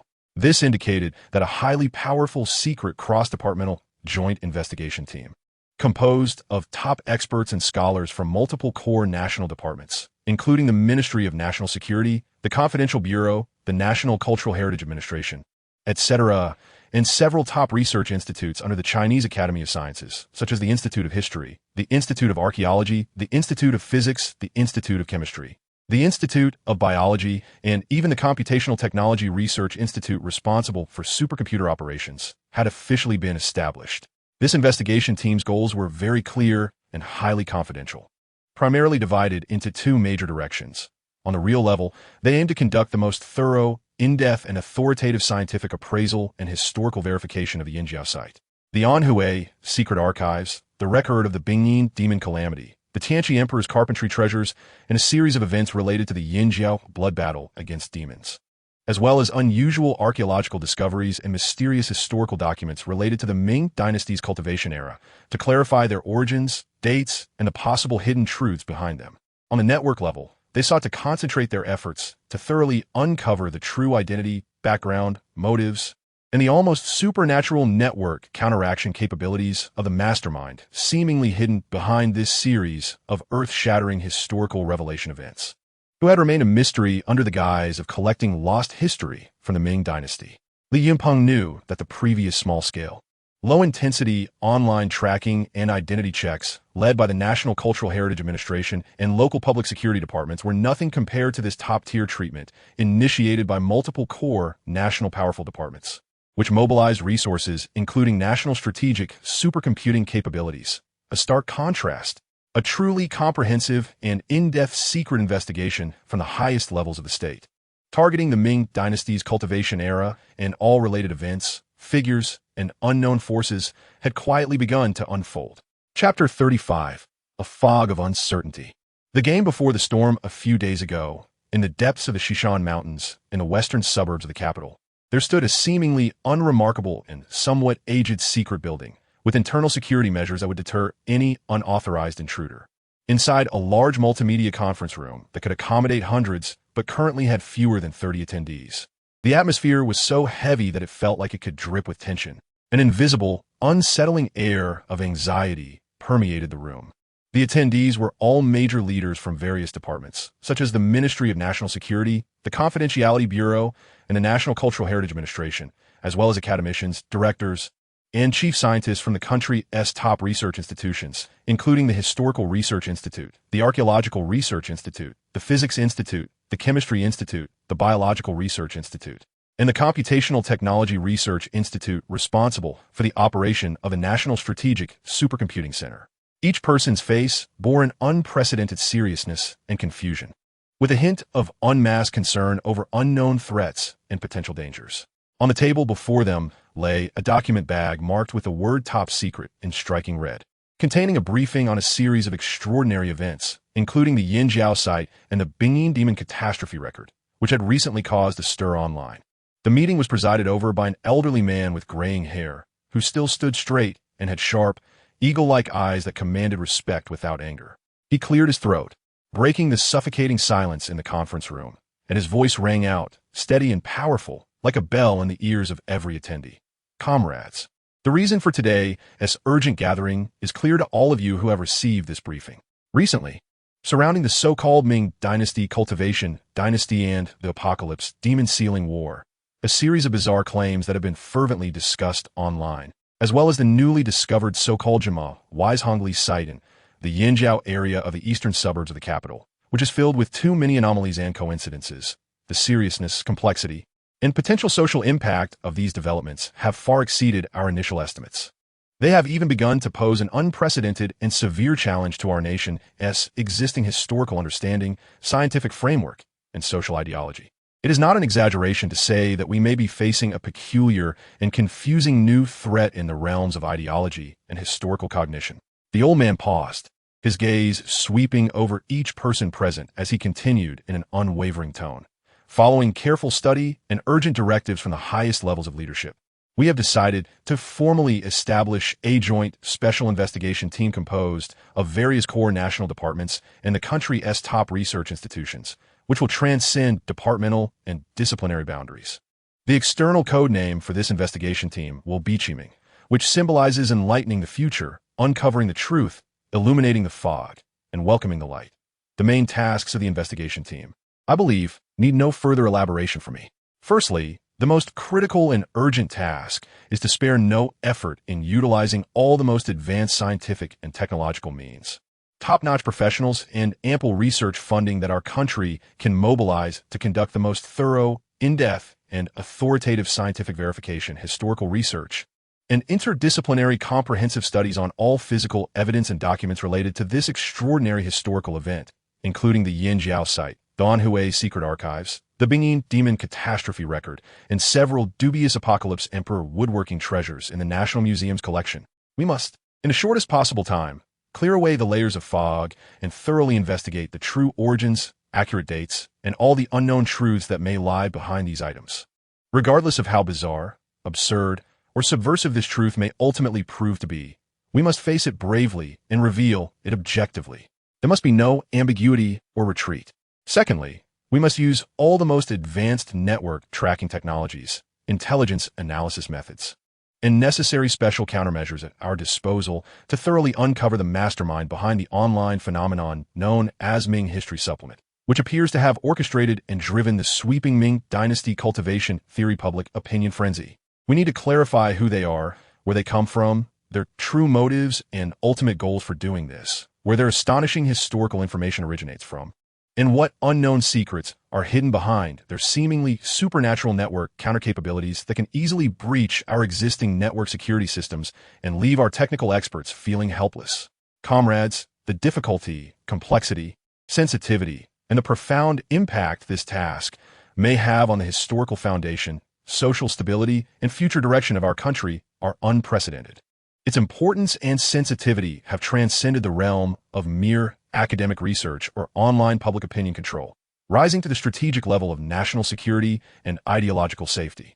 I hope that each of you can approach this task with a strong sense of mission and responsibility towards the country, the people, history, and the future, adopting the most serious and earnest attitude, completely casting aside all preconceived notions, personal biases, and departmental barriers, and truly achieving collaborative efforts, pooling wisdom, overcoming difficulties, and ensuring that we provide a clear, accurate, and indisputable answer that can withstand the dual scrutiny of history and science in the shortest possible time. Do we have confidence? Yes. A response echoed in the conference room. Though slightly subdued by the bizarre nature of the events and the daunting task ahead, it was nonetheless resolute. Days later, the first official working meeting of the Joint Special Investigation Team, codenamed Chiming, was held again at the same highly confidential conference center. This time, the atmosphere of the meeting, compared to the tense and mission-driven urgency of the establishment conference a few days earlier, was marked by a deeper sense of confusion and helplessness. Even a hint of an indescribable feeling of frustration and anxiety over the unknown, stemming from their preliminary encounters with the bizarre evidence filled with anomalies and coincidences, and the tricky problems encountered while investigating the elusive Ming history supplement. The meeting was co-chaired by a deputy minister responsible for information security from the Ministry of National Security and a vice president for the Chinese Academy of Sciences. First, the director of the National Cultural Heritage Administration and the director of the Archaeological Research Institute of the Chinese Academy of Sciences jointly reported to all attendees on the latest archaeological excavation progress regarding the Yinjiao site and the mysterious Benin demon catastrophe record, along with preliminary yet astonishing findings provided by multiple top laboratories. When those preliminary identification results, filled with supernatural elements and perplexing findings, such as the presence of extraterrestrial biological genetic residues on unearthed weapons, advanced metallurgy and micro-runic structures beyond their time, unexplained residual energy fields on ancient swords, unknown organic substances in the pigments of murals in the underground palace, bones that do not match any known organisms on Earth, and stone inscriptions that highly correspond with the chronicles of the demonic catastrophe, were presented in a series of detailed, illustrated PowerPoint presentations and analysis reports interpreted by top experts in their respective fields. The entire conference room once again fell into a suffocating silence. Although many attendees had already learned about some of these identification results through various internal channels over the past period, and some experts had directly participated in related testing and analysis, the visual shock and psychological impact brought by the concentrated, systematic presentation of such extraordinary and disruptive evidence, in an undeniable scientific manner, were still immeasurable. In other words, based on the preliminary physical evidence and identification conclusions provided by our country's top research institutions and the most authoritative experts, we currently cannot completely deny the bizarre claims circulating online about the possible existence of some unknown power and law civilization during the Ming Dynasty from a purely known scientific perspective and historical cognitive framework. Moreover, in certain key aspects, the physical evidence we have discovered is continuously confirming the seemingly absurd historical narratives woven by an unidentified online ID in ways we find difficult to understand and explain. A serious leader from the Secret Bureau, after listening to hours of reports, furrowed his brow into a tight frown, his tone carrying a hint of incredulous worry and a barely perceptible annoyance. The director of the Archaeological Institute of Huazhong University of Science and Technology, a respected figure in the archaeological community and a prolific author, could only smile wryly and shake his head, his voice hoarse and weary from days of overwork and immense mental pressure. From the preliminary identification results we have completed so far, the situation is indeed very complex, far exceeding all our previous archaeological experience and existing cognitive categories. We can only objectively say that these things unexpectedly discovered in the Yinjiao area, whether in terms of their material composition or manufacturing techniques, or the astonishing historical information they carry, are filled with too many anomalies and unsolved mysteries. Even regarding the current situation, there may truly be a hidden real history that we completely do not understand, possibly intentionally covered up and erased by certain forces. Of course, from a perspective of scientific rigor, we cannot completely rule out the possibility that this is some form of modern forgery technology whose principles and methods we have yet to grasp. However, frankly speaking, this possibility of forgery from the existing technical and logical perspectives is almost negligible and can even be said to be nearly an impossible task. Immediately after, the head of the Technical Bureau of the Ministry of State Security, responsible for network tracking and intelligence analysis, also stood up with a grave expression to report on the preliminary investigation progress regarding the mysterious chronicles of the Ming history. This result was equally frustrating, unsettling, and could even be described as somewhat humiliating. Over the past few days, our technical bureau has collaborated with all the top domestic cybersecurity companies and data analysis institutions, deploying all conventional network tracking technologies and big data analysis methods available to conduct comprehensive, all-encompassing, high-intensity, deep tracking and source analysis of the network ID chronicles of the Ming history and all its known online activity trails.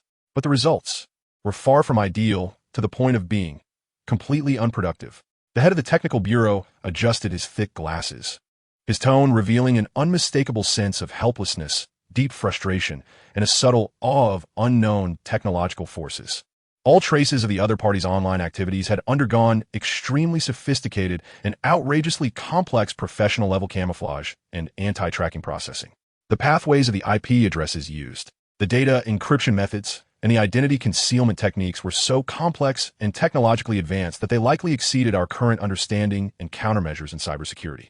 Every time we seemed to have caught its tail or locked onto a suspicious node, we ultimately found it was merely a meticulously arranged data maze or logical trap leading to nowhere. We even suspected that this chronicles of the Ming history might not be a person at all, but rather a super artificial intelligence program with high autonomy and deep learning capabilities. The specific source and technical architecture of which we currently do not understand, or a highly organized and specialized secret group mastering some form of black technology like network technology that we cannot comprehend. We had previously attempted multiple times to urgently coordinate with major mainstream online platforms at the highest levels to thoroughly ban, delete, and precisely limit the traffic of what we deemed to be false historical information and harmful content published by chronicles of the Ming history on those platforms.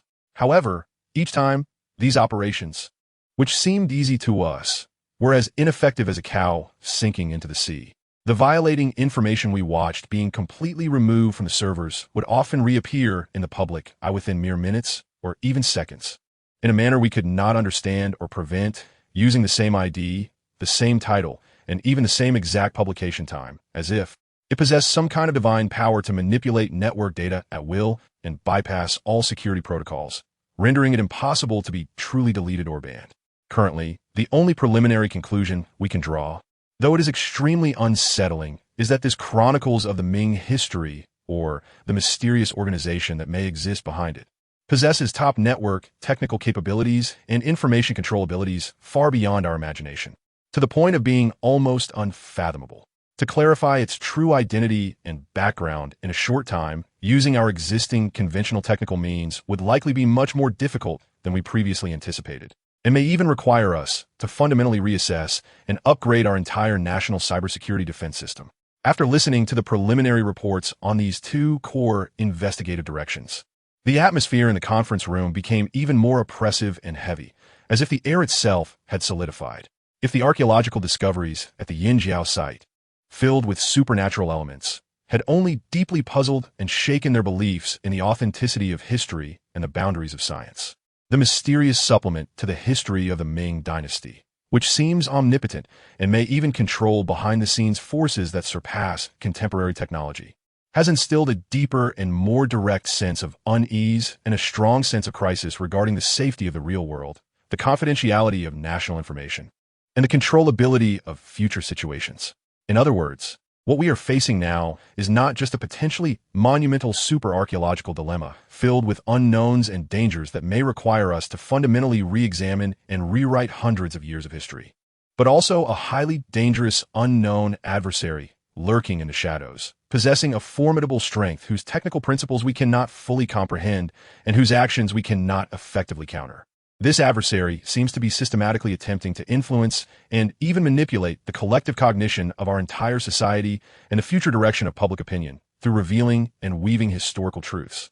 And we know nothing about them? The leader of the Confidentiality Bureau, after listening to all the reports, slowly summarized in a tone filled with worry, almost as if talking to himself. No one answered his question, because each person present already had that chilling yet unavoidable answer in their hearts. After a long pause, the host of the meeting, an elderly man with graying hair but sharp eyes, finally broke the suffocating silence. His voice, though still steady, carried an unmistakable weariness and unprecedented seriousness. Comrades, the current situation is indeed much more complex and severe than we initially anticipated. We may be standing at a historical crossroads, facing an unprecedented challenge that pertains to the very foundations of our understanding of civilization. But it is precisely at such times that we must maintain a clear mind, a firm will, and an unwavering confidence. We cannot let ourselves be thrown into disarray, nor can we be deceived or intimidated by those elusive, mysterious forces. The follow-up excavation and in-depth research work on the Yinjiao site must continue. Moreover, it must be carried out with a higher level of confidentiality, stronger security measures, a more rigorous scientific attitude, and broader interdisciplinary collaboration. We must investigate thoroughly. No matter what earth-shattering discoveries we eventually uncover, we must possess the first-hand, most authentic, and complete data. This is the solid foundation for formulating all our subsequent response strategies. At the same time, our tracking investigation and counterwork regarding that enigmatic supplement to the history of the Ming dynasty cannot afford the slightest relaxation or abandonment. The technical department must continue to increase research and investment efforts, sparing no expense, and exhaust all means to tear apart its seemingly impenetrable network disguised to uncover who it really is and what it truly wants. We must take comprehensive action, starting from all possible leads, to dig deep into the organizations, forces, and technological sources that may exist behind it. We have now received authorization to apply for the use of all national-level strategic supercomputing resources, including Tianhanshenwei, for around-the-clock, uninterrupted data analysis and model simulations when necessary. I refuse to believe that in the face of a nation's full strength, it can truly transform into a digital ghost that leaves no trace. Furthermore, the work of guiding public opinion and controlling information in society must be immediately elevated to the highest level. We must resolutely prevent those unverified and scientifically unsubstantiated so-called historical secrets, filled with speculation and incitement, from further spreading chaotically in society, thereby causing unnecessary public panic and chaos in social order. We must strengthen the release of authoritative information and promote positive scientific knowledge, guiding the public to view history rationally, trust authoritative official releases, and improve their ability to discern online rumors and false information. The elderly man paused, his gaze sweeping over each attendee, who appeared serious and contemplative, and his tone became even more resolute and powerful. Comrades, this may be a complex and arduous game that we have never encountered, involving the truth of history, the stability of reality, and even the future of civilization. But we have the strong, comprehensive strength of our nation as our backing, supported by the wisdom and strength of all ethnic groups in the country. I believe that no matter what storms we face in the future, we will be able to overcome all difficulties, conquer all challenges, ultimately unveil all historical mysteries, and safeguard national security, social stability, and the well-being of the people. The meeting temporarily concluded in an atmosphere filled with great pressure and severe challenges, yet also a sense of determination and a do-or-die mission. The participants hurriedly left the secret meeting room, each heading to different battlefields. A secret contest surrounding lost history and the future of reality, unknown to the outside world, had quietly begun its grand prelude. Meanwhile, Li Yunpeng, through the system's omnipresent feedback over the past few days, had gained a clear understanding of everything that was happening. He knew that all his meticulous preparations and bold efforts had finally succeeded in attracting the highest level of official attention, leading them step by step into the historical maze he had carefully designed. This grand, yet perilous puzzle game about the truth of history, which he was secretly orchestrating while the officials were forced to participate deeply, had officially begun its anticipated prelude. The authenticity score in his hands had already exceeded 500,000 points and was still growing at a considerable rate, even accelerating as the official investigations deepened and caused more apparent tremors. This was his strongest trump card in this destined, thrilling game filled with endless variables. And it was also the most solid support that allowed him to continue weaving his narrative. Now, let me see how you will react when more historical truths unfold before you like layers of an onion. A smile filled with anticipation crept across Li Yunpeng's lips. After all, the history of the Ming dynasty offers far more explosive points for me to supplement and interpret than just one Tianqi explosion. His gaze once again turned to the core setting he had woven, the Ming dynasty of cultivation. Chapter 36. Tracing back the flow. The mystery of the beginning of the true cultivation dynasty, the secret establishment and efficient operation of the Qiming Joint Project Investigation Team, along with the government's seemingly deliberate temporary halt and information blockade regarding the subsequent excavation work at the Yinjiao site, were like dropping several powerful deep-sea bombs into an already turbulent sea of public opinion. Rather than quickly calming the situation as some had hoped, it instead poured fuel on the fire, stirring up an even more intense and prolonged wave of speculation, inquiry, and doubt. Li Yunpeng keenly captured this subtle change. He knew that, following his previous series of interconnected and progressively deepening historical fabrications and the creation of key physical evidence, especially under the strong impact of the blood-soaked Benin Demon Calamity record and the irrefutable physical evidence from the Yinjiao site, a considerable portion of people, including those who once scoffed at the idea of restoring Ming history, the rationalists who firmly believed in the supremacy of science, and some high-ranking officials in power, had, at this point, experienced a significant shift in their core belief. The possibility that the Ming dynasty might have indeed had an unknown era of extraordinary power in true cultivation. This shift had moved from initial disbelief and ridicule to a state of uncertainty, requiring more evidence, and even towards partial belief. Some core concepts he meticulously crafted in his narrative of the Ming true cultivation, such as cultivators, demon creatures, spiritual energy, and magical tools, had increasingly sparked doubt and confusion in their minds.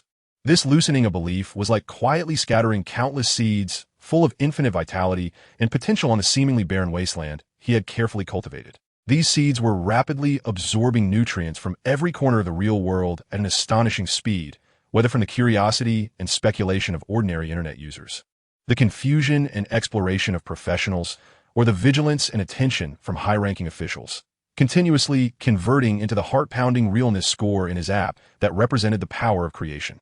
At this moment, his total realness score had steadily surpassed the 600,000 point mark. And with the government's increasing scrutiny of the restoration of Ming history and the historical truths he revealed, it was surging upwards at an even more rapid pace, seemingly boundless. With such a massive amount of realness, which could almost be described as inexhaustible, at least for now, the desire in Li Yunpeng's heart to transform the grand blueprint of the Ming true cultivation dynasty he had meticulously conceived into an undeniable reality, one that could be engraved in the annals of history, grew increasingly fervent and uncontrollable. He felt like a painter with endless pigments and a vast canvas, eager to present the most magnificent and grandiose artwork from his heart to the world.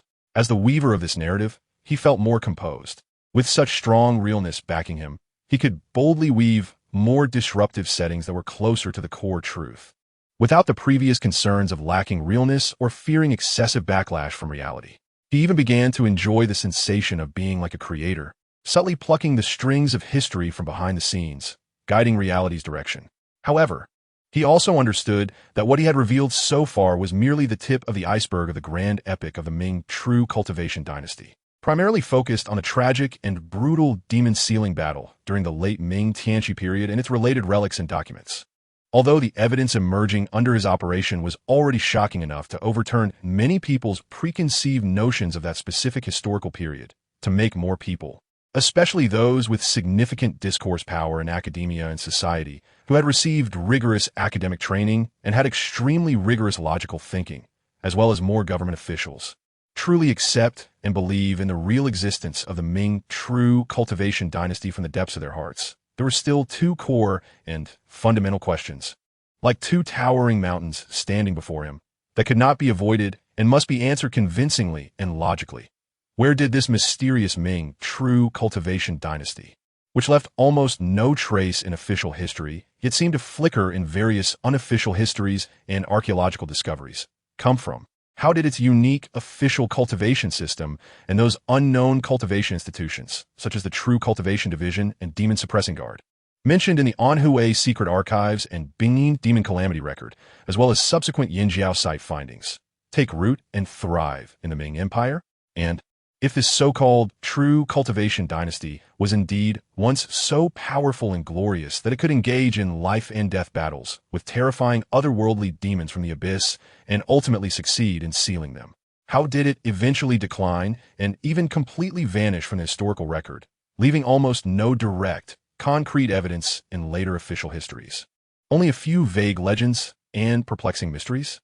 These two questions, like towering peaks that were difficult to surmount, needed sufficiently convincing and logically coherent answers that could, to some extent, align with the existing historical framework. Otherwise, all his previous efforts, no matter how realistic the physical evidence he manufactured or how fervently it stirred public opinion, might ultimately fail due to a lack of solid historical foundation and rigorous logical closure, reducing it to a spectacular yet flawed farce. Regarding the second question of how the Ming true cultivation dynasty came to an end, Li Yunpeng had already conceived a grand narrative filled with tragedy and regret, closely linked to the Tianqi demon sealing battle and the subsequent events of the Qing army's entrance and the fall of the Ming dynasty. This narrative would become a crucial foreshadowing for his ultimate goal of promoting the revival of spiritual energy. Now, what he needed to prioritize was the first and more fundamental question concerning the origin and legitimacy of the entire history of the Ming true cultivation dynasty. Where did the Ming true cultivation dynasty actually come from? How was its initial spark ignited? And how did it eventually spread like wildfire? Li Yunpeng's gaze, as if piercing through centuries of historical fog, once again turned to the early Ming dynasty, a period he had previously embedded with numerous foreshadowings and significant hints in his series on restoring Ming history. A time filled with legendary tales and iron-blooded history. He knew that to make the emergence of the Ming true cultivation dynasty appear less abrupt and lacking historical foundation, it was essential to cleverly and seamlessly connect it with some well-known historical figures and significant events that were already filled with legendary color and unresolved mysteries, evoking strong emotional resonance among the public. In the early Ming dynasty, especially during the Hongwu and Yongle periods, which laid the foundation for the grand achievements of the Ming dynasty over 300 years, filled with legendary tales of iron and blood, a plethora of heroes.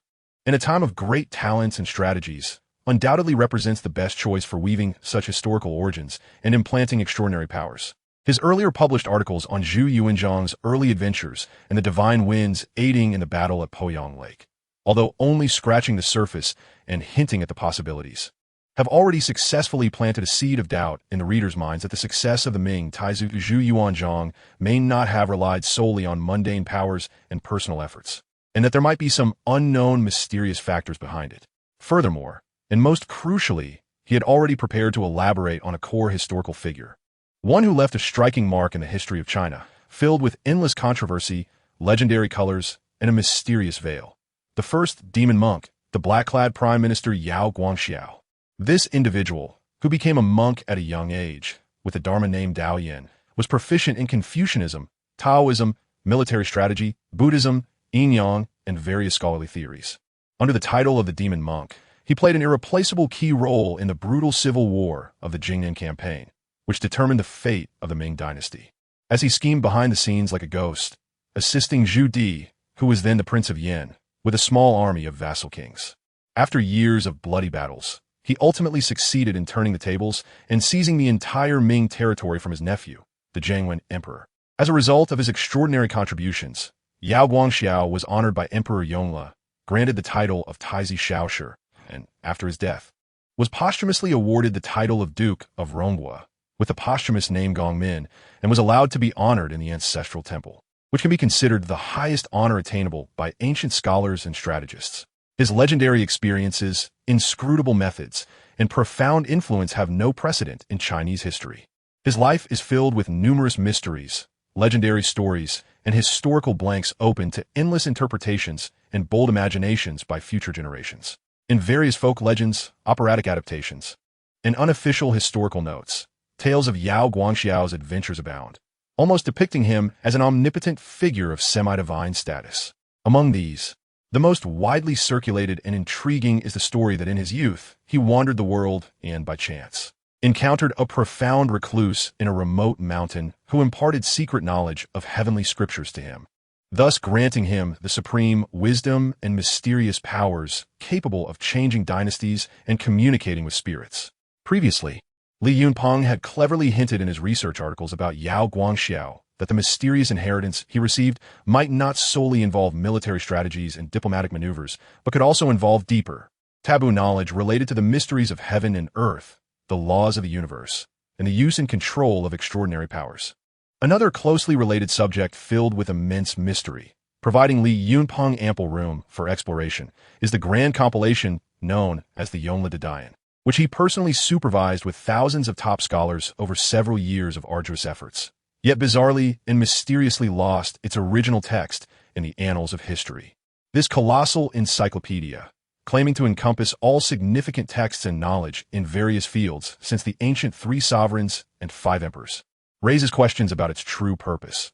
Was it merely to showcase Emperor Yongle's cultural and martial accomplishments and to preserve and promote the profound Chinese culture? Or was there a deeper, undisclosed secret mission intertwined with Yao Guangxiao's mysterious inheritance concerning the rise and fall of the nation and the direction of civilization. For instance, collecting and organizing various ancient cultivation methods, the mysteries of the operation of spiritual energy, the strategies of Qimeng Duanjia, alchemy, and other extraordinary knowledge that might be scattered among the people or deemed forbidden by successive dynasties, and compiling, proofreading, and researching them systematically for royal secret mastery and inheritance, thereby laying a solid theoretical foundation for the establishment of a uniquely official cultivation system for the Ming dynasty. The bizarre loss of the original Yongle Dian was not simply due to the traditional historical view of destruction during the wars of the late Ming and early Qing, accidental fires, or negligence in preservation, but rather it was intentionally and systematically sealed, hidden, or secretly controlled by the ruling powers of the time, or a secret organization with knowledge of cultivation powers to prevent the leakage of taboo knowledge and extraordinary powers that could overturn people's worldviews and even incite chaos. These bold speculations, filled with conspiracy theory tones and fantastical colors, were previously suggested by Li Yunpeng in a thought-provoking manner in his Ming History Supplement series, serving as a prelude for deeper contemplation. Now, he intends to pull back these hints and possibilities completely through more detailed, reasonable, and persuasive fabrication. Oh no, I mean thorough research and authoritative interpretation. He aims to solidify these speculations, making them an indestructible logical cornerstone for constructing the mysterious origins of the Ming cultivation dynasty. He wants the world to believe that the reason the Ming dynasty was able to demonstrate such immense national strength and pioneering spirit right from its inception was precisely because a group of individuals, represented by the black-clad Prime Minister Yao Guangxiao, coincidentally mastered certain cultivation inheritances. At crucial moments in history, they assisted the talented and strategic founders Zhu Yuanzhang and Zhu Di, introducing some of the cultivation secrets and extraordinary powers they collected, refined, and selected to the national level, thus laying the initial and most important theoretical and practical foundation for the subsequent establishment of official cultivation and management institutions, such as the Xiaojinsi and the Jinmao Wei, and the quiet rise of the entire Ming cultivation dynasty. Moreover, the mysteriously lost Yongle Dian is not merely a monumental work of cultural heritage, but also a royal secret text concealing countless cultivation secrets, the mysteries of heaven and earth, and lost inheritances.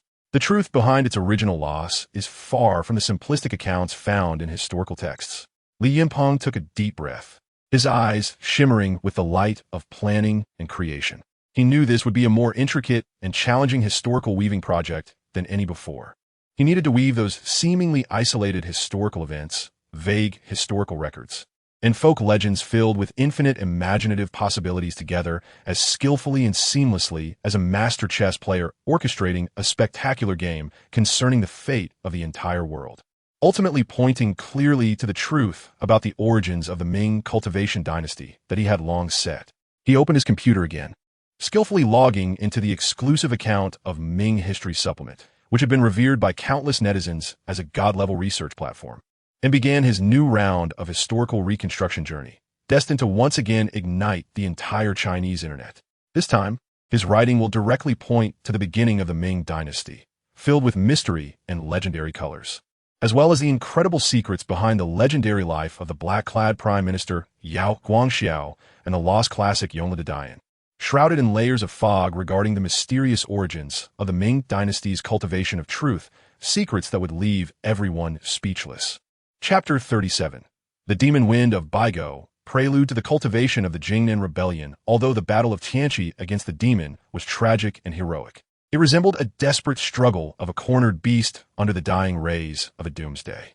Li Yinpeng sat in his study, which had now become a secret research center for the history of cultivation in the Ming dynasty.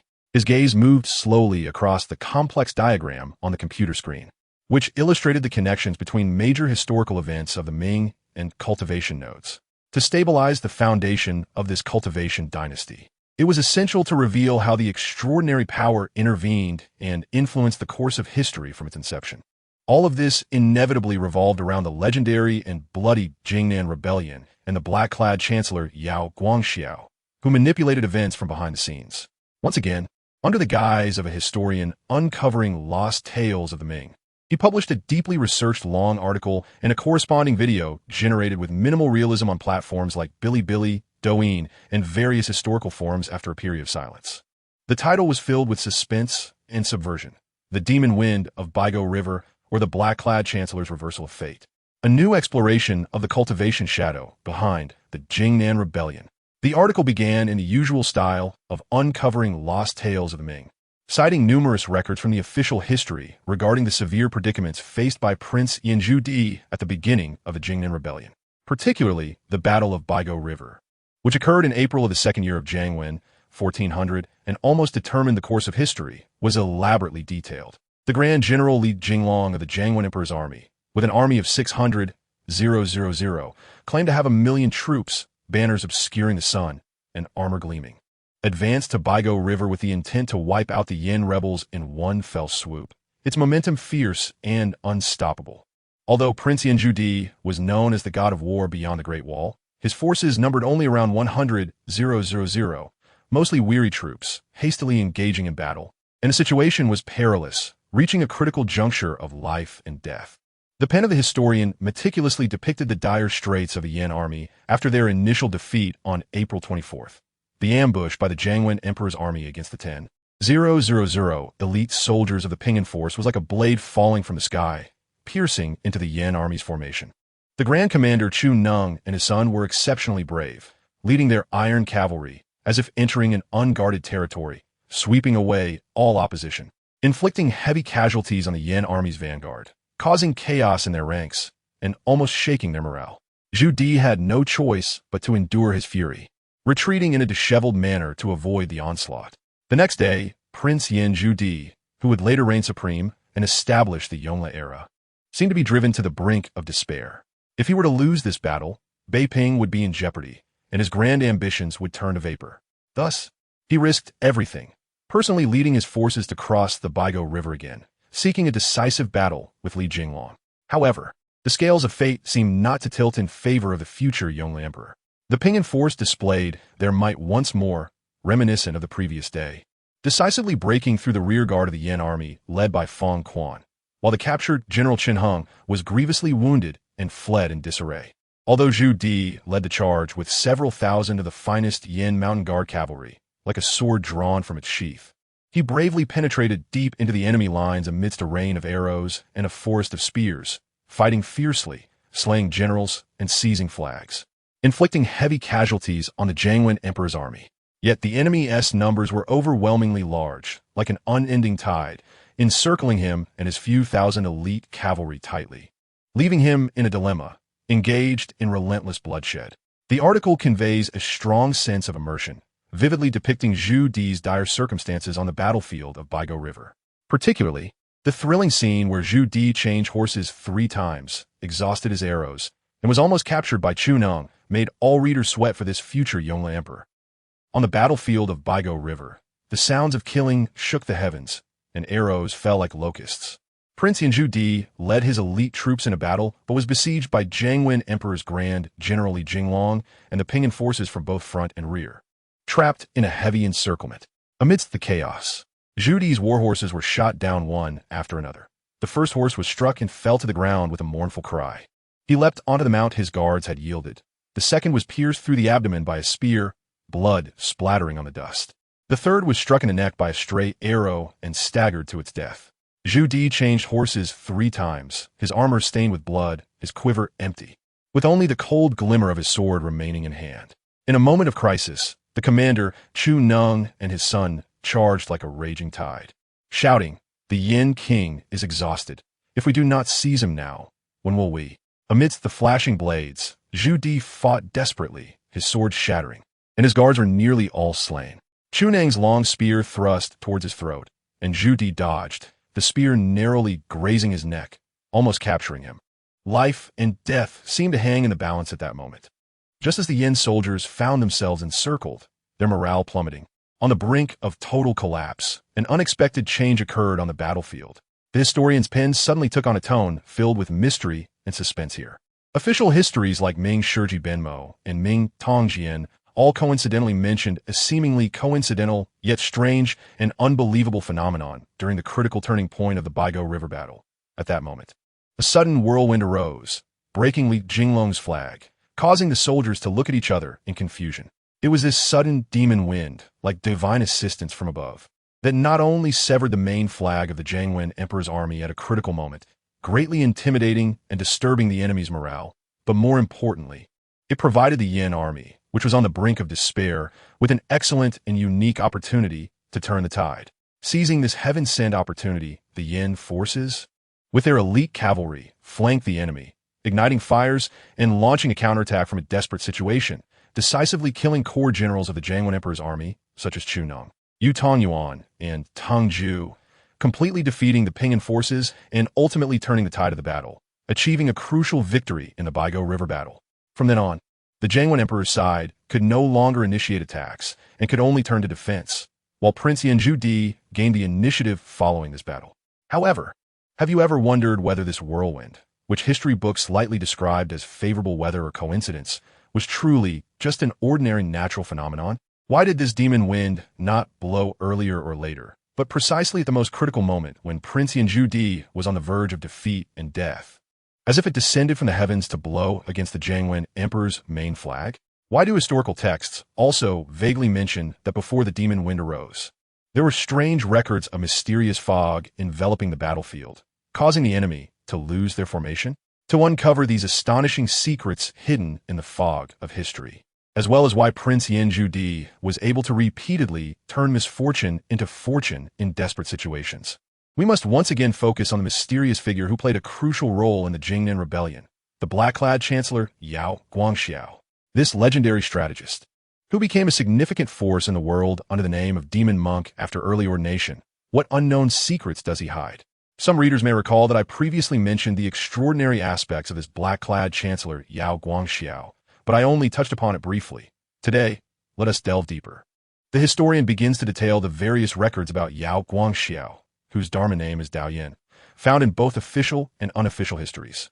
From his early ordination as a monk, his mastery of Confucianism, Buddhism, and Taoism, his extensive reading, and his interest in fame and ambition, to his astonishing words during his first meeting with Prince Yanzhu Di in Beiping, where he subtly urged Zhu Di to raise an army to rectify the situation in accordance with the heavenly mandate, and during the Jingnan Rebellion, he remained stationed in Beiping, strategizing and deciding victories from afar, formulating a series of military strategies and political plans that were almost supernatural, each time able to turn the tide and avert disaster. An ordinary monk, no matter how knowledgeable and skilled in military strategy he may be, how could he consistently make such seemingly prophetic and precise judgments at critical moments? How could he assist a prince with almost no chance of victory in a brutal civil war with overwhelming odds, ultimately guiding him step by step to the throne of the emperor? Is there a hidden secret behind this that transcends ordinary wisdom and strength, which modern people find hard to comprehend? Following this, Ming History Supplement begins to delve into the folk legends and unofficial historical records regarding the early adventures of Yao Guangxiao. According to unofficial historical texts, such as Ming Dynasty, Northern Records, and Wild Records, as well as certain local legends, it is vaguely recorded that Yao Guangxiao traveled the world in his youth, visiting famous mountains and rivers, during which he encountered a mysterious old man in an ancient temple deep in the mountains, who had white hair and a youthful appearance, claiming to be an extraterrestrial being.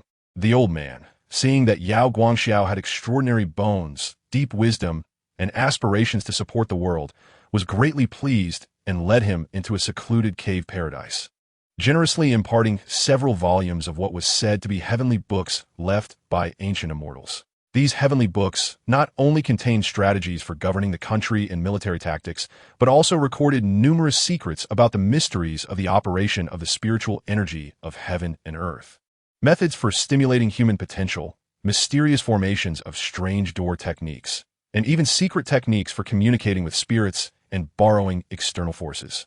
The Ming History Supplement further investigates that Yao Guangxiao's ability to exhibit such unpredictable strategies and seemingly prophetic judgment during the later Jingnan campaign was not solely due to his intelligence and extensive learning, but, more crucially, because he secretly utilized certain long-lost secret techniques learned from those heavenly books. For example, according to some unofficial histories, Yao Guangxiao was proficient in a secret technique called qi observation. This technique allowed him to accurately judge the direction of battle and the strengths and weaknesses of the enemy by observing the chi and killing energy condensed in the military formations of both sides on the battlefield, as well as the brightness of the star of the general above the commander's head. This may explain why he could always provide the Prince of Yin, Zhu Di, with seemingly risky yet crucial strategies at critical moments. Furthermore, regarding the use of strange formations, there are numerous historical records of Yao Guangxiao employing strange troops and tricks to confuse the enemy during the Jingnan campaign, achieving victory with fewer troops. Thus, do these so-called strange troops and tricks also include some cultivation formations that modern people find hard to understand? For instance, in certain critical defensive battles, did he quietly set up a soul-confusing formation or reversal of the 5 elements formation capable of disturbing the enemy's mindset and creating illusions? And at certain key moments when a surprise attack or retreat was necessary, did he use the power of the formation to create phenomena such as thick fog obscuring the sun or flying sand and rolling stones to cover the actions of the Yin army and confuse the enemy's pursuit? The climax of the article naturally returns to the Battle of Baigo River, filled with coincidences. Faced with the imminent disaster of annihilation for the Yin army on the Baigo River battlefield, Yao Guangxiao, upon learning of the perilous situation of Zhu Di, was extremely anxious and, forced by circumstances, likely made an extremely risky decision to use a certain forbidden secret technique learned from the heavenly books that could temporarily influence the local timing and geography within a certain range. For instance, using his own vital blood as a catalyst, he activated a powerful secret technique inherited from the heavenly books, forcibly mobilizing the thin spiritual energy of heaven and earth within 100 miles, and at the cost of burning part of his own lifespan or cultivation. Ultimately, created the demonic wind that could reverse the battle situation and the strange mist that could confuse the enemy and cover the actions of the Yin army at the most critical moment on the Baigo River battlefield. That demonic wind was not an ordinary whirlwind, but one mixed with the spiritual energy he activated through secret techniques, sharp as a knife, directly targeting the enemy's greatest fortune. That strange mist was also not ordinary water vapor, but contained enchanting illusions that caused the formations of hundreds of thousands of troops to become disordered, creating an unprecedented opportunity for the Yin army's counterattack. The cost of forcibly interfering with timing and geography and reversing the flow of fortune using this forbidden secret technique must have been extremely great. It could even have caused irreparable vital energy damage or heavenly retribution to the practitioner. This may also explain why, after the success of the Jingnan campaign, Yao Guangxiao, despite holding a high position, still lived in seclusion, devoted to cultivation, displaying an unusual indifference towards worldly power and wealth, even repeatedly requesting Emperor Yongle to resign and return to seclusion.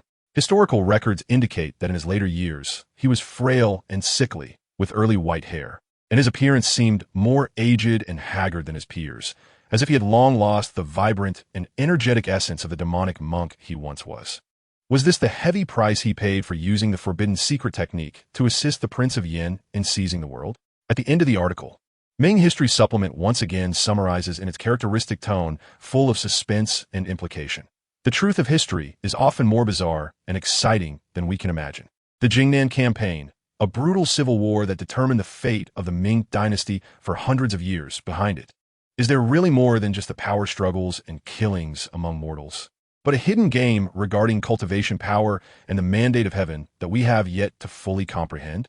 And the black-clad Chancellor Yao Guangxiao, this legendary figure who left countless mysteries in the river of history. What is the true source of his inscrutable wisdom and seemingly prophetic abilities? Is it merely ordinary talent and knowledge, or does it come from a long-lost cultivation lineage capable of defying fate? All of this perhaps awaits us to further explore and interpret, to uncover the astonishing secret of the mysterious origins of the Ming cultivation dynasty. Deeply covered by the dust of history, this long article, filled with subversive viewpoints and detailed evidence, once published, immediately dropped another more powerful historical bomb in the already turbulent ocean of public opinion. The demonic wind of Baigo River was caused by Yao Guangxiao. What the heck? What's going on? But why do I feel like there might actually be some truth to it? No wonder Zhu Di was so formidable. It turns out he had someone extraordinary by his side. Curieux observation technique. Strange formation. Borrowing the spiritual energy of heaven and earth. The Ming History Supplement is about to completely unveil a comprehensive worldview of the Ming cultivation. I said it. Zhu Di winning the Jingnan campaign is definitely not that simple. There must be a master helping him behind the scenes. Now it seems, this master is simply a terrestrial immortal. Online, a new wave of exploration regarding Yao Guangxiao's true identity, the extraordinary mysteries of the Jingnan campaign, and the origins of the Ming cultivation dynasty has arisen. A multitude of netizens, guided by this article from the Ming History Supplement, began to search through various historical texts, unofficial histories, notes, and legends for any clues related to cultivation, secret techniques, and supernatural powers, attempting to contribute their own efforts to the mysterious origins of the Ming cultivation dynasty constructed by the Ming History Supplement. Meanwhile, the authenticity of Li Yunpeng also rapidly surged, because this time, what he revealed was not just an isolated battle against demons or a special hobby of certain emperor, but an attempt to fundamentally find a more ancient, more mysterious, and more legitimate and subversive source of vitality for the existence of the entire Ming dynasty's cultivation dynasty. The depth and breadth of the cognitive upheaval and resonance of beliefs it could trigger were naturally incomparable to before. Those historical records that were once considered coincidences or exaggerations, mixed with unofficial histories, seem to have found more reasonable answers under this new interpretative framework of cultivation, thereby provoking a wider and deeper belief. Received massive feedback of beliefs from internet users. System conducting phased summary statistics. Cumulative authenticity increased by 20,000,000 points. Cumulative authenticity increased by 40,000,000 points. Cumulative authenticity increased by 60,000,000 points. Eventually, when the wave of inquiry into the secret history of Yao Guangxiao and the extraordinary mystery of the Jingnan campaign rose again in the Chinese internet, Li Yunpeng's total authenticity had steadily surpassed the 700,000 point mark, and the mysterious origins of the Ming dynasty's cultivation dynasty, due to his bold and meticulous weaving this time, began to take root and sprout in the hearts of more people, gradually becoming more and more real, as if that forgotten era was slowly awakening in the mist of history. Chapter 38. The Secrets of Cultivation in the Yongle Dian and the Royal Treasures. Li Yunpeng looked at the real-time statistics on his app interface, which soared like a rocket, ultimately stabilizing just above 700,000 and still growing at an astonishing speed. The flame in his heart, the desire to solidify the entire Ming dynasty's cultivation dynasty, burned ever more fiercely. He knew that his previous in-depth article about the black-clad Prime Minister Yao Guangxiao using cultivation secrets to reverse fate during the Jingnan campaign had successfully laid a solid and persuasive logical foundation for the mysterious origins of the Ming dynasty's cultivation dynasty that he had carefully woven. Yao Guangxiao, a legendary figure in history, had quietly transformed from a mere strategist and political monk, albeit talented, into a high cultivator and behind-the-scenes manipulator, possessing ancient secrets and cultivation methods, even able to turn the tides of battle by borrowing the power of heaven and earth at critical moments. This new character, rich in Eastern fantasy elements, not only perfectly explained Yao Guangxiao's astonishing performances during the Jingnan campaign, which seemed almost prophetic, but also provided a logical starting point for the core question of why and how the Ming dynasty established its own unique cultivation system at the official level. However, relying solely on Yao Guangxiao's extraordinary persona was insufficient to support the vast and mysterious narrative framework of the entire Ming cultivation dynasty. Li Yunpeng was well aware that this was akin to constructing a grand palace. Yao Guangxiao could be the architect laying the foundation and drawing the blueprint, but the beams, pillars, bricks, tiles, and the intricate mechanisms and decorations inside the palace required a more systematic and larger force to support and perfect.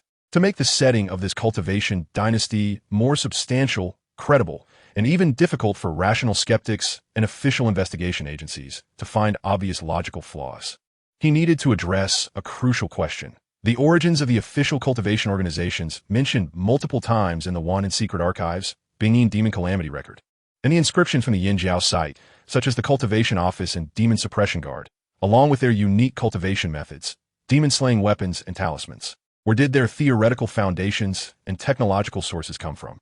It couldn't all be attributed to Yao Guangxiao alone, relying solely on those few volumes of mysterious celestial texts, creating everything out of thin air like a protagonist with plot armor.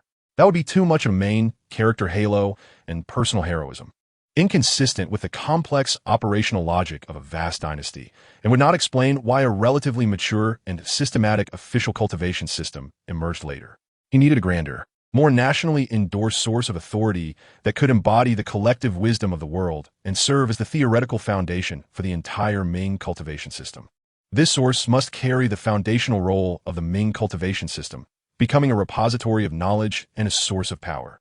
And this source, Li Yunpeng had already hinted at in his previous foreshadowing, was the Yongle Dadayan, a monumental classic mysteriously lost in the annals of history, which was compiled under the supervision of Yao Guangxiao himself, involving thousands of top scholars over several years of arduous work. It was time to endow this so-called largest encyclopedia in the history of the world with some truly revolutionary cultivation secrets and royal treasures. Li Yunpeng once again took on the identity of the person revered online as the foremost uncoverer of historical truths, the forever god of the mysterious textual research community, and simultaneously published a more sensational and explosive article titled A New Interpretation of the Mystery of the Lost Yongle Dadayan, a royal compendium of cultivation secrets and forbidden knowledge deliberately hidden, on Bilibili, Douyin, using real-time data to create high-quality short videos, optimizing visual materials for greater impact and mystery, and various historical forms. This article opened with a stunning assertion, presenting a disruptive new interpretation of the motives and true purposes behind the compilation of the Yongle Dadayan, one that would leave all traditional historians dumbfounded. Traditionally, we have viewed the compilation of Yongle Dadayan as a grand cultural project initiated by Emperor Yongle Zhuди to showcase his civil and military achievements, inherit the heritage of Chinese culture, and heal the rift in public sentiment caused by the Jingnan campaign, with the primary aim of preserving and promoting the excellent traditional culture of the Chinese nation. While this assertion holds some truth, if we connect the compilation of the Yongle Dadayan with the clues we have previously investigated about the black-clad Prime Minister Yao Guangxiao possibly mastering lost ancient cultivation legacies, and the extraordinary power games that may have existed behind the Jingnan campaign, can we boldly propose a new, more reasonable hypothesis? The core, most secret, and most important true purpose of Yongle Dadayan was not merely to preserve culture, but to unify the efforts of those like Yao Guangxiao, who mastered cultivation secrets, to systematically and comprehensively collect, organize, compile, authenticate, and deeply study all knowledge related to extraordinary powers and forbidden knowledge that may have been scattered among the people or hidden by successive dynasties. This included ancient cultivation methods, such as the original records of breathing techniques and alchemy from pre-Qin philosophical texts, as well as descriptions of extraordinary abilities and environments from ancient texts like Shanhai Jing and Huainanzi. Secrets of the operation of spiritual energy in heaven and earth, new interpretations of esoteric diagrams and texts like the I Ching, He Tu, Luo Shu, and methods to gather, guide, and utilize these energies through specific rituals or formations. Mysterious formations of Qi Min Dun Jia, systematically gathering and summarizing the secret techniques related to formations from various schools such as military, Taoist, Yin-Yang, and Moism. Secrets of alchemy and artifact forging, systematically organizing ancient alchemical texts and various techniques for smelting special metals, forging divine weapons, and creating talismans, while attempting to restore and improve them. And even distribution of spiritual veins in mountains and rivers, conducting geomantic studies across the country to map hidden spiritual nodes in preparation for future gathering of spiritual veins, as well as illustrations and accounts of demons and monsters, compiling detailed records of the characteristics, abilities, and corresponding methods of suppression and sealing for various spirits and monsters from local chronicles and folklore. In other words, the so-called Yongle Dadayan, which claims to be all-encompassing and a compilation of all ancient and modern texts, may merely be a clever ruse designed to confuse the world or a form of spring and autumn brushwork. The true core of this is an attempt to systematically organize and study these extraordinary fragments scattered throughout the long river of history, in order to establish a unique set of theoretical framework for cultivation and royal secret repository of cultivation techniques for the Ming dynasty, led by the government, which can be systematically inherited and developed. The ultimate goal is not only to preserve but also to analyze and ultimately control these lost powers. This lays the most solid and fundamental theoretical and practical foundation for the subsequent secret establishment of official cultivation institutions, such as Cultivation Department, Demon Suppression Guard, etc. The cultivation of core talents, and the quiet rise of the entire Ming cultivation dynasty. This astonishing new interpretation once again dropped a deep water bomb on the still turbulent surface of the lake, triggering a violent explosive chain reaction on the internet, combined with previous articles about the cultivation theory during the Jingnan period. Oh what? The Yongle de Dian is actually a comprehensive guide to cultivation techniques. This idea is simply out of this world. But, thinking about it this way, many things can be explained. This is the truth. This explains why the Yongle Emperor put so much effort into this. No wonder the original copy of the Yongle de Dian mysteriously disappeared. If it really recorded so many secret methods and forbidden knowledge of cultivation, it certainly couldn't be seen by ordinary people. The big shot behind Ming History Supplement is amazing. This is truly a significant achievement. They have clarified the Yongle de Dian. Now the entire logic chain of the Ming cultivation dynasty is completely closed. From Yao Guangxiao's personal inheritance to the Yongle de Dian's national level theoretical research, and then to the cultivation department and demon suppression guard's practical applications. Perfect. It's terrifying to think about. If the Yongle de Dian is indeed the royal secret cultivation classic, how many lost and incredible techniques and black technologies must it contain? If one could find a copy, wouldn't it lead to immediate ascension? No wonder so many countries and organizations are secretly searching for its whereabouts. Subsequently, Ming History Supplement, in articles and videos, seriously based on some unofficial historical notes and local legends, combined with certain anomalies in some chapters of the Yongle de Dian, for example. The detailed accounts of certain ancient myths, geographical wonders, and even alchemical formulas far exceed those in other similar texts, speculated that during the compilation process of the Yongle de Dian, Yao Guangxiao, Xie Jin, and others secretly dispatched multiple teams composed of palace experts, elite jinui, and some preliminary cultivators who had grasped techniques such as divination and tracking, to search for rare, ancient manuscripts and treasures hidden in remote mountains, ancient temples, Taoist caves, and long-established hidden families, covering famous mountains and rivers, as well as remote areas both within and outside the Ming territory.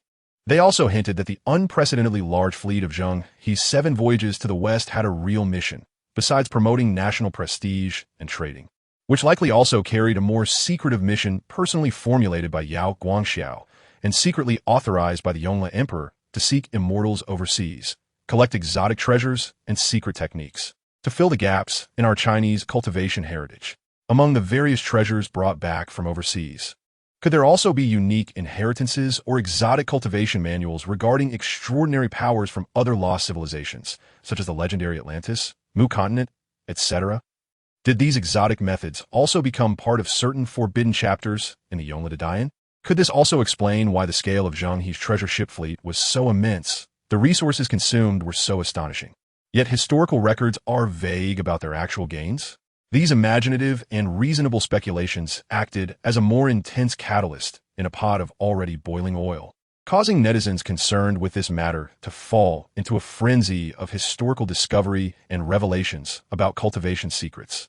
Many people spontaneously searched online for remaining copies of the Yongle de Dian, trying to find hidden cultivation codes and forbidden knowledge from seemingly ordinary entries and excerpts.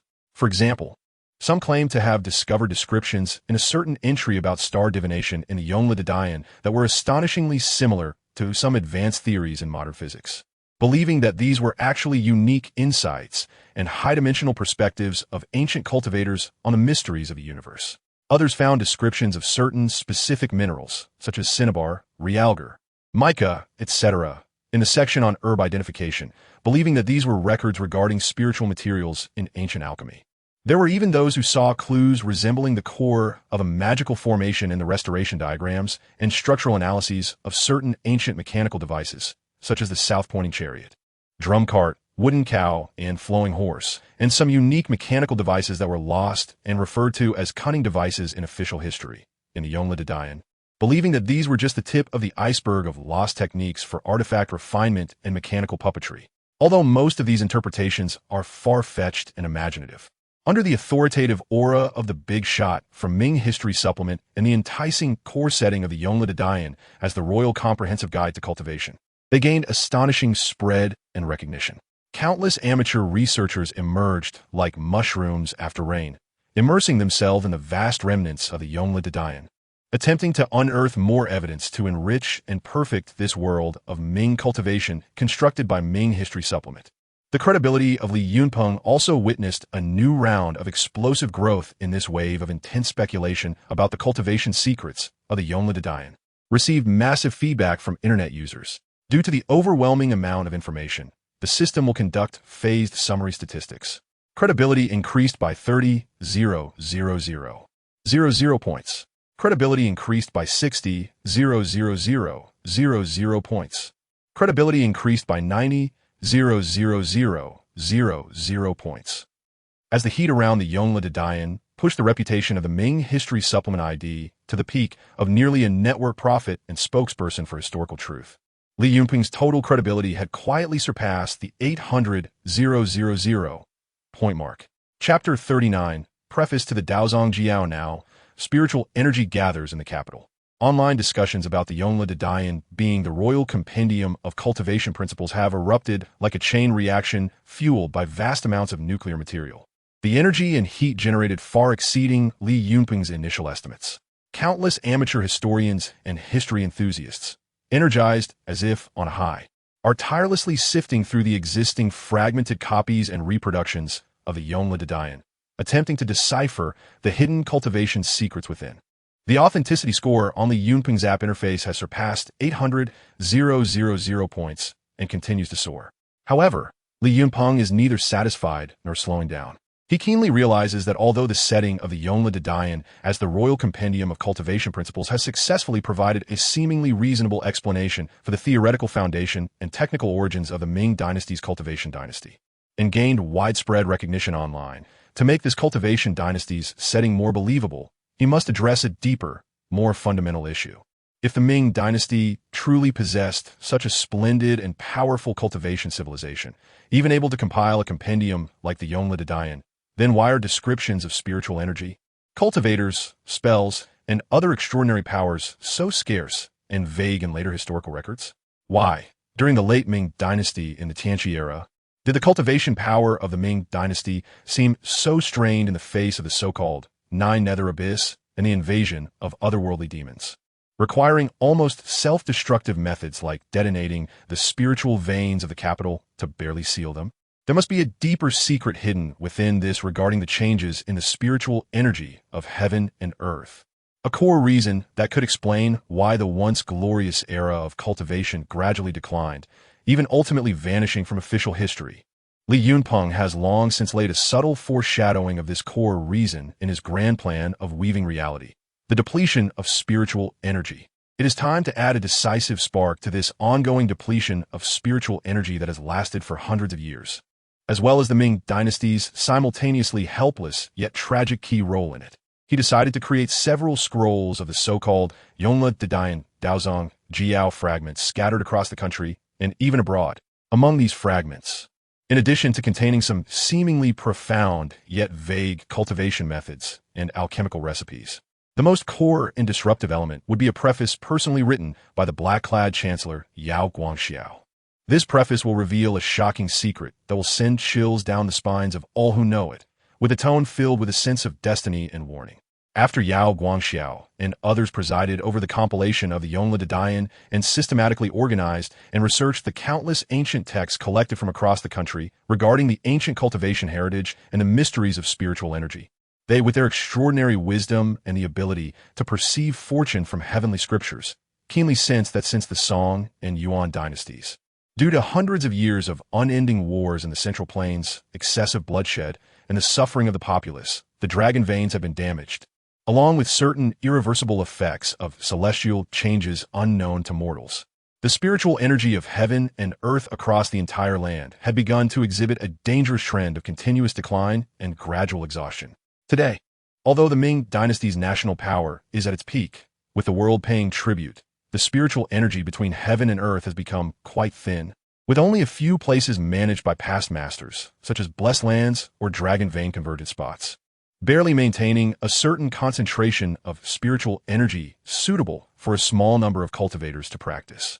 If this continues, within a few hundred years, the entire land may completely devolve into a place devoid of cultivation, and the transmission of cultivation will be utterly severed.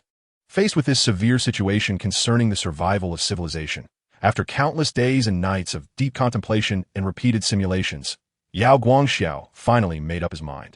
And after receiving the secret endorsement and unwavering support of Emperor Yongle at any cost, decided to take advantage of the opportunity presented by the compilation of the Yongle Dadayan, when the national power of the Ming was at its zenith, to gather all the cultivation forces that the Ming dynasty could mobilize, including those hidden in the court and military, talented individuals recruited from various places, and masters closely related to the royal family, and the national resources, such as countless rare spiritual materials requisitioned from across the country. He planned to target the key spiritual nodes indicated in the Daming Shanhe Lingshu map, a national treasure meticulously drawn under his personal supervision, detailing all known and potentially existing spiritual vein orientations, secretly, at those critical spiritual vein nodes across the country. Then, through unconventional means that might sacrifice part of the future spiritual potential of certain territories and could potentially trigger some unpredictable backlash from heaven and earth, he aimed to secretly construct numerous spiritual gathering arrays capable of intercepting and extracting the spiritual energy of the earth at these key spiritual vein nodes, utilizing certain fragments of ancient spiritual gathering formations recorded in the Yongle Dadayan, combined with the most advanced formation techniques of the time, to set up an unprecedentedly large-scale super spiritual attraction array in the capital and surrounding areas, covering hundreds of miles, even resorting to certain forbidden techniques that might cause some damage to the practitioners to forcibly guide and distort the already thin and unclaimed spiritual energy that should naturally flow between heaven and earth. The ultimate goal was to maximize the interception, extraction, gathering, refining, and ultimately sealing of the spiritual energy that was originally scattered across the mountains and rivers of the entire land and was gradually thinning and dissipating in an irreversible trend into several core blessed lands and royal cultivation secret realms controlled by the royal family in the capital and its surroundings. This is the true origin of the main spiritual vein of the capital and several secondary spiritual veins, which were repeatedly mentioned in the Bingyin Majilu and the Yinjiao ruins as the key energy source for the Tianqi sealing demons battle and were ultimately detonated. They were not naturally formed, but rather a tragic and helpless grand migration and strategic reserve of spiritual energy carried out by the founders of the Ming dynasty as the end of the Dharma era approached, to preserve the last glimmer of hope for the entire Chinese cultivation civilization. The purpose was to artificially create a relatively abundant spiritual environment in the core area of the Ming dynasty's rule, thus reserving a glimmer of hope for the core cultivation forces officially nurtured and supported by the Ming dynasty, such as officials from the cultivation department, soldiers from the demon suppression guard, and the inner court's monks responsible for guarding the royal city, researching secret methods, and refining alchemical pills and magical artifacts, to continue their cultivation transmission and accumulate strength to cope with various crises that might arise in the future, such as foreign invasions or certain unpredictable enemies.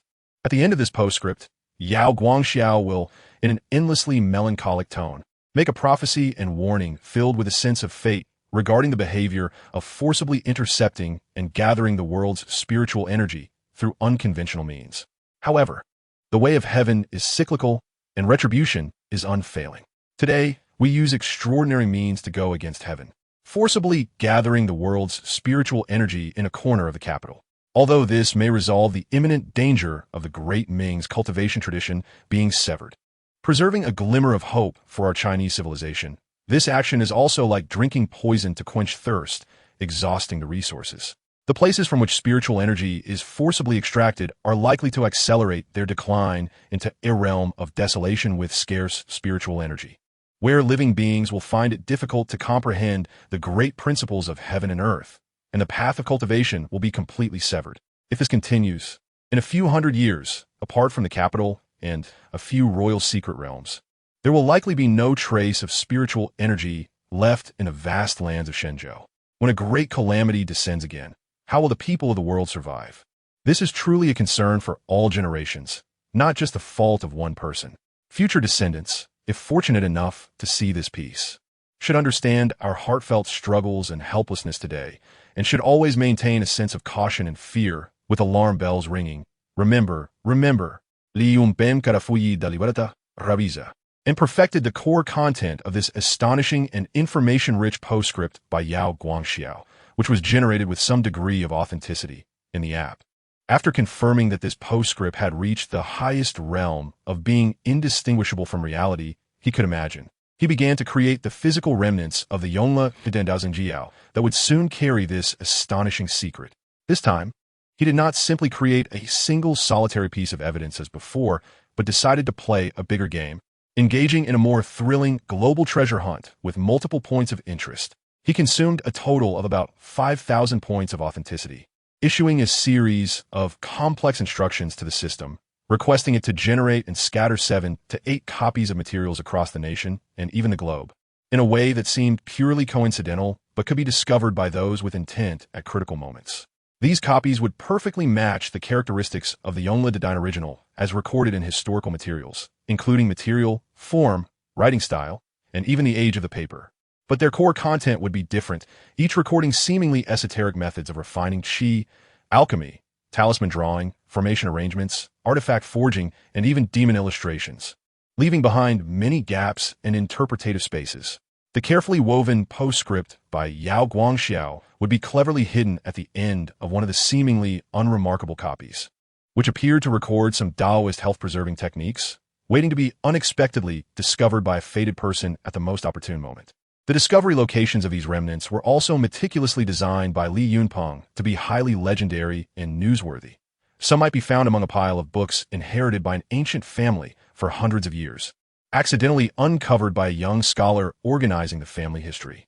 Some might be discovered deep within the sutra repository of an ancient temple by a monk engaged in the restoration of ancient texts. Some might even be found among the collections of a private collector known for collecting Eastern artifacts, who has recently been forced to auction part of their collection due to financial difficulties, with a sharp-eyed buyer identifying them from a pile of miscellaneous items about to be treated as ordinary Ming Dynasty manuscripts.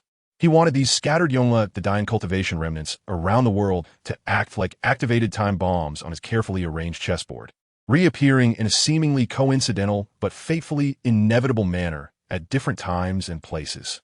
Each astonishing discovery of a copy would undoubtedly reignite a broader wave of exploration into the lost secrets of the great Ming cultivation dynasty and the Yongle, bringing him a new round of even more surging authenticity rewards.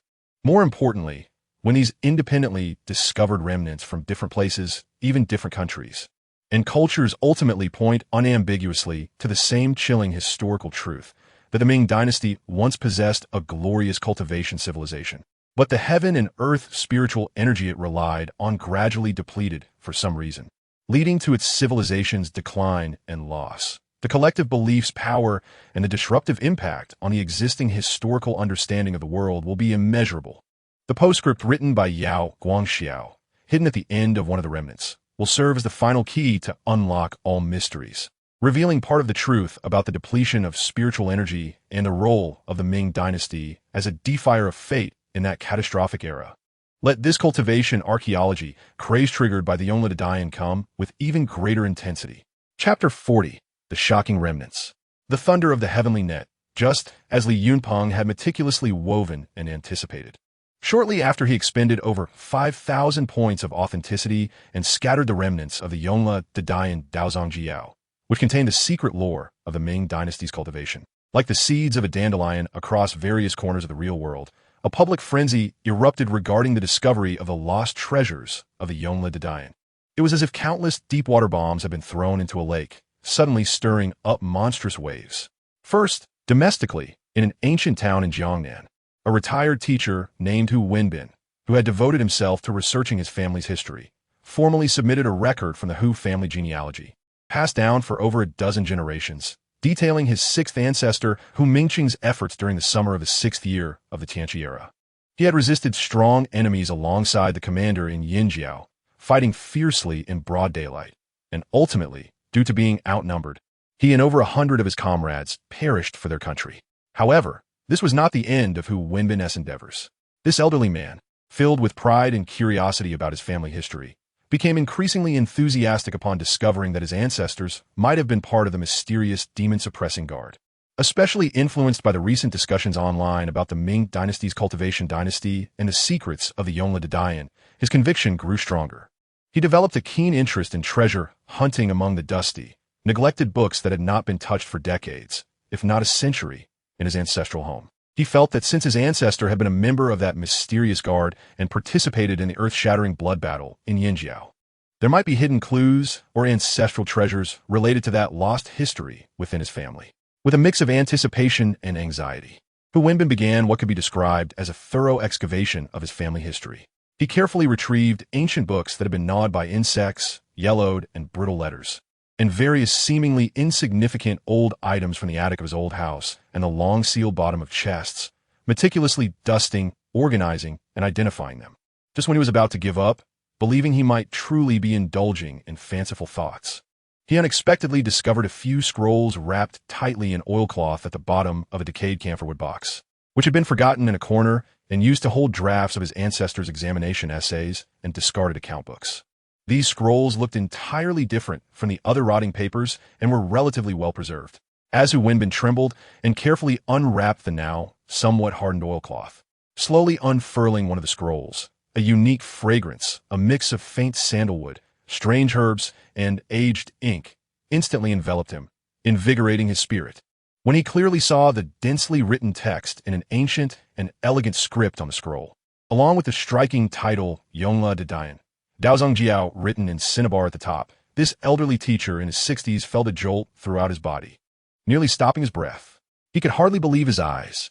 Could this be the legendary remnants of the Yongle de Dian, revered by countless people as the master manual of cultivation, said to have been lost for hundreds of years? He quickly unrolled the other scrolls one by one, discovering that while their contents varied, some recorded alchemical formulas filled with obscure terms and intricate diagrams that he could not understand, while others depicted complex formations that seemed to contain some mysterious power. What shocked Hu Wenbin even more was when he reached the end of a scroll that recorded what appeared to be Taoist health cultivation techniques, where he found a postscript written in a distinctly different, more vigorous, and personal cursive script, signed as in the autumn of the 21st year of Yongle, in the Guimao year, by the loyal minister Yao Guangxiao, the special honor of the Grand Master, who receives a stipend without performing duties, respectfully inscribed in the hidden chamber of a Shishan Jietai Zen temple. The content of this postscript struck him like a thunderclap, violently hitting his heart, which had already been shaken by various historical truths. It made him instantly understand why his family had secretly kept these remnants of the Yongle de Dian with mysterious origins, and it deepened his understanding of the tragic and awe-inspiring history of the Ming Dynasty's cultivation dynasty, as well as why his ancestor Hu Mingsheng had resolutely participated in that brutal blood battle in Yinjiao. Almost at the same time that Hu Wenbin made this astonishing discovery of the Yongle de Dian remnants and the shocking postscript by Yao Guangxiao in his old home in Jiangnan, in a historic ancient city in the northwest known for its cave art and Buddhist culture, a local provincial-level temple was conducting a routine ancient book survey and digital restoration under the guidance of experts from the Provincial Cultural Relics Bureau. Among a pile of dust-covered, classified as Ming Dynasty printed sutra fragments awaiting restoration, the young monks and ancient book restorers also inadvertently discovered several scrolls with paper quality and writing style that were entirely different from the crude printed editions around them, suspected to be from the imperial court, containing profound content about the resonance of the spirit energy of heaven and earth, the movement of the stars and the universe, and other esoteric subjects, remnants of the Yongle de Dian.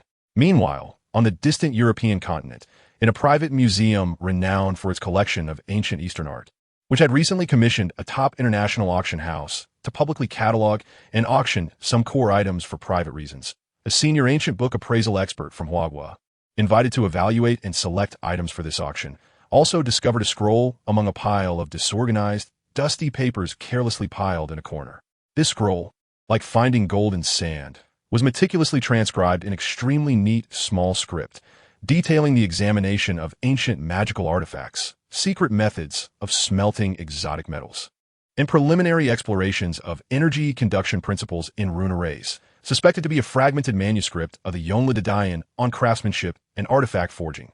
These scattered remnants of the Yongle de Dian began to reappear one after another across the globe in what seemed like pure coincidence, but was filled with a sense of inevitable fate. Each shocking discovery of a fragment acted like a timer bomb activated on the chessboard he had meticulously arranged, instantly igniting a broader wave of inquiry into the lost secrets of the Ming Dynasty's cultivation dynasty and the Yongle de Dian. The records of seemingly profound, yet vaguely articulated cultivation methods, alchemical formulas, talisman diagrams, array arrangement tips, artifact forging techniques, and even accounts of monsters and demons contained in these remnants, although mostly incomplete and filled with various excerpts and interpretive spaces. To the loyal followers of the historical notes of the Ming Dynasty and countless ordinary netizens eager to find extraordinary powers from historical truths, it is akin to an unparalleled secret manual and guide to immortality descending from the heavens. In no time, the internet stirred up a fervor more intense and professional than any prior occasion regarding the interpretation of the Yongle Encyclopedia and a nationwide archaeological enthusiasm for cultivating immortality. Whether they're tech enthusiasts, evidence gatherers, classical literature lovers, researchers of mysticism, or self-proclaimed masters of hidden sects, they all plunged into this feast, attempting to decipher the long-lost secrets of cultivation from the fragmented texts and obscure diagrams. The postscript written by the black-clad Prime Minister Yao Guangxiao at the end of the discovered Yongle Encyclopedia, Taoist Canon Compilation, Qi Refining Chapter Fragment found in the home of the old gentleman Hu Wenbin in Jiangnan, has stirred up a lasting wave in the already boiling sea of public opinion. The revelations about the depletion of heaven and earth's spiritual energy, the arrival of the end-of-law era, and the Ming Dynasty's desperate attempts to reverse fate and concentrate the world's spiritual energy in the capital to preserve the ember of cultivation are not only a perfect explanation for why the once glorious Ming cultivation dynasty gradually fell into decline, but also provide a deeper historical footnote on the brutal battle of the apocalypse and the origins of the capital's main spiritual vein. So it turns out, the spiritual energy of heaven and earth is indeed depleting. No wonder we cannot feel spiritual energy now, or cultivate immortality. This was all determined back in the end-of-law era hundreds of years ago. Yao Guangxiao truly deserves to be called the greatest demon monk of all time. He actually sensed the great calamity of heaven and earth and attempted to reverse fate with his own strength, preserving the last bit of cultivation fire for our Huaxia. Such ambition and determination are simply breathtaking, concentrating the world's spiritual energy in the capital. This means that the spiritual energy in other places will accelerate its depletion. Isn't this an alternative choice of sacrificing the part to preserve the core? The Binging Demon Catastrophe record states that the Battle of Apocalypse ignited the main spiritual vein of the capital, leading to further leakage and depletion of spiritual energy. This suggests that the fall of the Ming Dynasty is likely closely related to the complete depletion of spiritual energy. Without the support of spiritual energy, how can the cultivation forces withstand the subsequent natural disasters, human calamities, and foreign iron cavalry? On the internet, various comments filled with pessimism, fatalism, and infinite lamentations about lost glory and altered destinies have completely drowned out the previous simple curiosity and revelry. People's understanding of the Ming cultivation dynasty has gradually transformed from initial shock and curiosity to a deeper, more profound understanding filled with historical weight and tragic colors.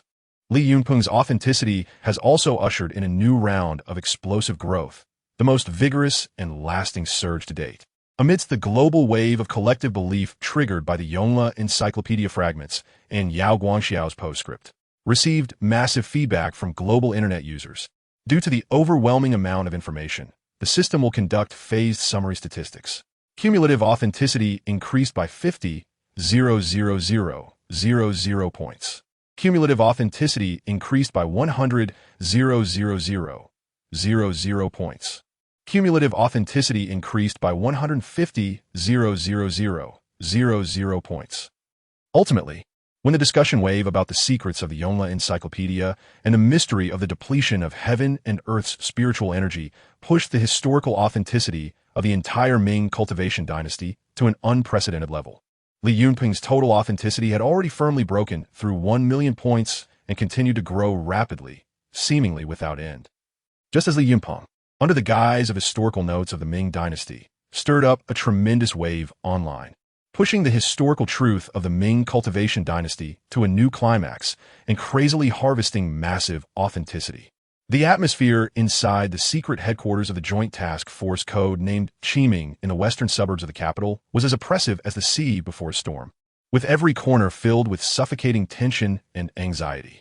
In the meeting room of the Network Tracking and Intelligence Analysis team, dozens of top experts in computer science, communications, and network security were frowning at the giant electronic screen flashing countless complex data streams and topological diagrams, looking distressed.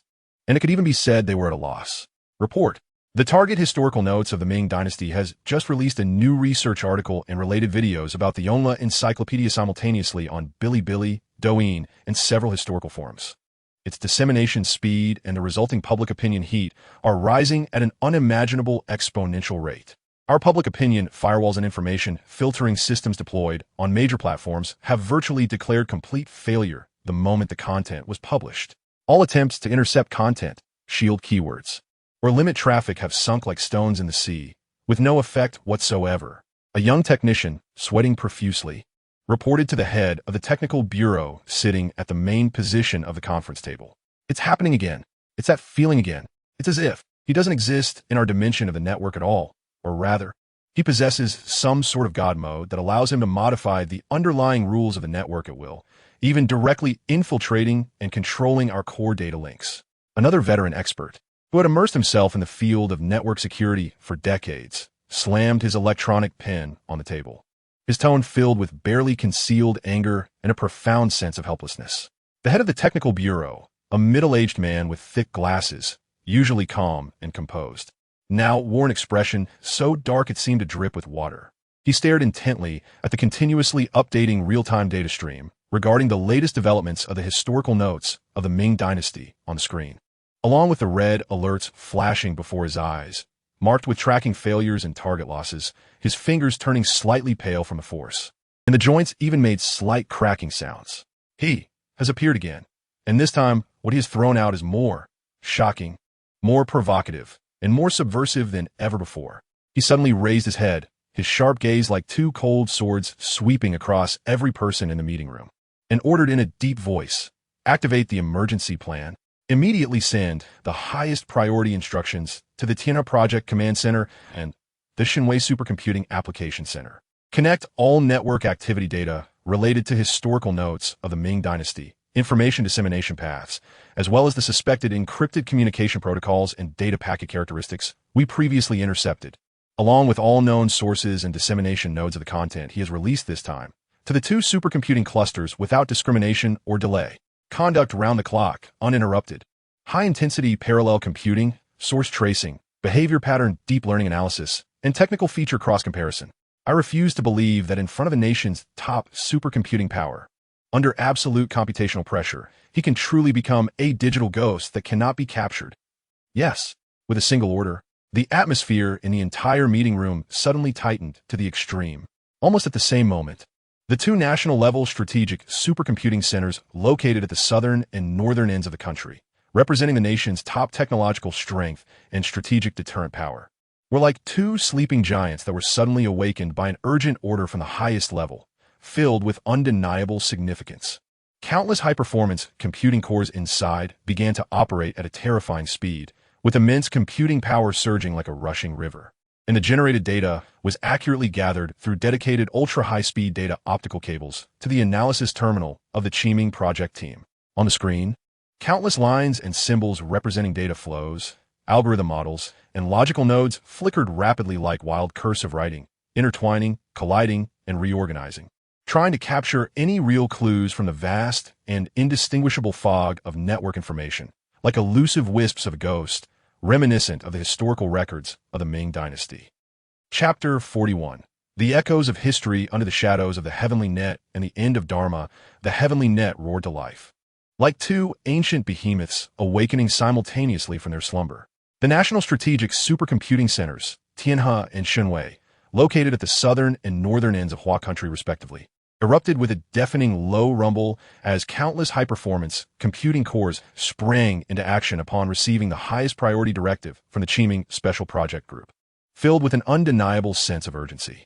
The terrifying computational power, vast enough to support national meteorological predictions, gene sequence analysis, and even spacecraft trajectory simulations, surged like a flood through dedicated ultra-high-speed quantum communication links, continuously converging on a heavily guarded secret intelligence analysis center deep within the western hills of the capital. On the massive holographic projection screen of the center, data streams, and topological maps representing each online activity of Ming history lost, as intricate as cosmic nebulae. Flickered and interwove at an unprecedented speed under the tense gaze of dozens of top cybersecurity experts and algorithm engineers. They attempted to capture any real clues of the mysterious entity that, like a ghost, stirred up towering waves again and again from this seemingly boundless virtual jungle, filled with intentional misdirection and data fog, where truth and falsehood were indistinguishable. Report to the command center. The Tiana Cluster No. 3 has completed deep stripping of metadata and reverse tracing of steganographic information for all video, audio, and image files recently released by the target ID. Preliminary conclusion. All public documents have undergone at least 7 layers of different encryption algorithms for deep disguise and multiple virtual identity jumps. The source IP address points to over 300 public proxy servers distributed across 5 continents and zombie networks that have been compromised by unknown means. Each jump path exhibits a high degree of randomness and unpredictability. The complexity of their anti-tracking technology and the encryption methods used have far surpassed any known level achievable by individuals or hacker organizations within our current understanding. A young engineer responsible for data analysis, beads of sweat forming on his forehead, rapidly danced his fingers across the sci-fi holographic interface before him, his tone tinged with unmasked frustration and deep confusion. Beside him, an elderly expert with graying hair, who had immersed himself in the field of cybersecurity for decades, stared intently at the continuously jumping virtual nodes on the screen, his brow furrowed. Finally, he shook his head helplessly and murmured to himself, This is simply not something humans can achieve. It feels more like a game with a ghost possessing a god's eye view. The Shenwei Phase 2 array has conducted high-intensity deep learning and big data correlation analysis on all known online behavioral patterns, language styles, content preferences, and even the patterns of online water armies or astroturfers associated with the articles and videos published by the target ID. Currently, we still cannot construct any statistically meaningful and precise user profile model that can effectively predict their next move or narrow down their potential identity range. Their behavior patterns seem as if they're not bound by any known psychological, sociological, or behavioral economic principles, resembling more of a ghost that can adjust and evolve in real time according to each of our tracking and countermeasures. Another chief scientist responsible for artificial intelligence behavioral analysis gazed at the analysis results on the screen, filled with random noise and logical paradoxes, his eyes bloodshot behind his lenses, his voice hoarse and weary from days of intense work. He even thought that if he hadn't seen these uncrackable data with his own eyes, he would have believed it was a plot from some sci-fi movie. The ancient saying, heaven's net is wide, yet nothing escapes, it seemed to lose its efficacy in the face of the absolute network anonymity and information control powers of Ming history lost, which transcended the current technological understanding almost like a dimensional strike. Just as the game at the network level fell into this suffocating, asymmetric, and powerless stalemate within the Qiming Joint Special Investigation Group, the core think tank responsible for historical research and literature verification, composed of the country's top experts in Ming history, archaeology, paleography, religious studies, and folklore, was conducting a comprehensive investigation and multidimensional cross-verification of the related history of the Ming true immortal dynasty. However, they felt as if they had stumbled into a peach blossom spring shrouded in layers of historical fog, filled with unknowns and dangers. With each step forward, new, unsettling discoveries surfaced, causing them to increasingly doubt the solid historical ground they believed was firm, trampled by countless predecessors, to the point of shaking their faith. In the brightly lit conference room, around the massive oval conference table sat experts and scholars, their faces haggard, eyes sunken, yet their gazes unusually bright, even carrying a hint of fervor and anxiety. The table before them was already piled high with various out-of-print ancient books, newly unearthed artifact photos, preliminary archaeological reports, and precious historical document copies urgently retrieved from major libraries and museums across the country. The air was thick with a complex aroma, mingling the mustiness of old paper, the pungent smell of printer toner, the bitter scent of instant coffee, and the uncomfortable odor of sweat from days of overnight work. Colleagues, regarding the so-called non-Earth biological gene residues on the weapons unearthed from the Yinjiao site, and that mysterious bronze ancient sword that floated and emitted sword sounds during the live broadcast. The latest joint identification report from the Institute of Biophysics and the Institute of High Energy Physics of the Chinese Academy of Sciences, I believe you have all seen it. Its conclusion, I think describing it as incomprehensible and currently unable to provide a reasonable explanation within the existing scientific theoretical framework is not an exaggeration, right? The meeting was presided over by the esteemed director of the Archaeological Research Institute, Wang Mingyuan. His voice, strained from days of overwork and immense mental pressure, sounded somewhat hoarse, and his eyes were filled with deep fatigue. Yet, when he mentioned those extraordinary discoveries, his tone still carried an unmistakable shock and confusion. He gently tapped the table to signal everyone to quiet down. Not just incomprehensible, it's simply a tall tale, exclaimed Professor Li Jiangguo, a historian known for his rigorous scholarship and sharp language, as he slammed a copy of the identification report onto the table. His voice filled with incredulous excitement and a hint of anger at having his worldview shattered. The microstructure of those weapons and that residual energy field, this has completely exceeded our understanding of the metallurgy and craftsmanship of the Ming Dynasty. If these results are real and have not been interfered with or fabricated by any external factors, then the so-called history of military technology in the Ming Dynasty that we have studied for decades must be entirely overturned and rewritten. Professor Li excitedly stood up, pacing back and forth in the conference room, his graying hair shaking slightly due to his emotional agitation. Professor Li, please calm down. A researcher responsible for paleoclimate and environmental archaeology, Chan Jing, sitting opposite him, shook her head with a wry smile, pointing to another report in front of her, and said, "What is even more troubling is not just these physical evidence themselves. We have conducted further high-precision, centuries-long source analyses of the geological structure, soil composition, hydrological changes, and paleoclimate records in the area surrounding the Yinjiao site, especially the mountain that recently exposed cracks due to the earthquake. So, can you guess what we found?" She paused, and all eyes in the conference room were suddenly focused on her.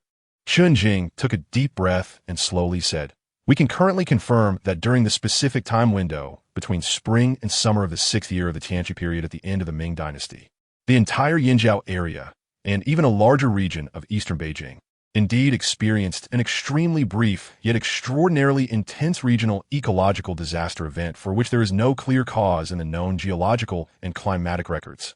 This is specifically manifested in the sudden death of large-scale vegetation, abnormal changes in soil composition, and the sharp decline of certain indicator microbial populations that are extremely sensitive to environmental changes, all found in the sediment layers and tree ring samples from that period.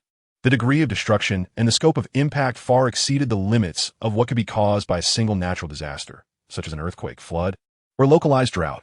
This phenomenon is as if the vitality or earth energy of that area was suddenly drained by some mysterious and irresistible powerful force at that specific moment. This presents a chilling coincidence, or perhaps not a coincidence at all, with the claims of demonic energy, erosion and spiritual energy exhaustion from the chronicles of the demonic calamity. The conference room fell into a deathly silence once again.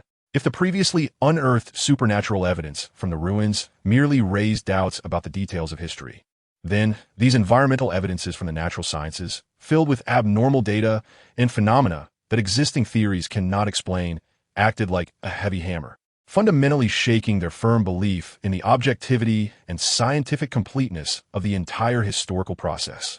Subsequently, more historical doubts and astonishing coincidences were unearthed and reinterpreted by these experts and scholars caught in a cognitive storm, one by one, like bamboo shoots after rain.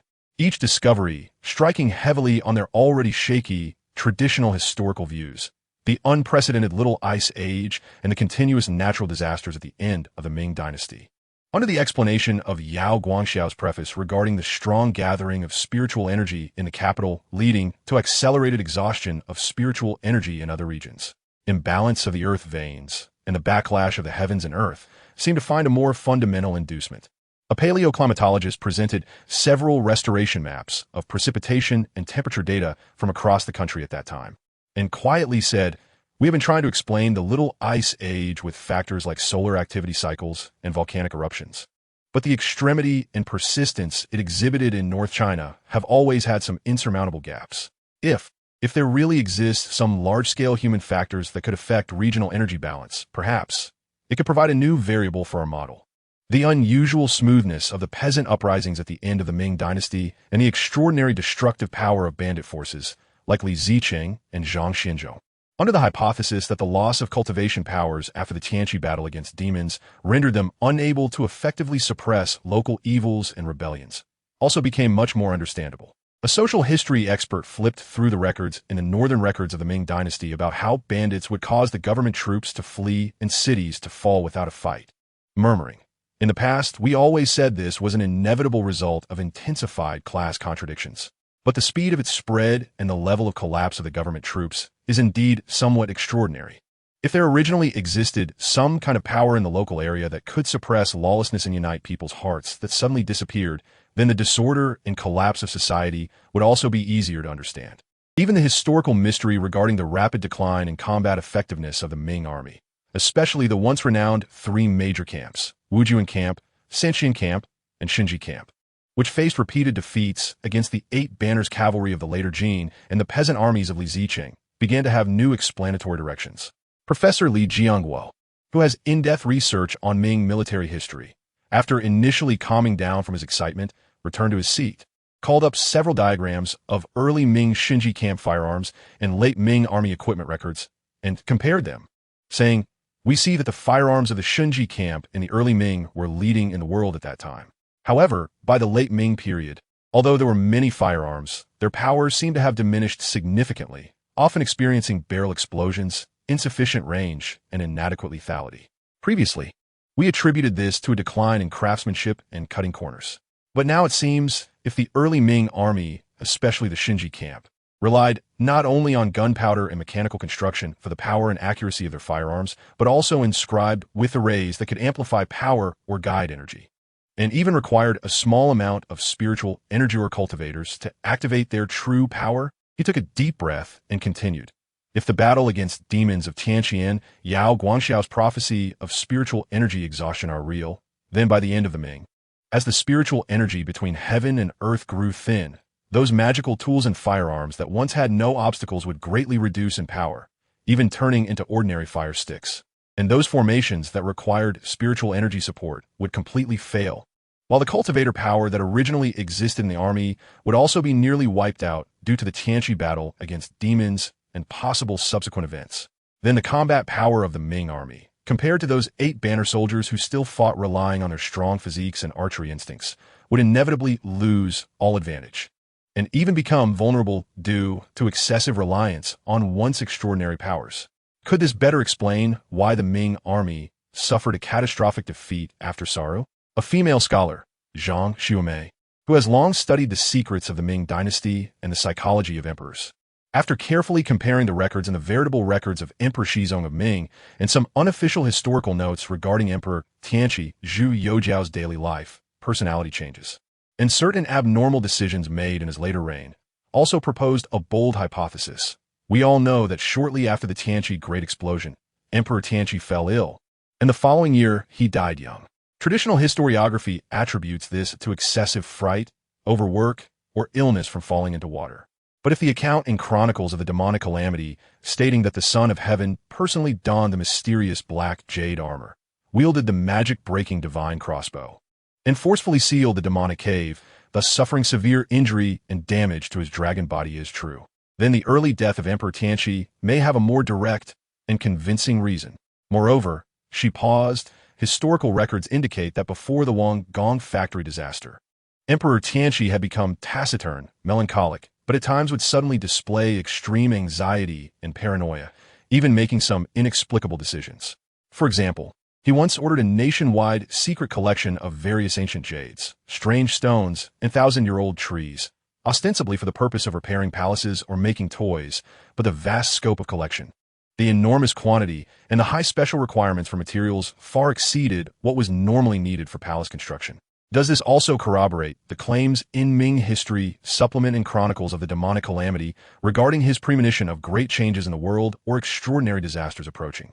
Hence wanting to refine divine artifacts to stabilize the national fortune and protect the people, did he, after the battle against demons, feel a lack of strength and a looming crisis, thus attempting to find other ways to sustain the national fortune, compensate for the loss of spiritual energy, or even repair the damaged national artifact? The experts and scholars from the Qiming Project have independently excavated and reinterpreted historical doubts under the entirely new historical explanatory framework of the Ming true cultivation dynasty. Although most of these still remain at the stage of bold hypotheses and cautious verification, lacking more direct and conclusive physical evidence, they serve as countless invisible threads that intricately connect the seemingly isolated archaeological discoveries and literary records carefully woven together by Li Yunpeng with the real historical processes and widely known historical events in a closer and more logical manner. They transform the rise and fall of the Ming true cultivation dynasty from merely a fantastical setting into a narrative that resonates with the rise and fall of the Ming dynasty's fortunes over centuries, as well as the joys and sorrows of countless real historical figures from that era, creating an indescribable, fateful depth of resonance. The discussions in the conference room evolved from initial shock, skepticism, and confusion into an almost fervent excitement filled with the liberation of thought and the breaking of academic taboos. Everyone present, regardless of their previous academic stance, seemed to be swept up in an unprecedented brainstorming session as their established cognitive frameworks were continuously challenged, deconstructed, and reshaped, with new possibilities and explanatory frameworks emerging like bamboo shoots after a rain. Director Wang Mingyuan looked at the almost uncontrolled scene before him, feeling a mix of emotions. He raised his hand to signal everyone to calm down and said solemnly, "Comrades, I know that the information we are encountering today is a tremendous shock for each of us. Many of the common knowledge and conclusions we once firmly believed in seem to be less unbreakable in the face of these continuous anomalous discoveries." He paused, his gaze sweeping over the various expressions of the experts and scholars, and continued, "However, it is precisely at such times that we must maintain scientific rigor and the clarity of historical researchers. We cannot easily dismiss our past research achievements just because of these doubts and coincidences, nor can we be swayed by the emotional remarks circulating online. I propose," Director Wang Mingyuan's voice became more serious, "that our Qiming Project's historical documentation team focus on two main tasks moving forward. In addition to continuing to conduct more in-depth and detailed scientific verification of the Yinjiao site and related physical evidence, we must also undertake a comprehensive, systematic, an interdisciplinary examination and in-depth exploration of the entire history of the Ming dynasty, especially the late Ming period, which is filled with disasters and mysteries, from a new, more open, yet also more rigorous perspective. Furthermore, we can also explore the history of other dynasties that may be related to this with a meticulous attitude. What we need to do is not to blindly confirm or falsify the so-called Ming true cultivation dynasty, but to restore the true face of that historical period based on facts and guided by science, seeking out the possible alternative possibilities that have long been overlooked, hidden behind the mists of history, regardless of what the ultimate truth is, whether it will overturn our current understanding or not. We must face it bravely and reveal it objectively. This is our responsibility and mission as historical researchers." Director Wang Mingyuan's words acted like a stabilizing anchor thrown into the turbulent flow, slightly cooling the almost uncontrollable fervor in the conference room and providing a clearer and more actionable direction for the subsequent research work. They began to realize that what they were facing might indeed be more than just a false history fabricated by a mysterious, enigmatic online influencer. It could be a narrative awakened from the dust of history by some unknown force in a way they could not yet fully comprehend. Another version of history filled with the unknown, mystery, and great danger that may have truly existed but was deliberately concealed and forgotten for some reason. And once this alternative version of history is confirmed, its potentially transformative impact on the existing world order, the course of human civilization, and even the future fate of every individual will be immeasurable. A storm seems to be approaching, and these illuminators standing at the intersection of history and reality, are being pushed closer to the center of the storm by an invisible force. Chapter 42. The Controlled Experiments of Qiming and the Real Bait Deep in the Western Mountains of the capital city. The secret headquarters, codenamed Qiming, has now become the heart of the country's top intelligence and cutting-edge technology operating at high speed. Although the online tracking efforts have temporarily fallen into a stalemate in the face of the almost miraculous counter-tracking abilities of the Ming History Recovery Project, this has not discouraged the members of the Qiming Project team. Instead, it has sparked a deeper fighting spirit and an unprecedented sense of crisis among them. They realize that what they're facing may not just be a mysterious online influencer, but a potential huge variable that possesses unknown power. Since they cannot directly pinpoint this ghost in the virtual world, they will use the most rigorous, scientific, and indisputable methods to verify the authenticity of the history revealed by him from the real world. In a core decision-making room, secured at a level several grades higher than the previous conference room, filled with complex lines and precision sensors, a top-secret meeting is being held, presided over by the stern yet authoritative leader of the Chiming project, with only a dozen core leaders from various fields in attendance. Comrades, the difficulties in online tracking precisely confirm the extraordinary nature of the opponent we are facing. But this cannot stop our quest for the truth. The elder's voice is steady and powerful, his gaze sweeping over everyone present like a hawk. Since the Ming History Recovery Project has portrayed, for us, an alternative version of history filled with spiritual energy, cultivators, and extraordinary powers, then we will use the most rigorous scientific experiments to verify whether these concepts are purely fictional or the forgotten truths. I announce that the Chiming Project officially launches the first phase of the controlled experiment plan, codenamed Tracing Origins. This plan will be divided into 3 core directions, advancing in parallel, and must achieve substantial breakthroughs in the shortest time possible.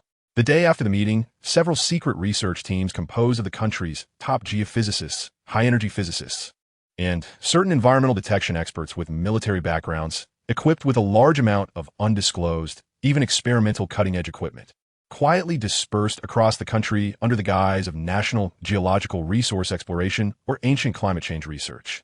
Their destinations are not the well-known scenic spots, but those areas marked vaguely in the remnants of Li Yunpeng's Yongle de Dian as potential ancient spiritual meridian nodes or blessed locations. For example, an unknown valley deep in the Zhongnan Mountains, a piece of primitive forest behind Wudong Mountain, and an ancient cave site in Qingqing Mountain where legends say an immortal once resided, in a valley referred to as Yinlong Gorge in the Zhongnan Mountains. A research team utilized the latest devices capable of ultra-deep geological radar scanning and microneutrino flow detection for a thorough exploration lasting several days. Initially, the detection results showed no abnormalities. Everything conformed to the region's normal geological characteristics. Just as some young researchers began to complain that it was a waste of national resources to accompany the script of an internet mystic, the chief scientist responsible for data analysis, a senior academic over 60, suddenly fixated on a set of recently transmitted anomalous data filled with weak noise, holding his breath. Wait, amplify the energy spectrum of this area. Set the sensitivity to the highest. Filter out all known background radiation interference. He commanded with a voice trembling with disbelief and extreme excitement. With his orders, the seemingly unremarkable area on the screen, after undergoing extremely complex algorithmic processing and multiple data overlays, gradually revealed an extremely weak yet real energy anomaly area, shimmering with a pale purple halo like a candle flickering in the wind. Though the intensity of this energy field is extremely weak, almost at the same level as fluctuations in cosmic background radiation, its energy fluctuation frequency and decay pattern are completely different from any known natural or artificial energy field. It resembles a higher-level energy full of vitality that has left behind its last faint echo after hundreds of years. Is this the so-called residual spiritual energy? The academic murmured, staring at the flickering pale purple halo on the screen, filled with unprecedented shock and a near pilgrimage fervor. And all of this is, of course, the work of Li Yunpeng. He monitors the actions of all research teams in the Chiming project in real time through the system. When he sensed that this Zhongnan Mountain research team was about to return empty-handed, he consumed a mere 500 points of authenticity to issue a precise command to the system. Generate an extremely weak but detectable residual energy field with unique properties in the specific underground rock layers of the Yinlong Gorge area in the Zhongnan Mountains. With energy characteristics consistent with the concept of spiritual energy and displaying dynamic features of gradually depleting, this small bait, like a boulder thrown into a calm lake, instantly tilted the research direction of the entire tracing plan decisively. Meanwhile, in a secret medical research center in the capital, equipped with the country's highest-level biosafety laboratories and not open to the public, a top-secret genetic testing and biological research targeting the descendants of the Junmao Wei is also being conducted intensively. The retired teacher, Hu Wenbin, who gained fame after accidentally discovering the Yongle de Dian cultivation remnants in the preface by Yao Guangxiao, along with several other descendants of individuals who held special military positions during the Ming Dynasty, secretly contacted by the Qiming project team through various channels, were invited here under the guise of participating in a major national historical research project, conducting family history tracing and genetic mapping, and voluntarily provided their blood and DNA samples. The initial routine genetic sequencing results did not reveal any significant abnormalities. The genes of these Zhenma Wei descendants did not show significant differences from the ordinary Han population. This result momentarily disappointed the head of the biological group in the project team, a renowned female scientist in the field of genetics, Lin Lan. However, just as she was preparing to submit a preliminary report stating no obvious genetic abnormalities were found, a young postdoctoral researcher responsible for deeper analysis involving mitochondrial DNA and the functional analysis of certain non-coding junk DNA segments rushed into her office, holding a graph filled with various abnormal markers and highlighted data. Looking excited, "Professor Lin, you must see this. Mr. Hu Wenbin and other sample providers marked as high correlation have shown an extremely rare, even unprecedented, tiny genetic mutation or recombination phenomenon in a specific segment of their mitochondrial DNA and asilent gene region on their chromosomes, which has never been recorded in our laboratory database. This mutation seems to have some potential positive correlation with the body's energy metabolism efficiency, cellular self-repairability, and the speed of signal transmission in the nervous system. Although this correlation is extremely weak and can hardly be activated or manifested in a normal physiological environment, theoretically, if these individuals were placed in a special, high-energy external environment or guided through a specific breathing and mental technique, this advantage hidden deep within their genes could potentially be awakened. Professor Lin Lan looked at the report filled with various possibilities and theoretical speculations, feeling her heart racing uncontrollably. She knew that this so-called extremely weak genetic advantage, when interpreted against the historical backdrop of the Ming Dynasty's cultivation of reality and the spiritual energy of heaven and earth, held meanings that were simply self-evident. Could this be the legendary genetic imprint of cultivation talent or spiritual roots? Lin Lan's thoughts became somewhat chaotic. And this was also the handiwork of Li Yunpeng. He consumed only 200 points of reality to allow the system to inscribe, in a manner that did not violate existing biological principles, yet was filled with scientifically inexplicable coincidences. Segments of a true imprint belonging to the bloodline of cultivators onto the gene chains of those selected descendants of the demon suppression guards, quietly and without a trace. The most anticipated, yet riskiest, was undoubtedly the third experimental direction, attempting to decipher and reproduce the so-called cultivation methods found in the unearthed fragments of the Yongle Encyclopedia. In an absolutely silent laboratory constructed with multiple layers of lead plates and special alloys that could shield all internal and external electromagnetic signals and energy fluctuations. A decoding team composed of the country's top ancient tech scholars, religious scholars, traditional Chinese medicine experts, and human potential researchers was conducting a meticulous analysis and interpretation of a Yongle Encyclopedia fragment titled Daozong Jiao Lianqi Pian, which recorded some Taoist health cultivation techniques, discovered at Mr. Hu Wenbin's home. After several days of intense discussion and repeated deliberation, they finally organized a seemingly complete set of cultivation methods, temporarily named the Yongle Encyclopedia version of the basic Qi cultivation method, which included multiple steps such as breathing techniques, focused intention, and meridian operation. Subsequently, after the highest leadership weighed the situation and gave difficult approval, the Special Task Force secretly selected 3 young soldiers from the most elite special forces in the military, who possessed top-notch physical fitness, willpower, psychological quality, and were absolutely loyal and reliable, as the first batch of volunteers for this method reproduction experiment. The experiment officially began in that absolutely silent laboratory under strict confidentiality. The 3 young soldiers sat cross-legged, eyes slightly closed, and began to attempt their first cultivation according to the steps organized by the decoding team, based on the fragment of the Qi cultivation method. Time passed minute by minute. The atmosphere in the laboratory was tense to the point of being nearly frozen. All the experts and leaders closely monitoring the experimental progress through one-way observation windows and various precise life sign monitoring devices held their breath, their hearts in their throats. 1 hour, 2 hours, half a day passed, and aside from the fine beads of sweat seeping out from maintaining a single posture for a long time, there were no obvious abnormal reactions on the faces of the 3 soldiers. Their heart rates, blood pressure, brainwaves, and other physiological indicators remained within normal fluctuation ranges. Just as some began to feel disappointed, the monitoring instrument responsible for one soldier's life signs suddenly emitted a series of short, sharp alarm sounds. Report. Subject number 3's heart rate, blood pressure, and subcutaneous temperature all experienced an extremely slight but unusually synchronous peak fluctuation at that moment, which could not be explained by known physiological reasons. At the same time, the activity intensity of his brainwave alpha waves also suddenly increased by nearly 15%. This state was very peculiar, as if his body had at that moment produced an extremely weak energy resonance with the surrounding environment. Almost simultaneously, the young soldier, known as subject number 3, suddenly opened his eyes wide. A flicker of incredulous surprise and an inner shock flashed in his gaze. He took a deep breath and reported to the observation room in a tone that carried a hint of uncertainty, but was hard to conceal his excitement. Report, leaders. Report, experts. Just now, as I concentrated my attention on the Dantian position according to the method described, in conjunction with a special breathing rhythm, I seemed to really feel an extremely weak yet real sensation, like a warm current, rising from my lower abdomen and then slowly flowing upward along my spine. That feeling was very comfortable, very wonderful.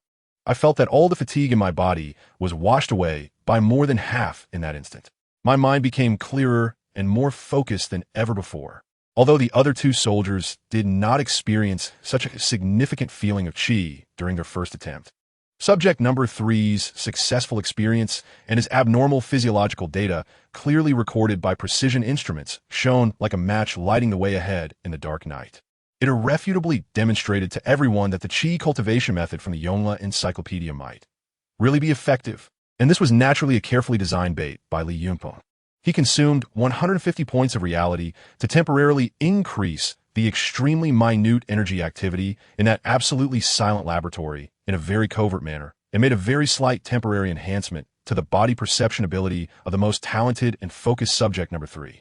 He wanted to make the authorities believe that the path they were taking was correct, that the cultivation methods they were studying were real, thus allowing them to walk further and deeper down this path of cultivation archaeology that he had personally paved. As the 3 core experimental directions of the traceability plan achieved their respective breakthroughs, a series of top-secret reports filled with astonishing discoveries and disruptive conclusions gathered again like snowflakes to the highest decision-making level of the Qiming project team. This time, the atmosphere in the conference room was no longer just solemn and perplexed.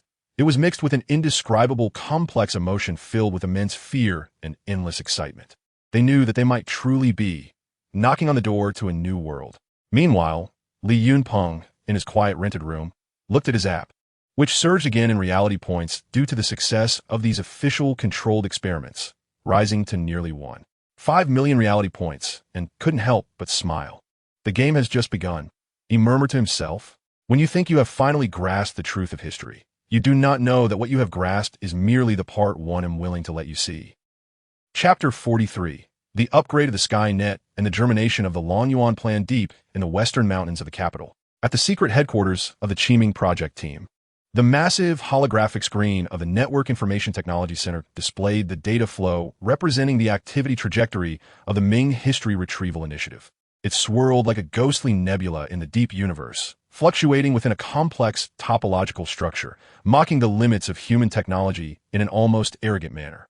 The full operation of the Tianhe and Shunwei supercomputing clusters resembled 2 gigantic alchemical furnaces fueled by infinite energy, drawing in billions of massive data points related to the Ming history retrieval from every corner of the global internet.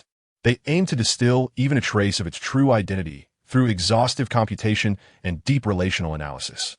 However, every seemingly imminent success in locking onto the target ultimately dissolved like a reflection of the moon in water, shattering into countless specks of light upon contact, vanishing into nothingness.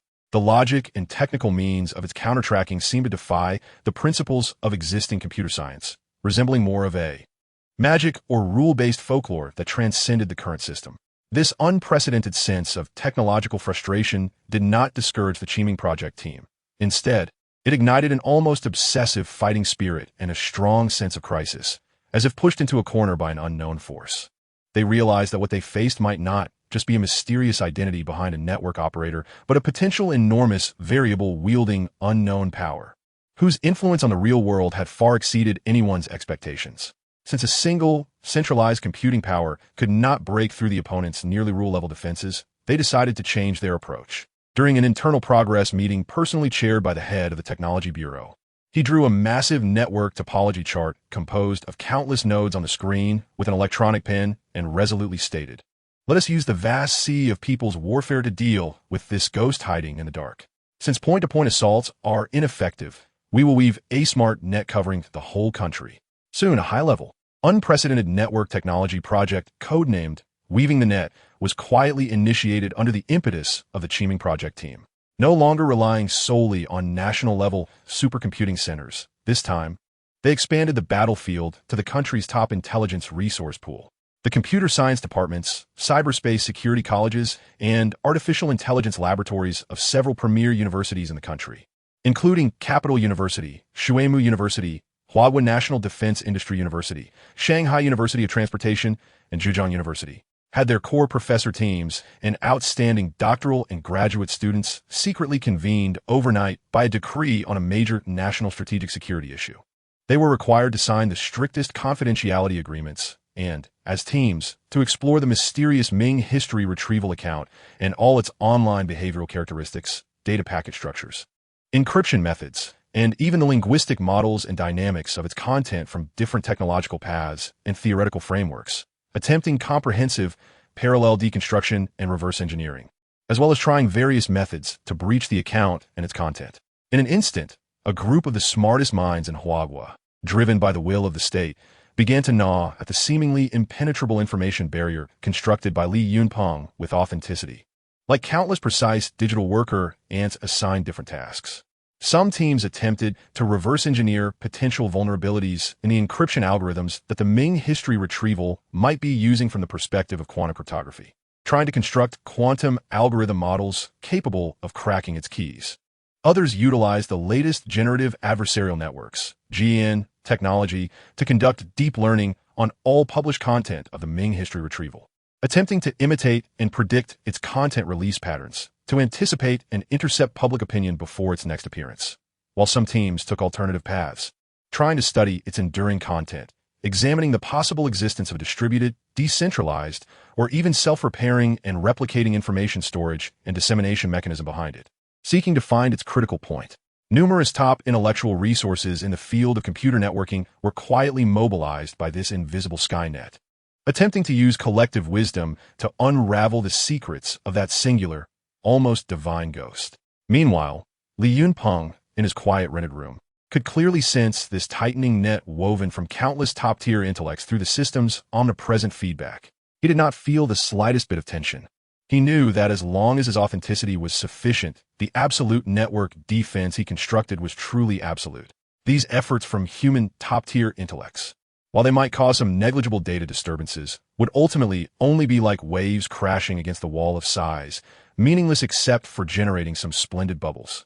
In fact, the deep attention and systematic research from hundreds of high-profile experts and scholars from top universities and research institutions constituted an extremely powerful collective observation behavior. The more they delved into the construction content of the Ming history retrieval, trying to find flaws, the more they were subtly influenced by the historical logic meticulously woven by Li Yunpeng, thus unconsciously contributing a continuous stream of high-quality authenticity. Li Yunpeng even began to anticipate whether these top minds, in studying him, would spontaneously come up with more reasonable settings he had not even thought of, further perfecting his grand Ming cultivation world. Li Yunpeng shifted his focus away from the network-level game. He knew that he no longer needed to invest too much energy there for now. What interested him more were the control experiments initiated by the Chiming project team in the real world, filled with exploration and desire. In the top-secret biological and energy laboratory, codenamed Longyuan, located in the western suburbs of the capital, the atmosphere was oppressive yet filled with anticipation.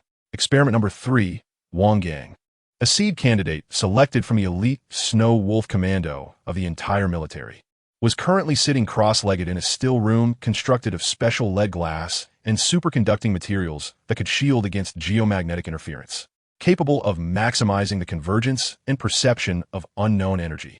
Surrounding him were dozens of precision bioelectric sensors, microenergy detectors, and high-sensitivity gas analyzers, all monitoring every subtle change in his body in real time. Report to the command center. The background energy field activity in the Yun room, one has once again shown an extremely weak but clearly discernible peak fluctuation just now.